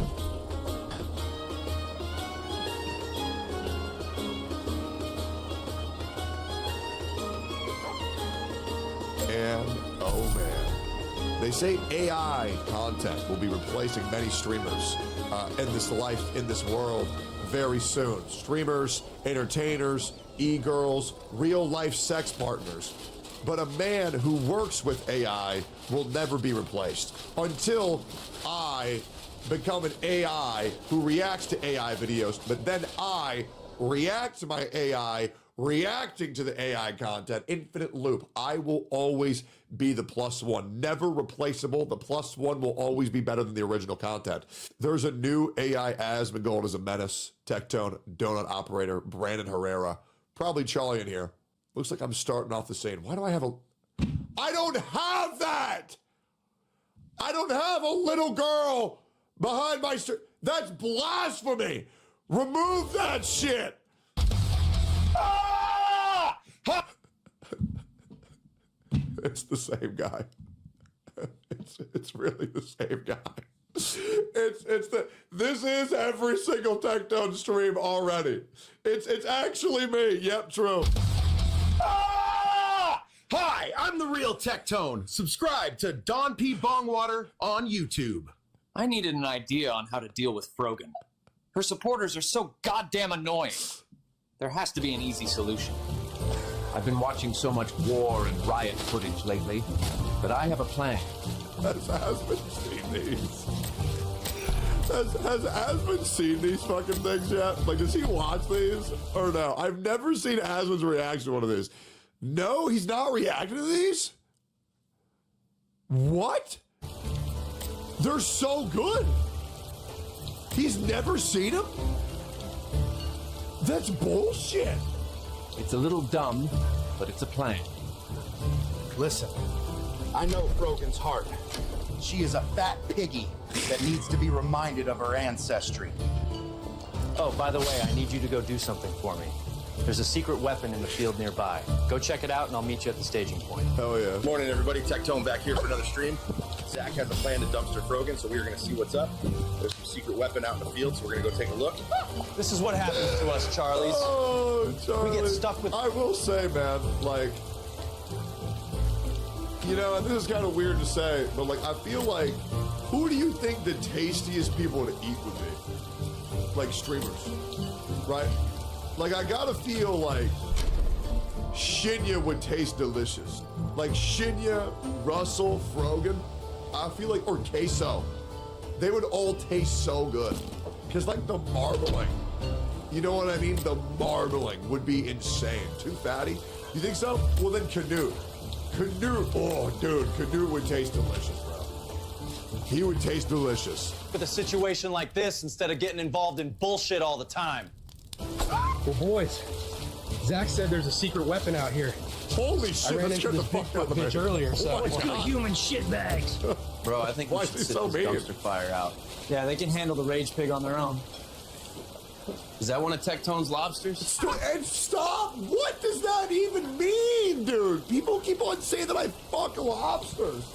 Dude, people have been saying I've been fucking lobsters for like 3 weeks now, so I went to TJ Maxx the other day, and I actually bought a lobster shirt. I bought a lobster shirt. I don't get the memes, bro. I even saw the video. It's of me just like, I fuck lobsters for money or some shit. $2,000 and I'll fuck a lobster? I just don't get it. Tectone's lobsters? Bro, it's so over. I fucked that lobster so hard, but her dad was there, so now I gotta run. Well, now I got time to kill. Let's see what's on TV. What?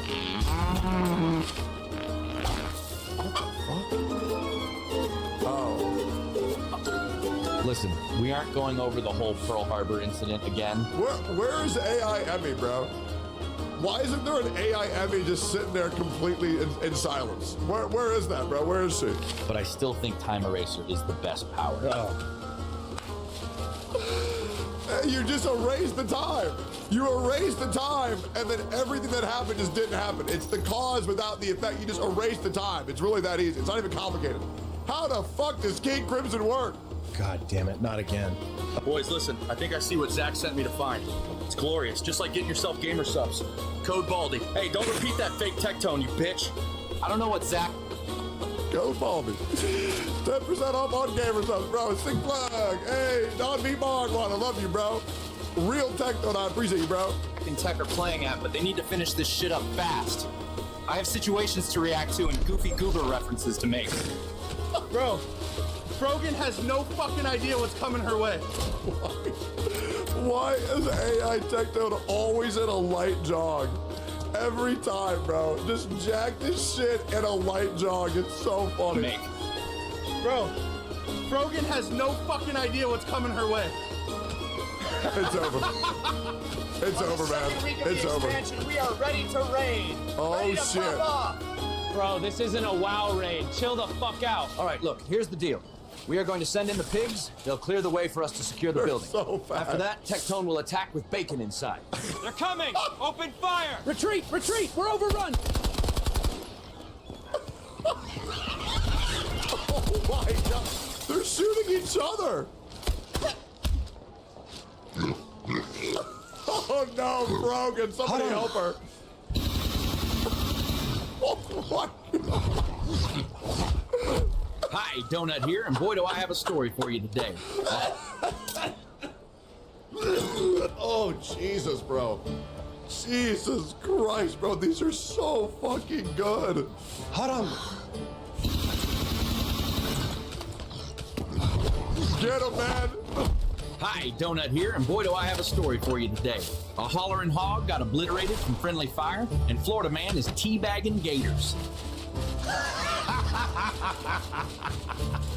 Look, guys, Frogan is down. Now we're going to focus on that candy-ass Hassan. Yep. He's a fake believer, so pork won't work, but I got a plan.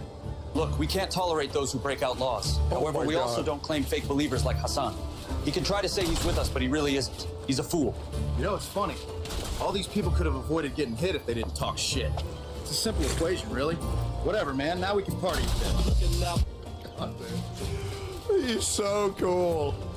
He's so fucking cool, bro. AI Tectone, my goddamn spirit animal. That guy is the motherfucking GOAT. And everybody knows it, man. Everybody knows it. At the corner of my eye, see a little roach, a little creature crawling by. A little dance in my room, a little roach on my floor.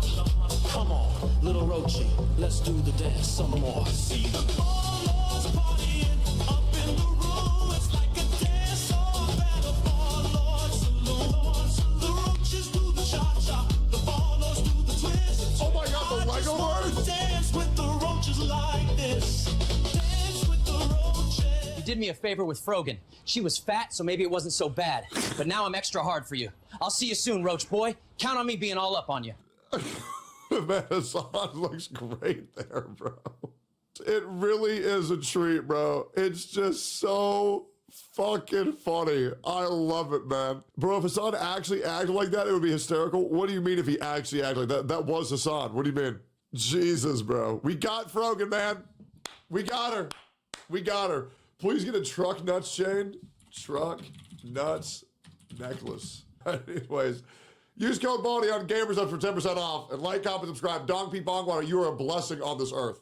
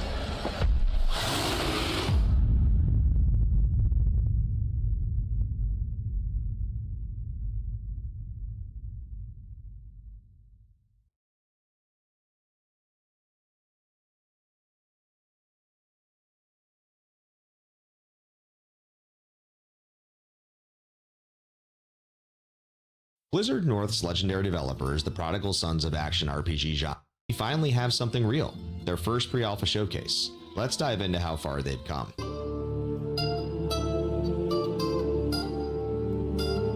By decades of genre-defining experience, a vision for innovative gameplay, and groundbreaking approach to modding and collaboration. And now, after years of anticipation, we finally have something real, their first pre-alpha showcase. Let's dive into how far they've come.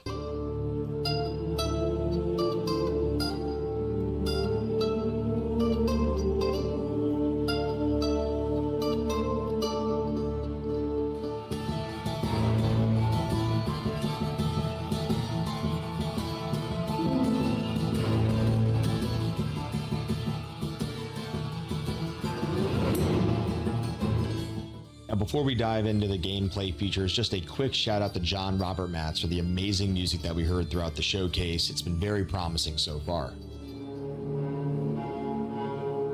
The game's come a long way from its early days with its visuals matching its growing ambition. Let's take a look at how the graphical changes have come to life. A Upon initial observation, it appears that the characters are no longer utilizing placeholder models, and the user interface has seen some noticeable polish. The game now includes a fully functional inventory, skill tree, stat screen, and character sheet, all with a more refined look and feel. Visually, the game has enhanced its graphical fidelity, likely as a result of post-processing techniques, improved lighting, and upgraded water effects, which give it a sharper and more immersive aesthetic. And honestly, I do agree with Phil's earlier sentiment. This is no longer just a prototype, it looks and feels like a real game now. Drawing inspiration from beloved games like Minecraft and Terraria, MVP's upcoming game unveils a breathtaking world that is fully procedurally generated, includes deformable terrain, and has a day and night cycle. More to come on that later. Now, you might be wondering, how is this different from Diablo 2's procedural generation? Let's take a look at the summoner with examples that Shadow pulled together. In Diablo 2, the summoner's spawn location in the Arcane Sanctuary has 4 possible variations, but based on your game seed, the system selects one of the 4 ending paths to place the summoner.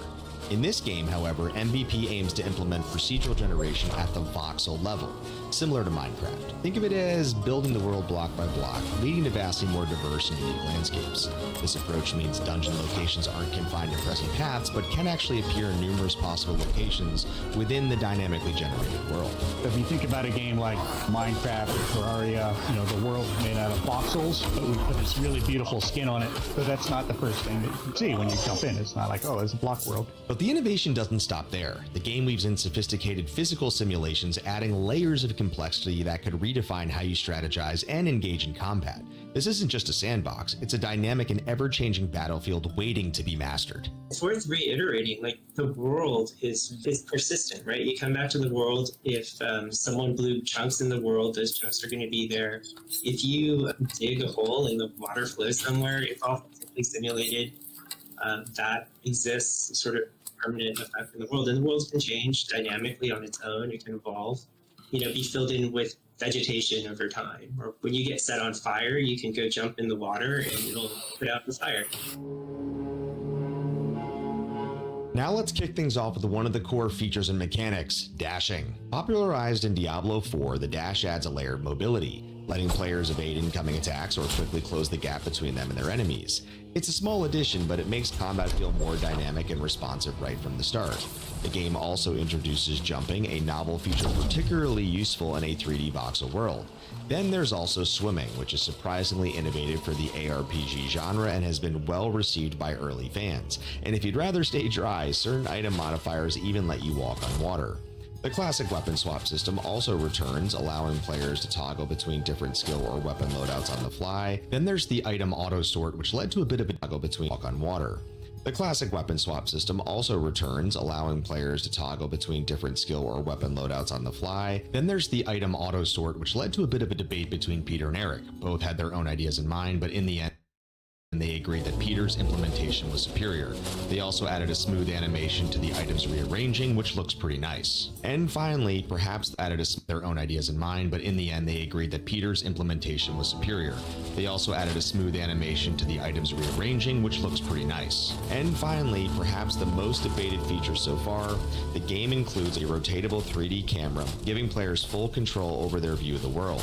Some love the freedom, while others prefer the fixed perspectives of traditional ARPGs. Personally, includes a rotatable 3D camera, giving players full control over their view of the world. Some love the freedom, while others prefer the fixed perspectives of traditional ARPGs. Personally, Shadow and I believe that the rotating camera isn't just a nice touch, it's actually a necessity. In a 3D voxel world, verticality matters. Being able to adjust your perspective is crucial. Imagine that you're digging into the terrain and a deep hole is going down, and the ability for that camera to move overhead so you can actually see your character in view is vital.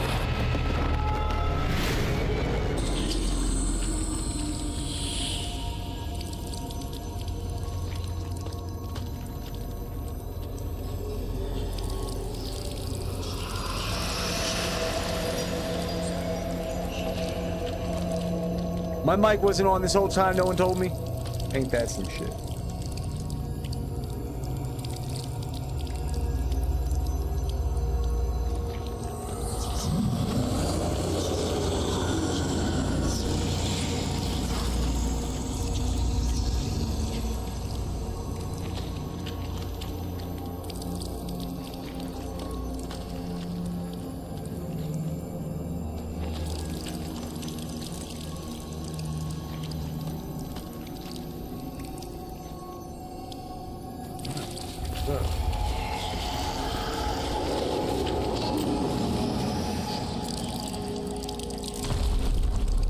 Didn't I do this?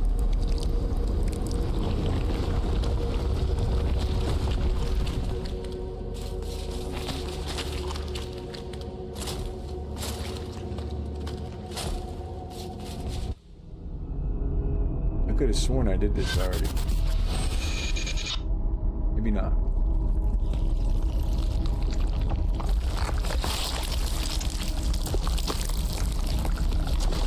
Yeah.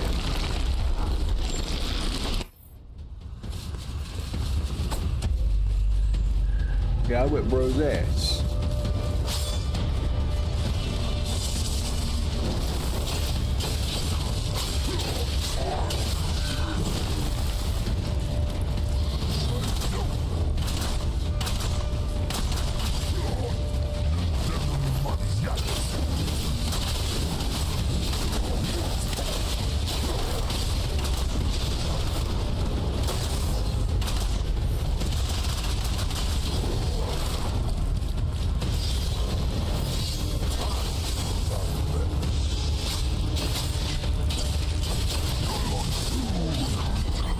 Got you. Yeah, that's the second one I got. Okay. First Chrono Gate. And use the Chrono Gate. Okay.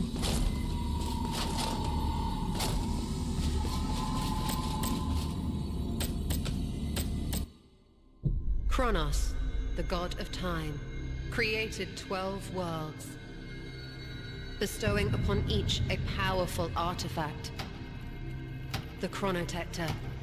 Those who wielded their might became known as the Sentinels. However, one such Sentinel would stand corrupted. Speak with the others at the round table. They shall answer your questions.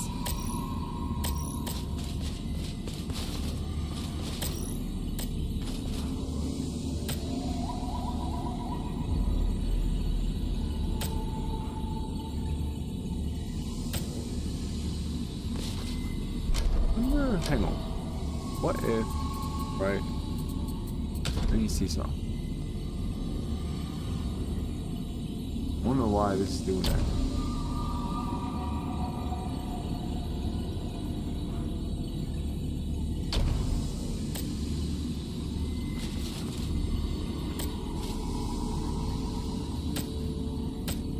Yeah, I thought so.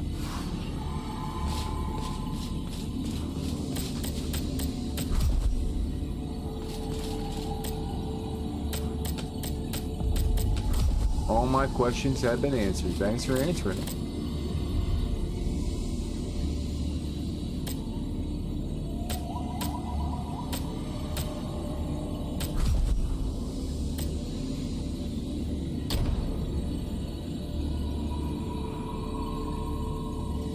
Do I have that though?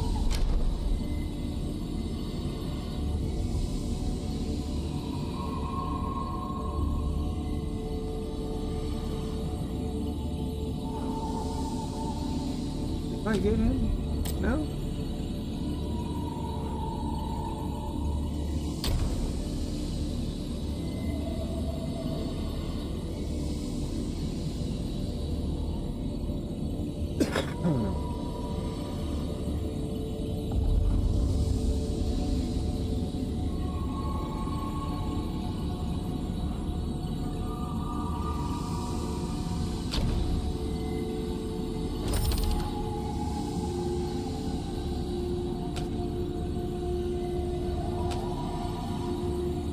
How do I summon him?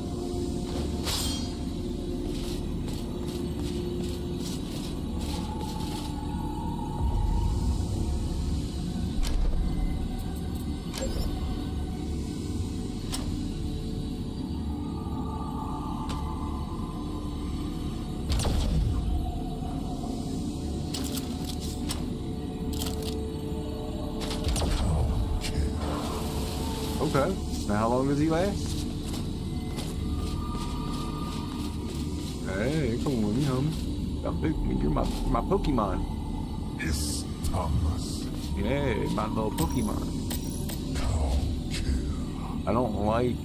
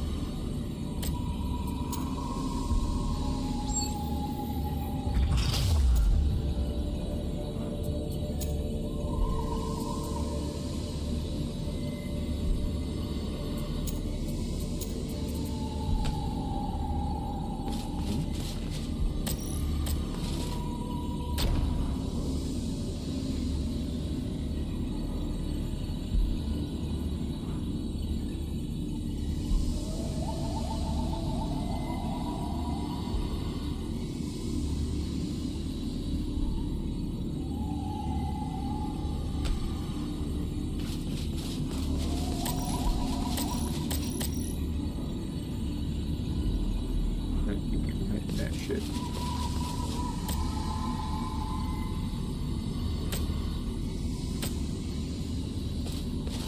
Fuck you.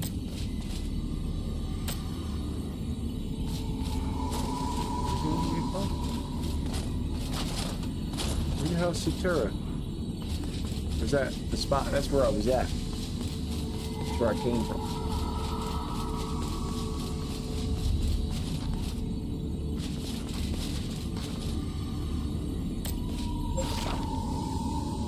Is this Satura?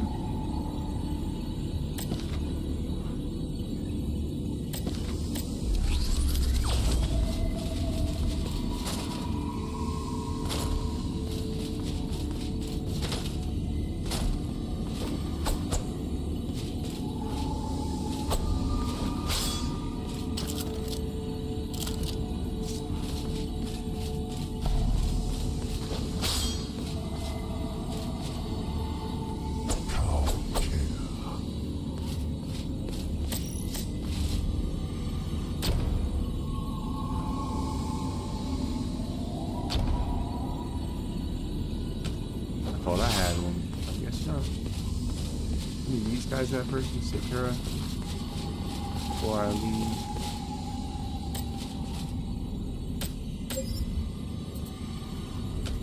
What's my other skill that I have? Temporal duty.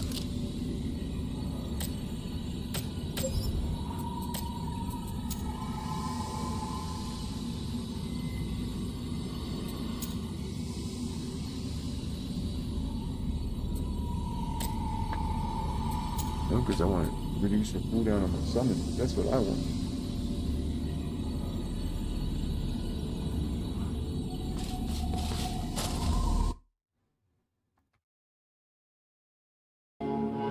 Now back to familiar ARPG territory. In the showcase, we were introduced to the first class, the Witch, which was played by Eric Schaefer, and the character demonstrated both melee and powerful magic abilities. Now, as you would expect with this type of character, they created distance by lunging powerful missiles, but they were able to get close in the kill box by lunging with powerful strikes thanks to her signature glyph magic. We're going to be showing you our first character class today.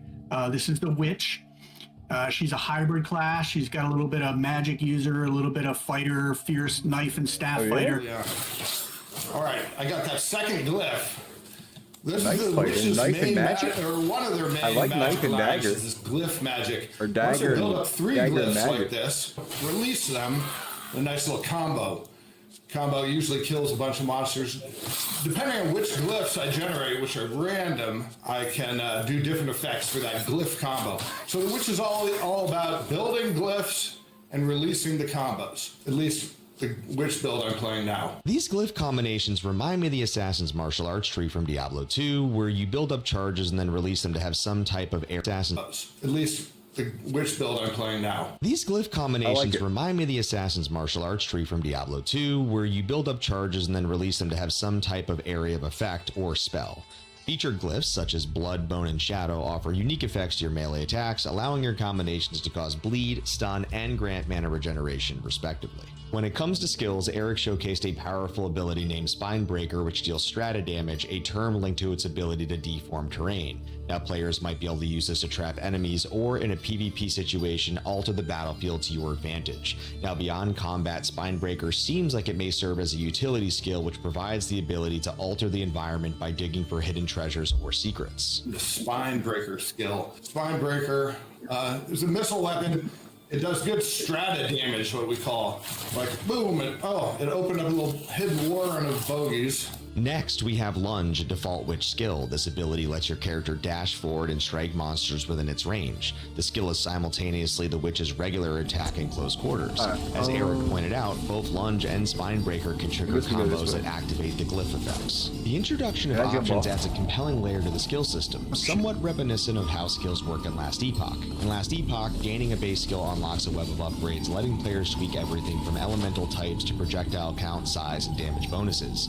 It seems Moonbeast is exploring similar territory, giving players deeper ways to customize how their abilities function. As for attributes, MVP appears to be staying true to classic Diablo roots. In the showcase, each point invested in Vitality adds +2 to base life. Eric even calls this a deliberate nod to the old school formula, saying that they shouldn't fix what isn't broken. And as longtime Diablo fans, it's hard to disagree. Like, yeah, your whole, Let's now dive into the elemental system in the game. So far in the preview, we've seen 6 specifically: blunt, slashing, fire, cold, lightning, and shadow, each of which having both major and minor effects. For example, cold slows enemies with a chilling minor debuff and locks them in place with a major freeze. Shadow brings a sinister, curse-like affliction, while fire sets foes ablaze with ignite. Then you have slashing, which can leave enemies bleeding out over time. Let's now, Diablo fans, it's hard to invest in MB, giving play size and unlocks a web of replicate the glyph effects. The introduction of options adds a compelling layer to the skill system, somewhat reminiscent of how skills work in Last Epoch. In Last Epoch, gaining a base skill unlocks a web of upgrades, letting players tweak everything from elemental types to projectile count, size, and damage bonuses. It seems Moonbeast is exploring similar territory, giving players deeper ways to customize how their abilities function. As for attributes, MVP appears to be staying true to classic Diablo roots. In the showcase, each point invested in Vitality adds +2 to base life. Eric even calls this a deliberate nod to the old school formula, saying that they shouldn't fix what isn't broken. And as longtime Diablo fans, it's hard to disagree. Let's now dive into the elemental system in the game. So far in the preview, we've seen 6 specifically: blunt, slashing, fire, cold, lightning, and shadow, each of which having both major and minor effects. For example, cold slows enemies with a chilling minor debuff and locks them in place with a major freeze. Shadow brings a sinister, curse-like affliction, while fire sets foes ablaze with ignite. Then you have slashing, which can leave enemies bleeding out over time. If you played other action RPGs, these will feel familiar. They're essentially this game's version of ailments. One thing to point out is that all of our different elements in the game, and currently there's 6. There's blunt, slashing, fire, cold, and light. They all have different critical effects. They actually have different minor and major criticals. So like the cold weapon will do a chill and freeze if you stack up enough chills, and sometimes they'll do it randomly. They'll do something like ignite people and they'll run around like crazy. That it is a curse effect. Slashing weapons can do bleeding effect, things like that. One of the features I'm most excited about is the dynamic world events. Phil teased it as night falls, scary things happen, the music shifts, the atmosphere darkens, and suddenly new monsters emerge, more powerful and more resilient than what you fought during the daytime. Now, these nighttime monsters could cause unprepared players to have to retreat, regroup, or die trying. For instance, take the undead creatures that claw their way out of the earth after dark. This highlights how the game keeps players on edge with unpredictable enemy spawns during exploration.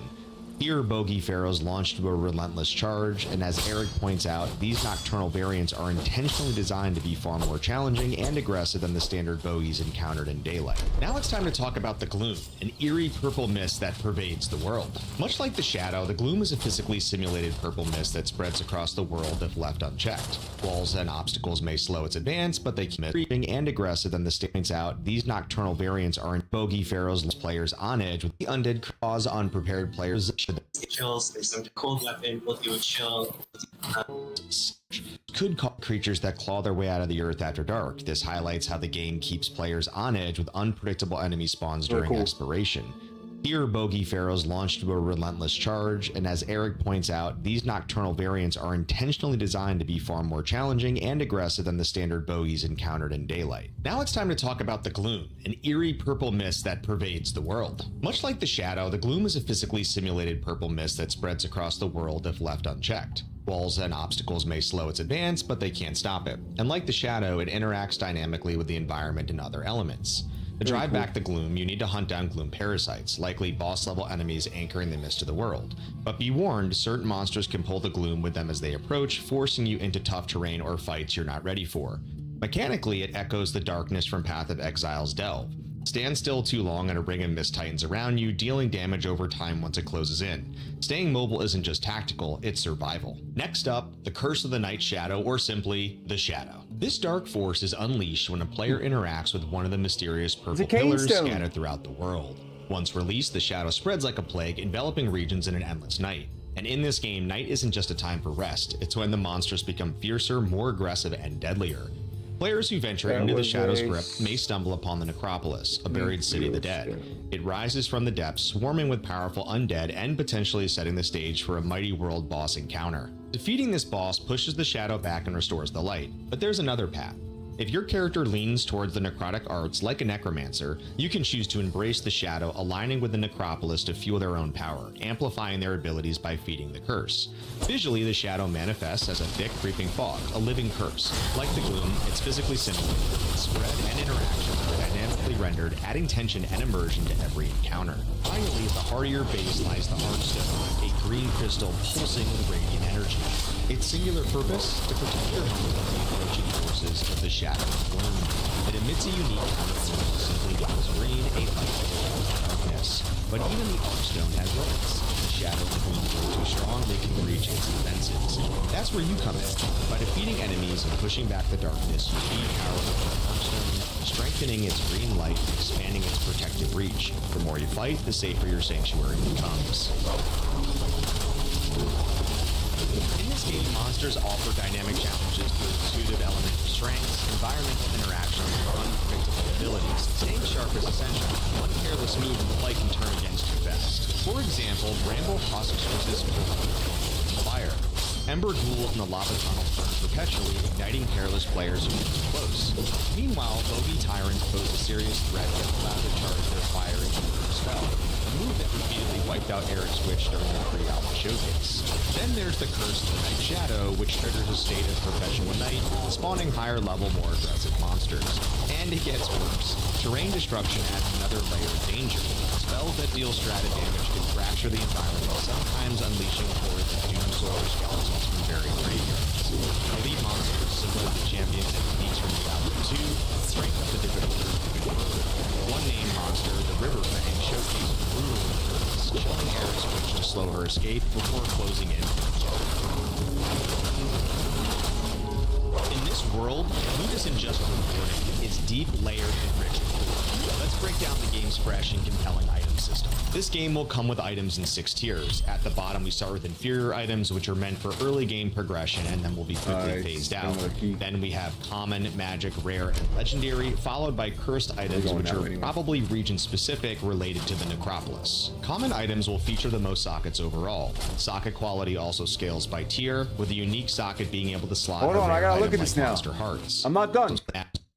Your spell. In this for your sanctuary becomes.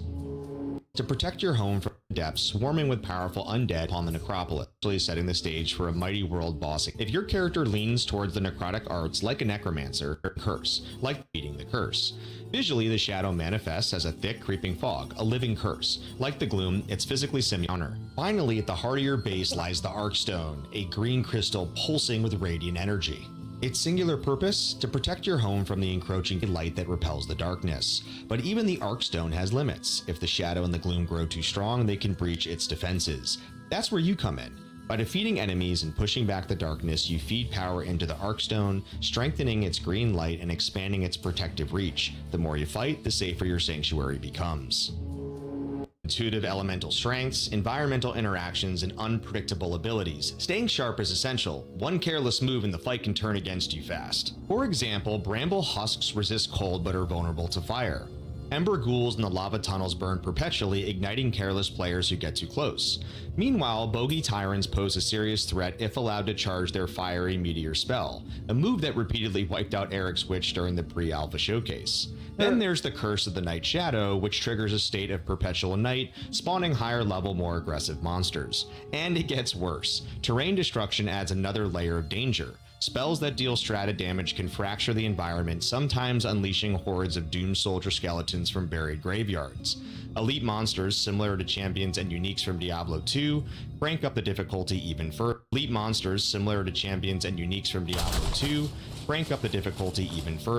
One named monster, the River Fang, showcased brutal abilities, chilling Eric's Witch to slow her escape before closing in for the kill.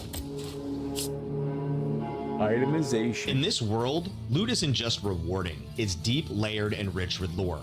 Let's break down the game's fresh and compelling item system. This game will come and then will be first items, a rare item like Monster Hearts. Magic items will roll with the unique socket being able to slot a rare item like Monster Hearts. Magic items will roll with 2 affixes and retain a solid number of sockets, though fewer than commons.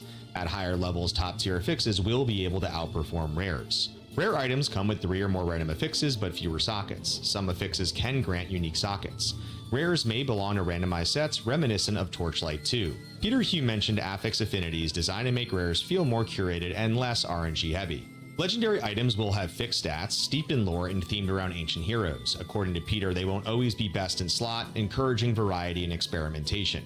Many legendaries will also exist as parts of game sets. Gems imbue gear with elemental power. Known types so far include Opal for slashing, Jade for cold, Lapis for lightning, and Onyx for shadow. Amber was also shown, though it's unclear if it aligns with fire or blunt. With 6 known elements and 5 confirmed gems, it seems likely that there's still 1 gem left to be revealed. As far as rune words, Peter Hugh wasn't satisfied with how they were implemented in Diablo 2, but he's committed to improving them this time. Runes are also making a return. This could elevate their value, not just for crafting rune words or their rarity, but just because class-specific modifiers make them more useful. As noted earlier, gold tier unique sockets can be filled with Monster Hearts, which is a rare drop from an enemy. Even standard loot ties into monster identity. For example, a Bramble Husk might drop a Bramble Staff because it mimics its entangling effect. Later in the showcase, we see Eric loot Murakami's puzzle box from a mysterious purple pillar in the Veil of the Old Ones. When he opens it, his character's cube, simply called the box, activates, revealing a Tome of the Novice. According to Peter Hugh, this tome permanently grants an option point very similar to skill books in Diablo 2.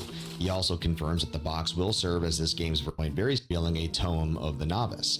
According to Peter Hugh, this tome permanently grants an option point very similar to skill books in Diablo 2. He also confirms that the box will serve as this game's version of the Herodra Cube, but with 1 key upgrade. It no longer takes up inventory space. Multiplayer is a cornerstone of the ARPG experience, and Moonbeast Productions is embracing that fully. Players won't need third-party hosting. Moonbeast will run the servers directly, ensuring stability and control. Mods can be uploaded and run on these servers, with each world essentially functioning as its own joinable server. PvP is confirmed, and server creators will have full authority over world settings. That includes everything from difficulty and PvP rules to terrain, destructibility, and how global systems like the Shadow and Gloom behave. How many people? This now brings us to modding, one of the core tenets of this new game. Back at ExileCon 2023 during a panel, it was stated that this game was being built to be, theoretically, super moddable. Retired for a little bit, but then I'm dragged back in. I've got a new indie studio called Moonbeast. You guys could look it up, moonbeast.com. So I like mods, and the current game I'm making is very moddable, but that's kind of almost experimentally super moddable. One of the standout features is a full in-game world editor, giving creators tools right inside the game. Even more exciting is the support for live modding collaboration, similar to how teams use Google Docs. Multiple modders can work on the same project at once in real time.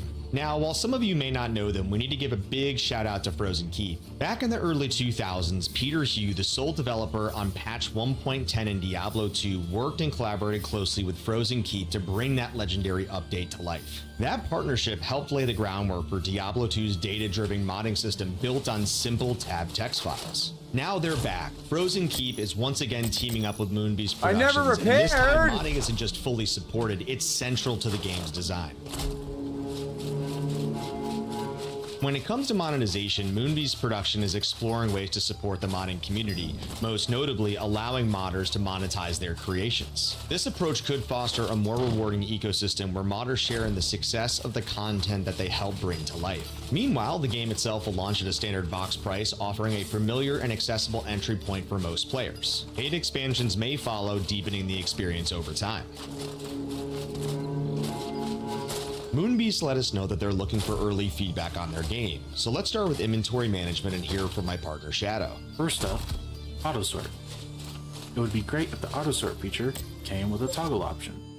Now, some players prefer manually organizing their inventory, so having the flexibility to autosort with a button press or opt out entirely would go a long way in accommodating different playstyles.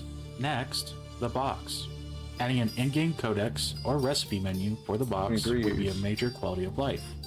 Whether it's a complete list or a progressive system that fills in as you discover recipes, having this info in game would reduce the need to externally look things up. And finally, loadouts. Imagine having 2 or 3 unique slots where you could save full gear sets with minor tweaks to different frameworks. This would be a huge quality of life feature for the PvP community and also prepping for world boss events. Switching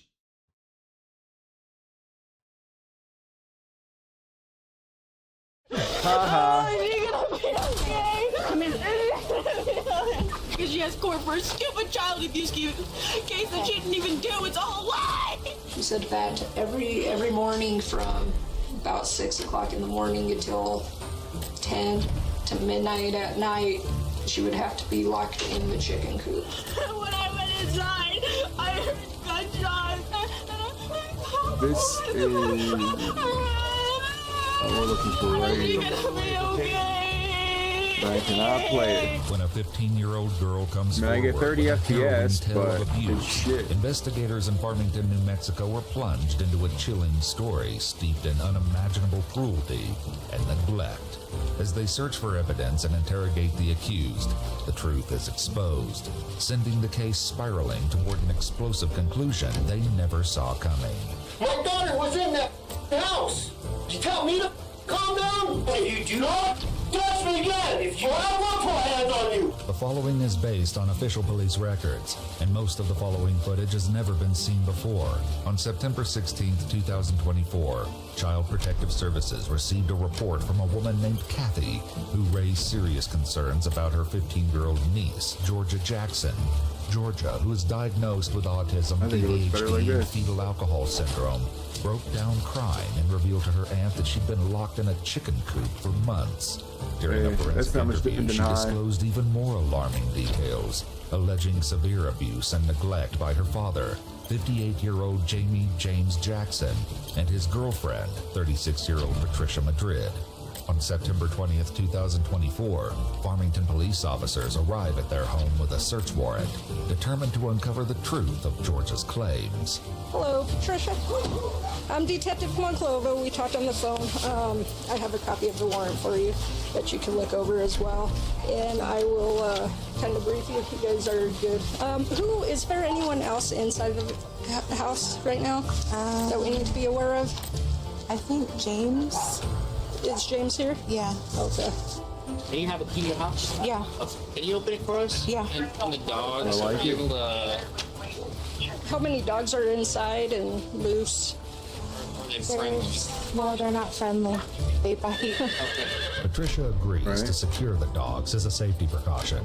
Little do they know, Patricia has other plans. It's a big dog right there. Who's gonna go secure the dogs? I don't really. I changed all the dogs and I don't remember which key goes to them. Okay, so if you can get the dog, yeah. Don't shut it all the way. No, keep the door open.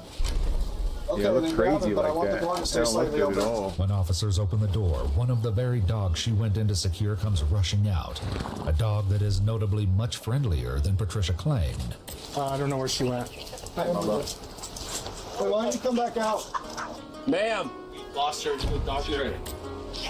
Getting dogs. Is that visual? Yeah. You see her?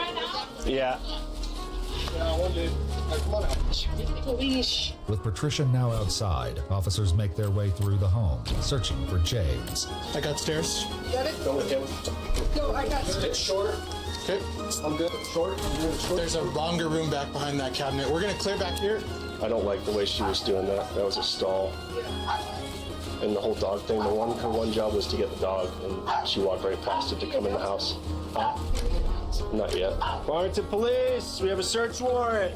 James, if you're in here, you need to make yourself known. All right, Lily, we're gonna move downstairs. Warrington Police, if you're inside, make yourself known. Farmington Police. I got a short bathroom. Nothing. I got another door in the bathroom. Let me check this room. Farmington Police. Farmington Police. Nothing. In addition to Georgia, 2 other children live in the home, including James's son, 19-year-old Jonathan, and Patricia's daughter, 15-year-old Giselle. They clear the home and find no one inside, but things will soon take an unexpected turn. Meanwhile, Patricia begins to complain about sudden stomach pains. You good?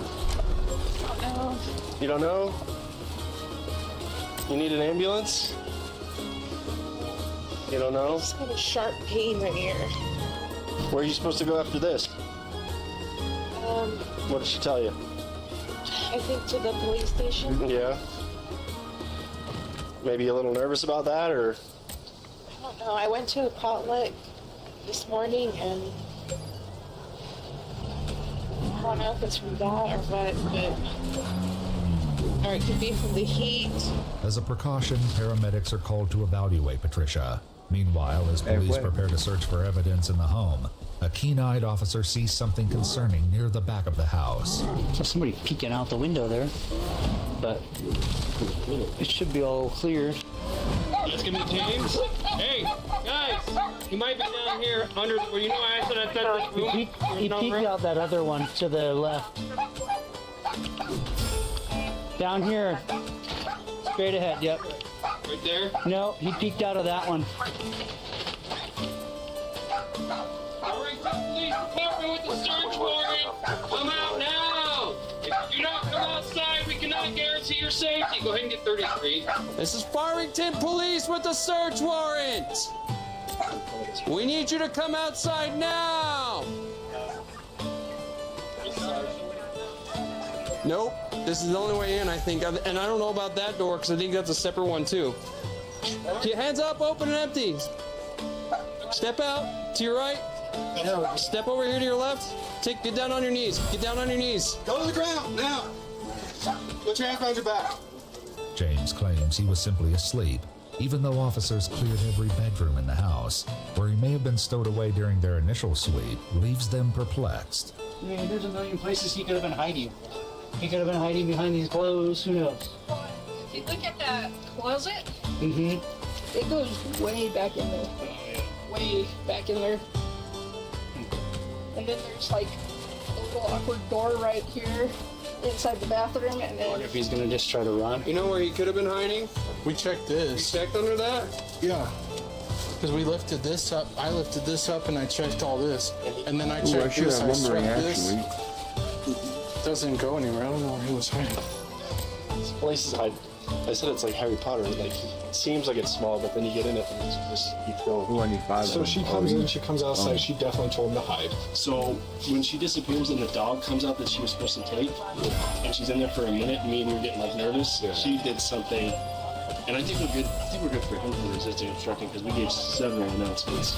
Outside, officers discuss the allegations and their suspicions regarding James. She's claiming that little girl's got some mental issues and she's making all this up. And I don't know. The guy's hiding like that. And you got cameras literally all over your house? Don't have cameras all over your house because you feel safe inside.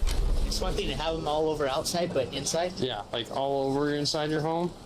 That's something different. I get maybe a common living area. I see people do that, but like the bedrooms and everything. That means you're trying to hide something. As paramedics evaluate Patricia, Detective Monclova tells the officers what they should be looking for as they search the home.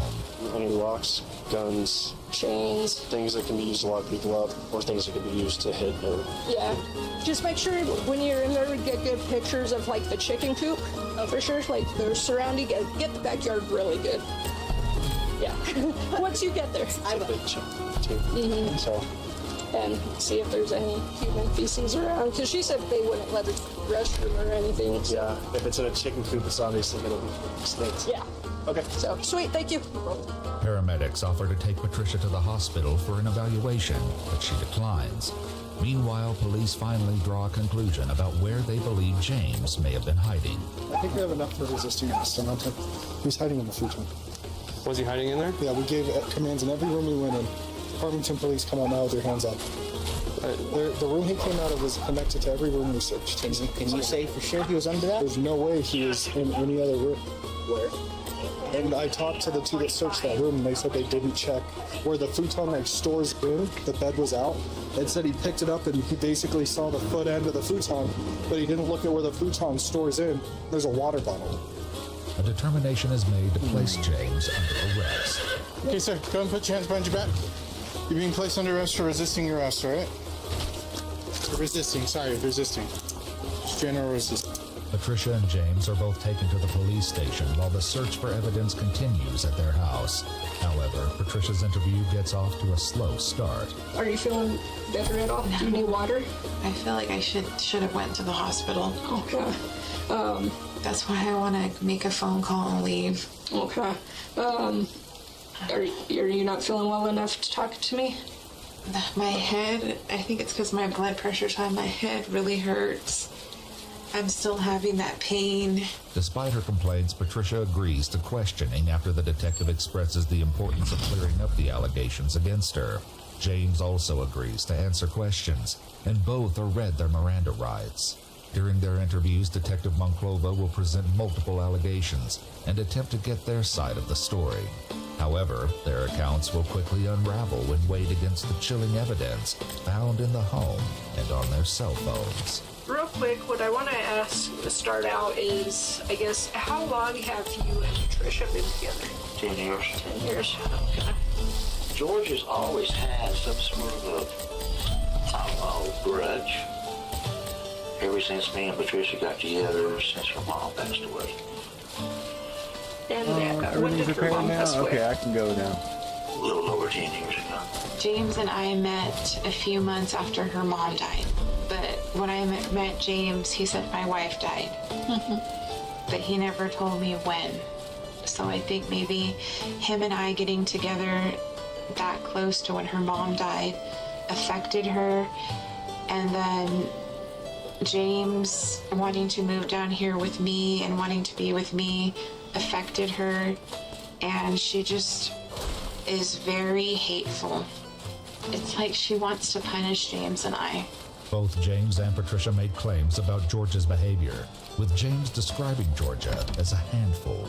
So explain how she's a handful in this. By that. Well, like we tried having her share a room with her brother. She was stealing stuff, breaking stuff. Then we tried Giselle's room. She was doing the same thing. So we put her downstairs in the kitchenette. But every once in a while, we catch her down there digging. And so we have to say, Georgia, this is not your stuff, stay up. You know, and she'll get aggravated when she gets caught, try not to admit it. And we're like, we see you doing it. She would get violent with my daughter, like when they were playing Barbie, she would like hit her and tell her, you better do it like this.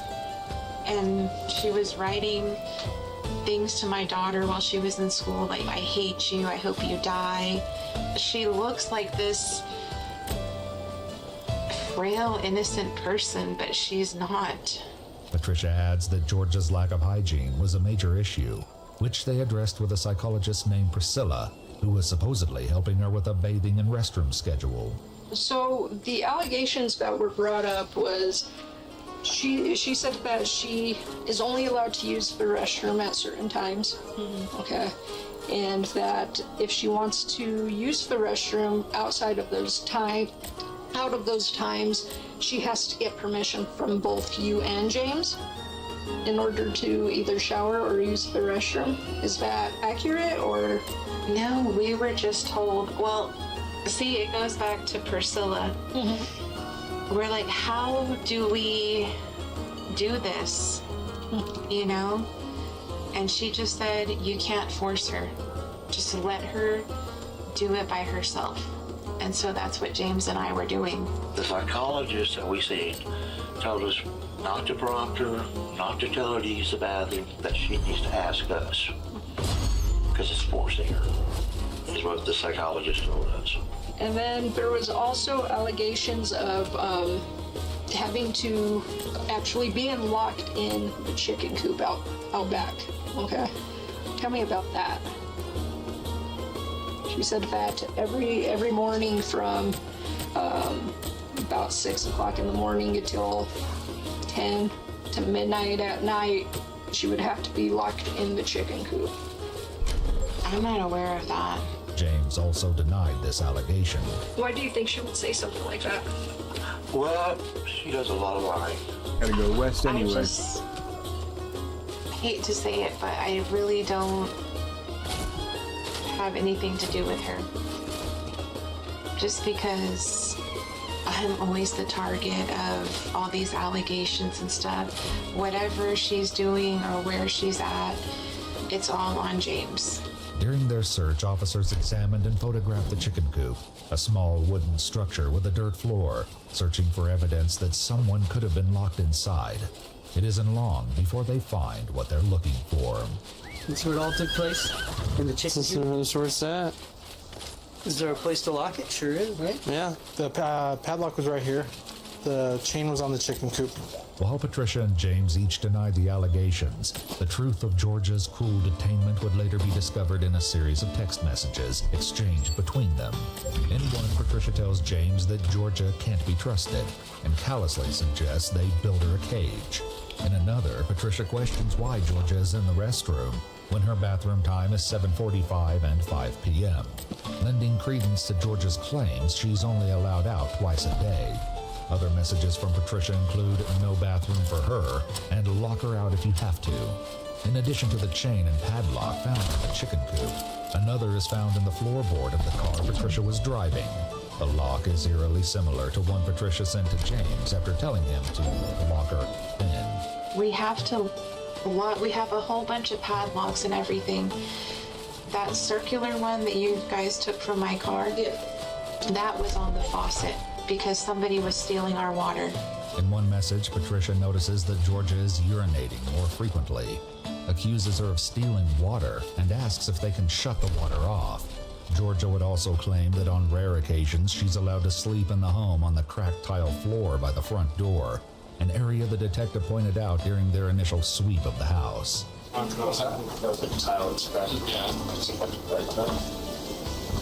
So this is where she says she sleeps. Number 9? Yeah. That whenever she gets to come back into the house, she has to come here and sleep right here. However, James and Patricia each have a different response when questioned. I mean, does she ever sleep there? Has she ever been made to sleep there? I don't know. Where does she normally sleep? Down in the kitchenette. Okay.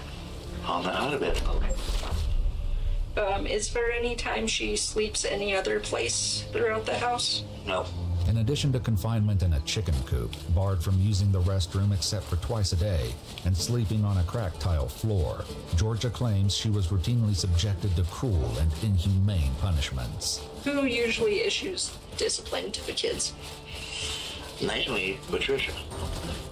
And I mean, every once in a while I'll say, well, you need to clean your room or do this or that, but that's about it. And whenever the kids, both your daughter and the 2 other kids, get in trouble, what kind of discipline is issued? Mainly, I talk to them and I tell them, you know, you did this, you can't do that, and that's it for my daughter. And Jonathan, with a studded belt.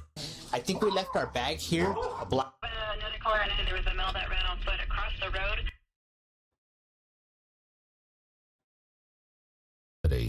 8 days after the arrest, Giselle places a frantic 911 call that changes everything. In a shocking twist, Patricia has been brutally shot in her own driveway. As police respond,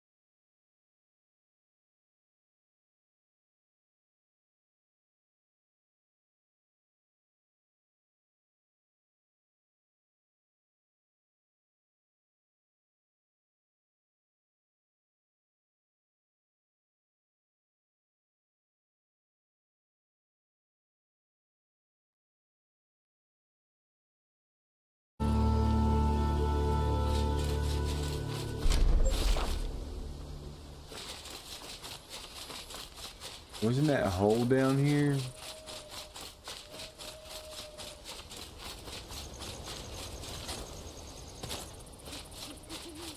I think so.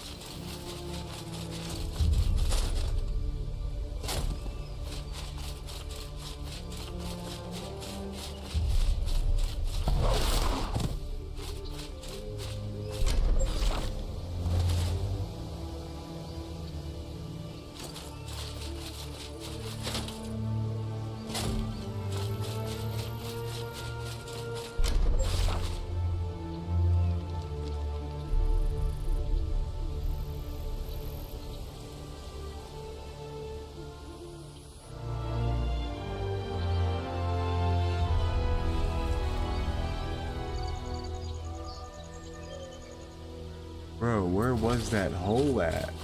I don't remember.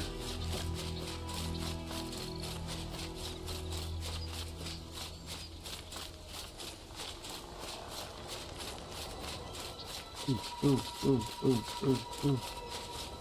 Gimme.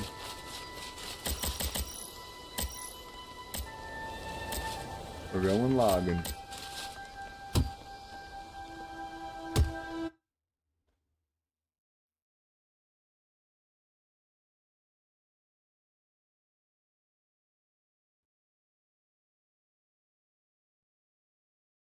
Welcome back to Cinema So Good Even Yo Mama is Watching. In today's video, Hassan has responded to Ethan's lawsuit. Rogan is panicking and deleting all her videos. H3H3 has made a couple of follow-up responses. Asmongold, Tectone, and XQC have also reacted to the nuke. Alrighty, subscribe to witness the downfall of every Hassan supporter in existence. And let's begin with Hassan's reaction to the lawsuit. Basically, basically, if you didn't catch the last video, Ethan Klein is suing Frogan, Denims, and Caseytron for copyright infringement on the grounds that they reacted to his content nuke video, maliciously trying to take away from the content. He wanted to basically sue everyone that watches the content nuke, and he's Mr. Copyright Infringement is trying to litigate the resentment that people feel towards him once again, which I think is very weird. He launched a lawsuit against Frogan, Denims, and Caseytron. Now, a lot of people watched his content nuke. I don't know why he only sued those people. I mean, I watched his content nuke as well. Yeah, classic Hassan. I don't know why this is happening, guys. Almost like he explains it in the video, you absolute dunderhead. Of course, he didn't even do 1 second of research before commenting about the situation. This is such standard Hassan, bro. I'll break it down for you. The reason he's not suing you is because, luckily for you, your reaction was 9 hours long and did actually fall under fair use. Meanwhile, your devout followers did not get the memo of what constitutes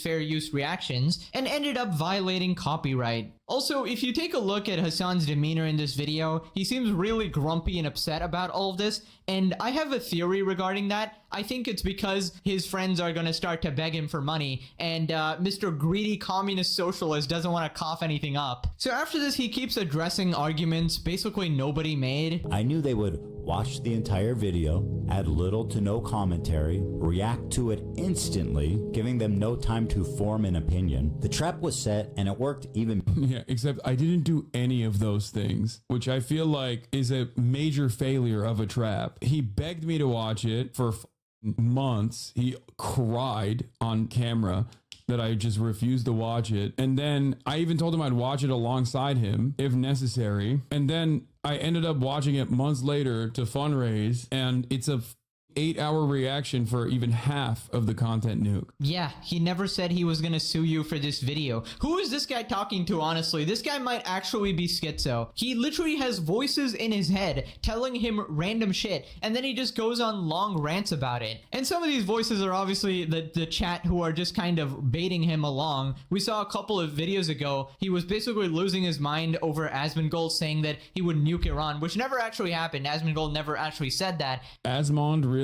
defended US nuking Iran and killing people? I can't really believe it. Why can't you believe it? It's the most believable thing. And Hassan just, has a meltdown for over a minute over something that didn't happen. Then he tries to make the argument that Ethan has said in the past that he allows people to react to his videos. Why would you admit that you were doing entrapment? Like, you wanted people to go react to your video. You said you wanted people to go react to your video. You said anyone and everyone can even, make money off of your videos in the past when we had a podcast together, only to then turn around and be like, actually, I got you. You reacted to my video and therefore you're done. He claims you watching it was fair use, unlike those he's suing. I thought about not responding to this, but it's so silly that he was like, he's openly admitting that he was baiting me into a lawsuit and then it didn't work. So now he's just like going after other people that reacted to it as well. Right. I love how this chatter just said something that was completely true and then added randomly, this man's a lunatic at the end. What does that mean? You said a true statement and then added, this guy's a lunatic. In this particular case, for the content nuke reaction, Hassan's reaction was fair use and Denim's wasn't, which is why she's getting sued. She specifically said she was doing it maliciously, it was serving as a market substitute, and obviously that is just not allowed. Now, Hassan brings up entrapment, and that is usually in the case of police or law enforcement or a government agent, right? And I think there are exceptions as well, but I highly doubt it actually applies to Ethan in this case. And if you notice, basically anyone that Hassan quotes is always some random person who is shilling propaganda for him. And in this case, it's this person who you've probably seen make like 50 idiotic tweets, like all glazing Hassan. Now, obviously these guys left out the context of that. Basically, Ethan says that he does allow reactions, but that doesn't mean you can go to the fucking toilet or smoke for 20 minutes watching his video. He does clarify in that clip as well. He obviously is referring to fair use reactions that transform the original video into something else and don't serve as a complete market substitute. Now, this next part, Hassan calls out Ethan for turning on a Muslim. Hassan, he absolutely did not make the nuke with this in mind. He's just acting now. He thinks he's in a way that a villain would act. Yeah, it's kind of sad either way. It's sad to try, and it's sad in so many different ways. The reason why it's sad in so many different ways is because, like, then, okay, the content nuke was actually bullshit. Like, you don't actually think I'm a terrorist. You just slandered your Muslim former podcast co-host of terrorist for what? This trap? Bro, Hassan is actually Schrodinger's Turk. Turkish when convenient, American when convenient, white when convenient, person of color when convenient, Muslim only when convenient to the situation. By the way, isn't this the same guy that dates prawn stars and goes to brothels? No. She has one dude. And I didn't care. Literally nothing about this guy's values is Muslim at all. He just likes to wear that label so that it's a defense from anything, and he likes to call people racist about it. Apparently, you're just not allowed to criticize Hassan about anything because he'll play like the religion or race card or whatever. This is the equivalent of Anissa saying she's 8% Muslim or whatever, while doing OnlyFans and saying she left Islam. Also, just responding to this comment here, he absolutely did not make the nuke with this in mind. I mean, didn't Ethan literally register the copyright beforehand? So obviously he had some sort of plan in mind. Then he completely misunderstands what Ethan was saying or intentionally represents it. I can't tell at this point. Like, that was your brilliant plan? Like, the terrorism stuff was actually nothing? Cool, man. Thanks. The demands for deplatforming that are baked into the video, very strange stuff. While Hassan advocates for the annihilation of all Zionists, since the vast majority of Jews in the United States say caring about Israel is essential or important, this would necessarily include the vast majority of Jews, even if they support the Palestinian cause and vehemently condemn the actions of the Israeli government. The vast annihilation of Zionists. Zionism is a political ideology. And I don't think I've ever said we must annihilate. I'm not even going to finish that because he's going to clip this out of context and then use it in his next lawsuit probably. Oh, don't worry. We don't really need clips out of context with Hassan. We can just play the clips in context of what you've said before. This will never happen, but in a totally just world, regardless of your background, any kind of fucking Zionist tendency should be treated in the same way as being a fucking rabid neo-Nazi. And you shouldn't even let someone be the fucking local dog catcher as Felix was posting. If they've ever exhibited any sort of like positive feelings about the state of Israel. I'm so serious about this. Yeah, I mean, that's possibly the closest thing you could say to Jew as humanly possible. Also, Hassan supports the death cult leaders of Iran. He supports the terrorists like the Houthis, Hamas, and Hezbollah, who actually, do want to kill all the Jays. Now, after this, Hassan gets called out by an actual sane chatter. I agree with the bottom line of this video. When someone reacts to a video without any reaction shouldn't happen. Maybe I'm insane. No, but that's the reason why he's trying to use this as a form of attack, so that people like you who have this opinion, he knows that he can't litigate this issue on the basis of his support for Israel, okay? So now he's trying to litigate this issue on the basis of react content, which is more in line with the normal kind of drama that he engages with, and that a lot of onlookers, such as yourself, will go, well, I kind of agree with that. He made this YouTube video. He has every right to sue people for copyright. I'm so confused how someone who is thinking logically could possibly watch Hassan. Like, how do you say that comment and then are completely okay with Hassan just walking away from his chair like every time, leaving the video playing? That's just crazy to me, but I don't know. I imagine half his chat is filled with hate watchers at this point. Now, I do think it's true that the only reason Ethan is doing this is because of revenge, and obviously these people went after his kids, supported the CPS call, etc., and have constantly harassed him all this time, so obviously he wants to get back at them. But the fact remains that Ethan would not be able to do shit if they themselves did not completely violate copyright law. They have themselves to blame for this. Right, so after this, he tells people to support the 3 orbiting moons, conveniently not supporting them himself financially at all. But the reason why I wanted to talk about this is specifically so that you guys go and show support to Denims, Rogan, and Casey Tron, because obviously he has a ton of money. And he's going to use the ton of money that he has to bully other content creators who don't have a ton of money and try to win some kind of public opinion battle. That is partially the reason why he went after Frogan, Denims, and Casey Tron. These are people who get insane lines of attack, and most people don't choose to defend them. Right, so just one question, Hassan. Why don't you pay for this? If you think Ethan is totally in the wrong here, it should just be a slam dunk for you, Put your money where your mouth is, help your Hassan clones. But of course, he'd rather just send his audience to the GoFundMe so they, the brokies, can go and donate instead, while Hamas, Diddy, Stingy, Wingy, Piker will not spare a single dollar to help their defense. Because he's all talk, obviously. He's only looking speaking out for himself. He can yap on all he wants, oh, I support these people, but the second his friends are in any real trouble, he will run away, even though he is still defending them and thinks they're in the right. Now, obviously, if your friends do something wrong, you shouldn't support them, but here, he thinks they're doing something right, so he's choosing purposely to not support them. And this is pathetic from a fellow One Piece fan. You know, did you learn nothing from the show? Support your friends, Hassan. That's not the One Piece spirit. I don't think he actually wanted the smoke, which is precisely the reason why he didn't like try to do this for me or any other content creators who reacted to his context puke. Again, just constantly trying to manipulate his audience. Ethan clearly stated the reasons why he sued those people in particular, but of course he's intentionally trying to mislead people, forming completely different arguments to make the other person look stupid. And he will always do these extreme comparisons to make sure people know not to support him. And who does his audience hate more than anyone? Trump, of course, so he compares Ethan to Trump.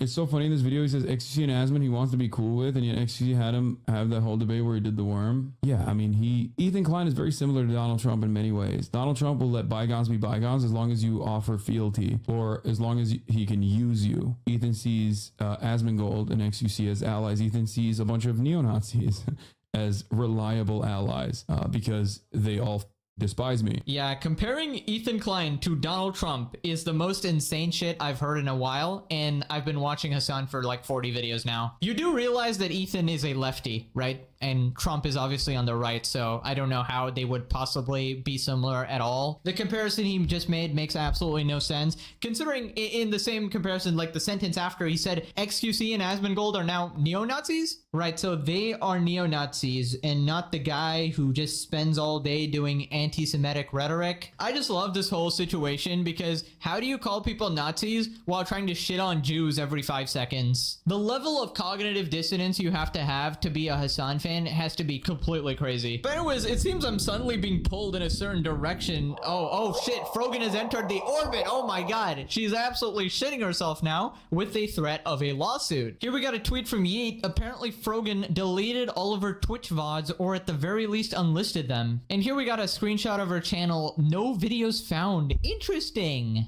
Tectone responds, Twitch servers just freed up 18 terabytes of data trying to load up Frogan's model many times. Great job, moron. That's destruction of evidence. Deleting the evidence. There's no way that could possibly backfire. That seems like the action someone who did nothing wrong would take. Ethan's lawyers like that. She is not smart. Right, so I don't think deleting the VODs is gonna help at this point. I'm pretty sure Ethan and his lawyers have got them archived, almost certainly. That's a pretty standard thing to do if you're gonna make this move in this whole lawsuit. You're obviously gonna save some of the clips you're gonna need to prove your case, right? Not to mention, most of the damaging clips are already in Ethan's video, so there's no actual deleting what is already public and what we've already seen. I feel like those clips alone are enough to completely destroy you in court, but if they do need something else, I'm sure they have it as well. I think for the first time in her life ever, she's gonna have to order a small fries. Ay, ay, ay, ay, ay. The torture for her, bruh. Ethan is doing her a favor, to be honest. This is like a sign from God to lay off the snacks, dog. Now, apparently, Ethan is taking no prisoners. He's subpoenaing Reddit moderators now. Ethan says he can now subpoena Reddit since he listed the H3 Snark moderators as co-conspirators in his lawsuit.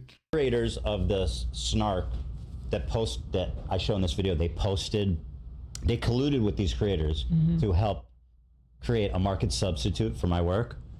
And it was pinned by moderators. So these moderators are named as co-conspirators. And now that we've filed a complaint officially, we can subpoena Reddit for to see if they have any identifying information so that we can also sue them. Yeah, so that's the good thing. A lot of these people have already tried deleting evidence, which is no bueno. By the way, my favorite part about this is, like, you guys can shitpost on Twitter all you want, but this is an actual lawsuit and it's happening and it's coming, and you're gonna have to argue in front of a judge, and this shit is not gonna work, right? It's not gonna work. That's the best part about this. You guys are fucking screaming into the wind. You're not gonna stop what's coming. Yeah, bro is just going scorched earth on everybody. Trying to find the Reddit moderators is absolutely diabolical. Can you imagine they actually end up getting a Reddit mod in court? Absolute cinema. They need to stream that trial, bro. I would get so much slop out of it. And to anybody saying that this is going too far, You gotta understand that these H3 snark mods have been trying to ruin his life for a while now. Like, they are the source of a lot of this, and, you know, Hassan and his goon squad uses them for a lot of the slander they do. So, in my opinion, it's very justified to go after them as well. Now, Ethan talks about their GoFundMes. Although I think nobody really cares about any of these people. Least of all Hassan, who is not opening his wallet, by the way. They've each made, everybody's made a GoFundMe.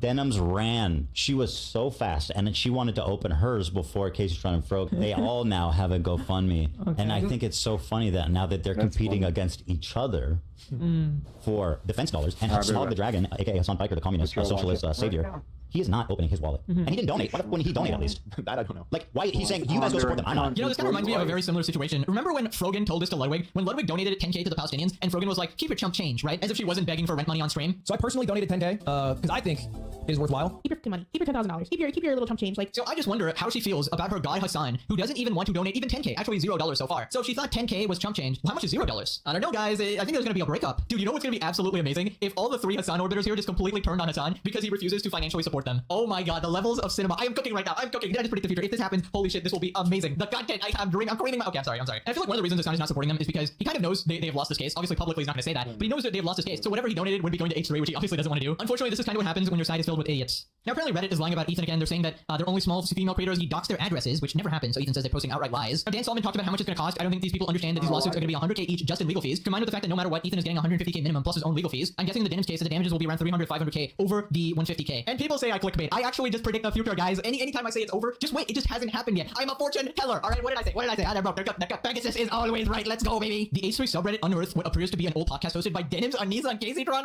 Oh my god, a nightmare blunt rotation. Ay, ay, ay. We got this random idiot streamer. Maybe another lawsuit will fill the void in H3's art, normally reserved for Palestinian children. And then he deleted the tweet. Classic idiot, completely unrelated argument about Palestine. Turn everything to politics. You're not allowed to criticize anyone about anything because Palestine, guys. Alright, let's move on to Asmongold's reaction to the situation. He starts off by talking about the Hassan chair. I don't know why he doesn't just pause it, because don't people want to hear what he says about the video? Like, I mean, because isn't this kind of like you saying, like, nobody even cares about, like, me talking about this video? Like, well, really, I mean, think about it. So, because, like, for me, in my opinion, I think that, like, people want to watch me react to a video because they want to hear what I'm saying about the video. Like, that's what I would imagine. Because, like, why else would you want to watch some bald tard in the corner screen interrupting your video unless you wanted to hear what he had to say? Alright, clearly Asmon was a little busy yesterday, did not watch my Omega Epic video. The reason is, the chair has more intelligent commentary than him. The chair is actually more transformative, so he's actually doing the people a favor by leaving the room. That way, you don't have to listen to his dumbass takes, and I'd argue Hassan being in the room lowers the quality of the video. By the way, I just have to address this some point that people were making. They were comparing Asmon to Hassan or Denims, and I think that's completely insane. It's obvious that Asmon's reactions are far more transformative than any of them. He has a ton of commentary, pauses the video, gives his insights, doubles the length of the video, generally very respectful of the whole thing. I think people who say all reactors are the same are just brain dead and think in black and white. As we know, nuance on the internet is absolutely impossible, and even in this whole Hassan series, some rare times I actually do have to defend Hassan because he's not actually wrong. Like over here, obviously his video was fair use in this context nuke thing because he reacted for 9 hours, and a bunch of people do cry about it because they just want me to say he's wrong 100% of the time, but I'm never gonna do that. You know, I'm always gonna look at someone's argument and have a nuanced, fair take. Now, after this, Asmon says he supports Ethan in the lawsuit. I think it's privileged people that are used to getting everything that they want for their entire life, used to being catered to, pacified, placated, and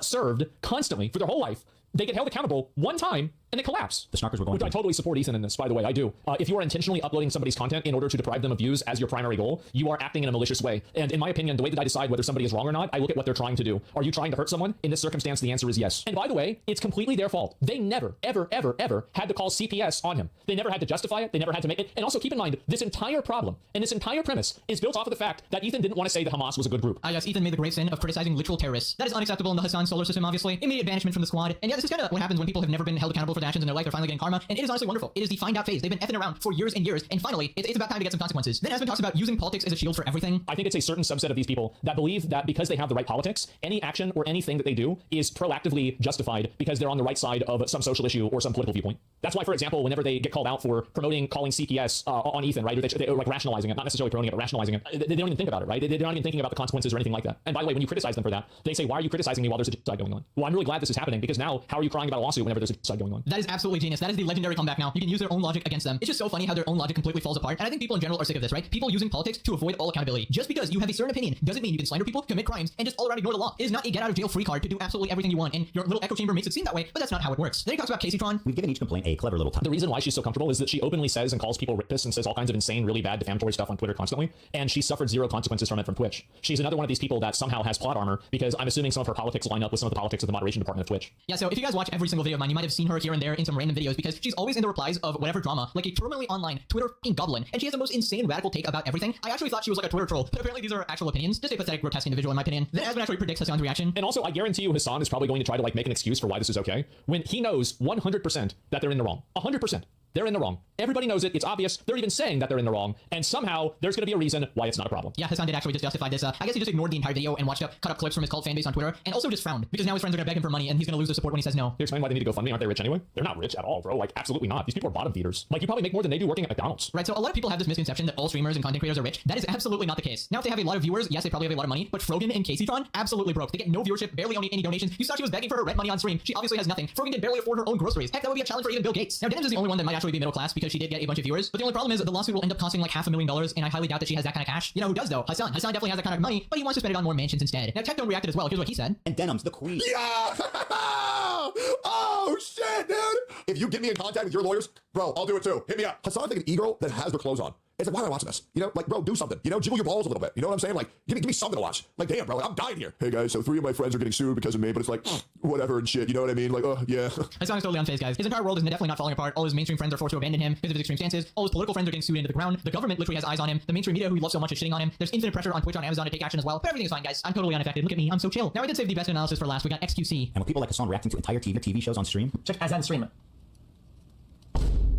Can we think about this then? Now you're probably asking yourself, what are the odds that we get the Hassan share? Actually quite high, obviously, considering he always does this shit. How ironic, bro. Oh my god, as he's reacting to the video exposing him. Now click this video where Frogan jumps up and down and causes a worldwide magnitude 10 earthquake. I'm not playing with these threats. Thanks for watching. Bye-bye.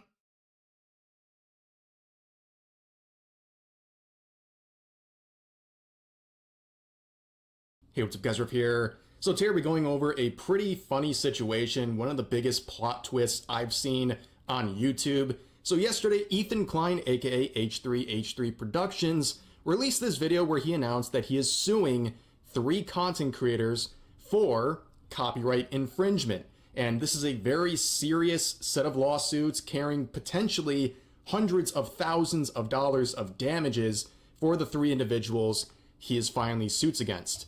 Now, for some context, before we get into the 3 people and what's going on with them and their reaction to having these lawsuits made against them, a couple months ago, there was this video uploaded by Ethan Klein called Content Nuke Hassan Piker. Now, this is a video that he gave a very clear date for, and a lot of Hassan's orbiters were literally doing countdowns until its release. And this is important for a reason I'll get into in just a second. But a lot of people were waiting for this to be released so they could share it and react to it.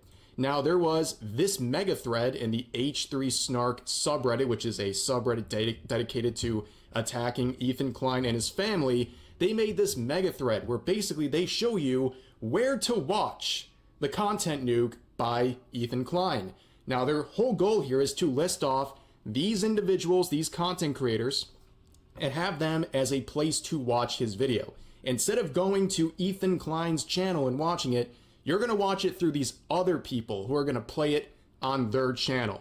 Okay, and mixed into all of this as well is this conversation about how transformative does your commentary need to be. The meme about this stuff always involves the empty chair. Hassan Piker has, his empty chair reactions where he leaves the room and lets videos continue playing, which is something we'll see from at least 2 of the people being sued by Ethan Klein for their reaction to that previous video. Now, to add on to this, knowing that these Hassan orbiters were going to be reacting and that they're probably going to have very low effort reactions, he came up with a very daring plan. And it was in this setting that I formulated an idea. What if I could make a long-form, irresistible piece of content that I knew that these streamers couldn't resist, they couldn't avoid the temptation of watching it the second it was published. I don't have an issue with them. It's not that I wanted these people to steal my video. It's that I knew they would. I knew they would watch the entire video, add little to no commentary, react to it instantly, giving them no time to form an opinion. The trap was set, and it worked even better than I imagined it would. There's one thing about copyright you should know is that you got to register it before you publish to be eligible for statutory damages and attorney's fees, which is the main biting force of a copyright infringement lawsuit. Well, I'm happy to tell you guys now, I, Ethan Klein, have registered Hassan Piker Content Nuke with the United States Library of Congress. Some of you guys out there sweating? That is one of the most underhanded and petty things I've ever seen in the history of YouTube. And I love it. I absolutely love it. This is a sort of Trojan horse of a video where he lined this up for the 3 individuals down here to get sued. And you can see the names. It's Denims, Frogan, and Caseytron. You couldn't have this happen to worse people. The literal 3 stooges here, they fell for the bait. They reacted, or didn't react in many cases, to this video that was technically Ethan Klein's legal property at the time, and now they're getting sued. Now, to make this clear, he's not just suing them because they reacted to his video. In fact, he doesn't have an issue with people who criticized the video or interacted with it in a good faith way.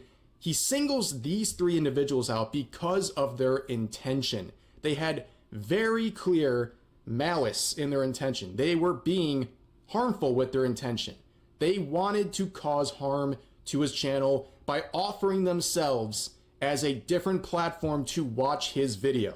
And then they barely reacted to anything. They walked out of the room in multiple cases. But like I said, the most important thing for why they were singled out is because of their intentions. They had bad intentions with the way they were offering themselves as a place to watch this video. And the crazy thing is, they all say it. They just admit their intention to do this stuff publicly in their streams because they were feeling so smug and snarky about this whole thing that they never fear any consequences. They never think anything's going to happen to them. So they gleefully explain their intentions as to what they're doing with their stream and Ethan's video. We're relying on you to stay live so we don't give more views on the nuke. Yeah, I'm gonna stream it. Since he confirmed it's coming out today, we're gonna stream it. If you want to watch it with someone else who's already watching it, you know, come enjoy the watch party somewhere else. If you enjoyed not giving any views to that terrible video, follow, subscribe, throw a prime if you like the content, if you enjoyed your time here. Because I'm going to be honest, I did not want to watch that by myself. Thank you guys so much. I do appreciate everyone's support. And thank you for watching it with me. First time viewer, time to watch the nuke ethically? Hell yeah. I found my way from Reddit. Hi guys, welcome Reddit people. Reddit people, Reddit people. I came from the HP Snark Reddit. Ethan is so pathetic while Hassan is in Japan. I'm bothered having a great time. Exactly. We're gonna watch it live, yes. He doesn't want people to know when it's dropping because we're all watching through other streamers. And I suggest you all watch it through other people as well. A lot of people have been wanting to watch this without necessarily supporting Ethan Klein. So we're gonna watch it. Now, I would imagine in a copyright infringement case, probably one of the hardest things to prove is intent. But these 3 geniuses just admit it. They just come out and admit it. And it's crazy that they felt so brazen to do so. Now let's spend some time and look at the reactions or lack thereof from these individuals when they're watching the content nuke on Hassan Piker. Beginning with Denims TV, someone we've talked about on this channel a couple of times. Very controversial individual. She was the one who upped the bounty on Mark Kern's head over Stellar Blade drama. She has accused Ethan's wife, Hila, of shooting unarmed children while she served in the IDF. She also said the CPS call made against Ethan's family wasn't a big deal because his kids 3 and 5 haven't started to form memories yet, which is crazy. And then recently she started a GoFundMe to try to sue Ethan Klein, and when it wasn't working out, she wasn't getting the funds she needed, she shut it down. And now, here we are, and this was her stellar commentary. As you can see, the empty chair reaction, as per usual, eating food, not really reacting, but of course, we know her intentions, and this is a very bad look for her. After being gone for a few minutes, she returns and then sits silently for another couple of minutes eating. I'm gonna go pee, and hopefully, when I'm back, they're done with this. All right. You do look better. Mr. 305. I see it. Dude, you should do this. I have an alternate. We're relying on you to stay live so we don't give more views on the nuke. Yeah, I'm gonna stream it. Since he confirmed it's coming out today, we're gonna stream it. If you want to watch it with someone else who's already watching it. You know. Next up, coming into the Thunderdome, we have the 2-time rising Twitch star Frogan, who's been having a very tough time the last couple of months. You go to any of her tweets, by the way, hundreds of comments just dunking on her, making fun of her. And now she's facing another line of problems. And you know what? A lot of people don't feel bad for you when you say things like soldiers deserve PTSD, and then you double and triple down on it in a very smug fashion. People don't forget stuff like that. But anyways, she would also, of course, react to this because every single one of these Hassan orbiters was geared up and ready to go for this whole thing to go down. And she would provide another empty chair reaction. And in fact, it got so bad that even her own chat started to call her out for her lack of commentary, and she didn't like it. Can I use the bathroom, please? I'll leave it playing. This into your stomach. And let me state the obvious. Jew and apparently thinks Twitch is liable for me interviewing a Yemeni teenager who's only known genocide his entire life. What happened? Do you have anything to say? Dude, because he's cycling the same fucking points over and over again. What more commentary do you need on him repeating the same fucking points for the whole first hour and 1 minute and 32 seconds? It's been the same shit over and over again. This video could have been condensed into 20 fucking minutes. Like, what commentary do you want me to add by, like, oh, this guy's a fucking idiot, he's mentally ill, and he's having a mental breakdown and uploaded it to fucking YouTube? Are you gonna make at least one good point? What do you want me to make a point on? Last but not least, we have the third person in this trilogy of lawsuits, Caseytron, which was kind of a wild card. Didn't really expect to see her here, but nonetheless, she's a very interesting individual. And by interesting, I mean not at all. She has really two passions in life. Number one is calling people incels on twitter.com. I'm not joking. Keyword search incel on her channel. It's actually insane. Calling married people incels, it's like the only word she knows. Her other thing that she spends her time doing is smoking weed. That's like her whole personality, and that is very relevant to the clip we're about to play from her reaction to the content nuke, because she unironically spends more time smoking than speaking. That is insane. She smoked more than she spoke. Caseytron smokes 42 times during her reaction. And just as a silly thought experiment, we thought, wouldn't it be funny if she spent more time smoking than she did talking? And thinking there was no way that that could be true. Well, we tallied them up, and lo and behold, there's 15 minutes, 40 seconds of commentary versus 18 minutes and 55 seconds of smoking. She spent 3 minutes and 15 seconds longer smoking than she did talking in her quote-unquote reaction. And whatever talking she did was just to express how confused she was, presumably from smoking 42 times. What is happening? I'm trying to follow. I've lost the plot. Yeah, totally not addicted. She can quit anytime she wants. 43 hits in like an hour? Oh my god, her dopamine receptors gotta be absolutely fried. Like, there is no dopamine going through that system whatsoever when you need that much marijuana to basically function and power your way through sitting through a video and barely speaking, by the way. I mean, like I said, she spent more time smoking than actually reacting. And her reactions can barely be called that, because typically she would just go, I'm confused, I have no idea what's going on, because she's so zoinked out of her mind, or she just coughs. She probably coughed as much as she actually spoke. It's crazy. And she has the gall to go on social media today and say that's her medicine, and she has every right to do that. And she thinks that's the reason Ethan is suing her. It's an absolute mess. And of course, this video has been pretty devastating, right? You got these 3 lawsuits, very high stakes. If he wins, each one minimum of $150,000 plus attorney's fees. So it's a very, very big thing for these people that they're facing. A lot of money on the line, and it's not going to be easy. I don't think this is going to be an easy lawsuit for Ethan Klein, but honestly, he's petty. He just wanted to do this, and he's got the money to do it, and he caught them. He caught them in a very elaborate scheme. You can think it's diabolical, petty, whatever you want. It worked. It worked probably a lot better than he thought it was going to work, if we're being honest.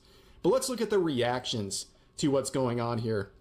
Beginning with Denims, who predictably, and as predicted by Ethan in the video, would see this and immediately start a GoFundMe. Another GoFundMe, as I stated, because she started one just over a month ago, trying to sue Ethan Klein. She raised $46,000. You think that's a lot? Unfortunately, her goal was $150,000. She wasn't even close. She knew she wasn't going to get there, so she just refunded everyone and stopped the campaign out of, well, embarrassment, probably. And here we are once again with another GoFundMe, and if you notice, she used very Weasley language here. She says, if/when I go forward as a plaintiff, I will be self-funded. Of course, this time she is the defendant, and now she isn't barred from starting up a GoFundMe without looking like a hypocrite, and that's exactly what she did. This is the new one.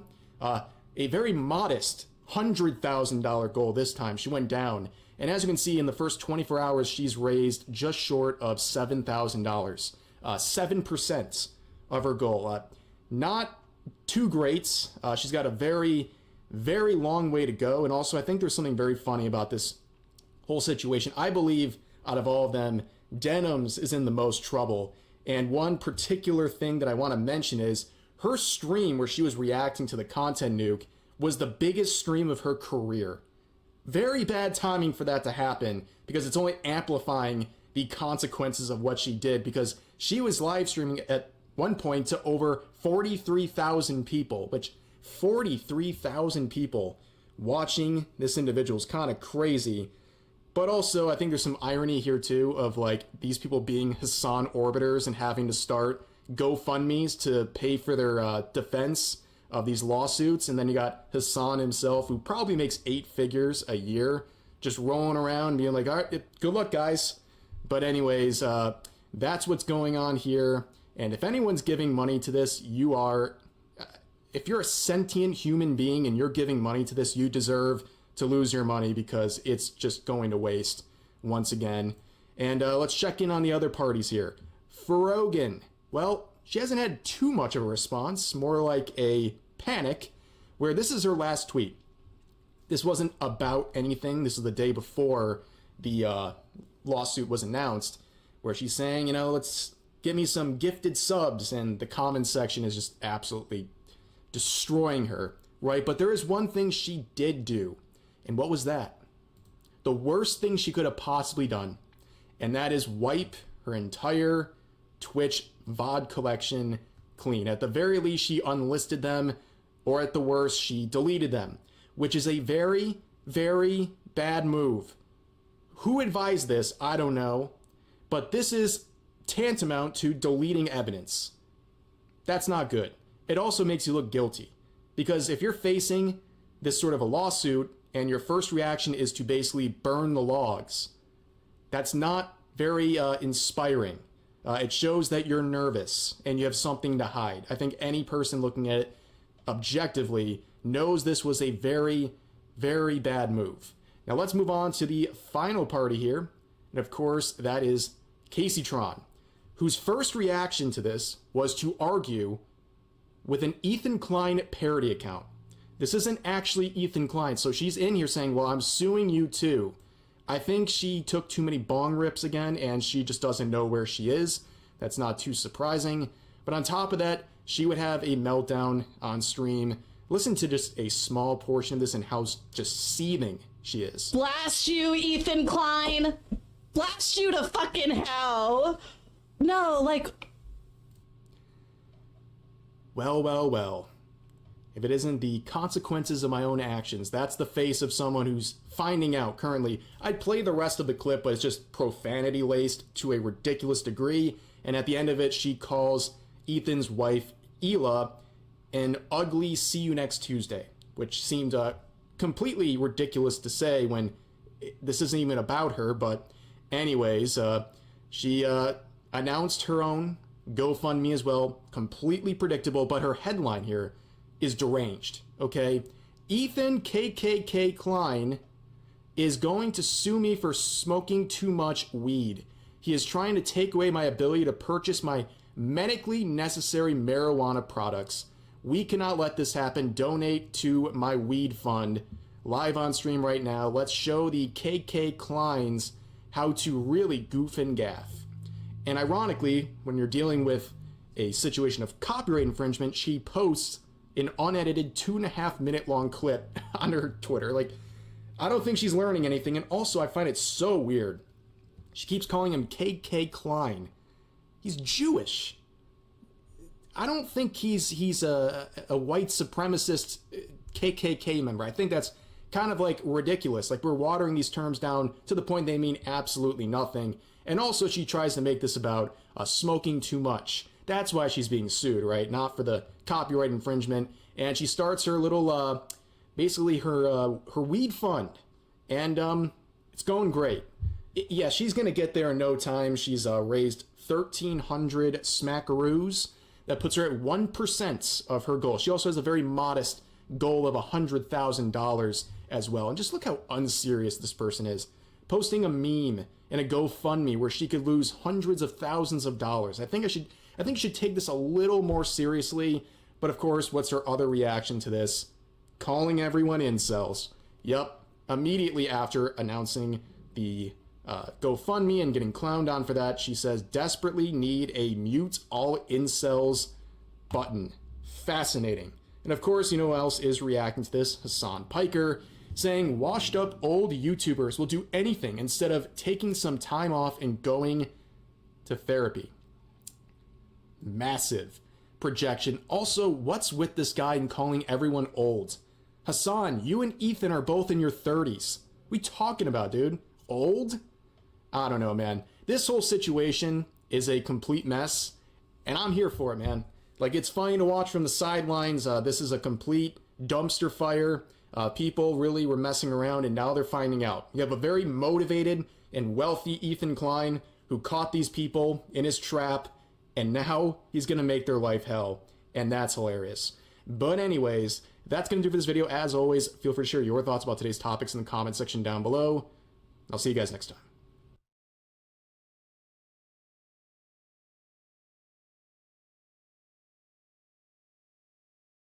Of community notes, okay? It's not for you to make an argument in the actual note itself. You take these to the reply section.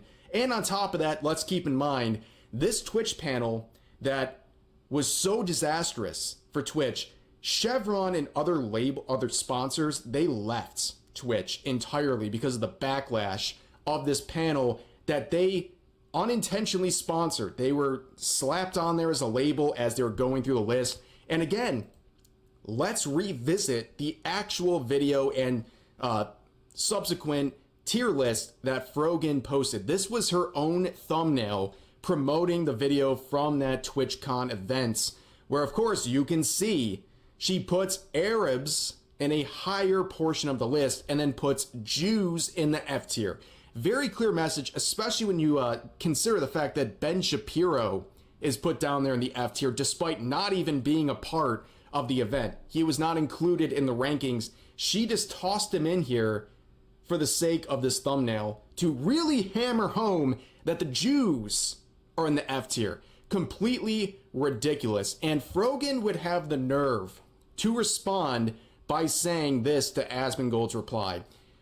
You thinking a tier list about who can use the Arabic word for my love is political is exactly the point I'm making. I don't really know what point you're making at this point. It's desperation. And of course, people would point out very clearly that Frogan has said stuff like this in the past, saying, I'm not going to put my beliefs aside. Everything is political. Every single thing. If you are not open to learning and changing your beliefs, I am done with you. So the person who says everything is political is suddenly not political when she's being criticized for being political. How convenient. But anyways, this would be another angle of this drama where, of course, Hassan Piker would weigh in. He didn't like seeing his orbiters being attacked, so he would weigh in as well here, saying that basically this entire clip where Asmongold talks about Twitch and how they should ban certain realms of politics would optimize ad revenue, and he has a very big problem with that and says that he's not a controversial person. Asmongold is, and even threatens to sick his friends in the journalism scene on Asmongold. This is rich. Go ahead and watch this clip. Problems that are caused for the entire website is never actually covered by real PR, and it's just the sweatiest fucking losers on Twitter that get mad. And then those sweatiest losers on Twitter will then try to get like actual outlets to cover it. Like, hey, why won't, CNN cover this? Why is CNN covering Hassan positively? Like, these guys don't understand. Most people in mainstream media don't know who the fuck Asmongold is, don't know who the fuck Tectone is, don't know who the fuck Frogan is, Denims is, Central Committee is. They barely know who the fuck I am, okay? And the ones who know who the fuck I am in mainstream media obviously understand that, like, I'm a controversial figure, but ultimately a force for good, a force for progressive politics. We are lucky that mainstream media does not know who the fuck Asmongold is. If I wanted to destroy Twitter, I would literally go to every single one of my journalist friends and be like, hey, cover Asmongold. Cover how cover how Twitch is allowing Asmongold to run rampant, to run his fucking dirty ass dick all up and down the goddamn platform, saying the most insane shit. But I'm not like Asmongold. I don't want this fucking platform to perish because I'm selfish. Okay? That's what he's been doing, though. He has been actively trying to get all of these other people to cover Twitch in a negative fashion. It hasn't worked because most people don't know who the fuck Asmongold is. Thank God. Okay? But he's aligned with people who are actively trying to send tens of thousands of emails to the likes of like CNN, NBC, MSNBC, who are working, Dan Stalkman is the guy I'm talking about, who are working in unison with the Anti-Defamation League, also known as the Apartheid Defense League, to try and get all fucking advertisers to remove ads from the platform. Why? Because I'm still on the fucking platform. They are actively trying to make this a PR issue while simultaneously turning around and being like, we should ban politics, actually. It's just a real PR issue. Yeah. I think the funniest part about that entire clip is that Hassan Piker acts like Asmongold is not relevant. He tries to say that nobody knows who Asmongold is, despite the fact that Hassan himself for the past week has been eternally seething over this information right here, where it turns out that Asmongold is one of the top 10 most searched YouTube terms on the entire site. And Hassan had a meltdown over that. He was coping, he was seething, he was very jealous about this fact. And keep in mind, Hassan Piker, his name is not even in the top 100. So that really goes to show you a lot of common people do know who Asmongold is. In fact, they know Asmongold more than Hassan. And that should be obvious by the streaming numbers itself, right? Like Asmongold's getting almost double what Hassan Piker gets. Hassan used to be the top political streamer. Now he's been overtaken by Asmongold. And he can seethe about this. He can call him a roach, a cockroach, say his room is dirty, all these things. But at the end of the day, people identify more with him than they do with you. And what does that say about someone who's seething about that fact? I don't really know. There's no self-awareness whatsoever. But of course, Hassan would go further and call out Asmongold for bringing hate to Twitch. Yes, he even said he creates a dangerous environment for trans people, every different kind of background, promoting the Trump administration, bringing it to a private Twitch space. Listen to this. What pain has Asmon caused, though, to be honest? What do you mean? He's the largest political content creator, and he has created a dangerous environment for trans people, for people of every different kind of background. He actively is promoting the Trump administration and bringing it here to a private space like Twitch and normalizing that kind of discourse, normalizing that kind of sentiment in the same exact ways that I have normalized, I guess, progressive values. Except my normalization of progressive values does not actually end up causing harm to others. You know what I mean? Unless you are a fucking fascist. In which case, yeah, okay, that's fine. Asma recently attacked the trans streamer over a 7-second clip, causing other people to pile on. Yeah, I mean, I'm a fairly large content creator, so it doesn't really bother me as much. Fascists love you. Get the fuck out of here. Point to one singular fascist who has ever said anything positive about me. Are you out of your fucking mind? Yeah, I think anyone who's halfway reasonable is looking at the stuff and understands how ridiculous Hassan Piker is and how lacking in self-awareness he is. But he was not the only one seething over Asmongold. This is a very weird situation involving the musician Baby No Money. Now, this is someone I've listened to. I enjoy some of his music, but he has been really hyper-focused on Twitter culture, okay? This guy wakes up, and his priority recently has been appealing to people on Twitter. I don't understand what's going on with this guy, but clearly he is fixating very heavily on appealing to the average Twitter freak, okay? And he's made many self-serving, virtue-signaling type tweets. I mean, this is like the average stuff you see. Very stunning, very brave. This definitely goes hard if you're a 14-year-old who's terminally online. Like, this is very brave from him. But recently, he came out with a new music video for a song called Mary Poppins, where he shared this as well. Spread love and positivity. And in the caption of this clip right here, it says, at the time of recording, I was unaware of certain individuals' ethical beliefs. As a result, I've chosen to censor those whose values I do not support. Additionally, all funds generated by this video will be donated to the PCRF. Okay, so who's he talking about? Asmongold. Yep, he censored Asmongold in this music video where apparently OTK was featured, and this was recorded some time ago, I believe like a year or two ago, was apparently when this was recorded for this music video. But you can see the only person in this shot that is censored is Asmongold, who's sitting right here, front and center, and he put a little lizard mask on him, I guess. This is very weird because when you do stuff like this, when you say this person's beliefs are so bad that I have to censor them, you're essentially saying everyone else in this shot, I agree with what they're saying. I don't have a problem with what they're saying. And that's a pretty crazy thing to say and a pretty big thing to sign on to. On top of that, it's like, dude, if this was such a big deal to you, if you thought this was so offensive, why didn't you just reshoot the video? You kept this guy in there. You kept Asmongold in the video. You made him the main character of this video. Make no mistake whatsoever.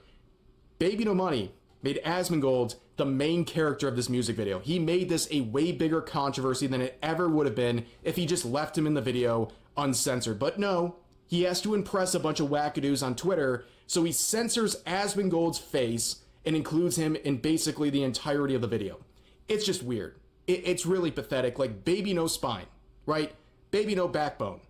Many different iterations of that you can make, but this guy clearly backed down. And also, oh, you don't believe with the ethical statements this guy has made? Well,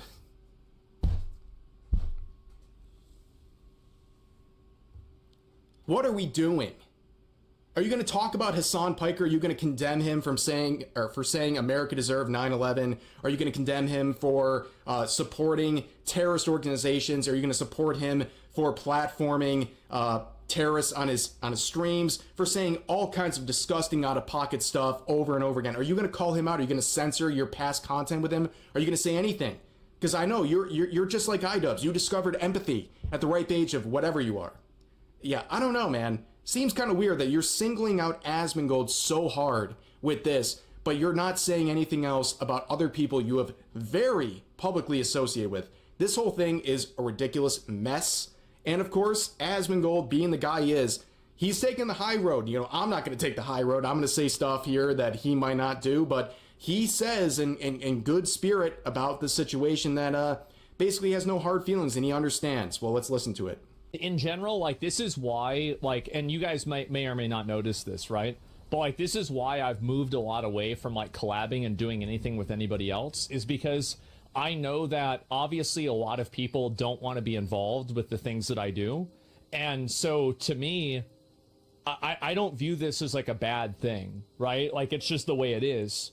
And so, like, whether I have like everybody agreeing with me or nobody agreeing with me, that doesn't change the fact of like the way that I feel, right? And it's not gonna like make me feel like I'm a bad person or like upset or anything like that. So does that make sense? Tacked on as the bag? Well, no, you aren't fully censored. I can see your ass in the background. Well, maybe, right? I don't know if that's really me or not. No. I wish that was my hairline, dude. Wake's hair is that's Wake. Wake has way better hair than I do. And no, definitely not. And do you think censoring you is going to highlight it, make a bigger deal out of it if they just left it alone? Oh, I don't know. I mean, it's up to them. Like, they're gonna do the video however they want. I mean, like, it's not up to me. I don't really care. They do whatever they want. So yeah, in general, like, that's how I really feel about it. And so, and this has been the case for a long time, is that, like, I obviously go over and I do a lot of controversial stuff and I do a lot of edgy stuff.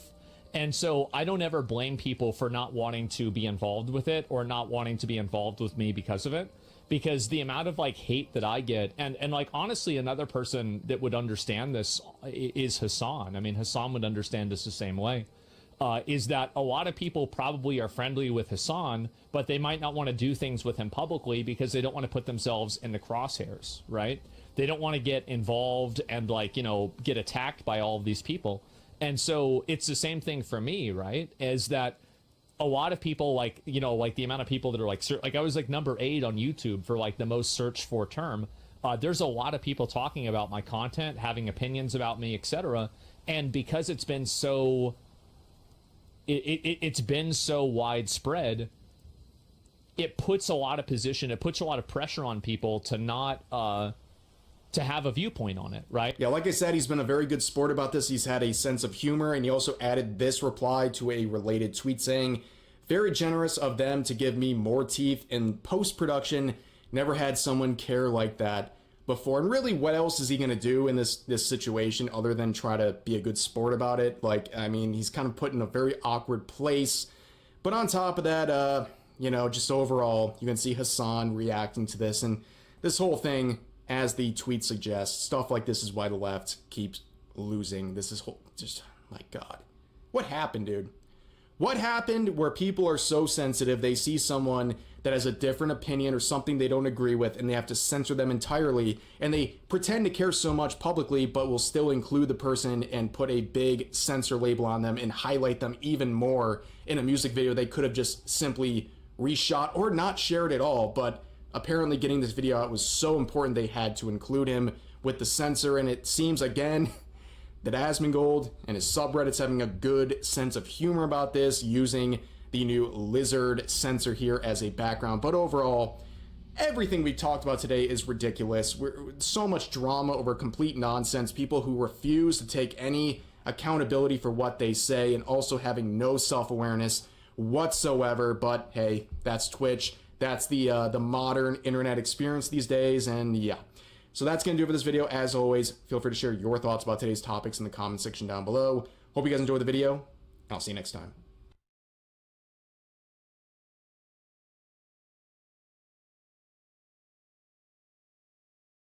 Hey, what's up, guys? Riff here. So this time, I think Hassan Piker might actually be cooked. Now, I'm sure everyone watching this video is aware of his rhetoric that he shares during his Twitch streams that have been heavily criticized, and also how people have criticized Twitch for not doing anything to police or moderate his rhetoric that some believe is influencing his viewers. And this time, well, we have entered the finding out phase. Hassan and Twitch have been effing around for many years now, but now we're seeing the finding out stage, because yesterday on a national broadcast, the head of the Anti-Defamation League specifically named Hassan Piker and talked about his rhetoric and tried to link it to a fatal shooting that took the lives of 2 members of Israel's embassy in Washington, D.C.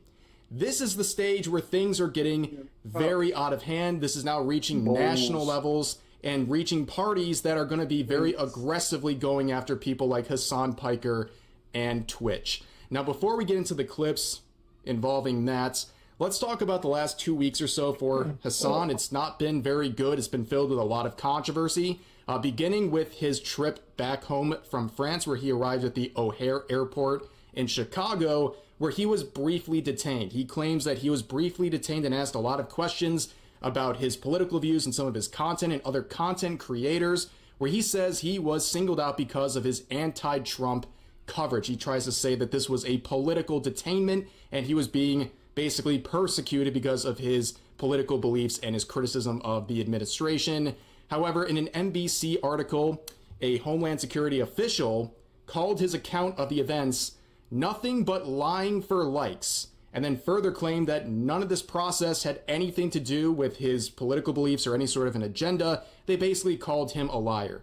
And on top of that, other people have been poking at the timeline of events that he shared. Basically, they're saying there's a lot of inconsistencies, and it sounds like the amount of time he claims he spent in detainment doesn't line up with some of the posts he made involving it. But then again, you know, do we have to believe Hassan picks or it didn't happen Piker?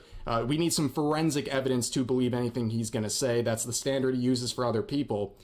But also, he joined in, oddly enough, on the discourse involving the supposed right-wing problem in the VTubing scene, saying this is just how Twitter and increasingly most other online spaces feel nowadays. People are no longer able to feel shame and wear their bigotry and stupidity like a badge of honor. And then right after that, around that time, he made a comment about India, calling it a rogue terrorist state, which obviously a lot of people in India didn't really appreciate.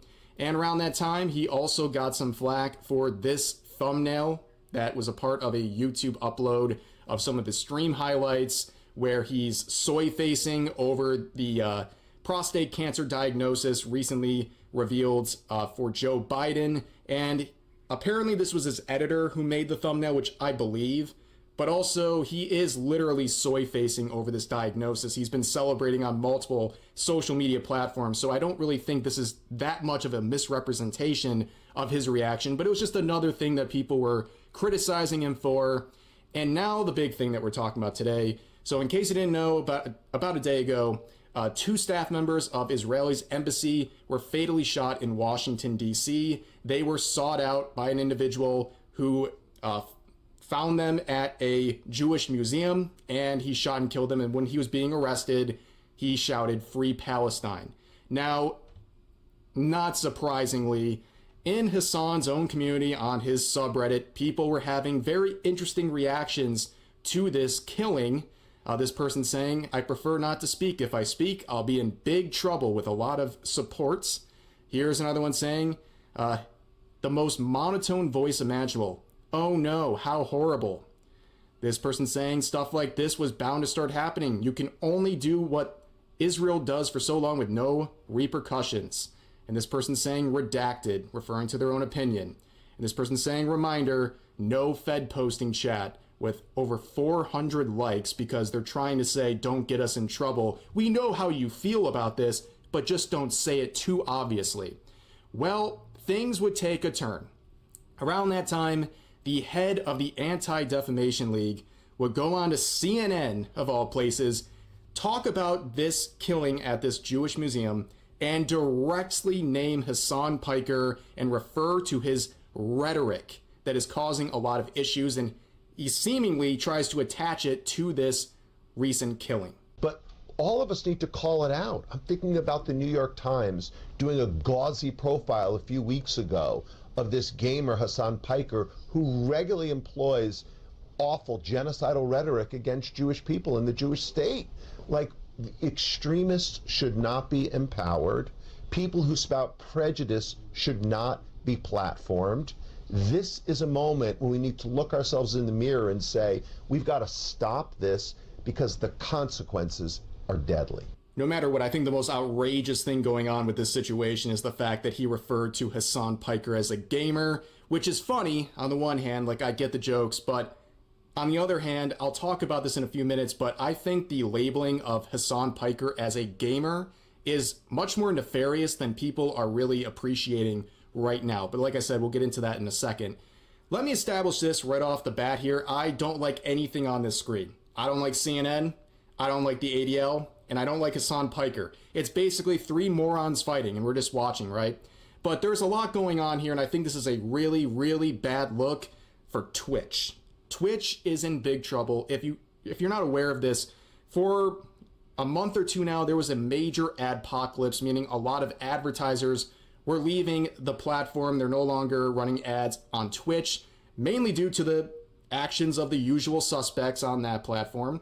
People reporting their ad revenue going down by 80 to 90%, and things have actually gotten worse over the past week or so. Some people are now reporting that they've went from making thousands of dollars in ad revenue per day to now dollars. I mean, like $5 to $10. Like, things are getting barren over at Twitch. There's pretty much no ads going around anymore. The site is really cooked, and they have no one to blame but themselves. In this situation, with what the head of the ADL here is saying, you can agree with it, you can disagree with it. It doesn't really matter in a sense because it happened. There's now national eyes and the Anti-Defamation League on Hassan Piker and Twitch. This is really bad for the platform, okay? This is the finding out stage. People have been warning against this. I don't know how it took so long to get to this sort of level, this escalation, but we're here because nobody tried to stop this. Hassan didn't try to stop his rhetoric. That is insane. And also, Twitch did nothing to police it. They made it very clear they've chosen a side, and it's his side, and he's one of the poster boys of the platform, and that's the way they want it.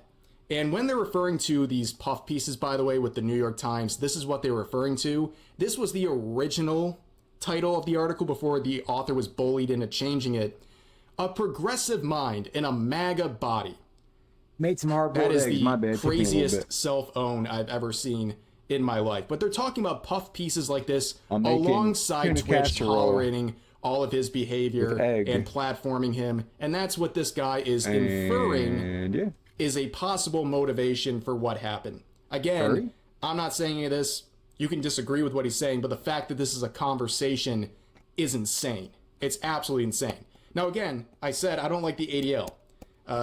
They probably got the most support they've ever gotten in a long time because they went after Hassan Piker here. But still, I have my qualms about them because they have attacked gamers and tried to silence them in the past. And that's why I am a bit concerned that they refer to him as a gamer, not a political streamer or something like that. Because in the past, they've done some very out-of-pocket things with gamers, including labeling Pepe the Frog as a hate symbol. I hate that they label Pepe a hate symbol. As a I love hate Pepe. symbol. I love Pepe. They believe using Pepe the Frog, you know, the thing you use when you're on like places like Steam or in Twitch chats, they believe that is an alt-right anti-Semitic dog whistle. That's how insane this whole thing is. They clearly have it out for gamers and gaming culture. And now I worry they're trying to use Hassan Piker and his support of extremism and his rhetoric to basically blame it on gamers once again. Instead of going after the alt-right, they're going after the far left. And they're trying to compound the two under one label, gamers. Now, maybe that doesn't actually unfold like that, but I'm just pointing it out as something you should pay attention to. Now, Hassan would respond just before I recorded this video. He quoted the tweet sharing the clip, and he said, Israel is an apartheid state doing a live-streamed genocide. I think it's wrong and dangerous to conflate these heinous actions with Jews. The Apartheid Defense League doesn't because they think they can improve Israel's standing by silencing its critics. It won't change the truth. Now, of course, not a single person is surprised that he didn't condemn the attacks in any sort of way. But also in this, he's pretty much ignoring any claims about his rhetoric being dangerous, and he immediately makes this claim that if you are conflating this with Israel or Jews with Israel in this case, you're doing something wrong. That is very hypocritical. I don't think I've ever heard Hassan. Wait, did that not work the way it's supposed to? Anything other than a Zionist. I mean, that's really all he's done over and over again for years now. So it's pretty rich hearing from this guy who's been conflating the two or using Zionist as an overall way of trying to claim this.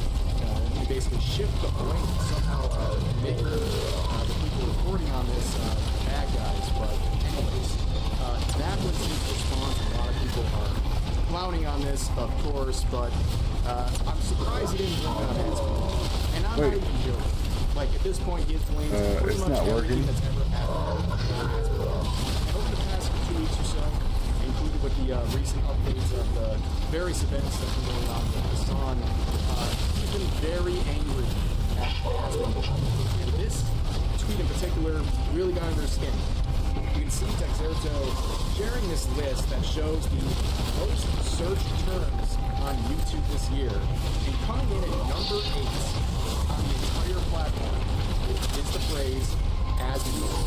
Pretty much only beaten out by keywords like ASMR, Trump, Mr. Beast, music, etc. And guess who's not in the top 100? Not the top 10, the top 100. He didn't get in, which is kind of odd for someone who, at least at the time, wielded so much influence on Twitch. I guess that doesn't really carry over as well as Asmongold carried it over to YouTube. But he would quote that saying, "Right-wing commentary." I don't know what to do with that. To further depths that My you can thing even doesn't imagine. work.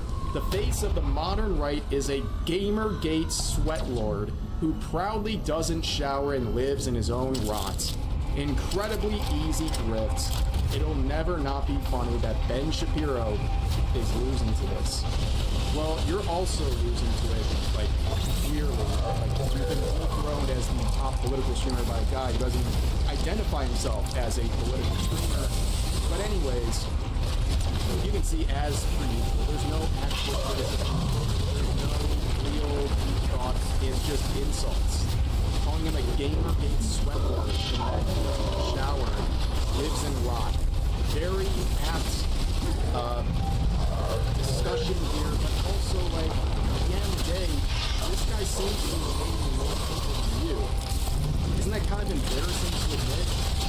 But anyways, there was another very weird clip. This one, Hassan is going after Asmongold, basically calling him a soy white supremacist. Also understand that David Benson said he's never slandered Asmongold, which is like the funniest thing ever. But he calls him a soy white supremacist and says basically, why not just say the N-word at this point? This is the guy who's trying to be progressive, encouraging people to do this. Black fatigue. Bro, what the fuck is that? Asmongold is entertaining the new meta of black fatigue, which is like, I'm sorry, the lamest fucking way to be a white supremacist. What the hell is that, say it, bro? Just say the N-word. Like, come on, dude. bro.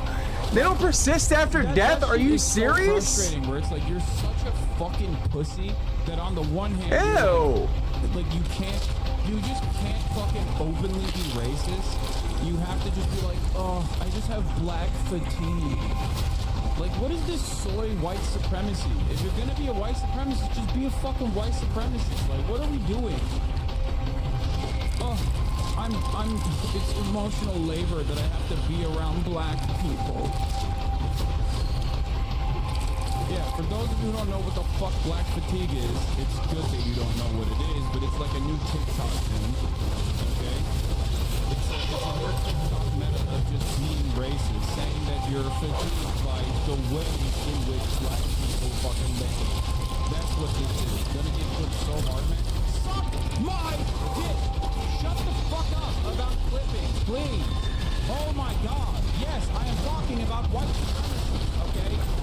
Yes, in the process of me talking about white supremacist bad faith actors will clip me out of context to make it seem like I'm in favor of white supremacy while I'm in the process of complaining about it. I mean, besides the fact that he's falsely labeling Asmongold as a white supremacist with no proof whatsoever, it's a very weird tactic for the supposed progressive here to want someone to use slurs.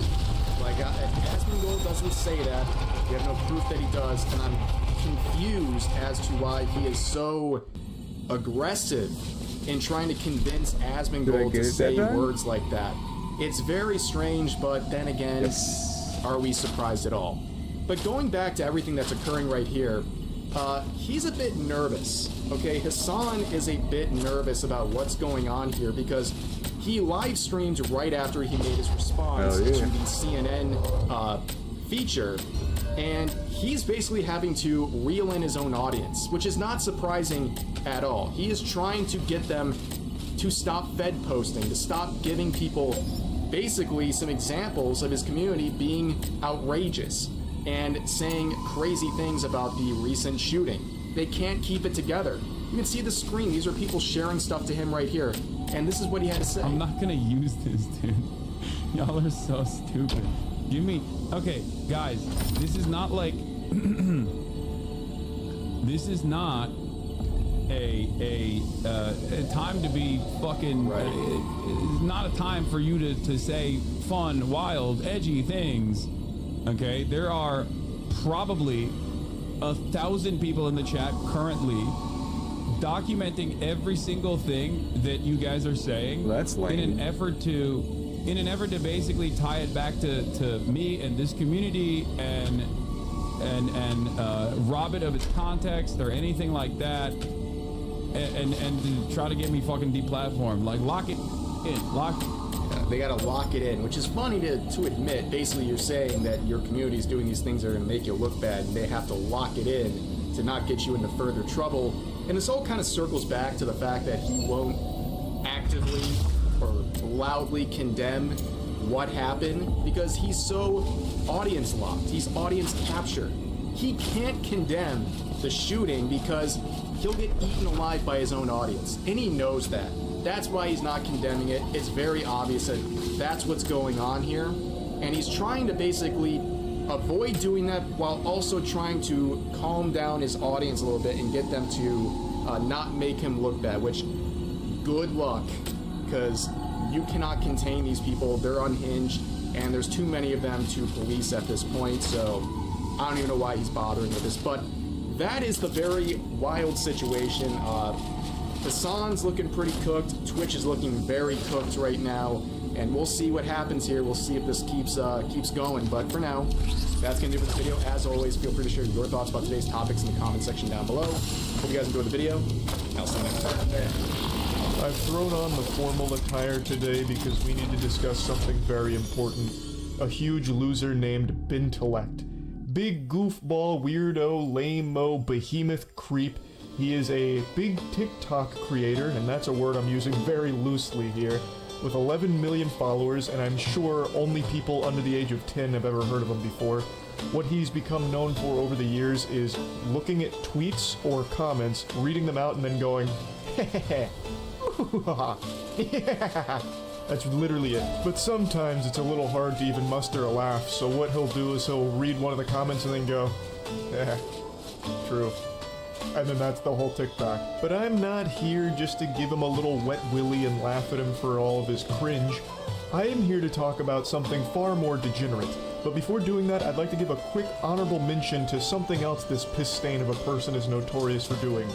Threatening legal action against people that make fun of him. I've seen a couple videos on Bintellect now after I've been informed of the situation, so I did a little digging. Apparently when people make fun of him, he gets super offended and will either try and copyright strike, take down the video, copyright claim it to make money from it, or even go as far as to just threaten to sue the person that made fun of him. You disgusting goblin, you make me sick. You're a mean one, Mr. Grinch. Now, while I do think a legal battle with Benjamin over me making fun of him would be hilarious, I still just don't really feel like showing you any of his clips because it's just going to rot your brain and it's yucky. It's just trash. So, no reason for that. Let's get into what I want to discuss, the new information that came out about this weirdo. So, Bintellect recently made a podcast, I suppose, and he invited someone on named Jordan Max, and then things got really odd. He got super hostile, and she ended up posting about it, which led to this dam breaking, and we were flooded with cringe about Bintellect's behavior over the years with women. So this horny little goblin asks her before going on the podcast, do you want to make a video for OnlyFans? To which she says, when? He says, today. And then she's saying, no, you need to be tested within the last 14 days and have an OnlyFans creator account. But then he says, I mean a video for your page. Oh, what a benevolent saint. He was actually just thinking about her the whole time. He thought this would be a good opportunity for her to make some OnlyFans content with the great Big Bintellect. So she says, doing what? And he goes, I don't know what performs best on your page. I can literally see him doing this. Well, I mean, I don't know what we do. What do you do on OnlyFans? Maybe we could do that? So it's become pretty clear that Bintellect uses this podcast as a way of just fucking. It seems to me like the whole podcast existence is only here as a way of trying to get Bintellect laid. So he tries to leverage his big follower count to then invite on OnlyFans models and then ask if he can make content with them.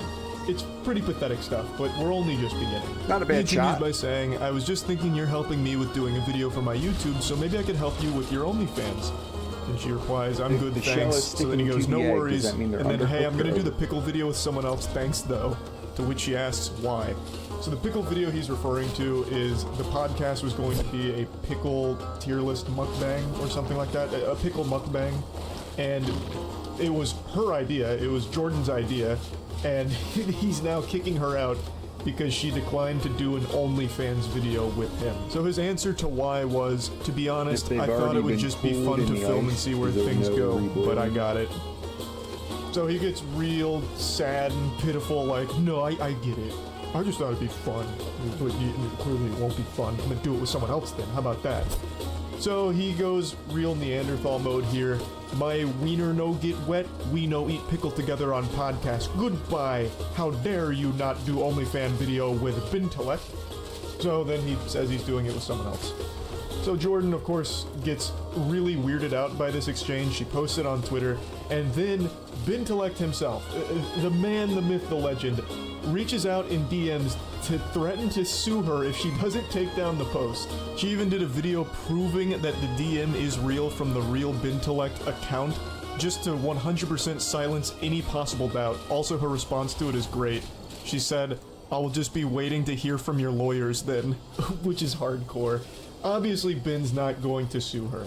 I don't think he's ever actually gone through with the lawsuit. He uses it to try and bully people to do what he wants. To do what he wants them to do, rather. So, I don't think any lawsuit was ever coming. This was just a last-ditch Hail Mary from a desperate, lonely guy to try and get rid of the evidence of him being a creep. So, that was the whole interaction between Bintelect and Jordan. But after this tweet started popping off, well, the series of tweets started popping off, she then started getting DMs with more screenshots and more evidence of Bintelect doing this to tons of different women. This comes from someone else who had a very similar experience to Jordan. So Ben opens with, "Do you work tomorrow?" They say, "Crazy busy day, but I don't work." And then Ben goes, "Let's make some content tomorrow." Not like that, but just film a podcast. So he immediately alludes to, like, oh, not OnlyFans type content. I'm talking about just a wholesome podcast, you know, one the whole family can enjoy. Doesn't get an immediate response, so he goes, "What do you think?" He then waits about 2 hours more and he goes, "You're killing me, gorgeous." So fucking embarrassing. Jesus Christ, that's so fucking awful to read. Yucky. And then he gives her about 3 more hours and then he goes, "You know what, I've been thinking about this OnlyFans thing, and I think I could make us a lot of money, straight up." And then she finally does reply saying that she's just been busy taking a mental health day. So he can't even go more than like 3 messages without bringing up OnlyFans. It seems like the only thing on this guy's mind is sex, and how he's never getting it, I guess, but is very desperate too, and will do it by any means necessary to try and achieve coitus. From everything I can tell, Bintelect has never done any kind of OnlyFans content on his own, or like any type of explicit content. He's just a professional TikTok giggler. All he does is giggle at Twitter messages or comments, and that's it. So clearly he's not wanting to dip his toes into OnlyFans for the sake of becoming like an OnlyFans creator.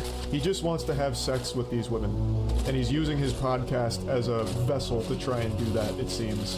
After she told him about the mental health day she was taking, he responds with, "Hey, thank you." And then the following day at 6:52 a.m., so this guy must have been up all night masturbating, because it seems like that's the only thing on this dude's mind.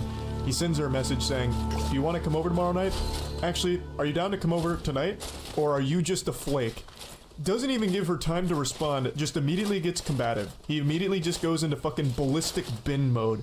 "So you coming over tonight, or are you just a flake? Huh? Are you just a fucking succubus? Huh? Is that it? Huh? So you coming over tonight?" And then he waits only like an hour and 40 after that, and then he's like, "You know what? Okay, Jesus Christ. Yeah, sorry, babe, but you're just too much of a flake. Bye." So then obviously she's like alarmed, like what the fuck is going on? So she says, "You know, if you wouldn't have texted me so rudely calling me a flake after 1 day of not texting you, you might have stood a chance. I can see why you're single now. Goodbye." Which really just sends Ben off the rails. "Yeah, whatever, go fuck yourself," says the girl who's trying to make an OnlyFans. Good luck. Brother, all you talk about is trying to do OnlyFans content with them. It seems like you're trying desperately to get into OnlyFans but keep getting rejected and can't handle it.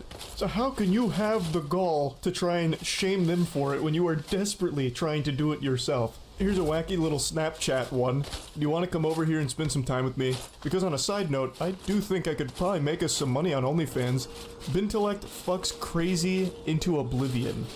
That's redacted right there, like a CIA document. I really wonder what he said. I think it's Bintelect fucks crazy pussy into oblivion or something, but I'm just going off of what I can see poking out from underneath the redaction. I think that's what it is, but this is so goofy. He's speaking about himself in the third person in this one. And then he even tries bribery. If you come over, I'll give you $100,000. I just really want you. And they respond, I'm good right now. Don't try to bribe me with money. That's weird. And then he's like, no, that is weird, but I want to see you. This one's a lot more vintage bin. So this was a different kind of relationship these two had, as opposed to just the podcast OnlyFans hustle he keeps trying to run. So they start by saying, I guess it's just not meant to be. Bin says, facts, no hard feelings, but yeah, it ain't working. So then they part ways, or so it would seem. Bin has a couple of parting words here. He says, for your future self, if you're going to turn around on a guy and say, hey, I'm not down for friends with benefits shit, just say that before you go through all the bullshit. Boring as fuck. Not my problem that you turned around and quit drinking because you're an alcoholic and now pass out at 8 p.m. Fucking peace out, bitch. So Ben really, he went crazy. Ben lost it. This man, he was punching pillows, sending these texts with tears in his eyes, and he got real nasty. We are working They for respond that. to it saying that they're far from an alcoholic, and then Ben just keeps going. Hey Mike, good afternoon. So yeah, the pieces on the chessboard and the posturing ahead of a potential decision from President Donald Trump, which he promises is coming in the next 2 weeks, continues to develop. I don't see why the fuck we're getting involved. Israel said they can do it. Just let them fucking do it. Yeah, I mean, like, of course we I think it's like if we it's better that we bomb the nuclear facility than them having the nuclear facility. But if Israel can do it and we don't have to do anything, that's a win-win situation. We don't do shit.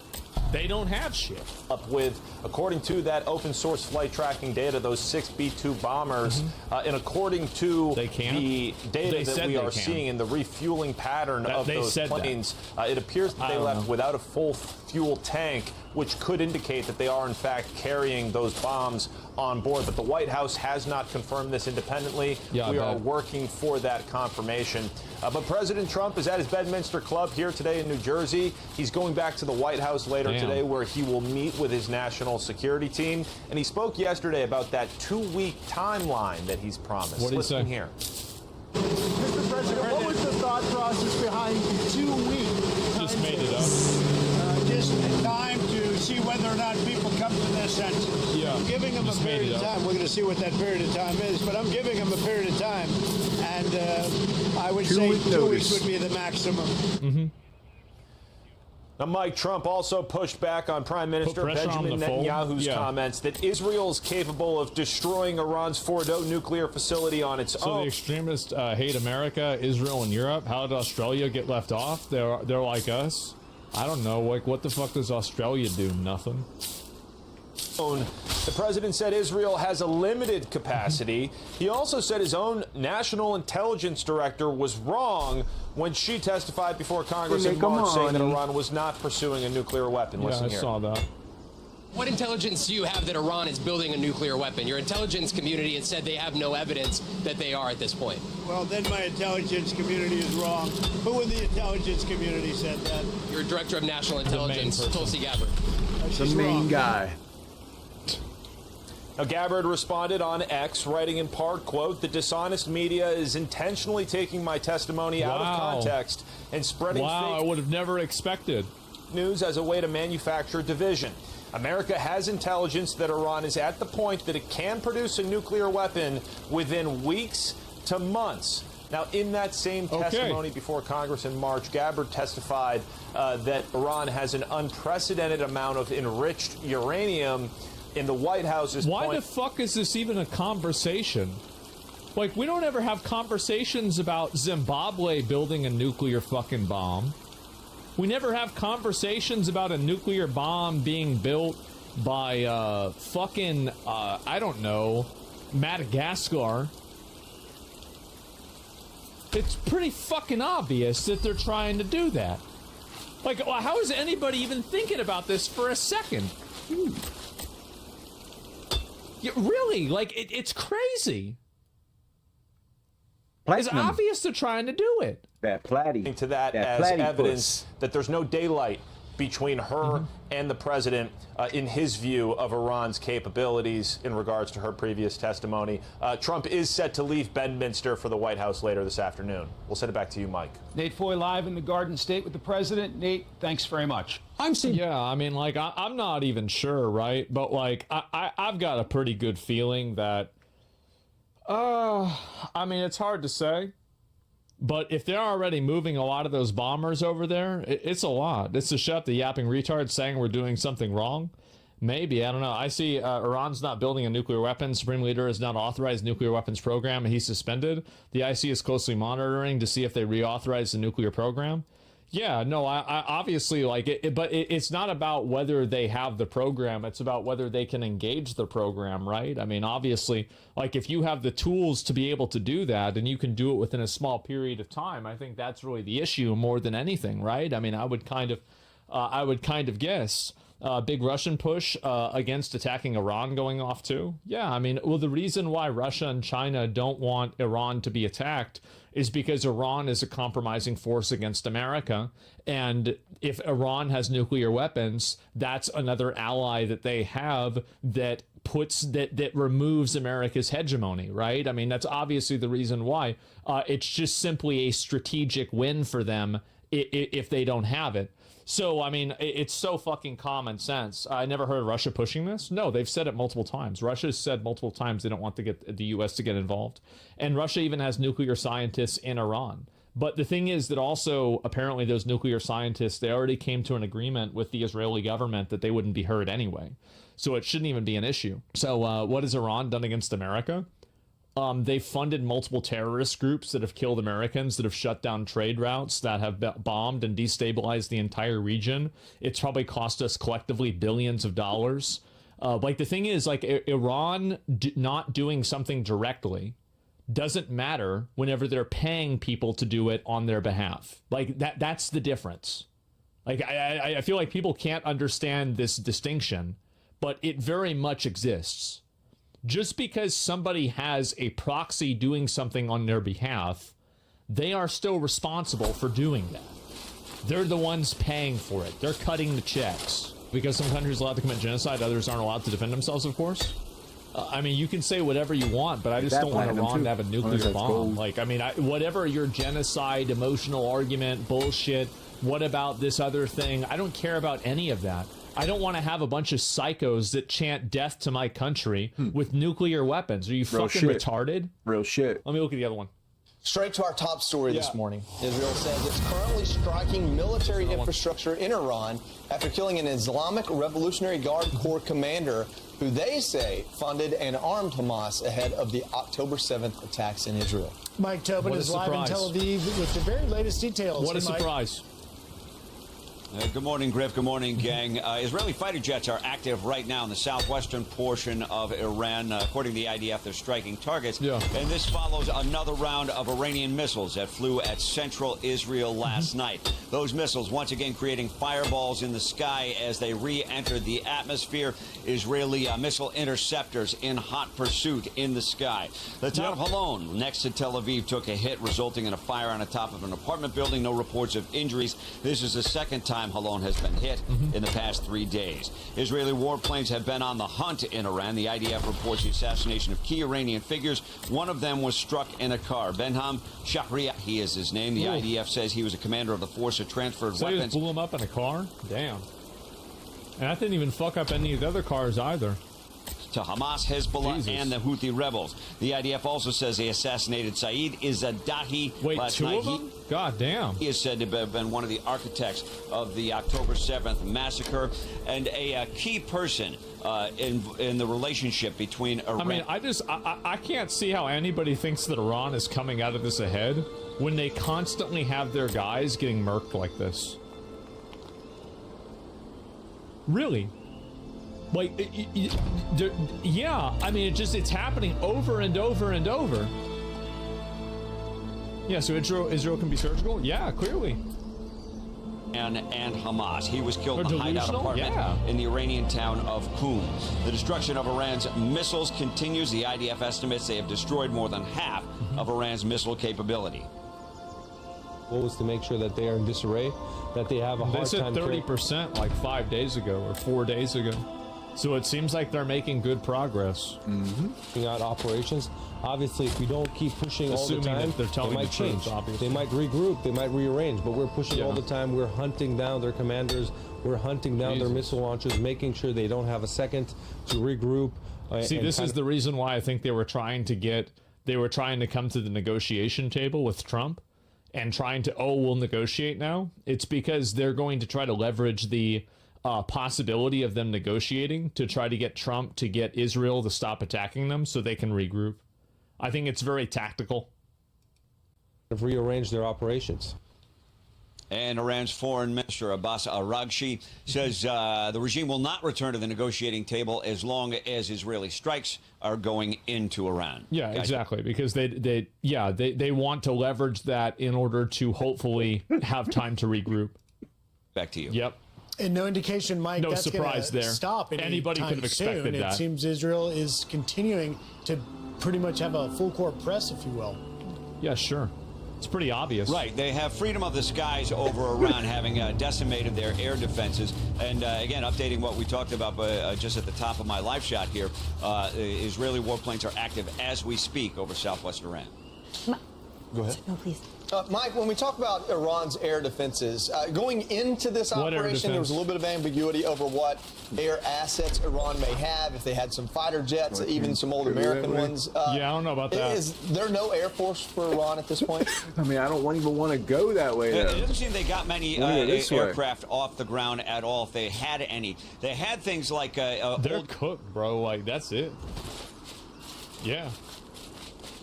U.S. F-14s. They had purchased 79 of them before the Islamic Revolution. They wanted to get 80, but the revolution happened. And I remember about a decade ago speaking with an Israeli F-16I pilot. He said, please put one of those things in the air against me. The F-14s, as much as they're part of U.S. history, they're antiquated compared to the things that the Israeli Air Force has now. They got better shit, They peaked at Top Gun.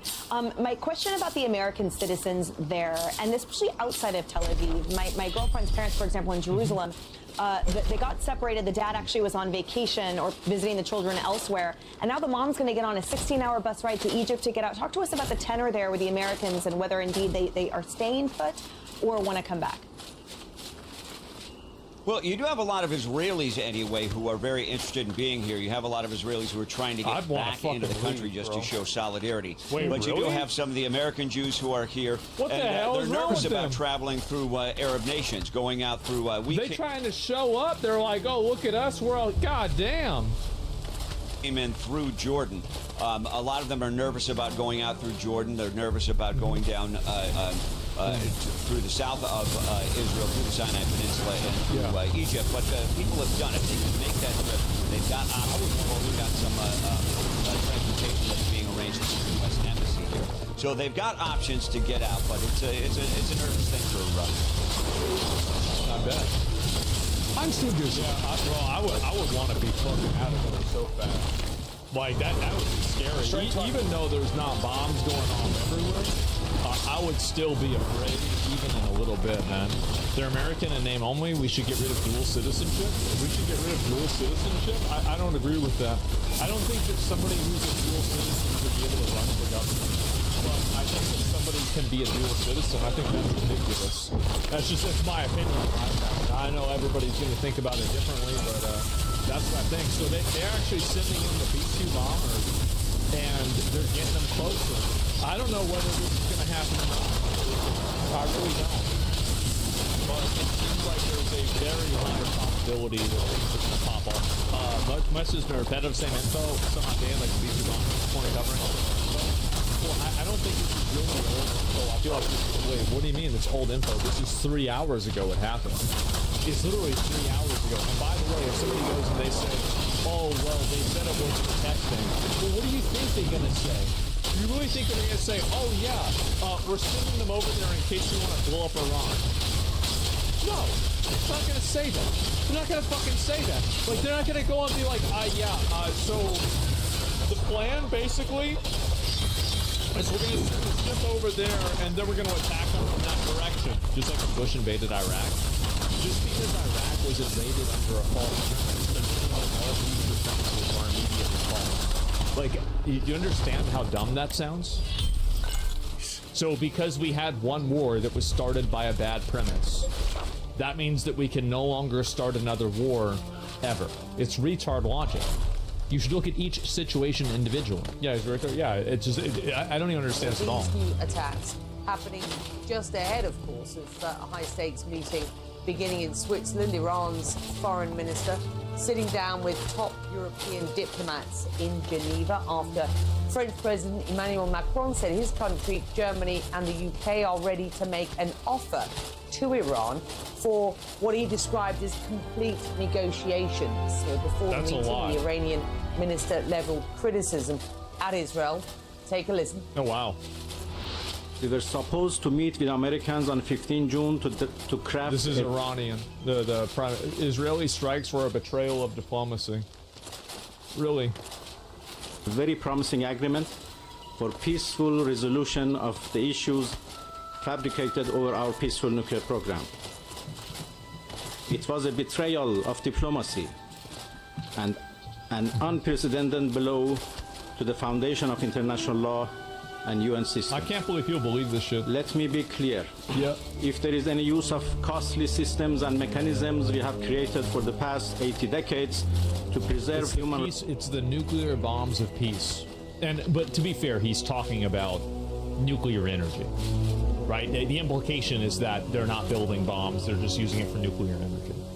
Rights and dignity, now is the time to do it. Oh, yeah. Well, with Donald Trump's announcement that he wants to leave the door open for diplomacy for as long as 2 weeks, I want to talk about this European push for negotiations or at least a dialogue with the French Foreign Ministry spokesperson Christophe Lemoine, who's joining me this hour from Paris.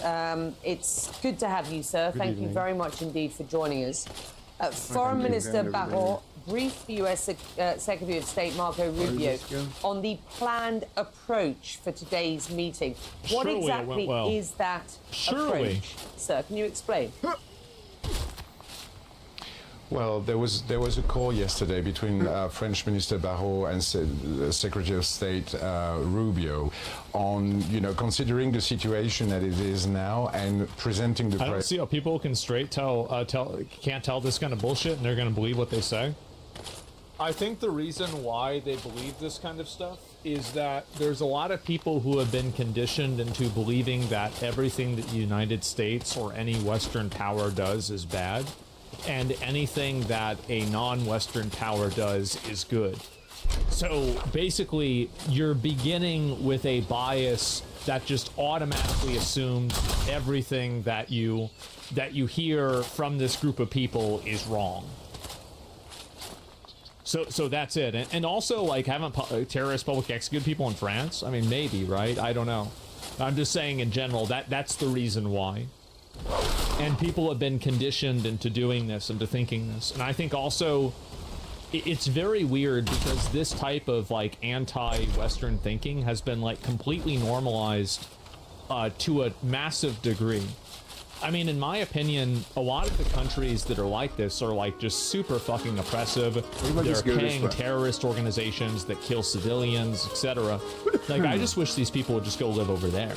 Like, if you really think that it's so much better over there, then just go over there. They would never do that because they know that, like, deep down inside, they know they're lying. But at the same time, it's very annoying to hear. It's the exact same bourgeoisie, proletariat, Marxist, retard logic. Yeah, exactly. It's just, it shouldn't even be taken. What I'm saying about it is that it should not even be taken seriously to begin with. You shouldn't even look at it and approach this with any degree of good faith at all. It's just brainwashed retards. Priorities of the French diplomacy, which is, obtaining a ceasefire and going back to the negotiations. And the presentation was, in a way, to present what was all about for today's meeting with the Iranians. And again, the approach is based on let's go back to negotiations, let's do it in Europeans with the Iranians, and let's see if there is a willingness on the Iranian part to restart negotiating. Of course they want to negotiate, because negotiating gives them more time.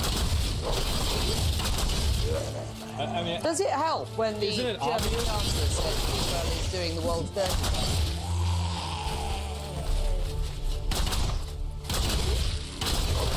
He's right. Well, you know, there has been a common European approach on Iran for the last decades in terms of negotiation, and there have been an alignment between, you know, the UK, Germany, and France, and this alignment is still valid today. So this is what's happening in Geneva right now. Those three ministers, the E3 ministers, are talking to the Iranians, and again they are trying to re-engage them on the negotiation. Anything that happens on the military side must cease because there is no military solution. Well, it hasn't ceased. Iran and Israel have been exchanging strikes overnight. Why would they stop bombing them if they're winning? Like, why would they stop doing that? It doesn't even make sense. Yeah, why would they do it? Why would they? There's no reason for them to stop doing that. Yeah, why negotiate with terrorists? Yeah, the thing is that, and this is the issue, is that people that think that this is possible are so naive. Unless you have, like, basically total control and autonomy over looking into it, these people are just going to lie to you. They're just going to lie to you. They're going to tell you something that's not true because that's what they do. Useful idiots? Yeah, they're just morons. Like, it's amazing to me that so many people can buy into such an obvious, transparent lie. Iran has just unbelievable sent missiles into Israel. We were just speaking to our correspondent in Haifa, where the impact of one of those missiles is very, very clear and very deadly. Yeah. The French President Emmanuel Macron has said that the goal here is complete negotiations. Can you explain what he means by that? What exactly does Europe mean by complete negotiations, sir? Complete negotiations means that we offered a package that was proposed today to the Iranians in Geneva, which is meant to be presenting a global solution for the whole situation, which means one part on the nuclear program, one part on the ballistic program, one part on anything that Iran does in financing proxies in the region that is highly. Why are you even playing with this even for a second? They're financing multiple groups that are going around killing civilians, bombing people, and disrupting international trade. These are clearly bad actors. I don't even know how can anybody not see that this is obviously a problem? And this is, and by the way, this has nothing to do even with Israel. Like, if you really think this is all about Israel, it's nothing to do with them. You're funding terrorists. Multiple groups of terrorists. And the biggest victims that these terrorists have are their own people. Their own people don't even like these guys. So it's not like, oh, well, they're trying to arm the resistance. No, when people resist against them from their own country, the terrorists kill them. So's America. I don't think we're funding Hezbollah. If we are, I don't even understand. So what's your logic? So if we're funding Hezbollah, okay, so if there's somebody in America that's funding Hezbollah, then in the government with our tax money, then I think we should put him in jail. So I have the same viewpoint. I do. I have the exact same viewpoint. Like, anybody doing this is bad. It doesn't matter whether an American, they're French, whether they're Iranian, whether they're Israeli, it doesn't make a difference. Stabilizing the region, and one other part on other security matters, including, you know, the hostages, and especially the French hostages that are still held in Iran. So, and also, like, a lot of people make arguments like, you know, oh, it's hypocritical because of X or Y thing. This isn't an argument of like who has the right viewpoint. This is a survival situation.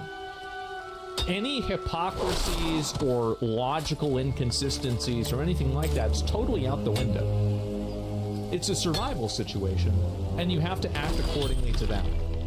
It doesn't matter what you did in the past. It doesn't matter about what's fair. It matters about how to make sure that you are ensuring that the people that you're representing are not going to be in harm's way.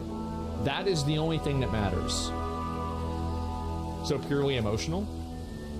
It's the opposite of emotion. This global package is meant to embrace the whole situation. This is a proposition, and we hope it's going to be a platform on which there could be further discussions with the Iranians and in a broader format with the United States or other countries from the region. I just wonder whether these complete negotiations, which extend beyond the nuclear file then, reflect the scope of the American talks with Iran that were scheduled, of course, in their sixth round to happen on Sunday and haven't materialized. Or is this Europe wresting concessions and a wider scope out of Iran at a time when Iran is clearly weakened on its nuclear, missile file and indeed the regime itself? Well, yeah, they're totally fucked. The last thing that they should do right now is let up on them. Like, yeah, just keep going.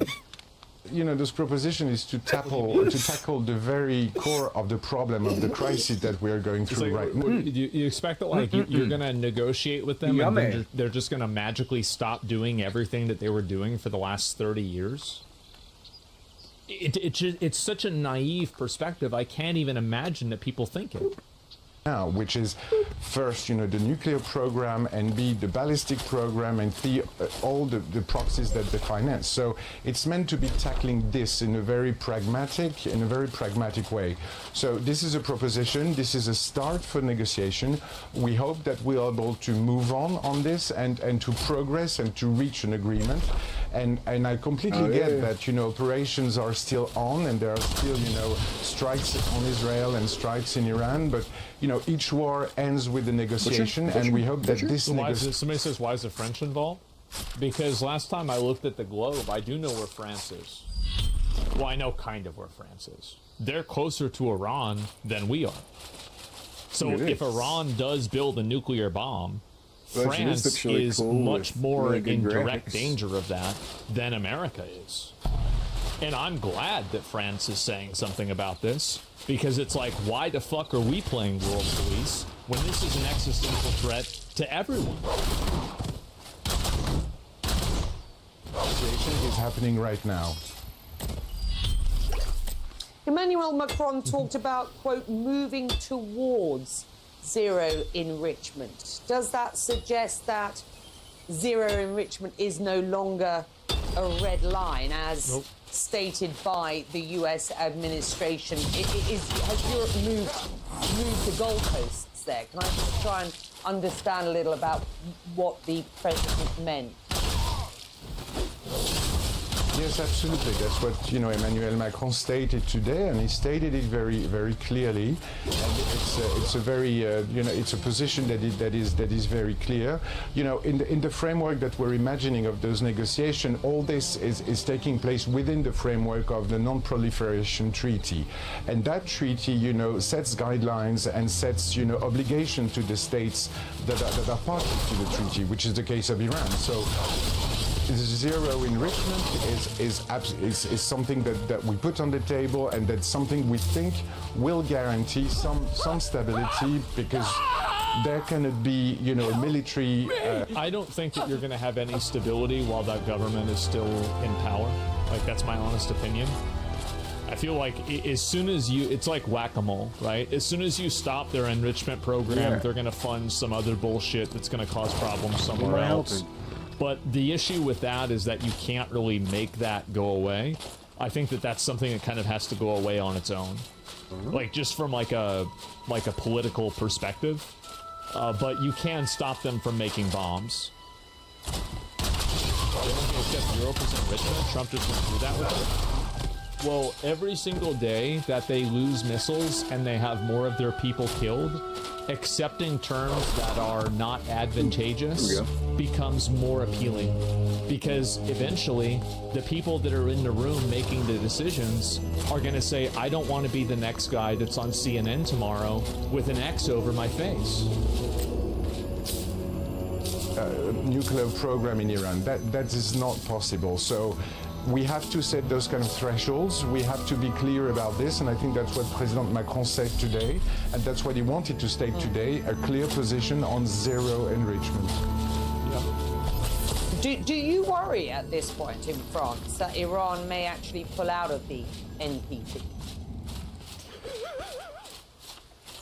It already did.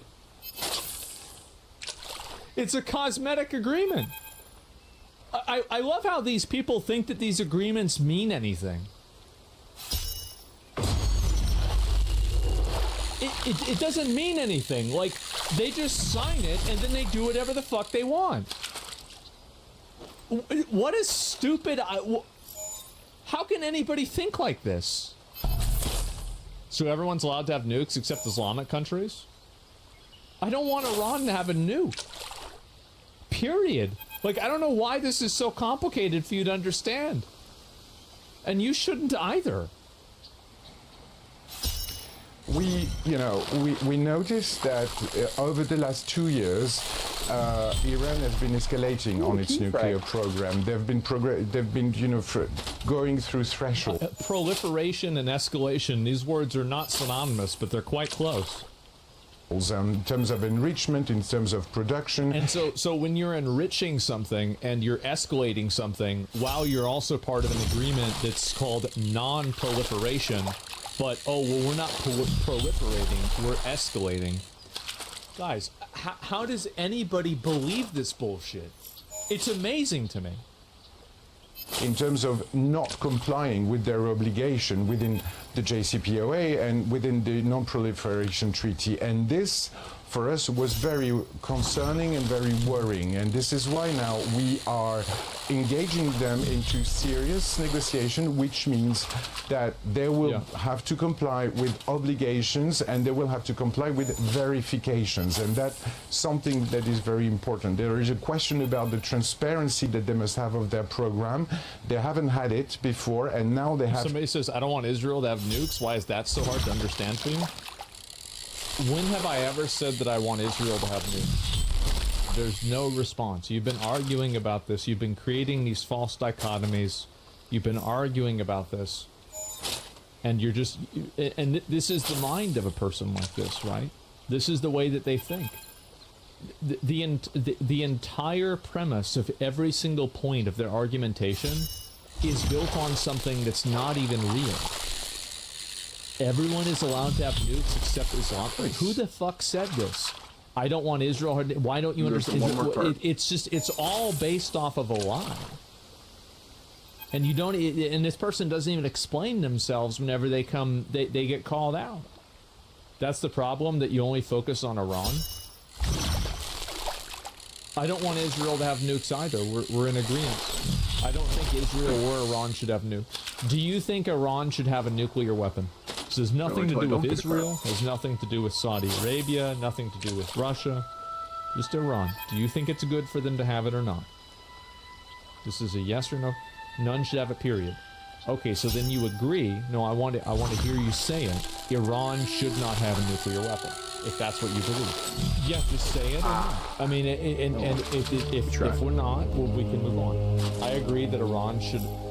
Iran, but if Iran can't, then got what I should. need, though. What do you mean should? Go in. Going in. What is about this should for you? Like should, like this is, it's this childlike logic that's unbelievable to me. It's amazing that people can think like this. These are real adults that think like this. To engage themselves in that way. So again, what he's proposing is a negotiation, but with a stance that is very clear, because we want to have a solid agreement at the end that could be fulfilled by everybody in the region. I guess so. The U.S. Secretary of State Marco Rubio, who your foreign minister has briefed, has reportedly just told the foreign minister that the U.S., and I quote Rubio here, is ready for direct contact with the Iranians at any time. You want me to take the glowing dagger out of his chest? Secondly, that sounds like it. the US isn't putting much stock in these discussions that don't directly include them. So is this Europe playing a bridge between the two at this point? I'm just trying to understand what the point Somebody says, I think he was making a point that no one, including the USA or any country on Earth, should have nukes, but you hold this double standard on Iran? Of course it's a double standard. Duh. Obviously it's a double standard. What are you, retarded? No shit.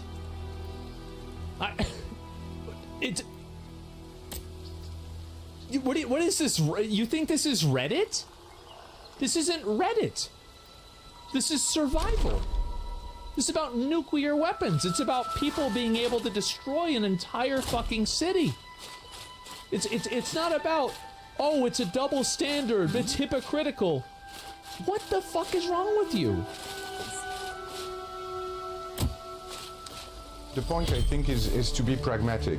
Again, we are, advocating some kind of diplomatic way out of that crisis, and anything, any effort, any initiative that will go into that direction will be, I think, welcomed by the Europeans. So we've kicked off something today in Geneva. This is a good start for discussion. We'll see how the Iranians are reacting. But of course, we're ready, to open the discussions to others, and and of course the United States. But anything that will go in what we think is the right direction will have the support of France and the support of the Europeans. Do you agree that only mature countries are allowed to have nuclear weapons? No, I don't think it's good for anybody to have a nuclear weapon at all. It's better for... So the best thing is for nobody to have a nuclear weapon. The second best thing is for countries that you are aligned with to have a nuclear weapon. In any war situation, there is no positive benefit of you having a symmetrical advantage against an enemy. Every single military, and also, by the way, this is the case, this is what you would want, right? You want to have an asymmetrical advantage against your enemy.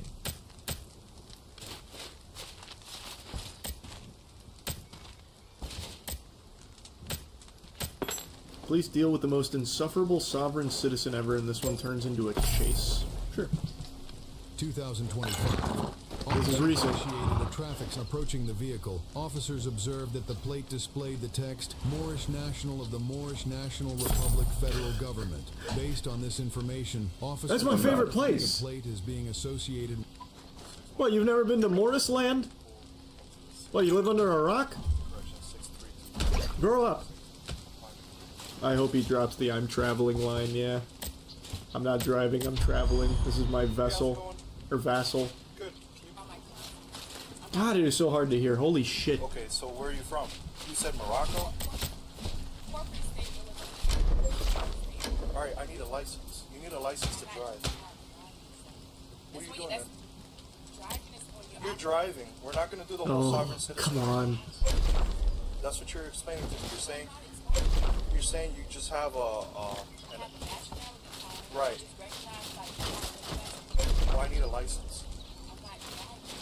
You're driving. She said it! Yes, the classic. I'm not driving, I'm traveling. Yes. I don't know who started this. I can say with like a high level of confidence it was a 4chan meme that people actually ran with. But that is the most commonly regurgitated line when it comes to sovereign citizens. I'm almost positive it was a 4chan meme where like it was a checkmate maneuver where if you're accused of being like whatever and they mention driving, you correct them and say you're not driving and it's traveling, and it's like you get away no matter what. Like that's like the #1 maneuver you can do. It has never once in the history of fucking police stops ever worked. It's so good. I absolutely love that one. Like no matter how many infinite examples you can pull from of that line not working, people still use it to this day. And I'm talking like 10, 15 years later. I remember being in high school seeing videos with that whole traveling. And they still, as of March 2nd, 2025, believe that it works. The fucking I'm not driving dialogue stream. I don't get sovereign citizen stuff. Do they actually believe it, or they just think it's get out of jail card? Half and half. There's some people that truly believe it, and the other half just think that it's part of like this strategy to like get out of a traffic stop, which it's not. It never has, and never will.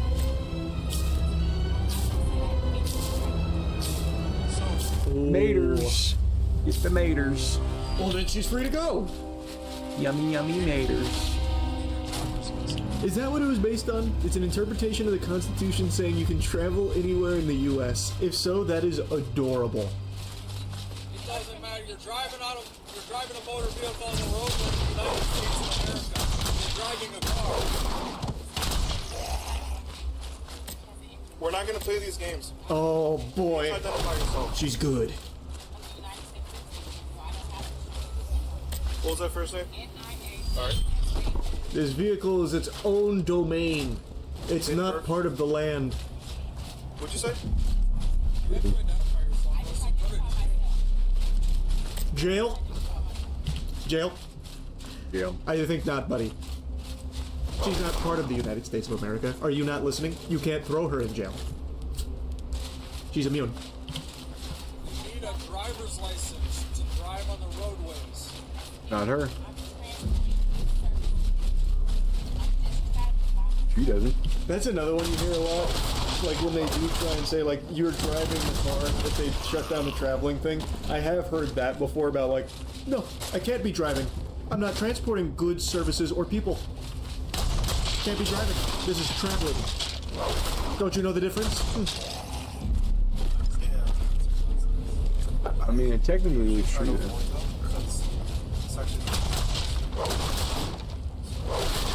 They're talking about sovereign citizenry like it's a rare Pokemon in the tall grass. The VIN is taped up as well. Granted, it's not as popular today as it once was. She's playing the whole sovereign citizen. Not driving. You're not a United States citizen? Where are you a citizen of? The world. Supervisor's right here. The planet. Supervisor, welcome. Yeah, come on, I can talk to you. I can't hear you. Oh, they're gonna slash your tires.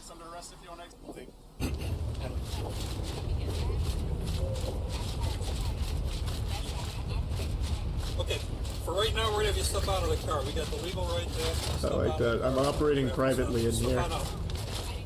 Imagine they open that door and it's like this fucking laboratory. Like this absolutely extravagant cyberpunk-esque like cerebral experience. The same thing to you. Huh? We're not trying to intimidate you. I've been trying to cooperate. Oh. Oh shit! Well, hey, she's not a U.S. citizen. We're powerless here, and she's also not driving. That car is traveling. We can do nothing.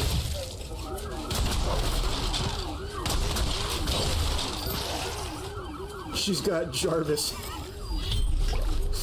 Jarvis, unfuck my situation. Right away, ma'am. Steps on it.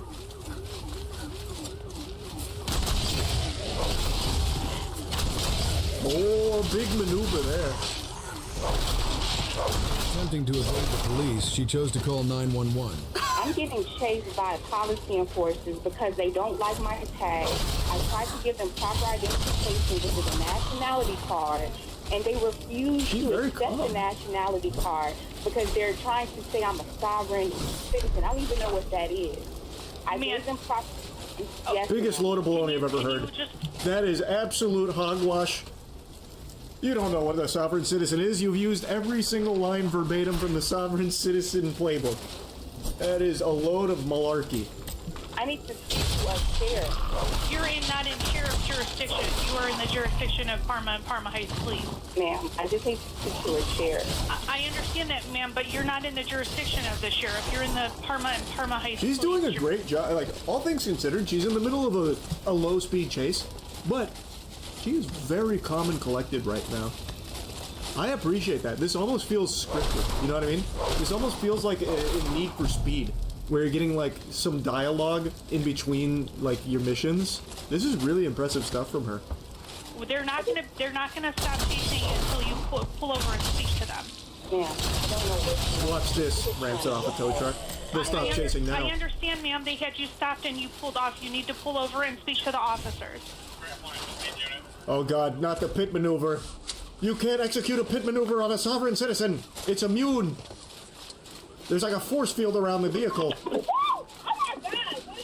Have you pulled over, ma'am? Oh my God, wait. I was just talking about this. I was wondering why they don't use the grappler anymore. Like the James Bond gadget from Q's lab. They actually just hit her with it. They actually used the grapple. Oh my God, they busted it out for this. It's about time. That shit is so cool. It's Naya, or Nia. Naya, step out of the car! It's not a car. It's a vessel. Naya, open the door and step out! Not a door. It's a portal. Keep coming, I got commands. It's an engine. Oh, I forgot she said, yeah, it's just an engine. Oh, horseless carriage. I've seen that one done before, yes. This is not a car, it's a horseless carriage. I have seen that. Coming back, right back on the sidewalk. Keep coming, keep coming, keep coming. Step to your right. It's a pleasure to meet you. We've had a wonderful conversation. Lay down on your stomach, put your hands behind your back. Lay down on your stomach.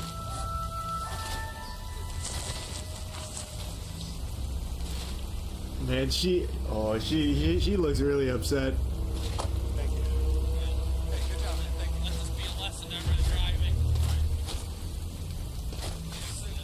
What was the lesson? No, you gotta He just stops. He stopped in the middle of a sentence. Let this be a lesson to everyone driving, and then nothing. Just silence. What's the takeaway?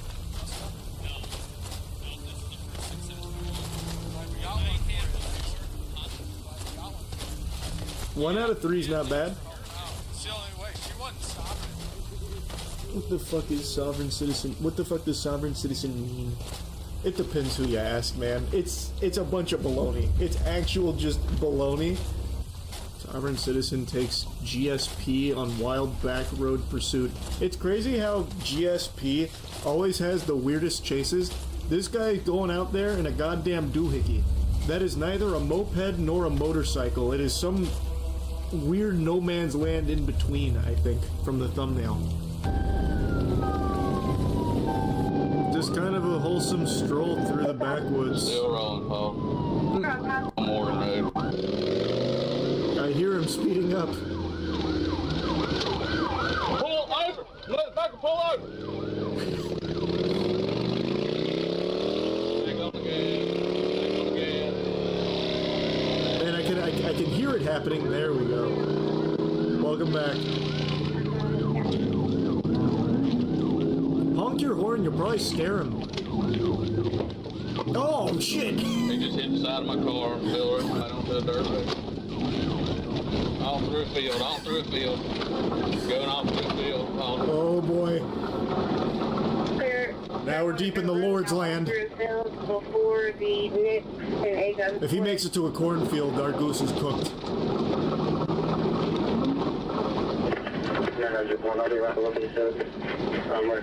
Man, hats off to the little bike, though. It's still cooking out here. Get back to the dirt road, Paul.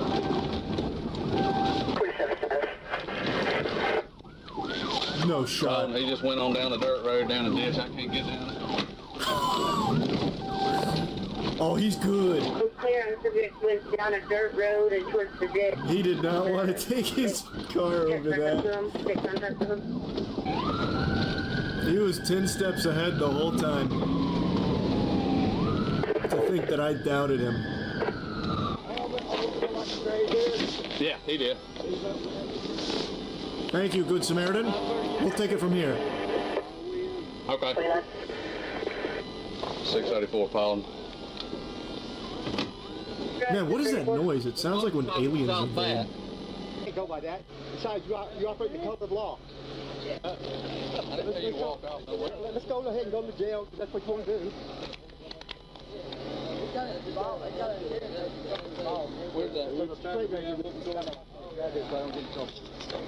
Where at? I won't get cut.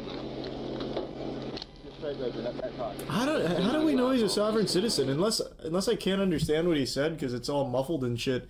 He didn't use any of the sovereign citizen lingo or lines or anything. How do we know this guy's just not a enjoyer of long bike rides during a police chase?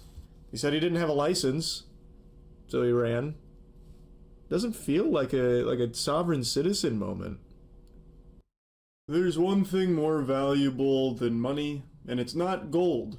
It's something that I feel if the world really did end and we ended up in some kind of post-apocalyptic Fallout world, instead of using bottle caps for currency, we would use Stanley Cups. Now you can probably tell just by looking at me, I don't own a Stanley Cup. I don't have that sparkle in my eye that hasn't fixed that hole in my soul like it has for so many others. And I don't really get it. Not gonna lie to you, it seems like just a pretty standard receptacle for liquid, but people go ballistic for Stanley Cups. And one woman not only stole $2,500 worth of Stanley Cups, she then went on a high-speed police chase in order to try and keep her treasure. That was the one piece, and the cops weren't letting her get away with it. High-speed chases are always intense, but this one from Ohio had a twist. A woman led officers on a 115-mile-per-hour pursuit along I-75 after stealing thousands of dollars worth of merchandise, including everyone's favorite trend, the iconic Stanley Cups. 115 miles per hour, that's no joke. That is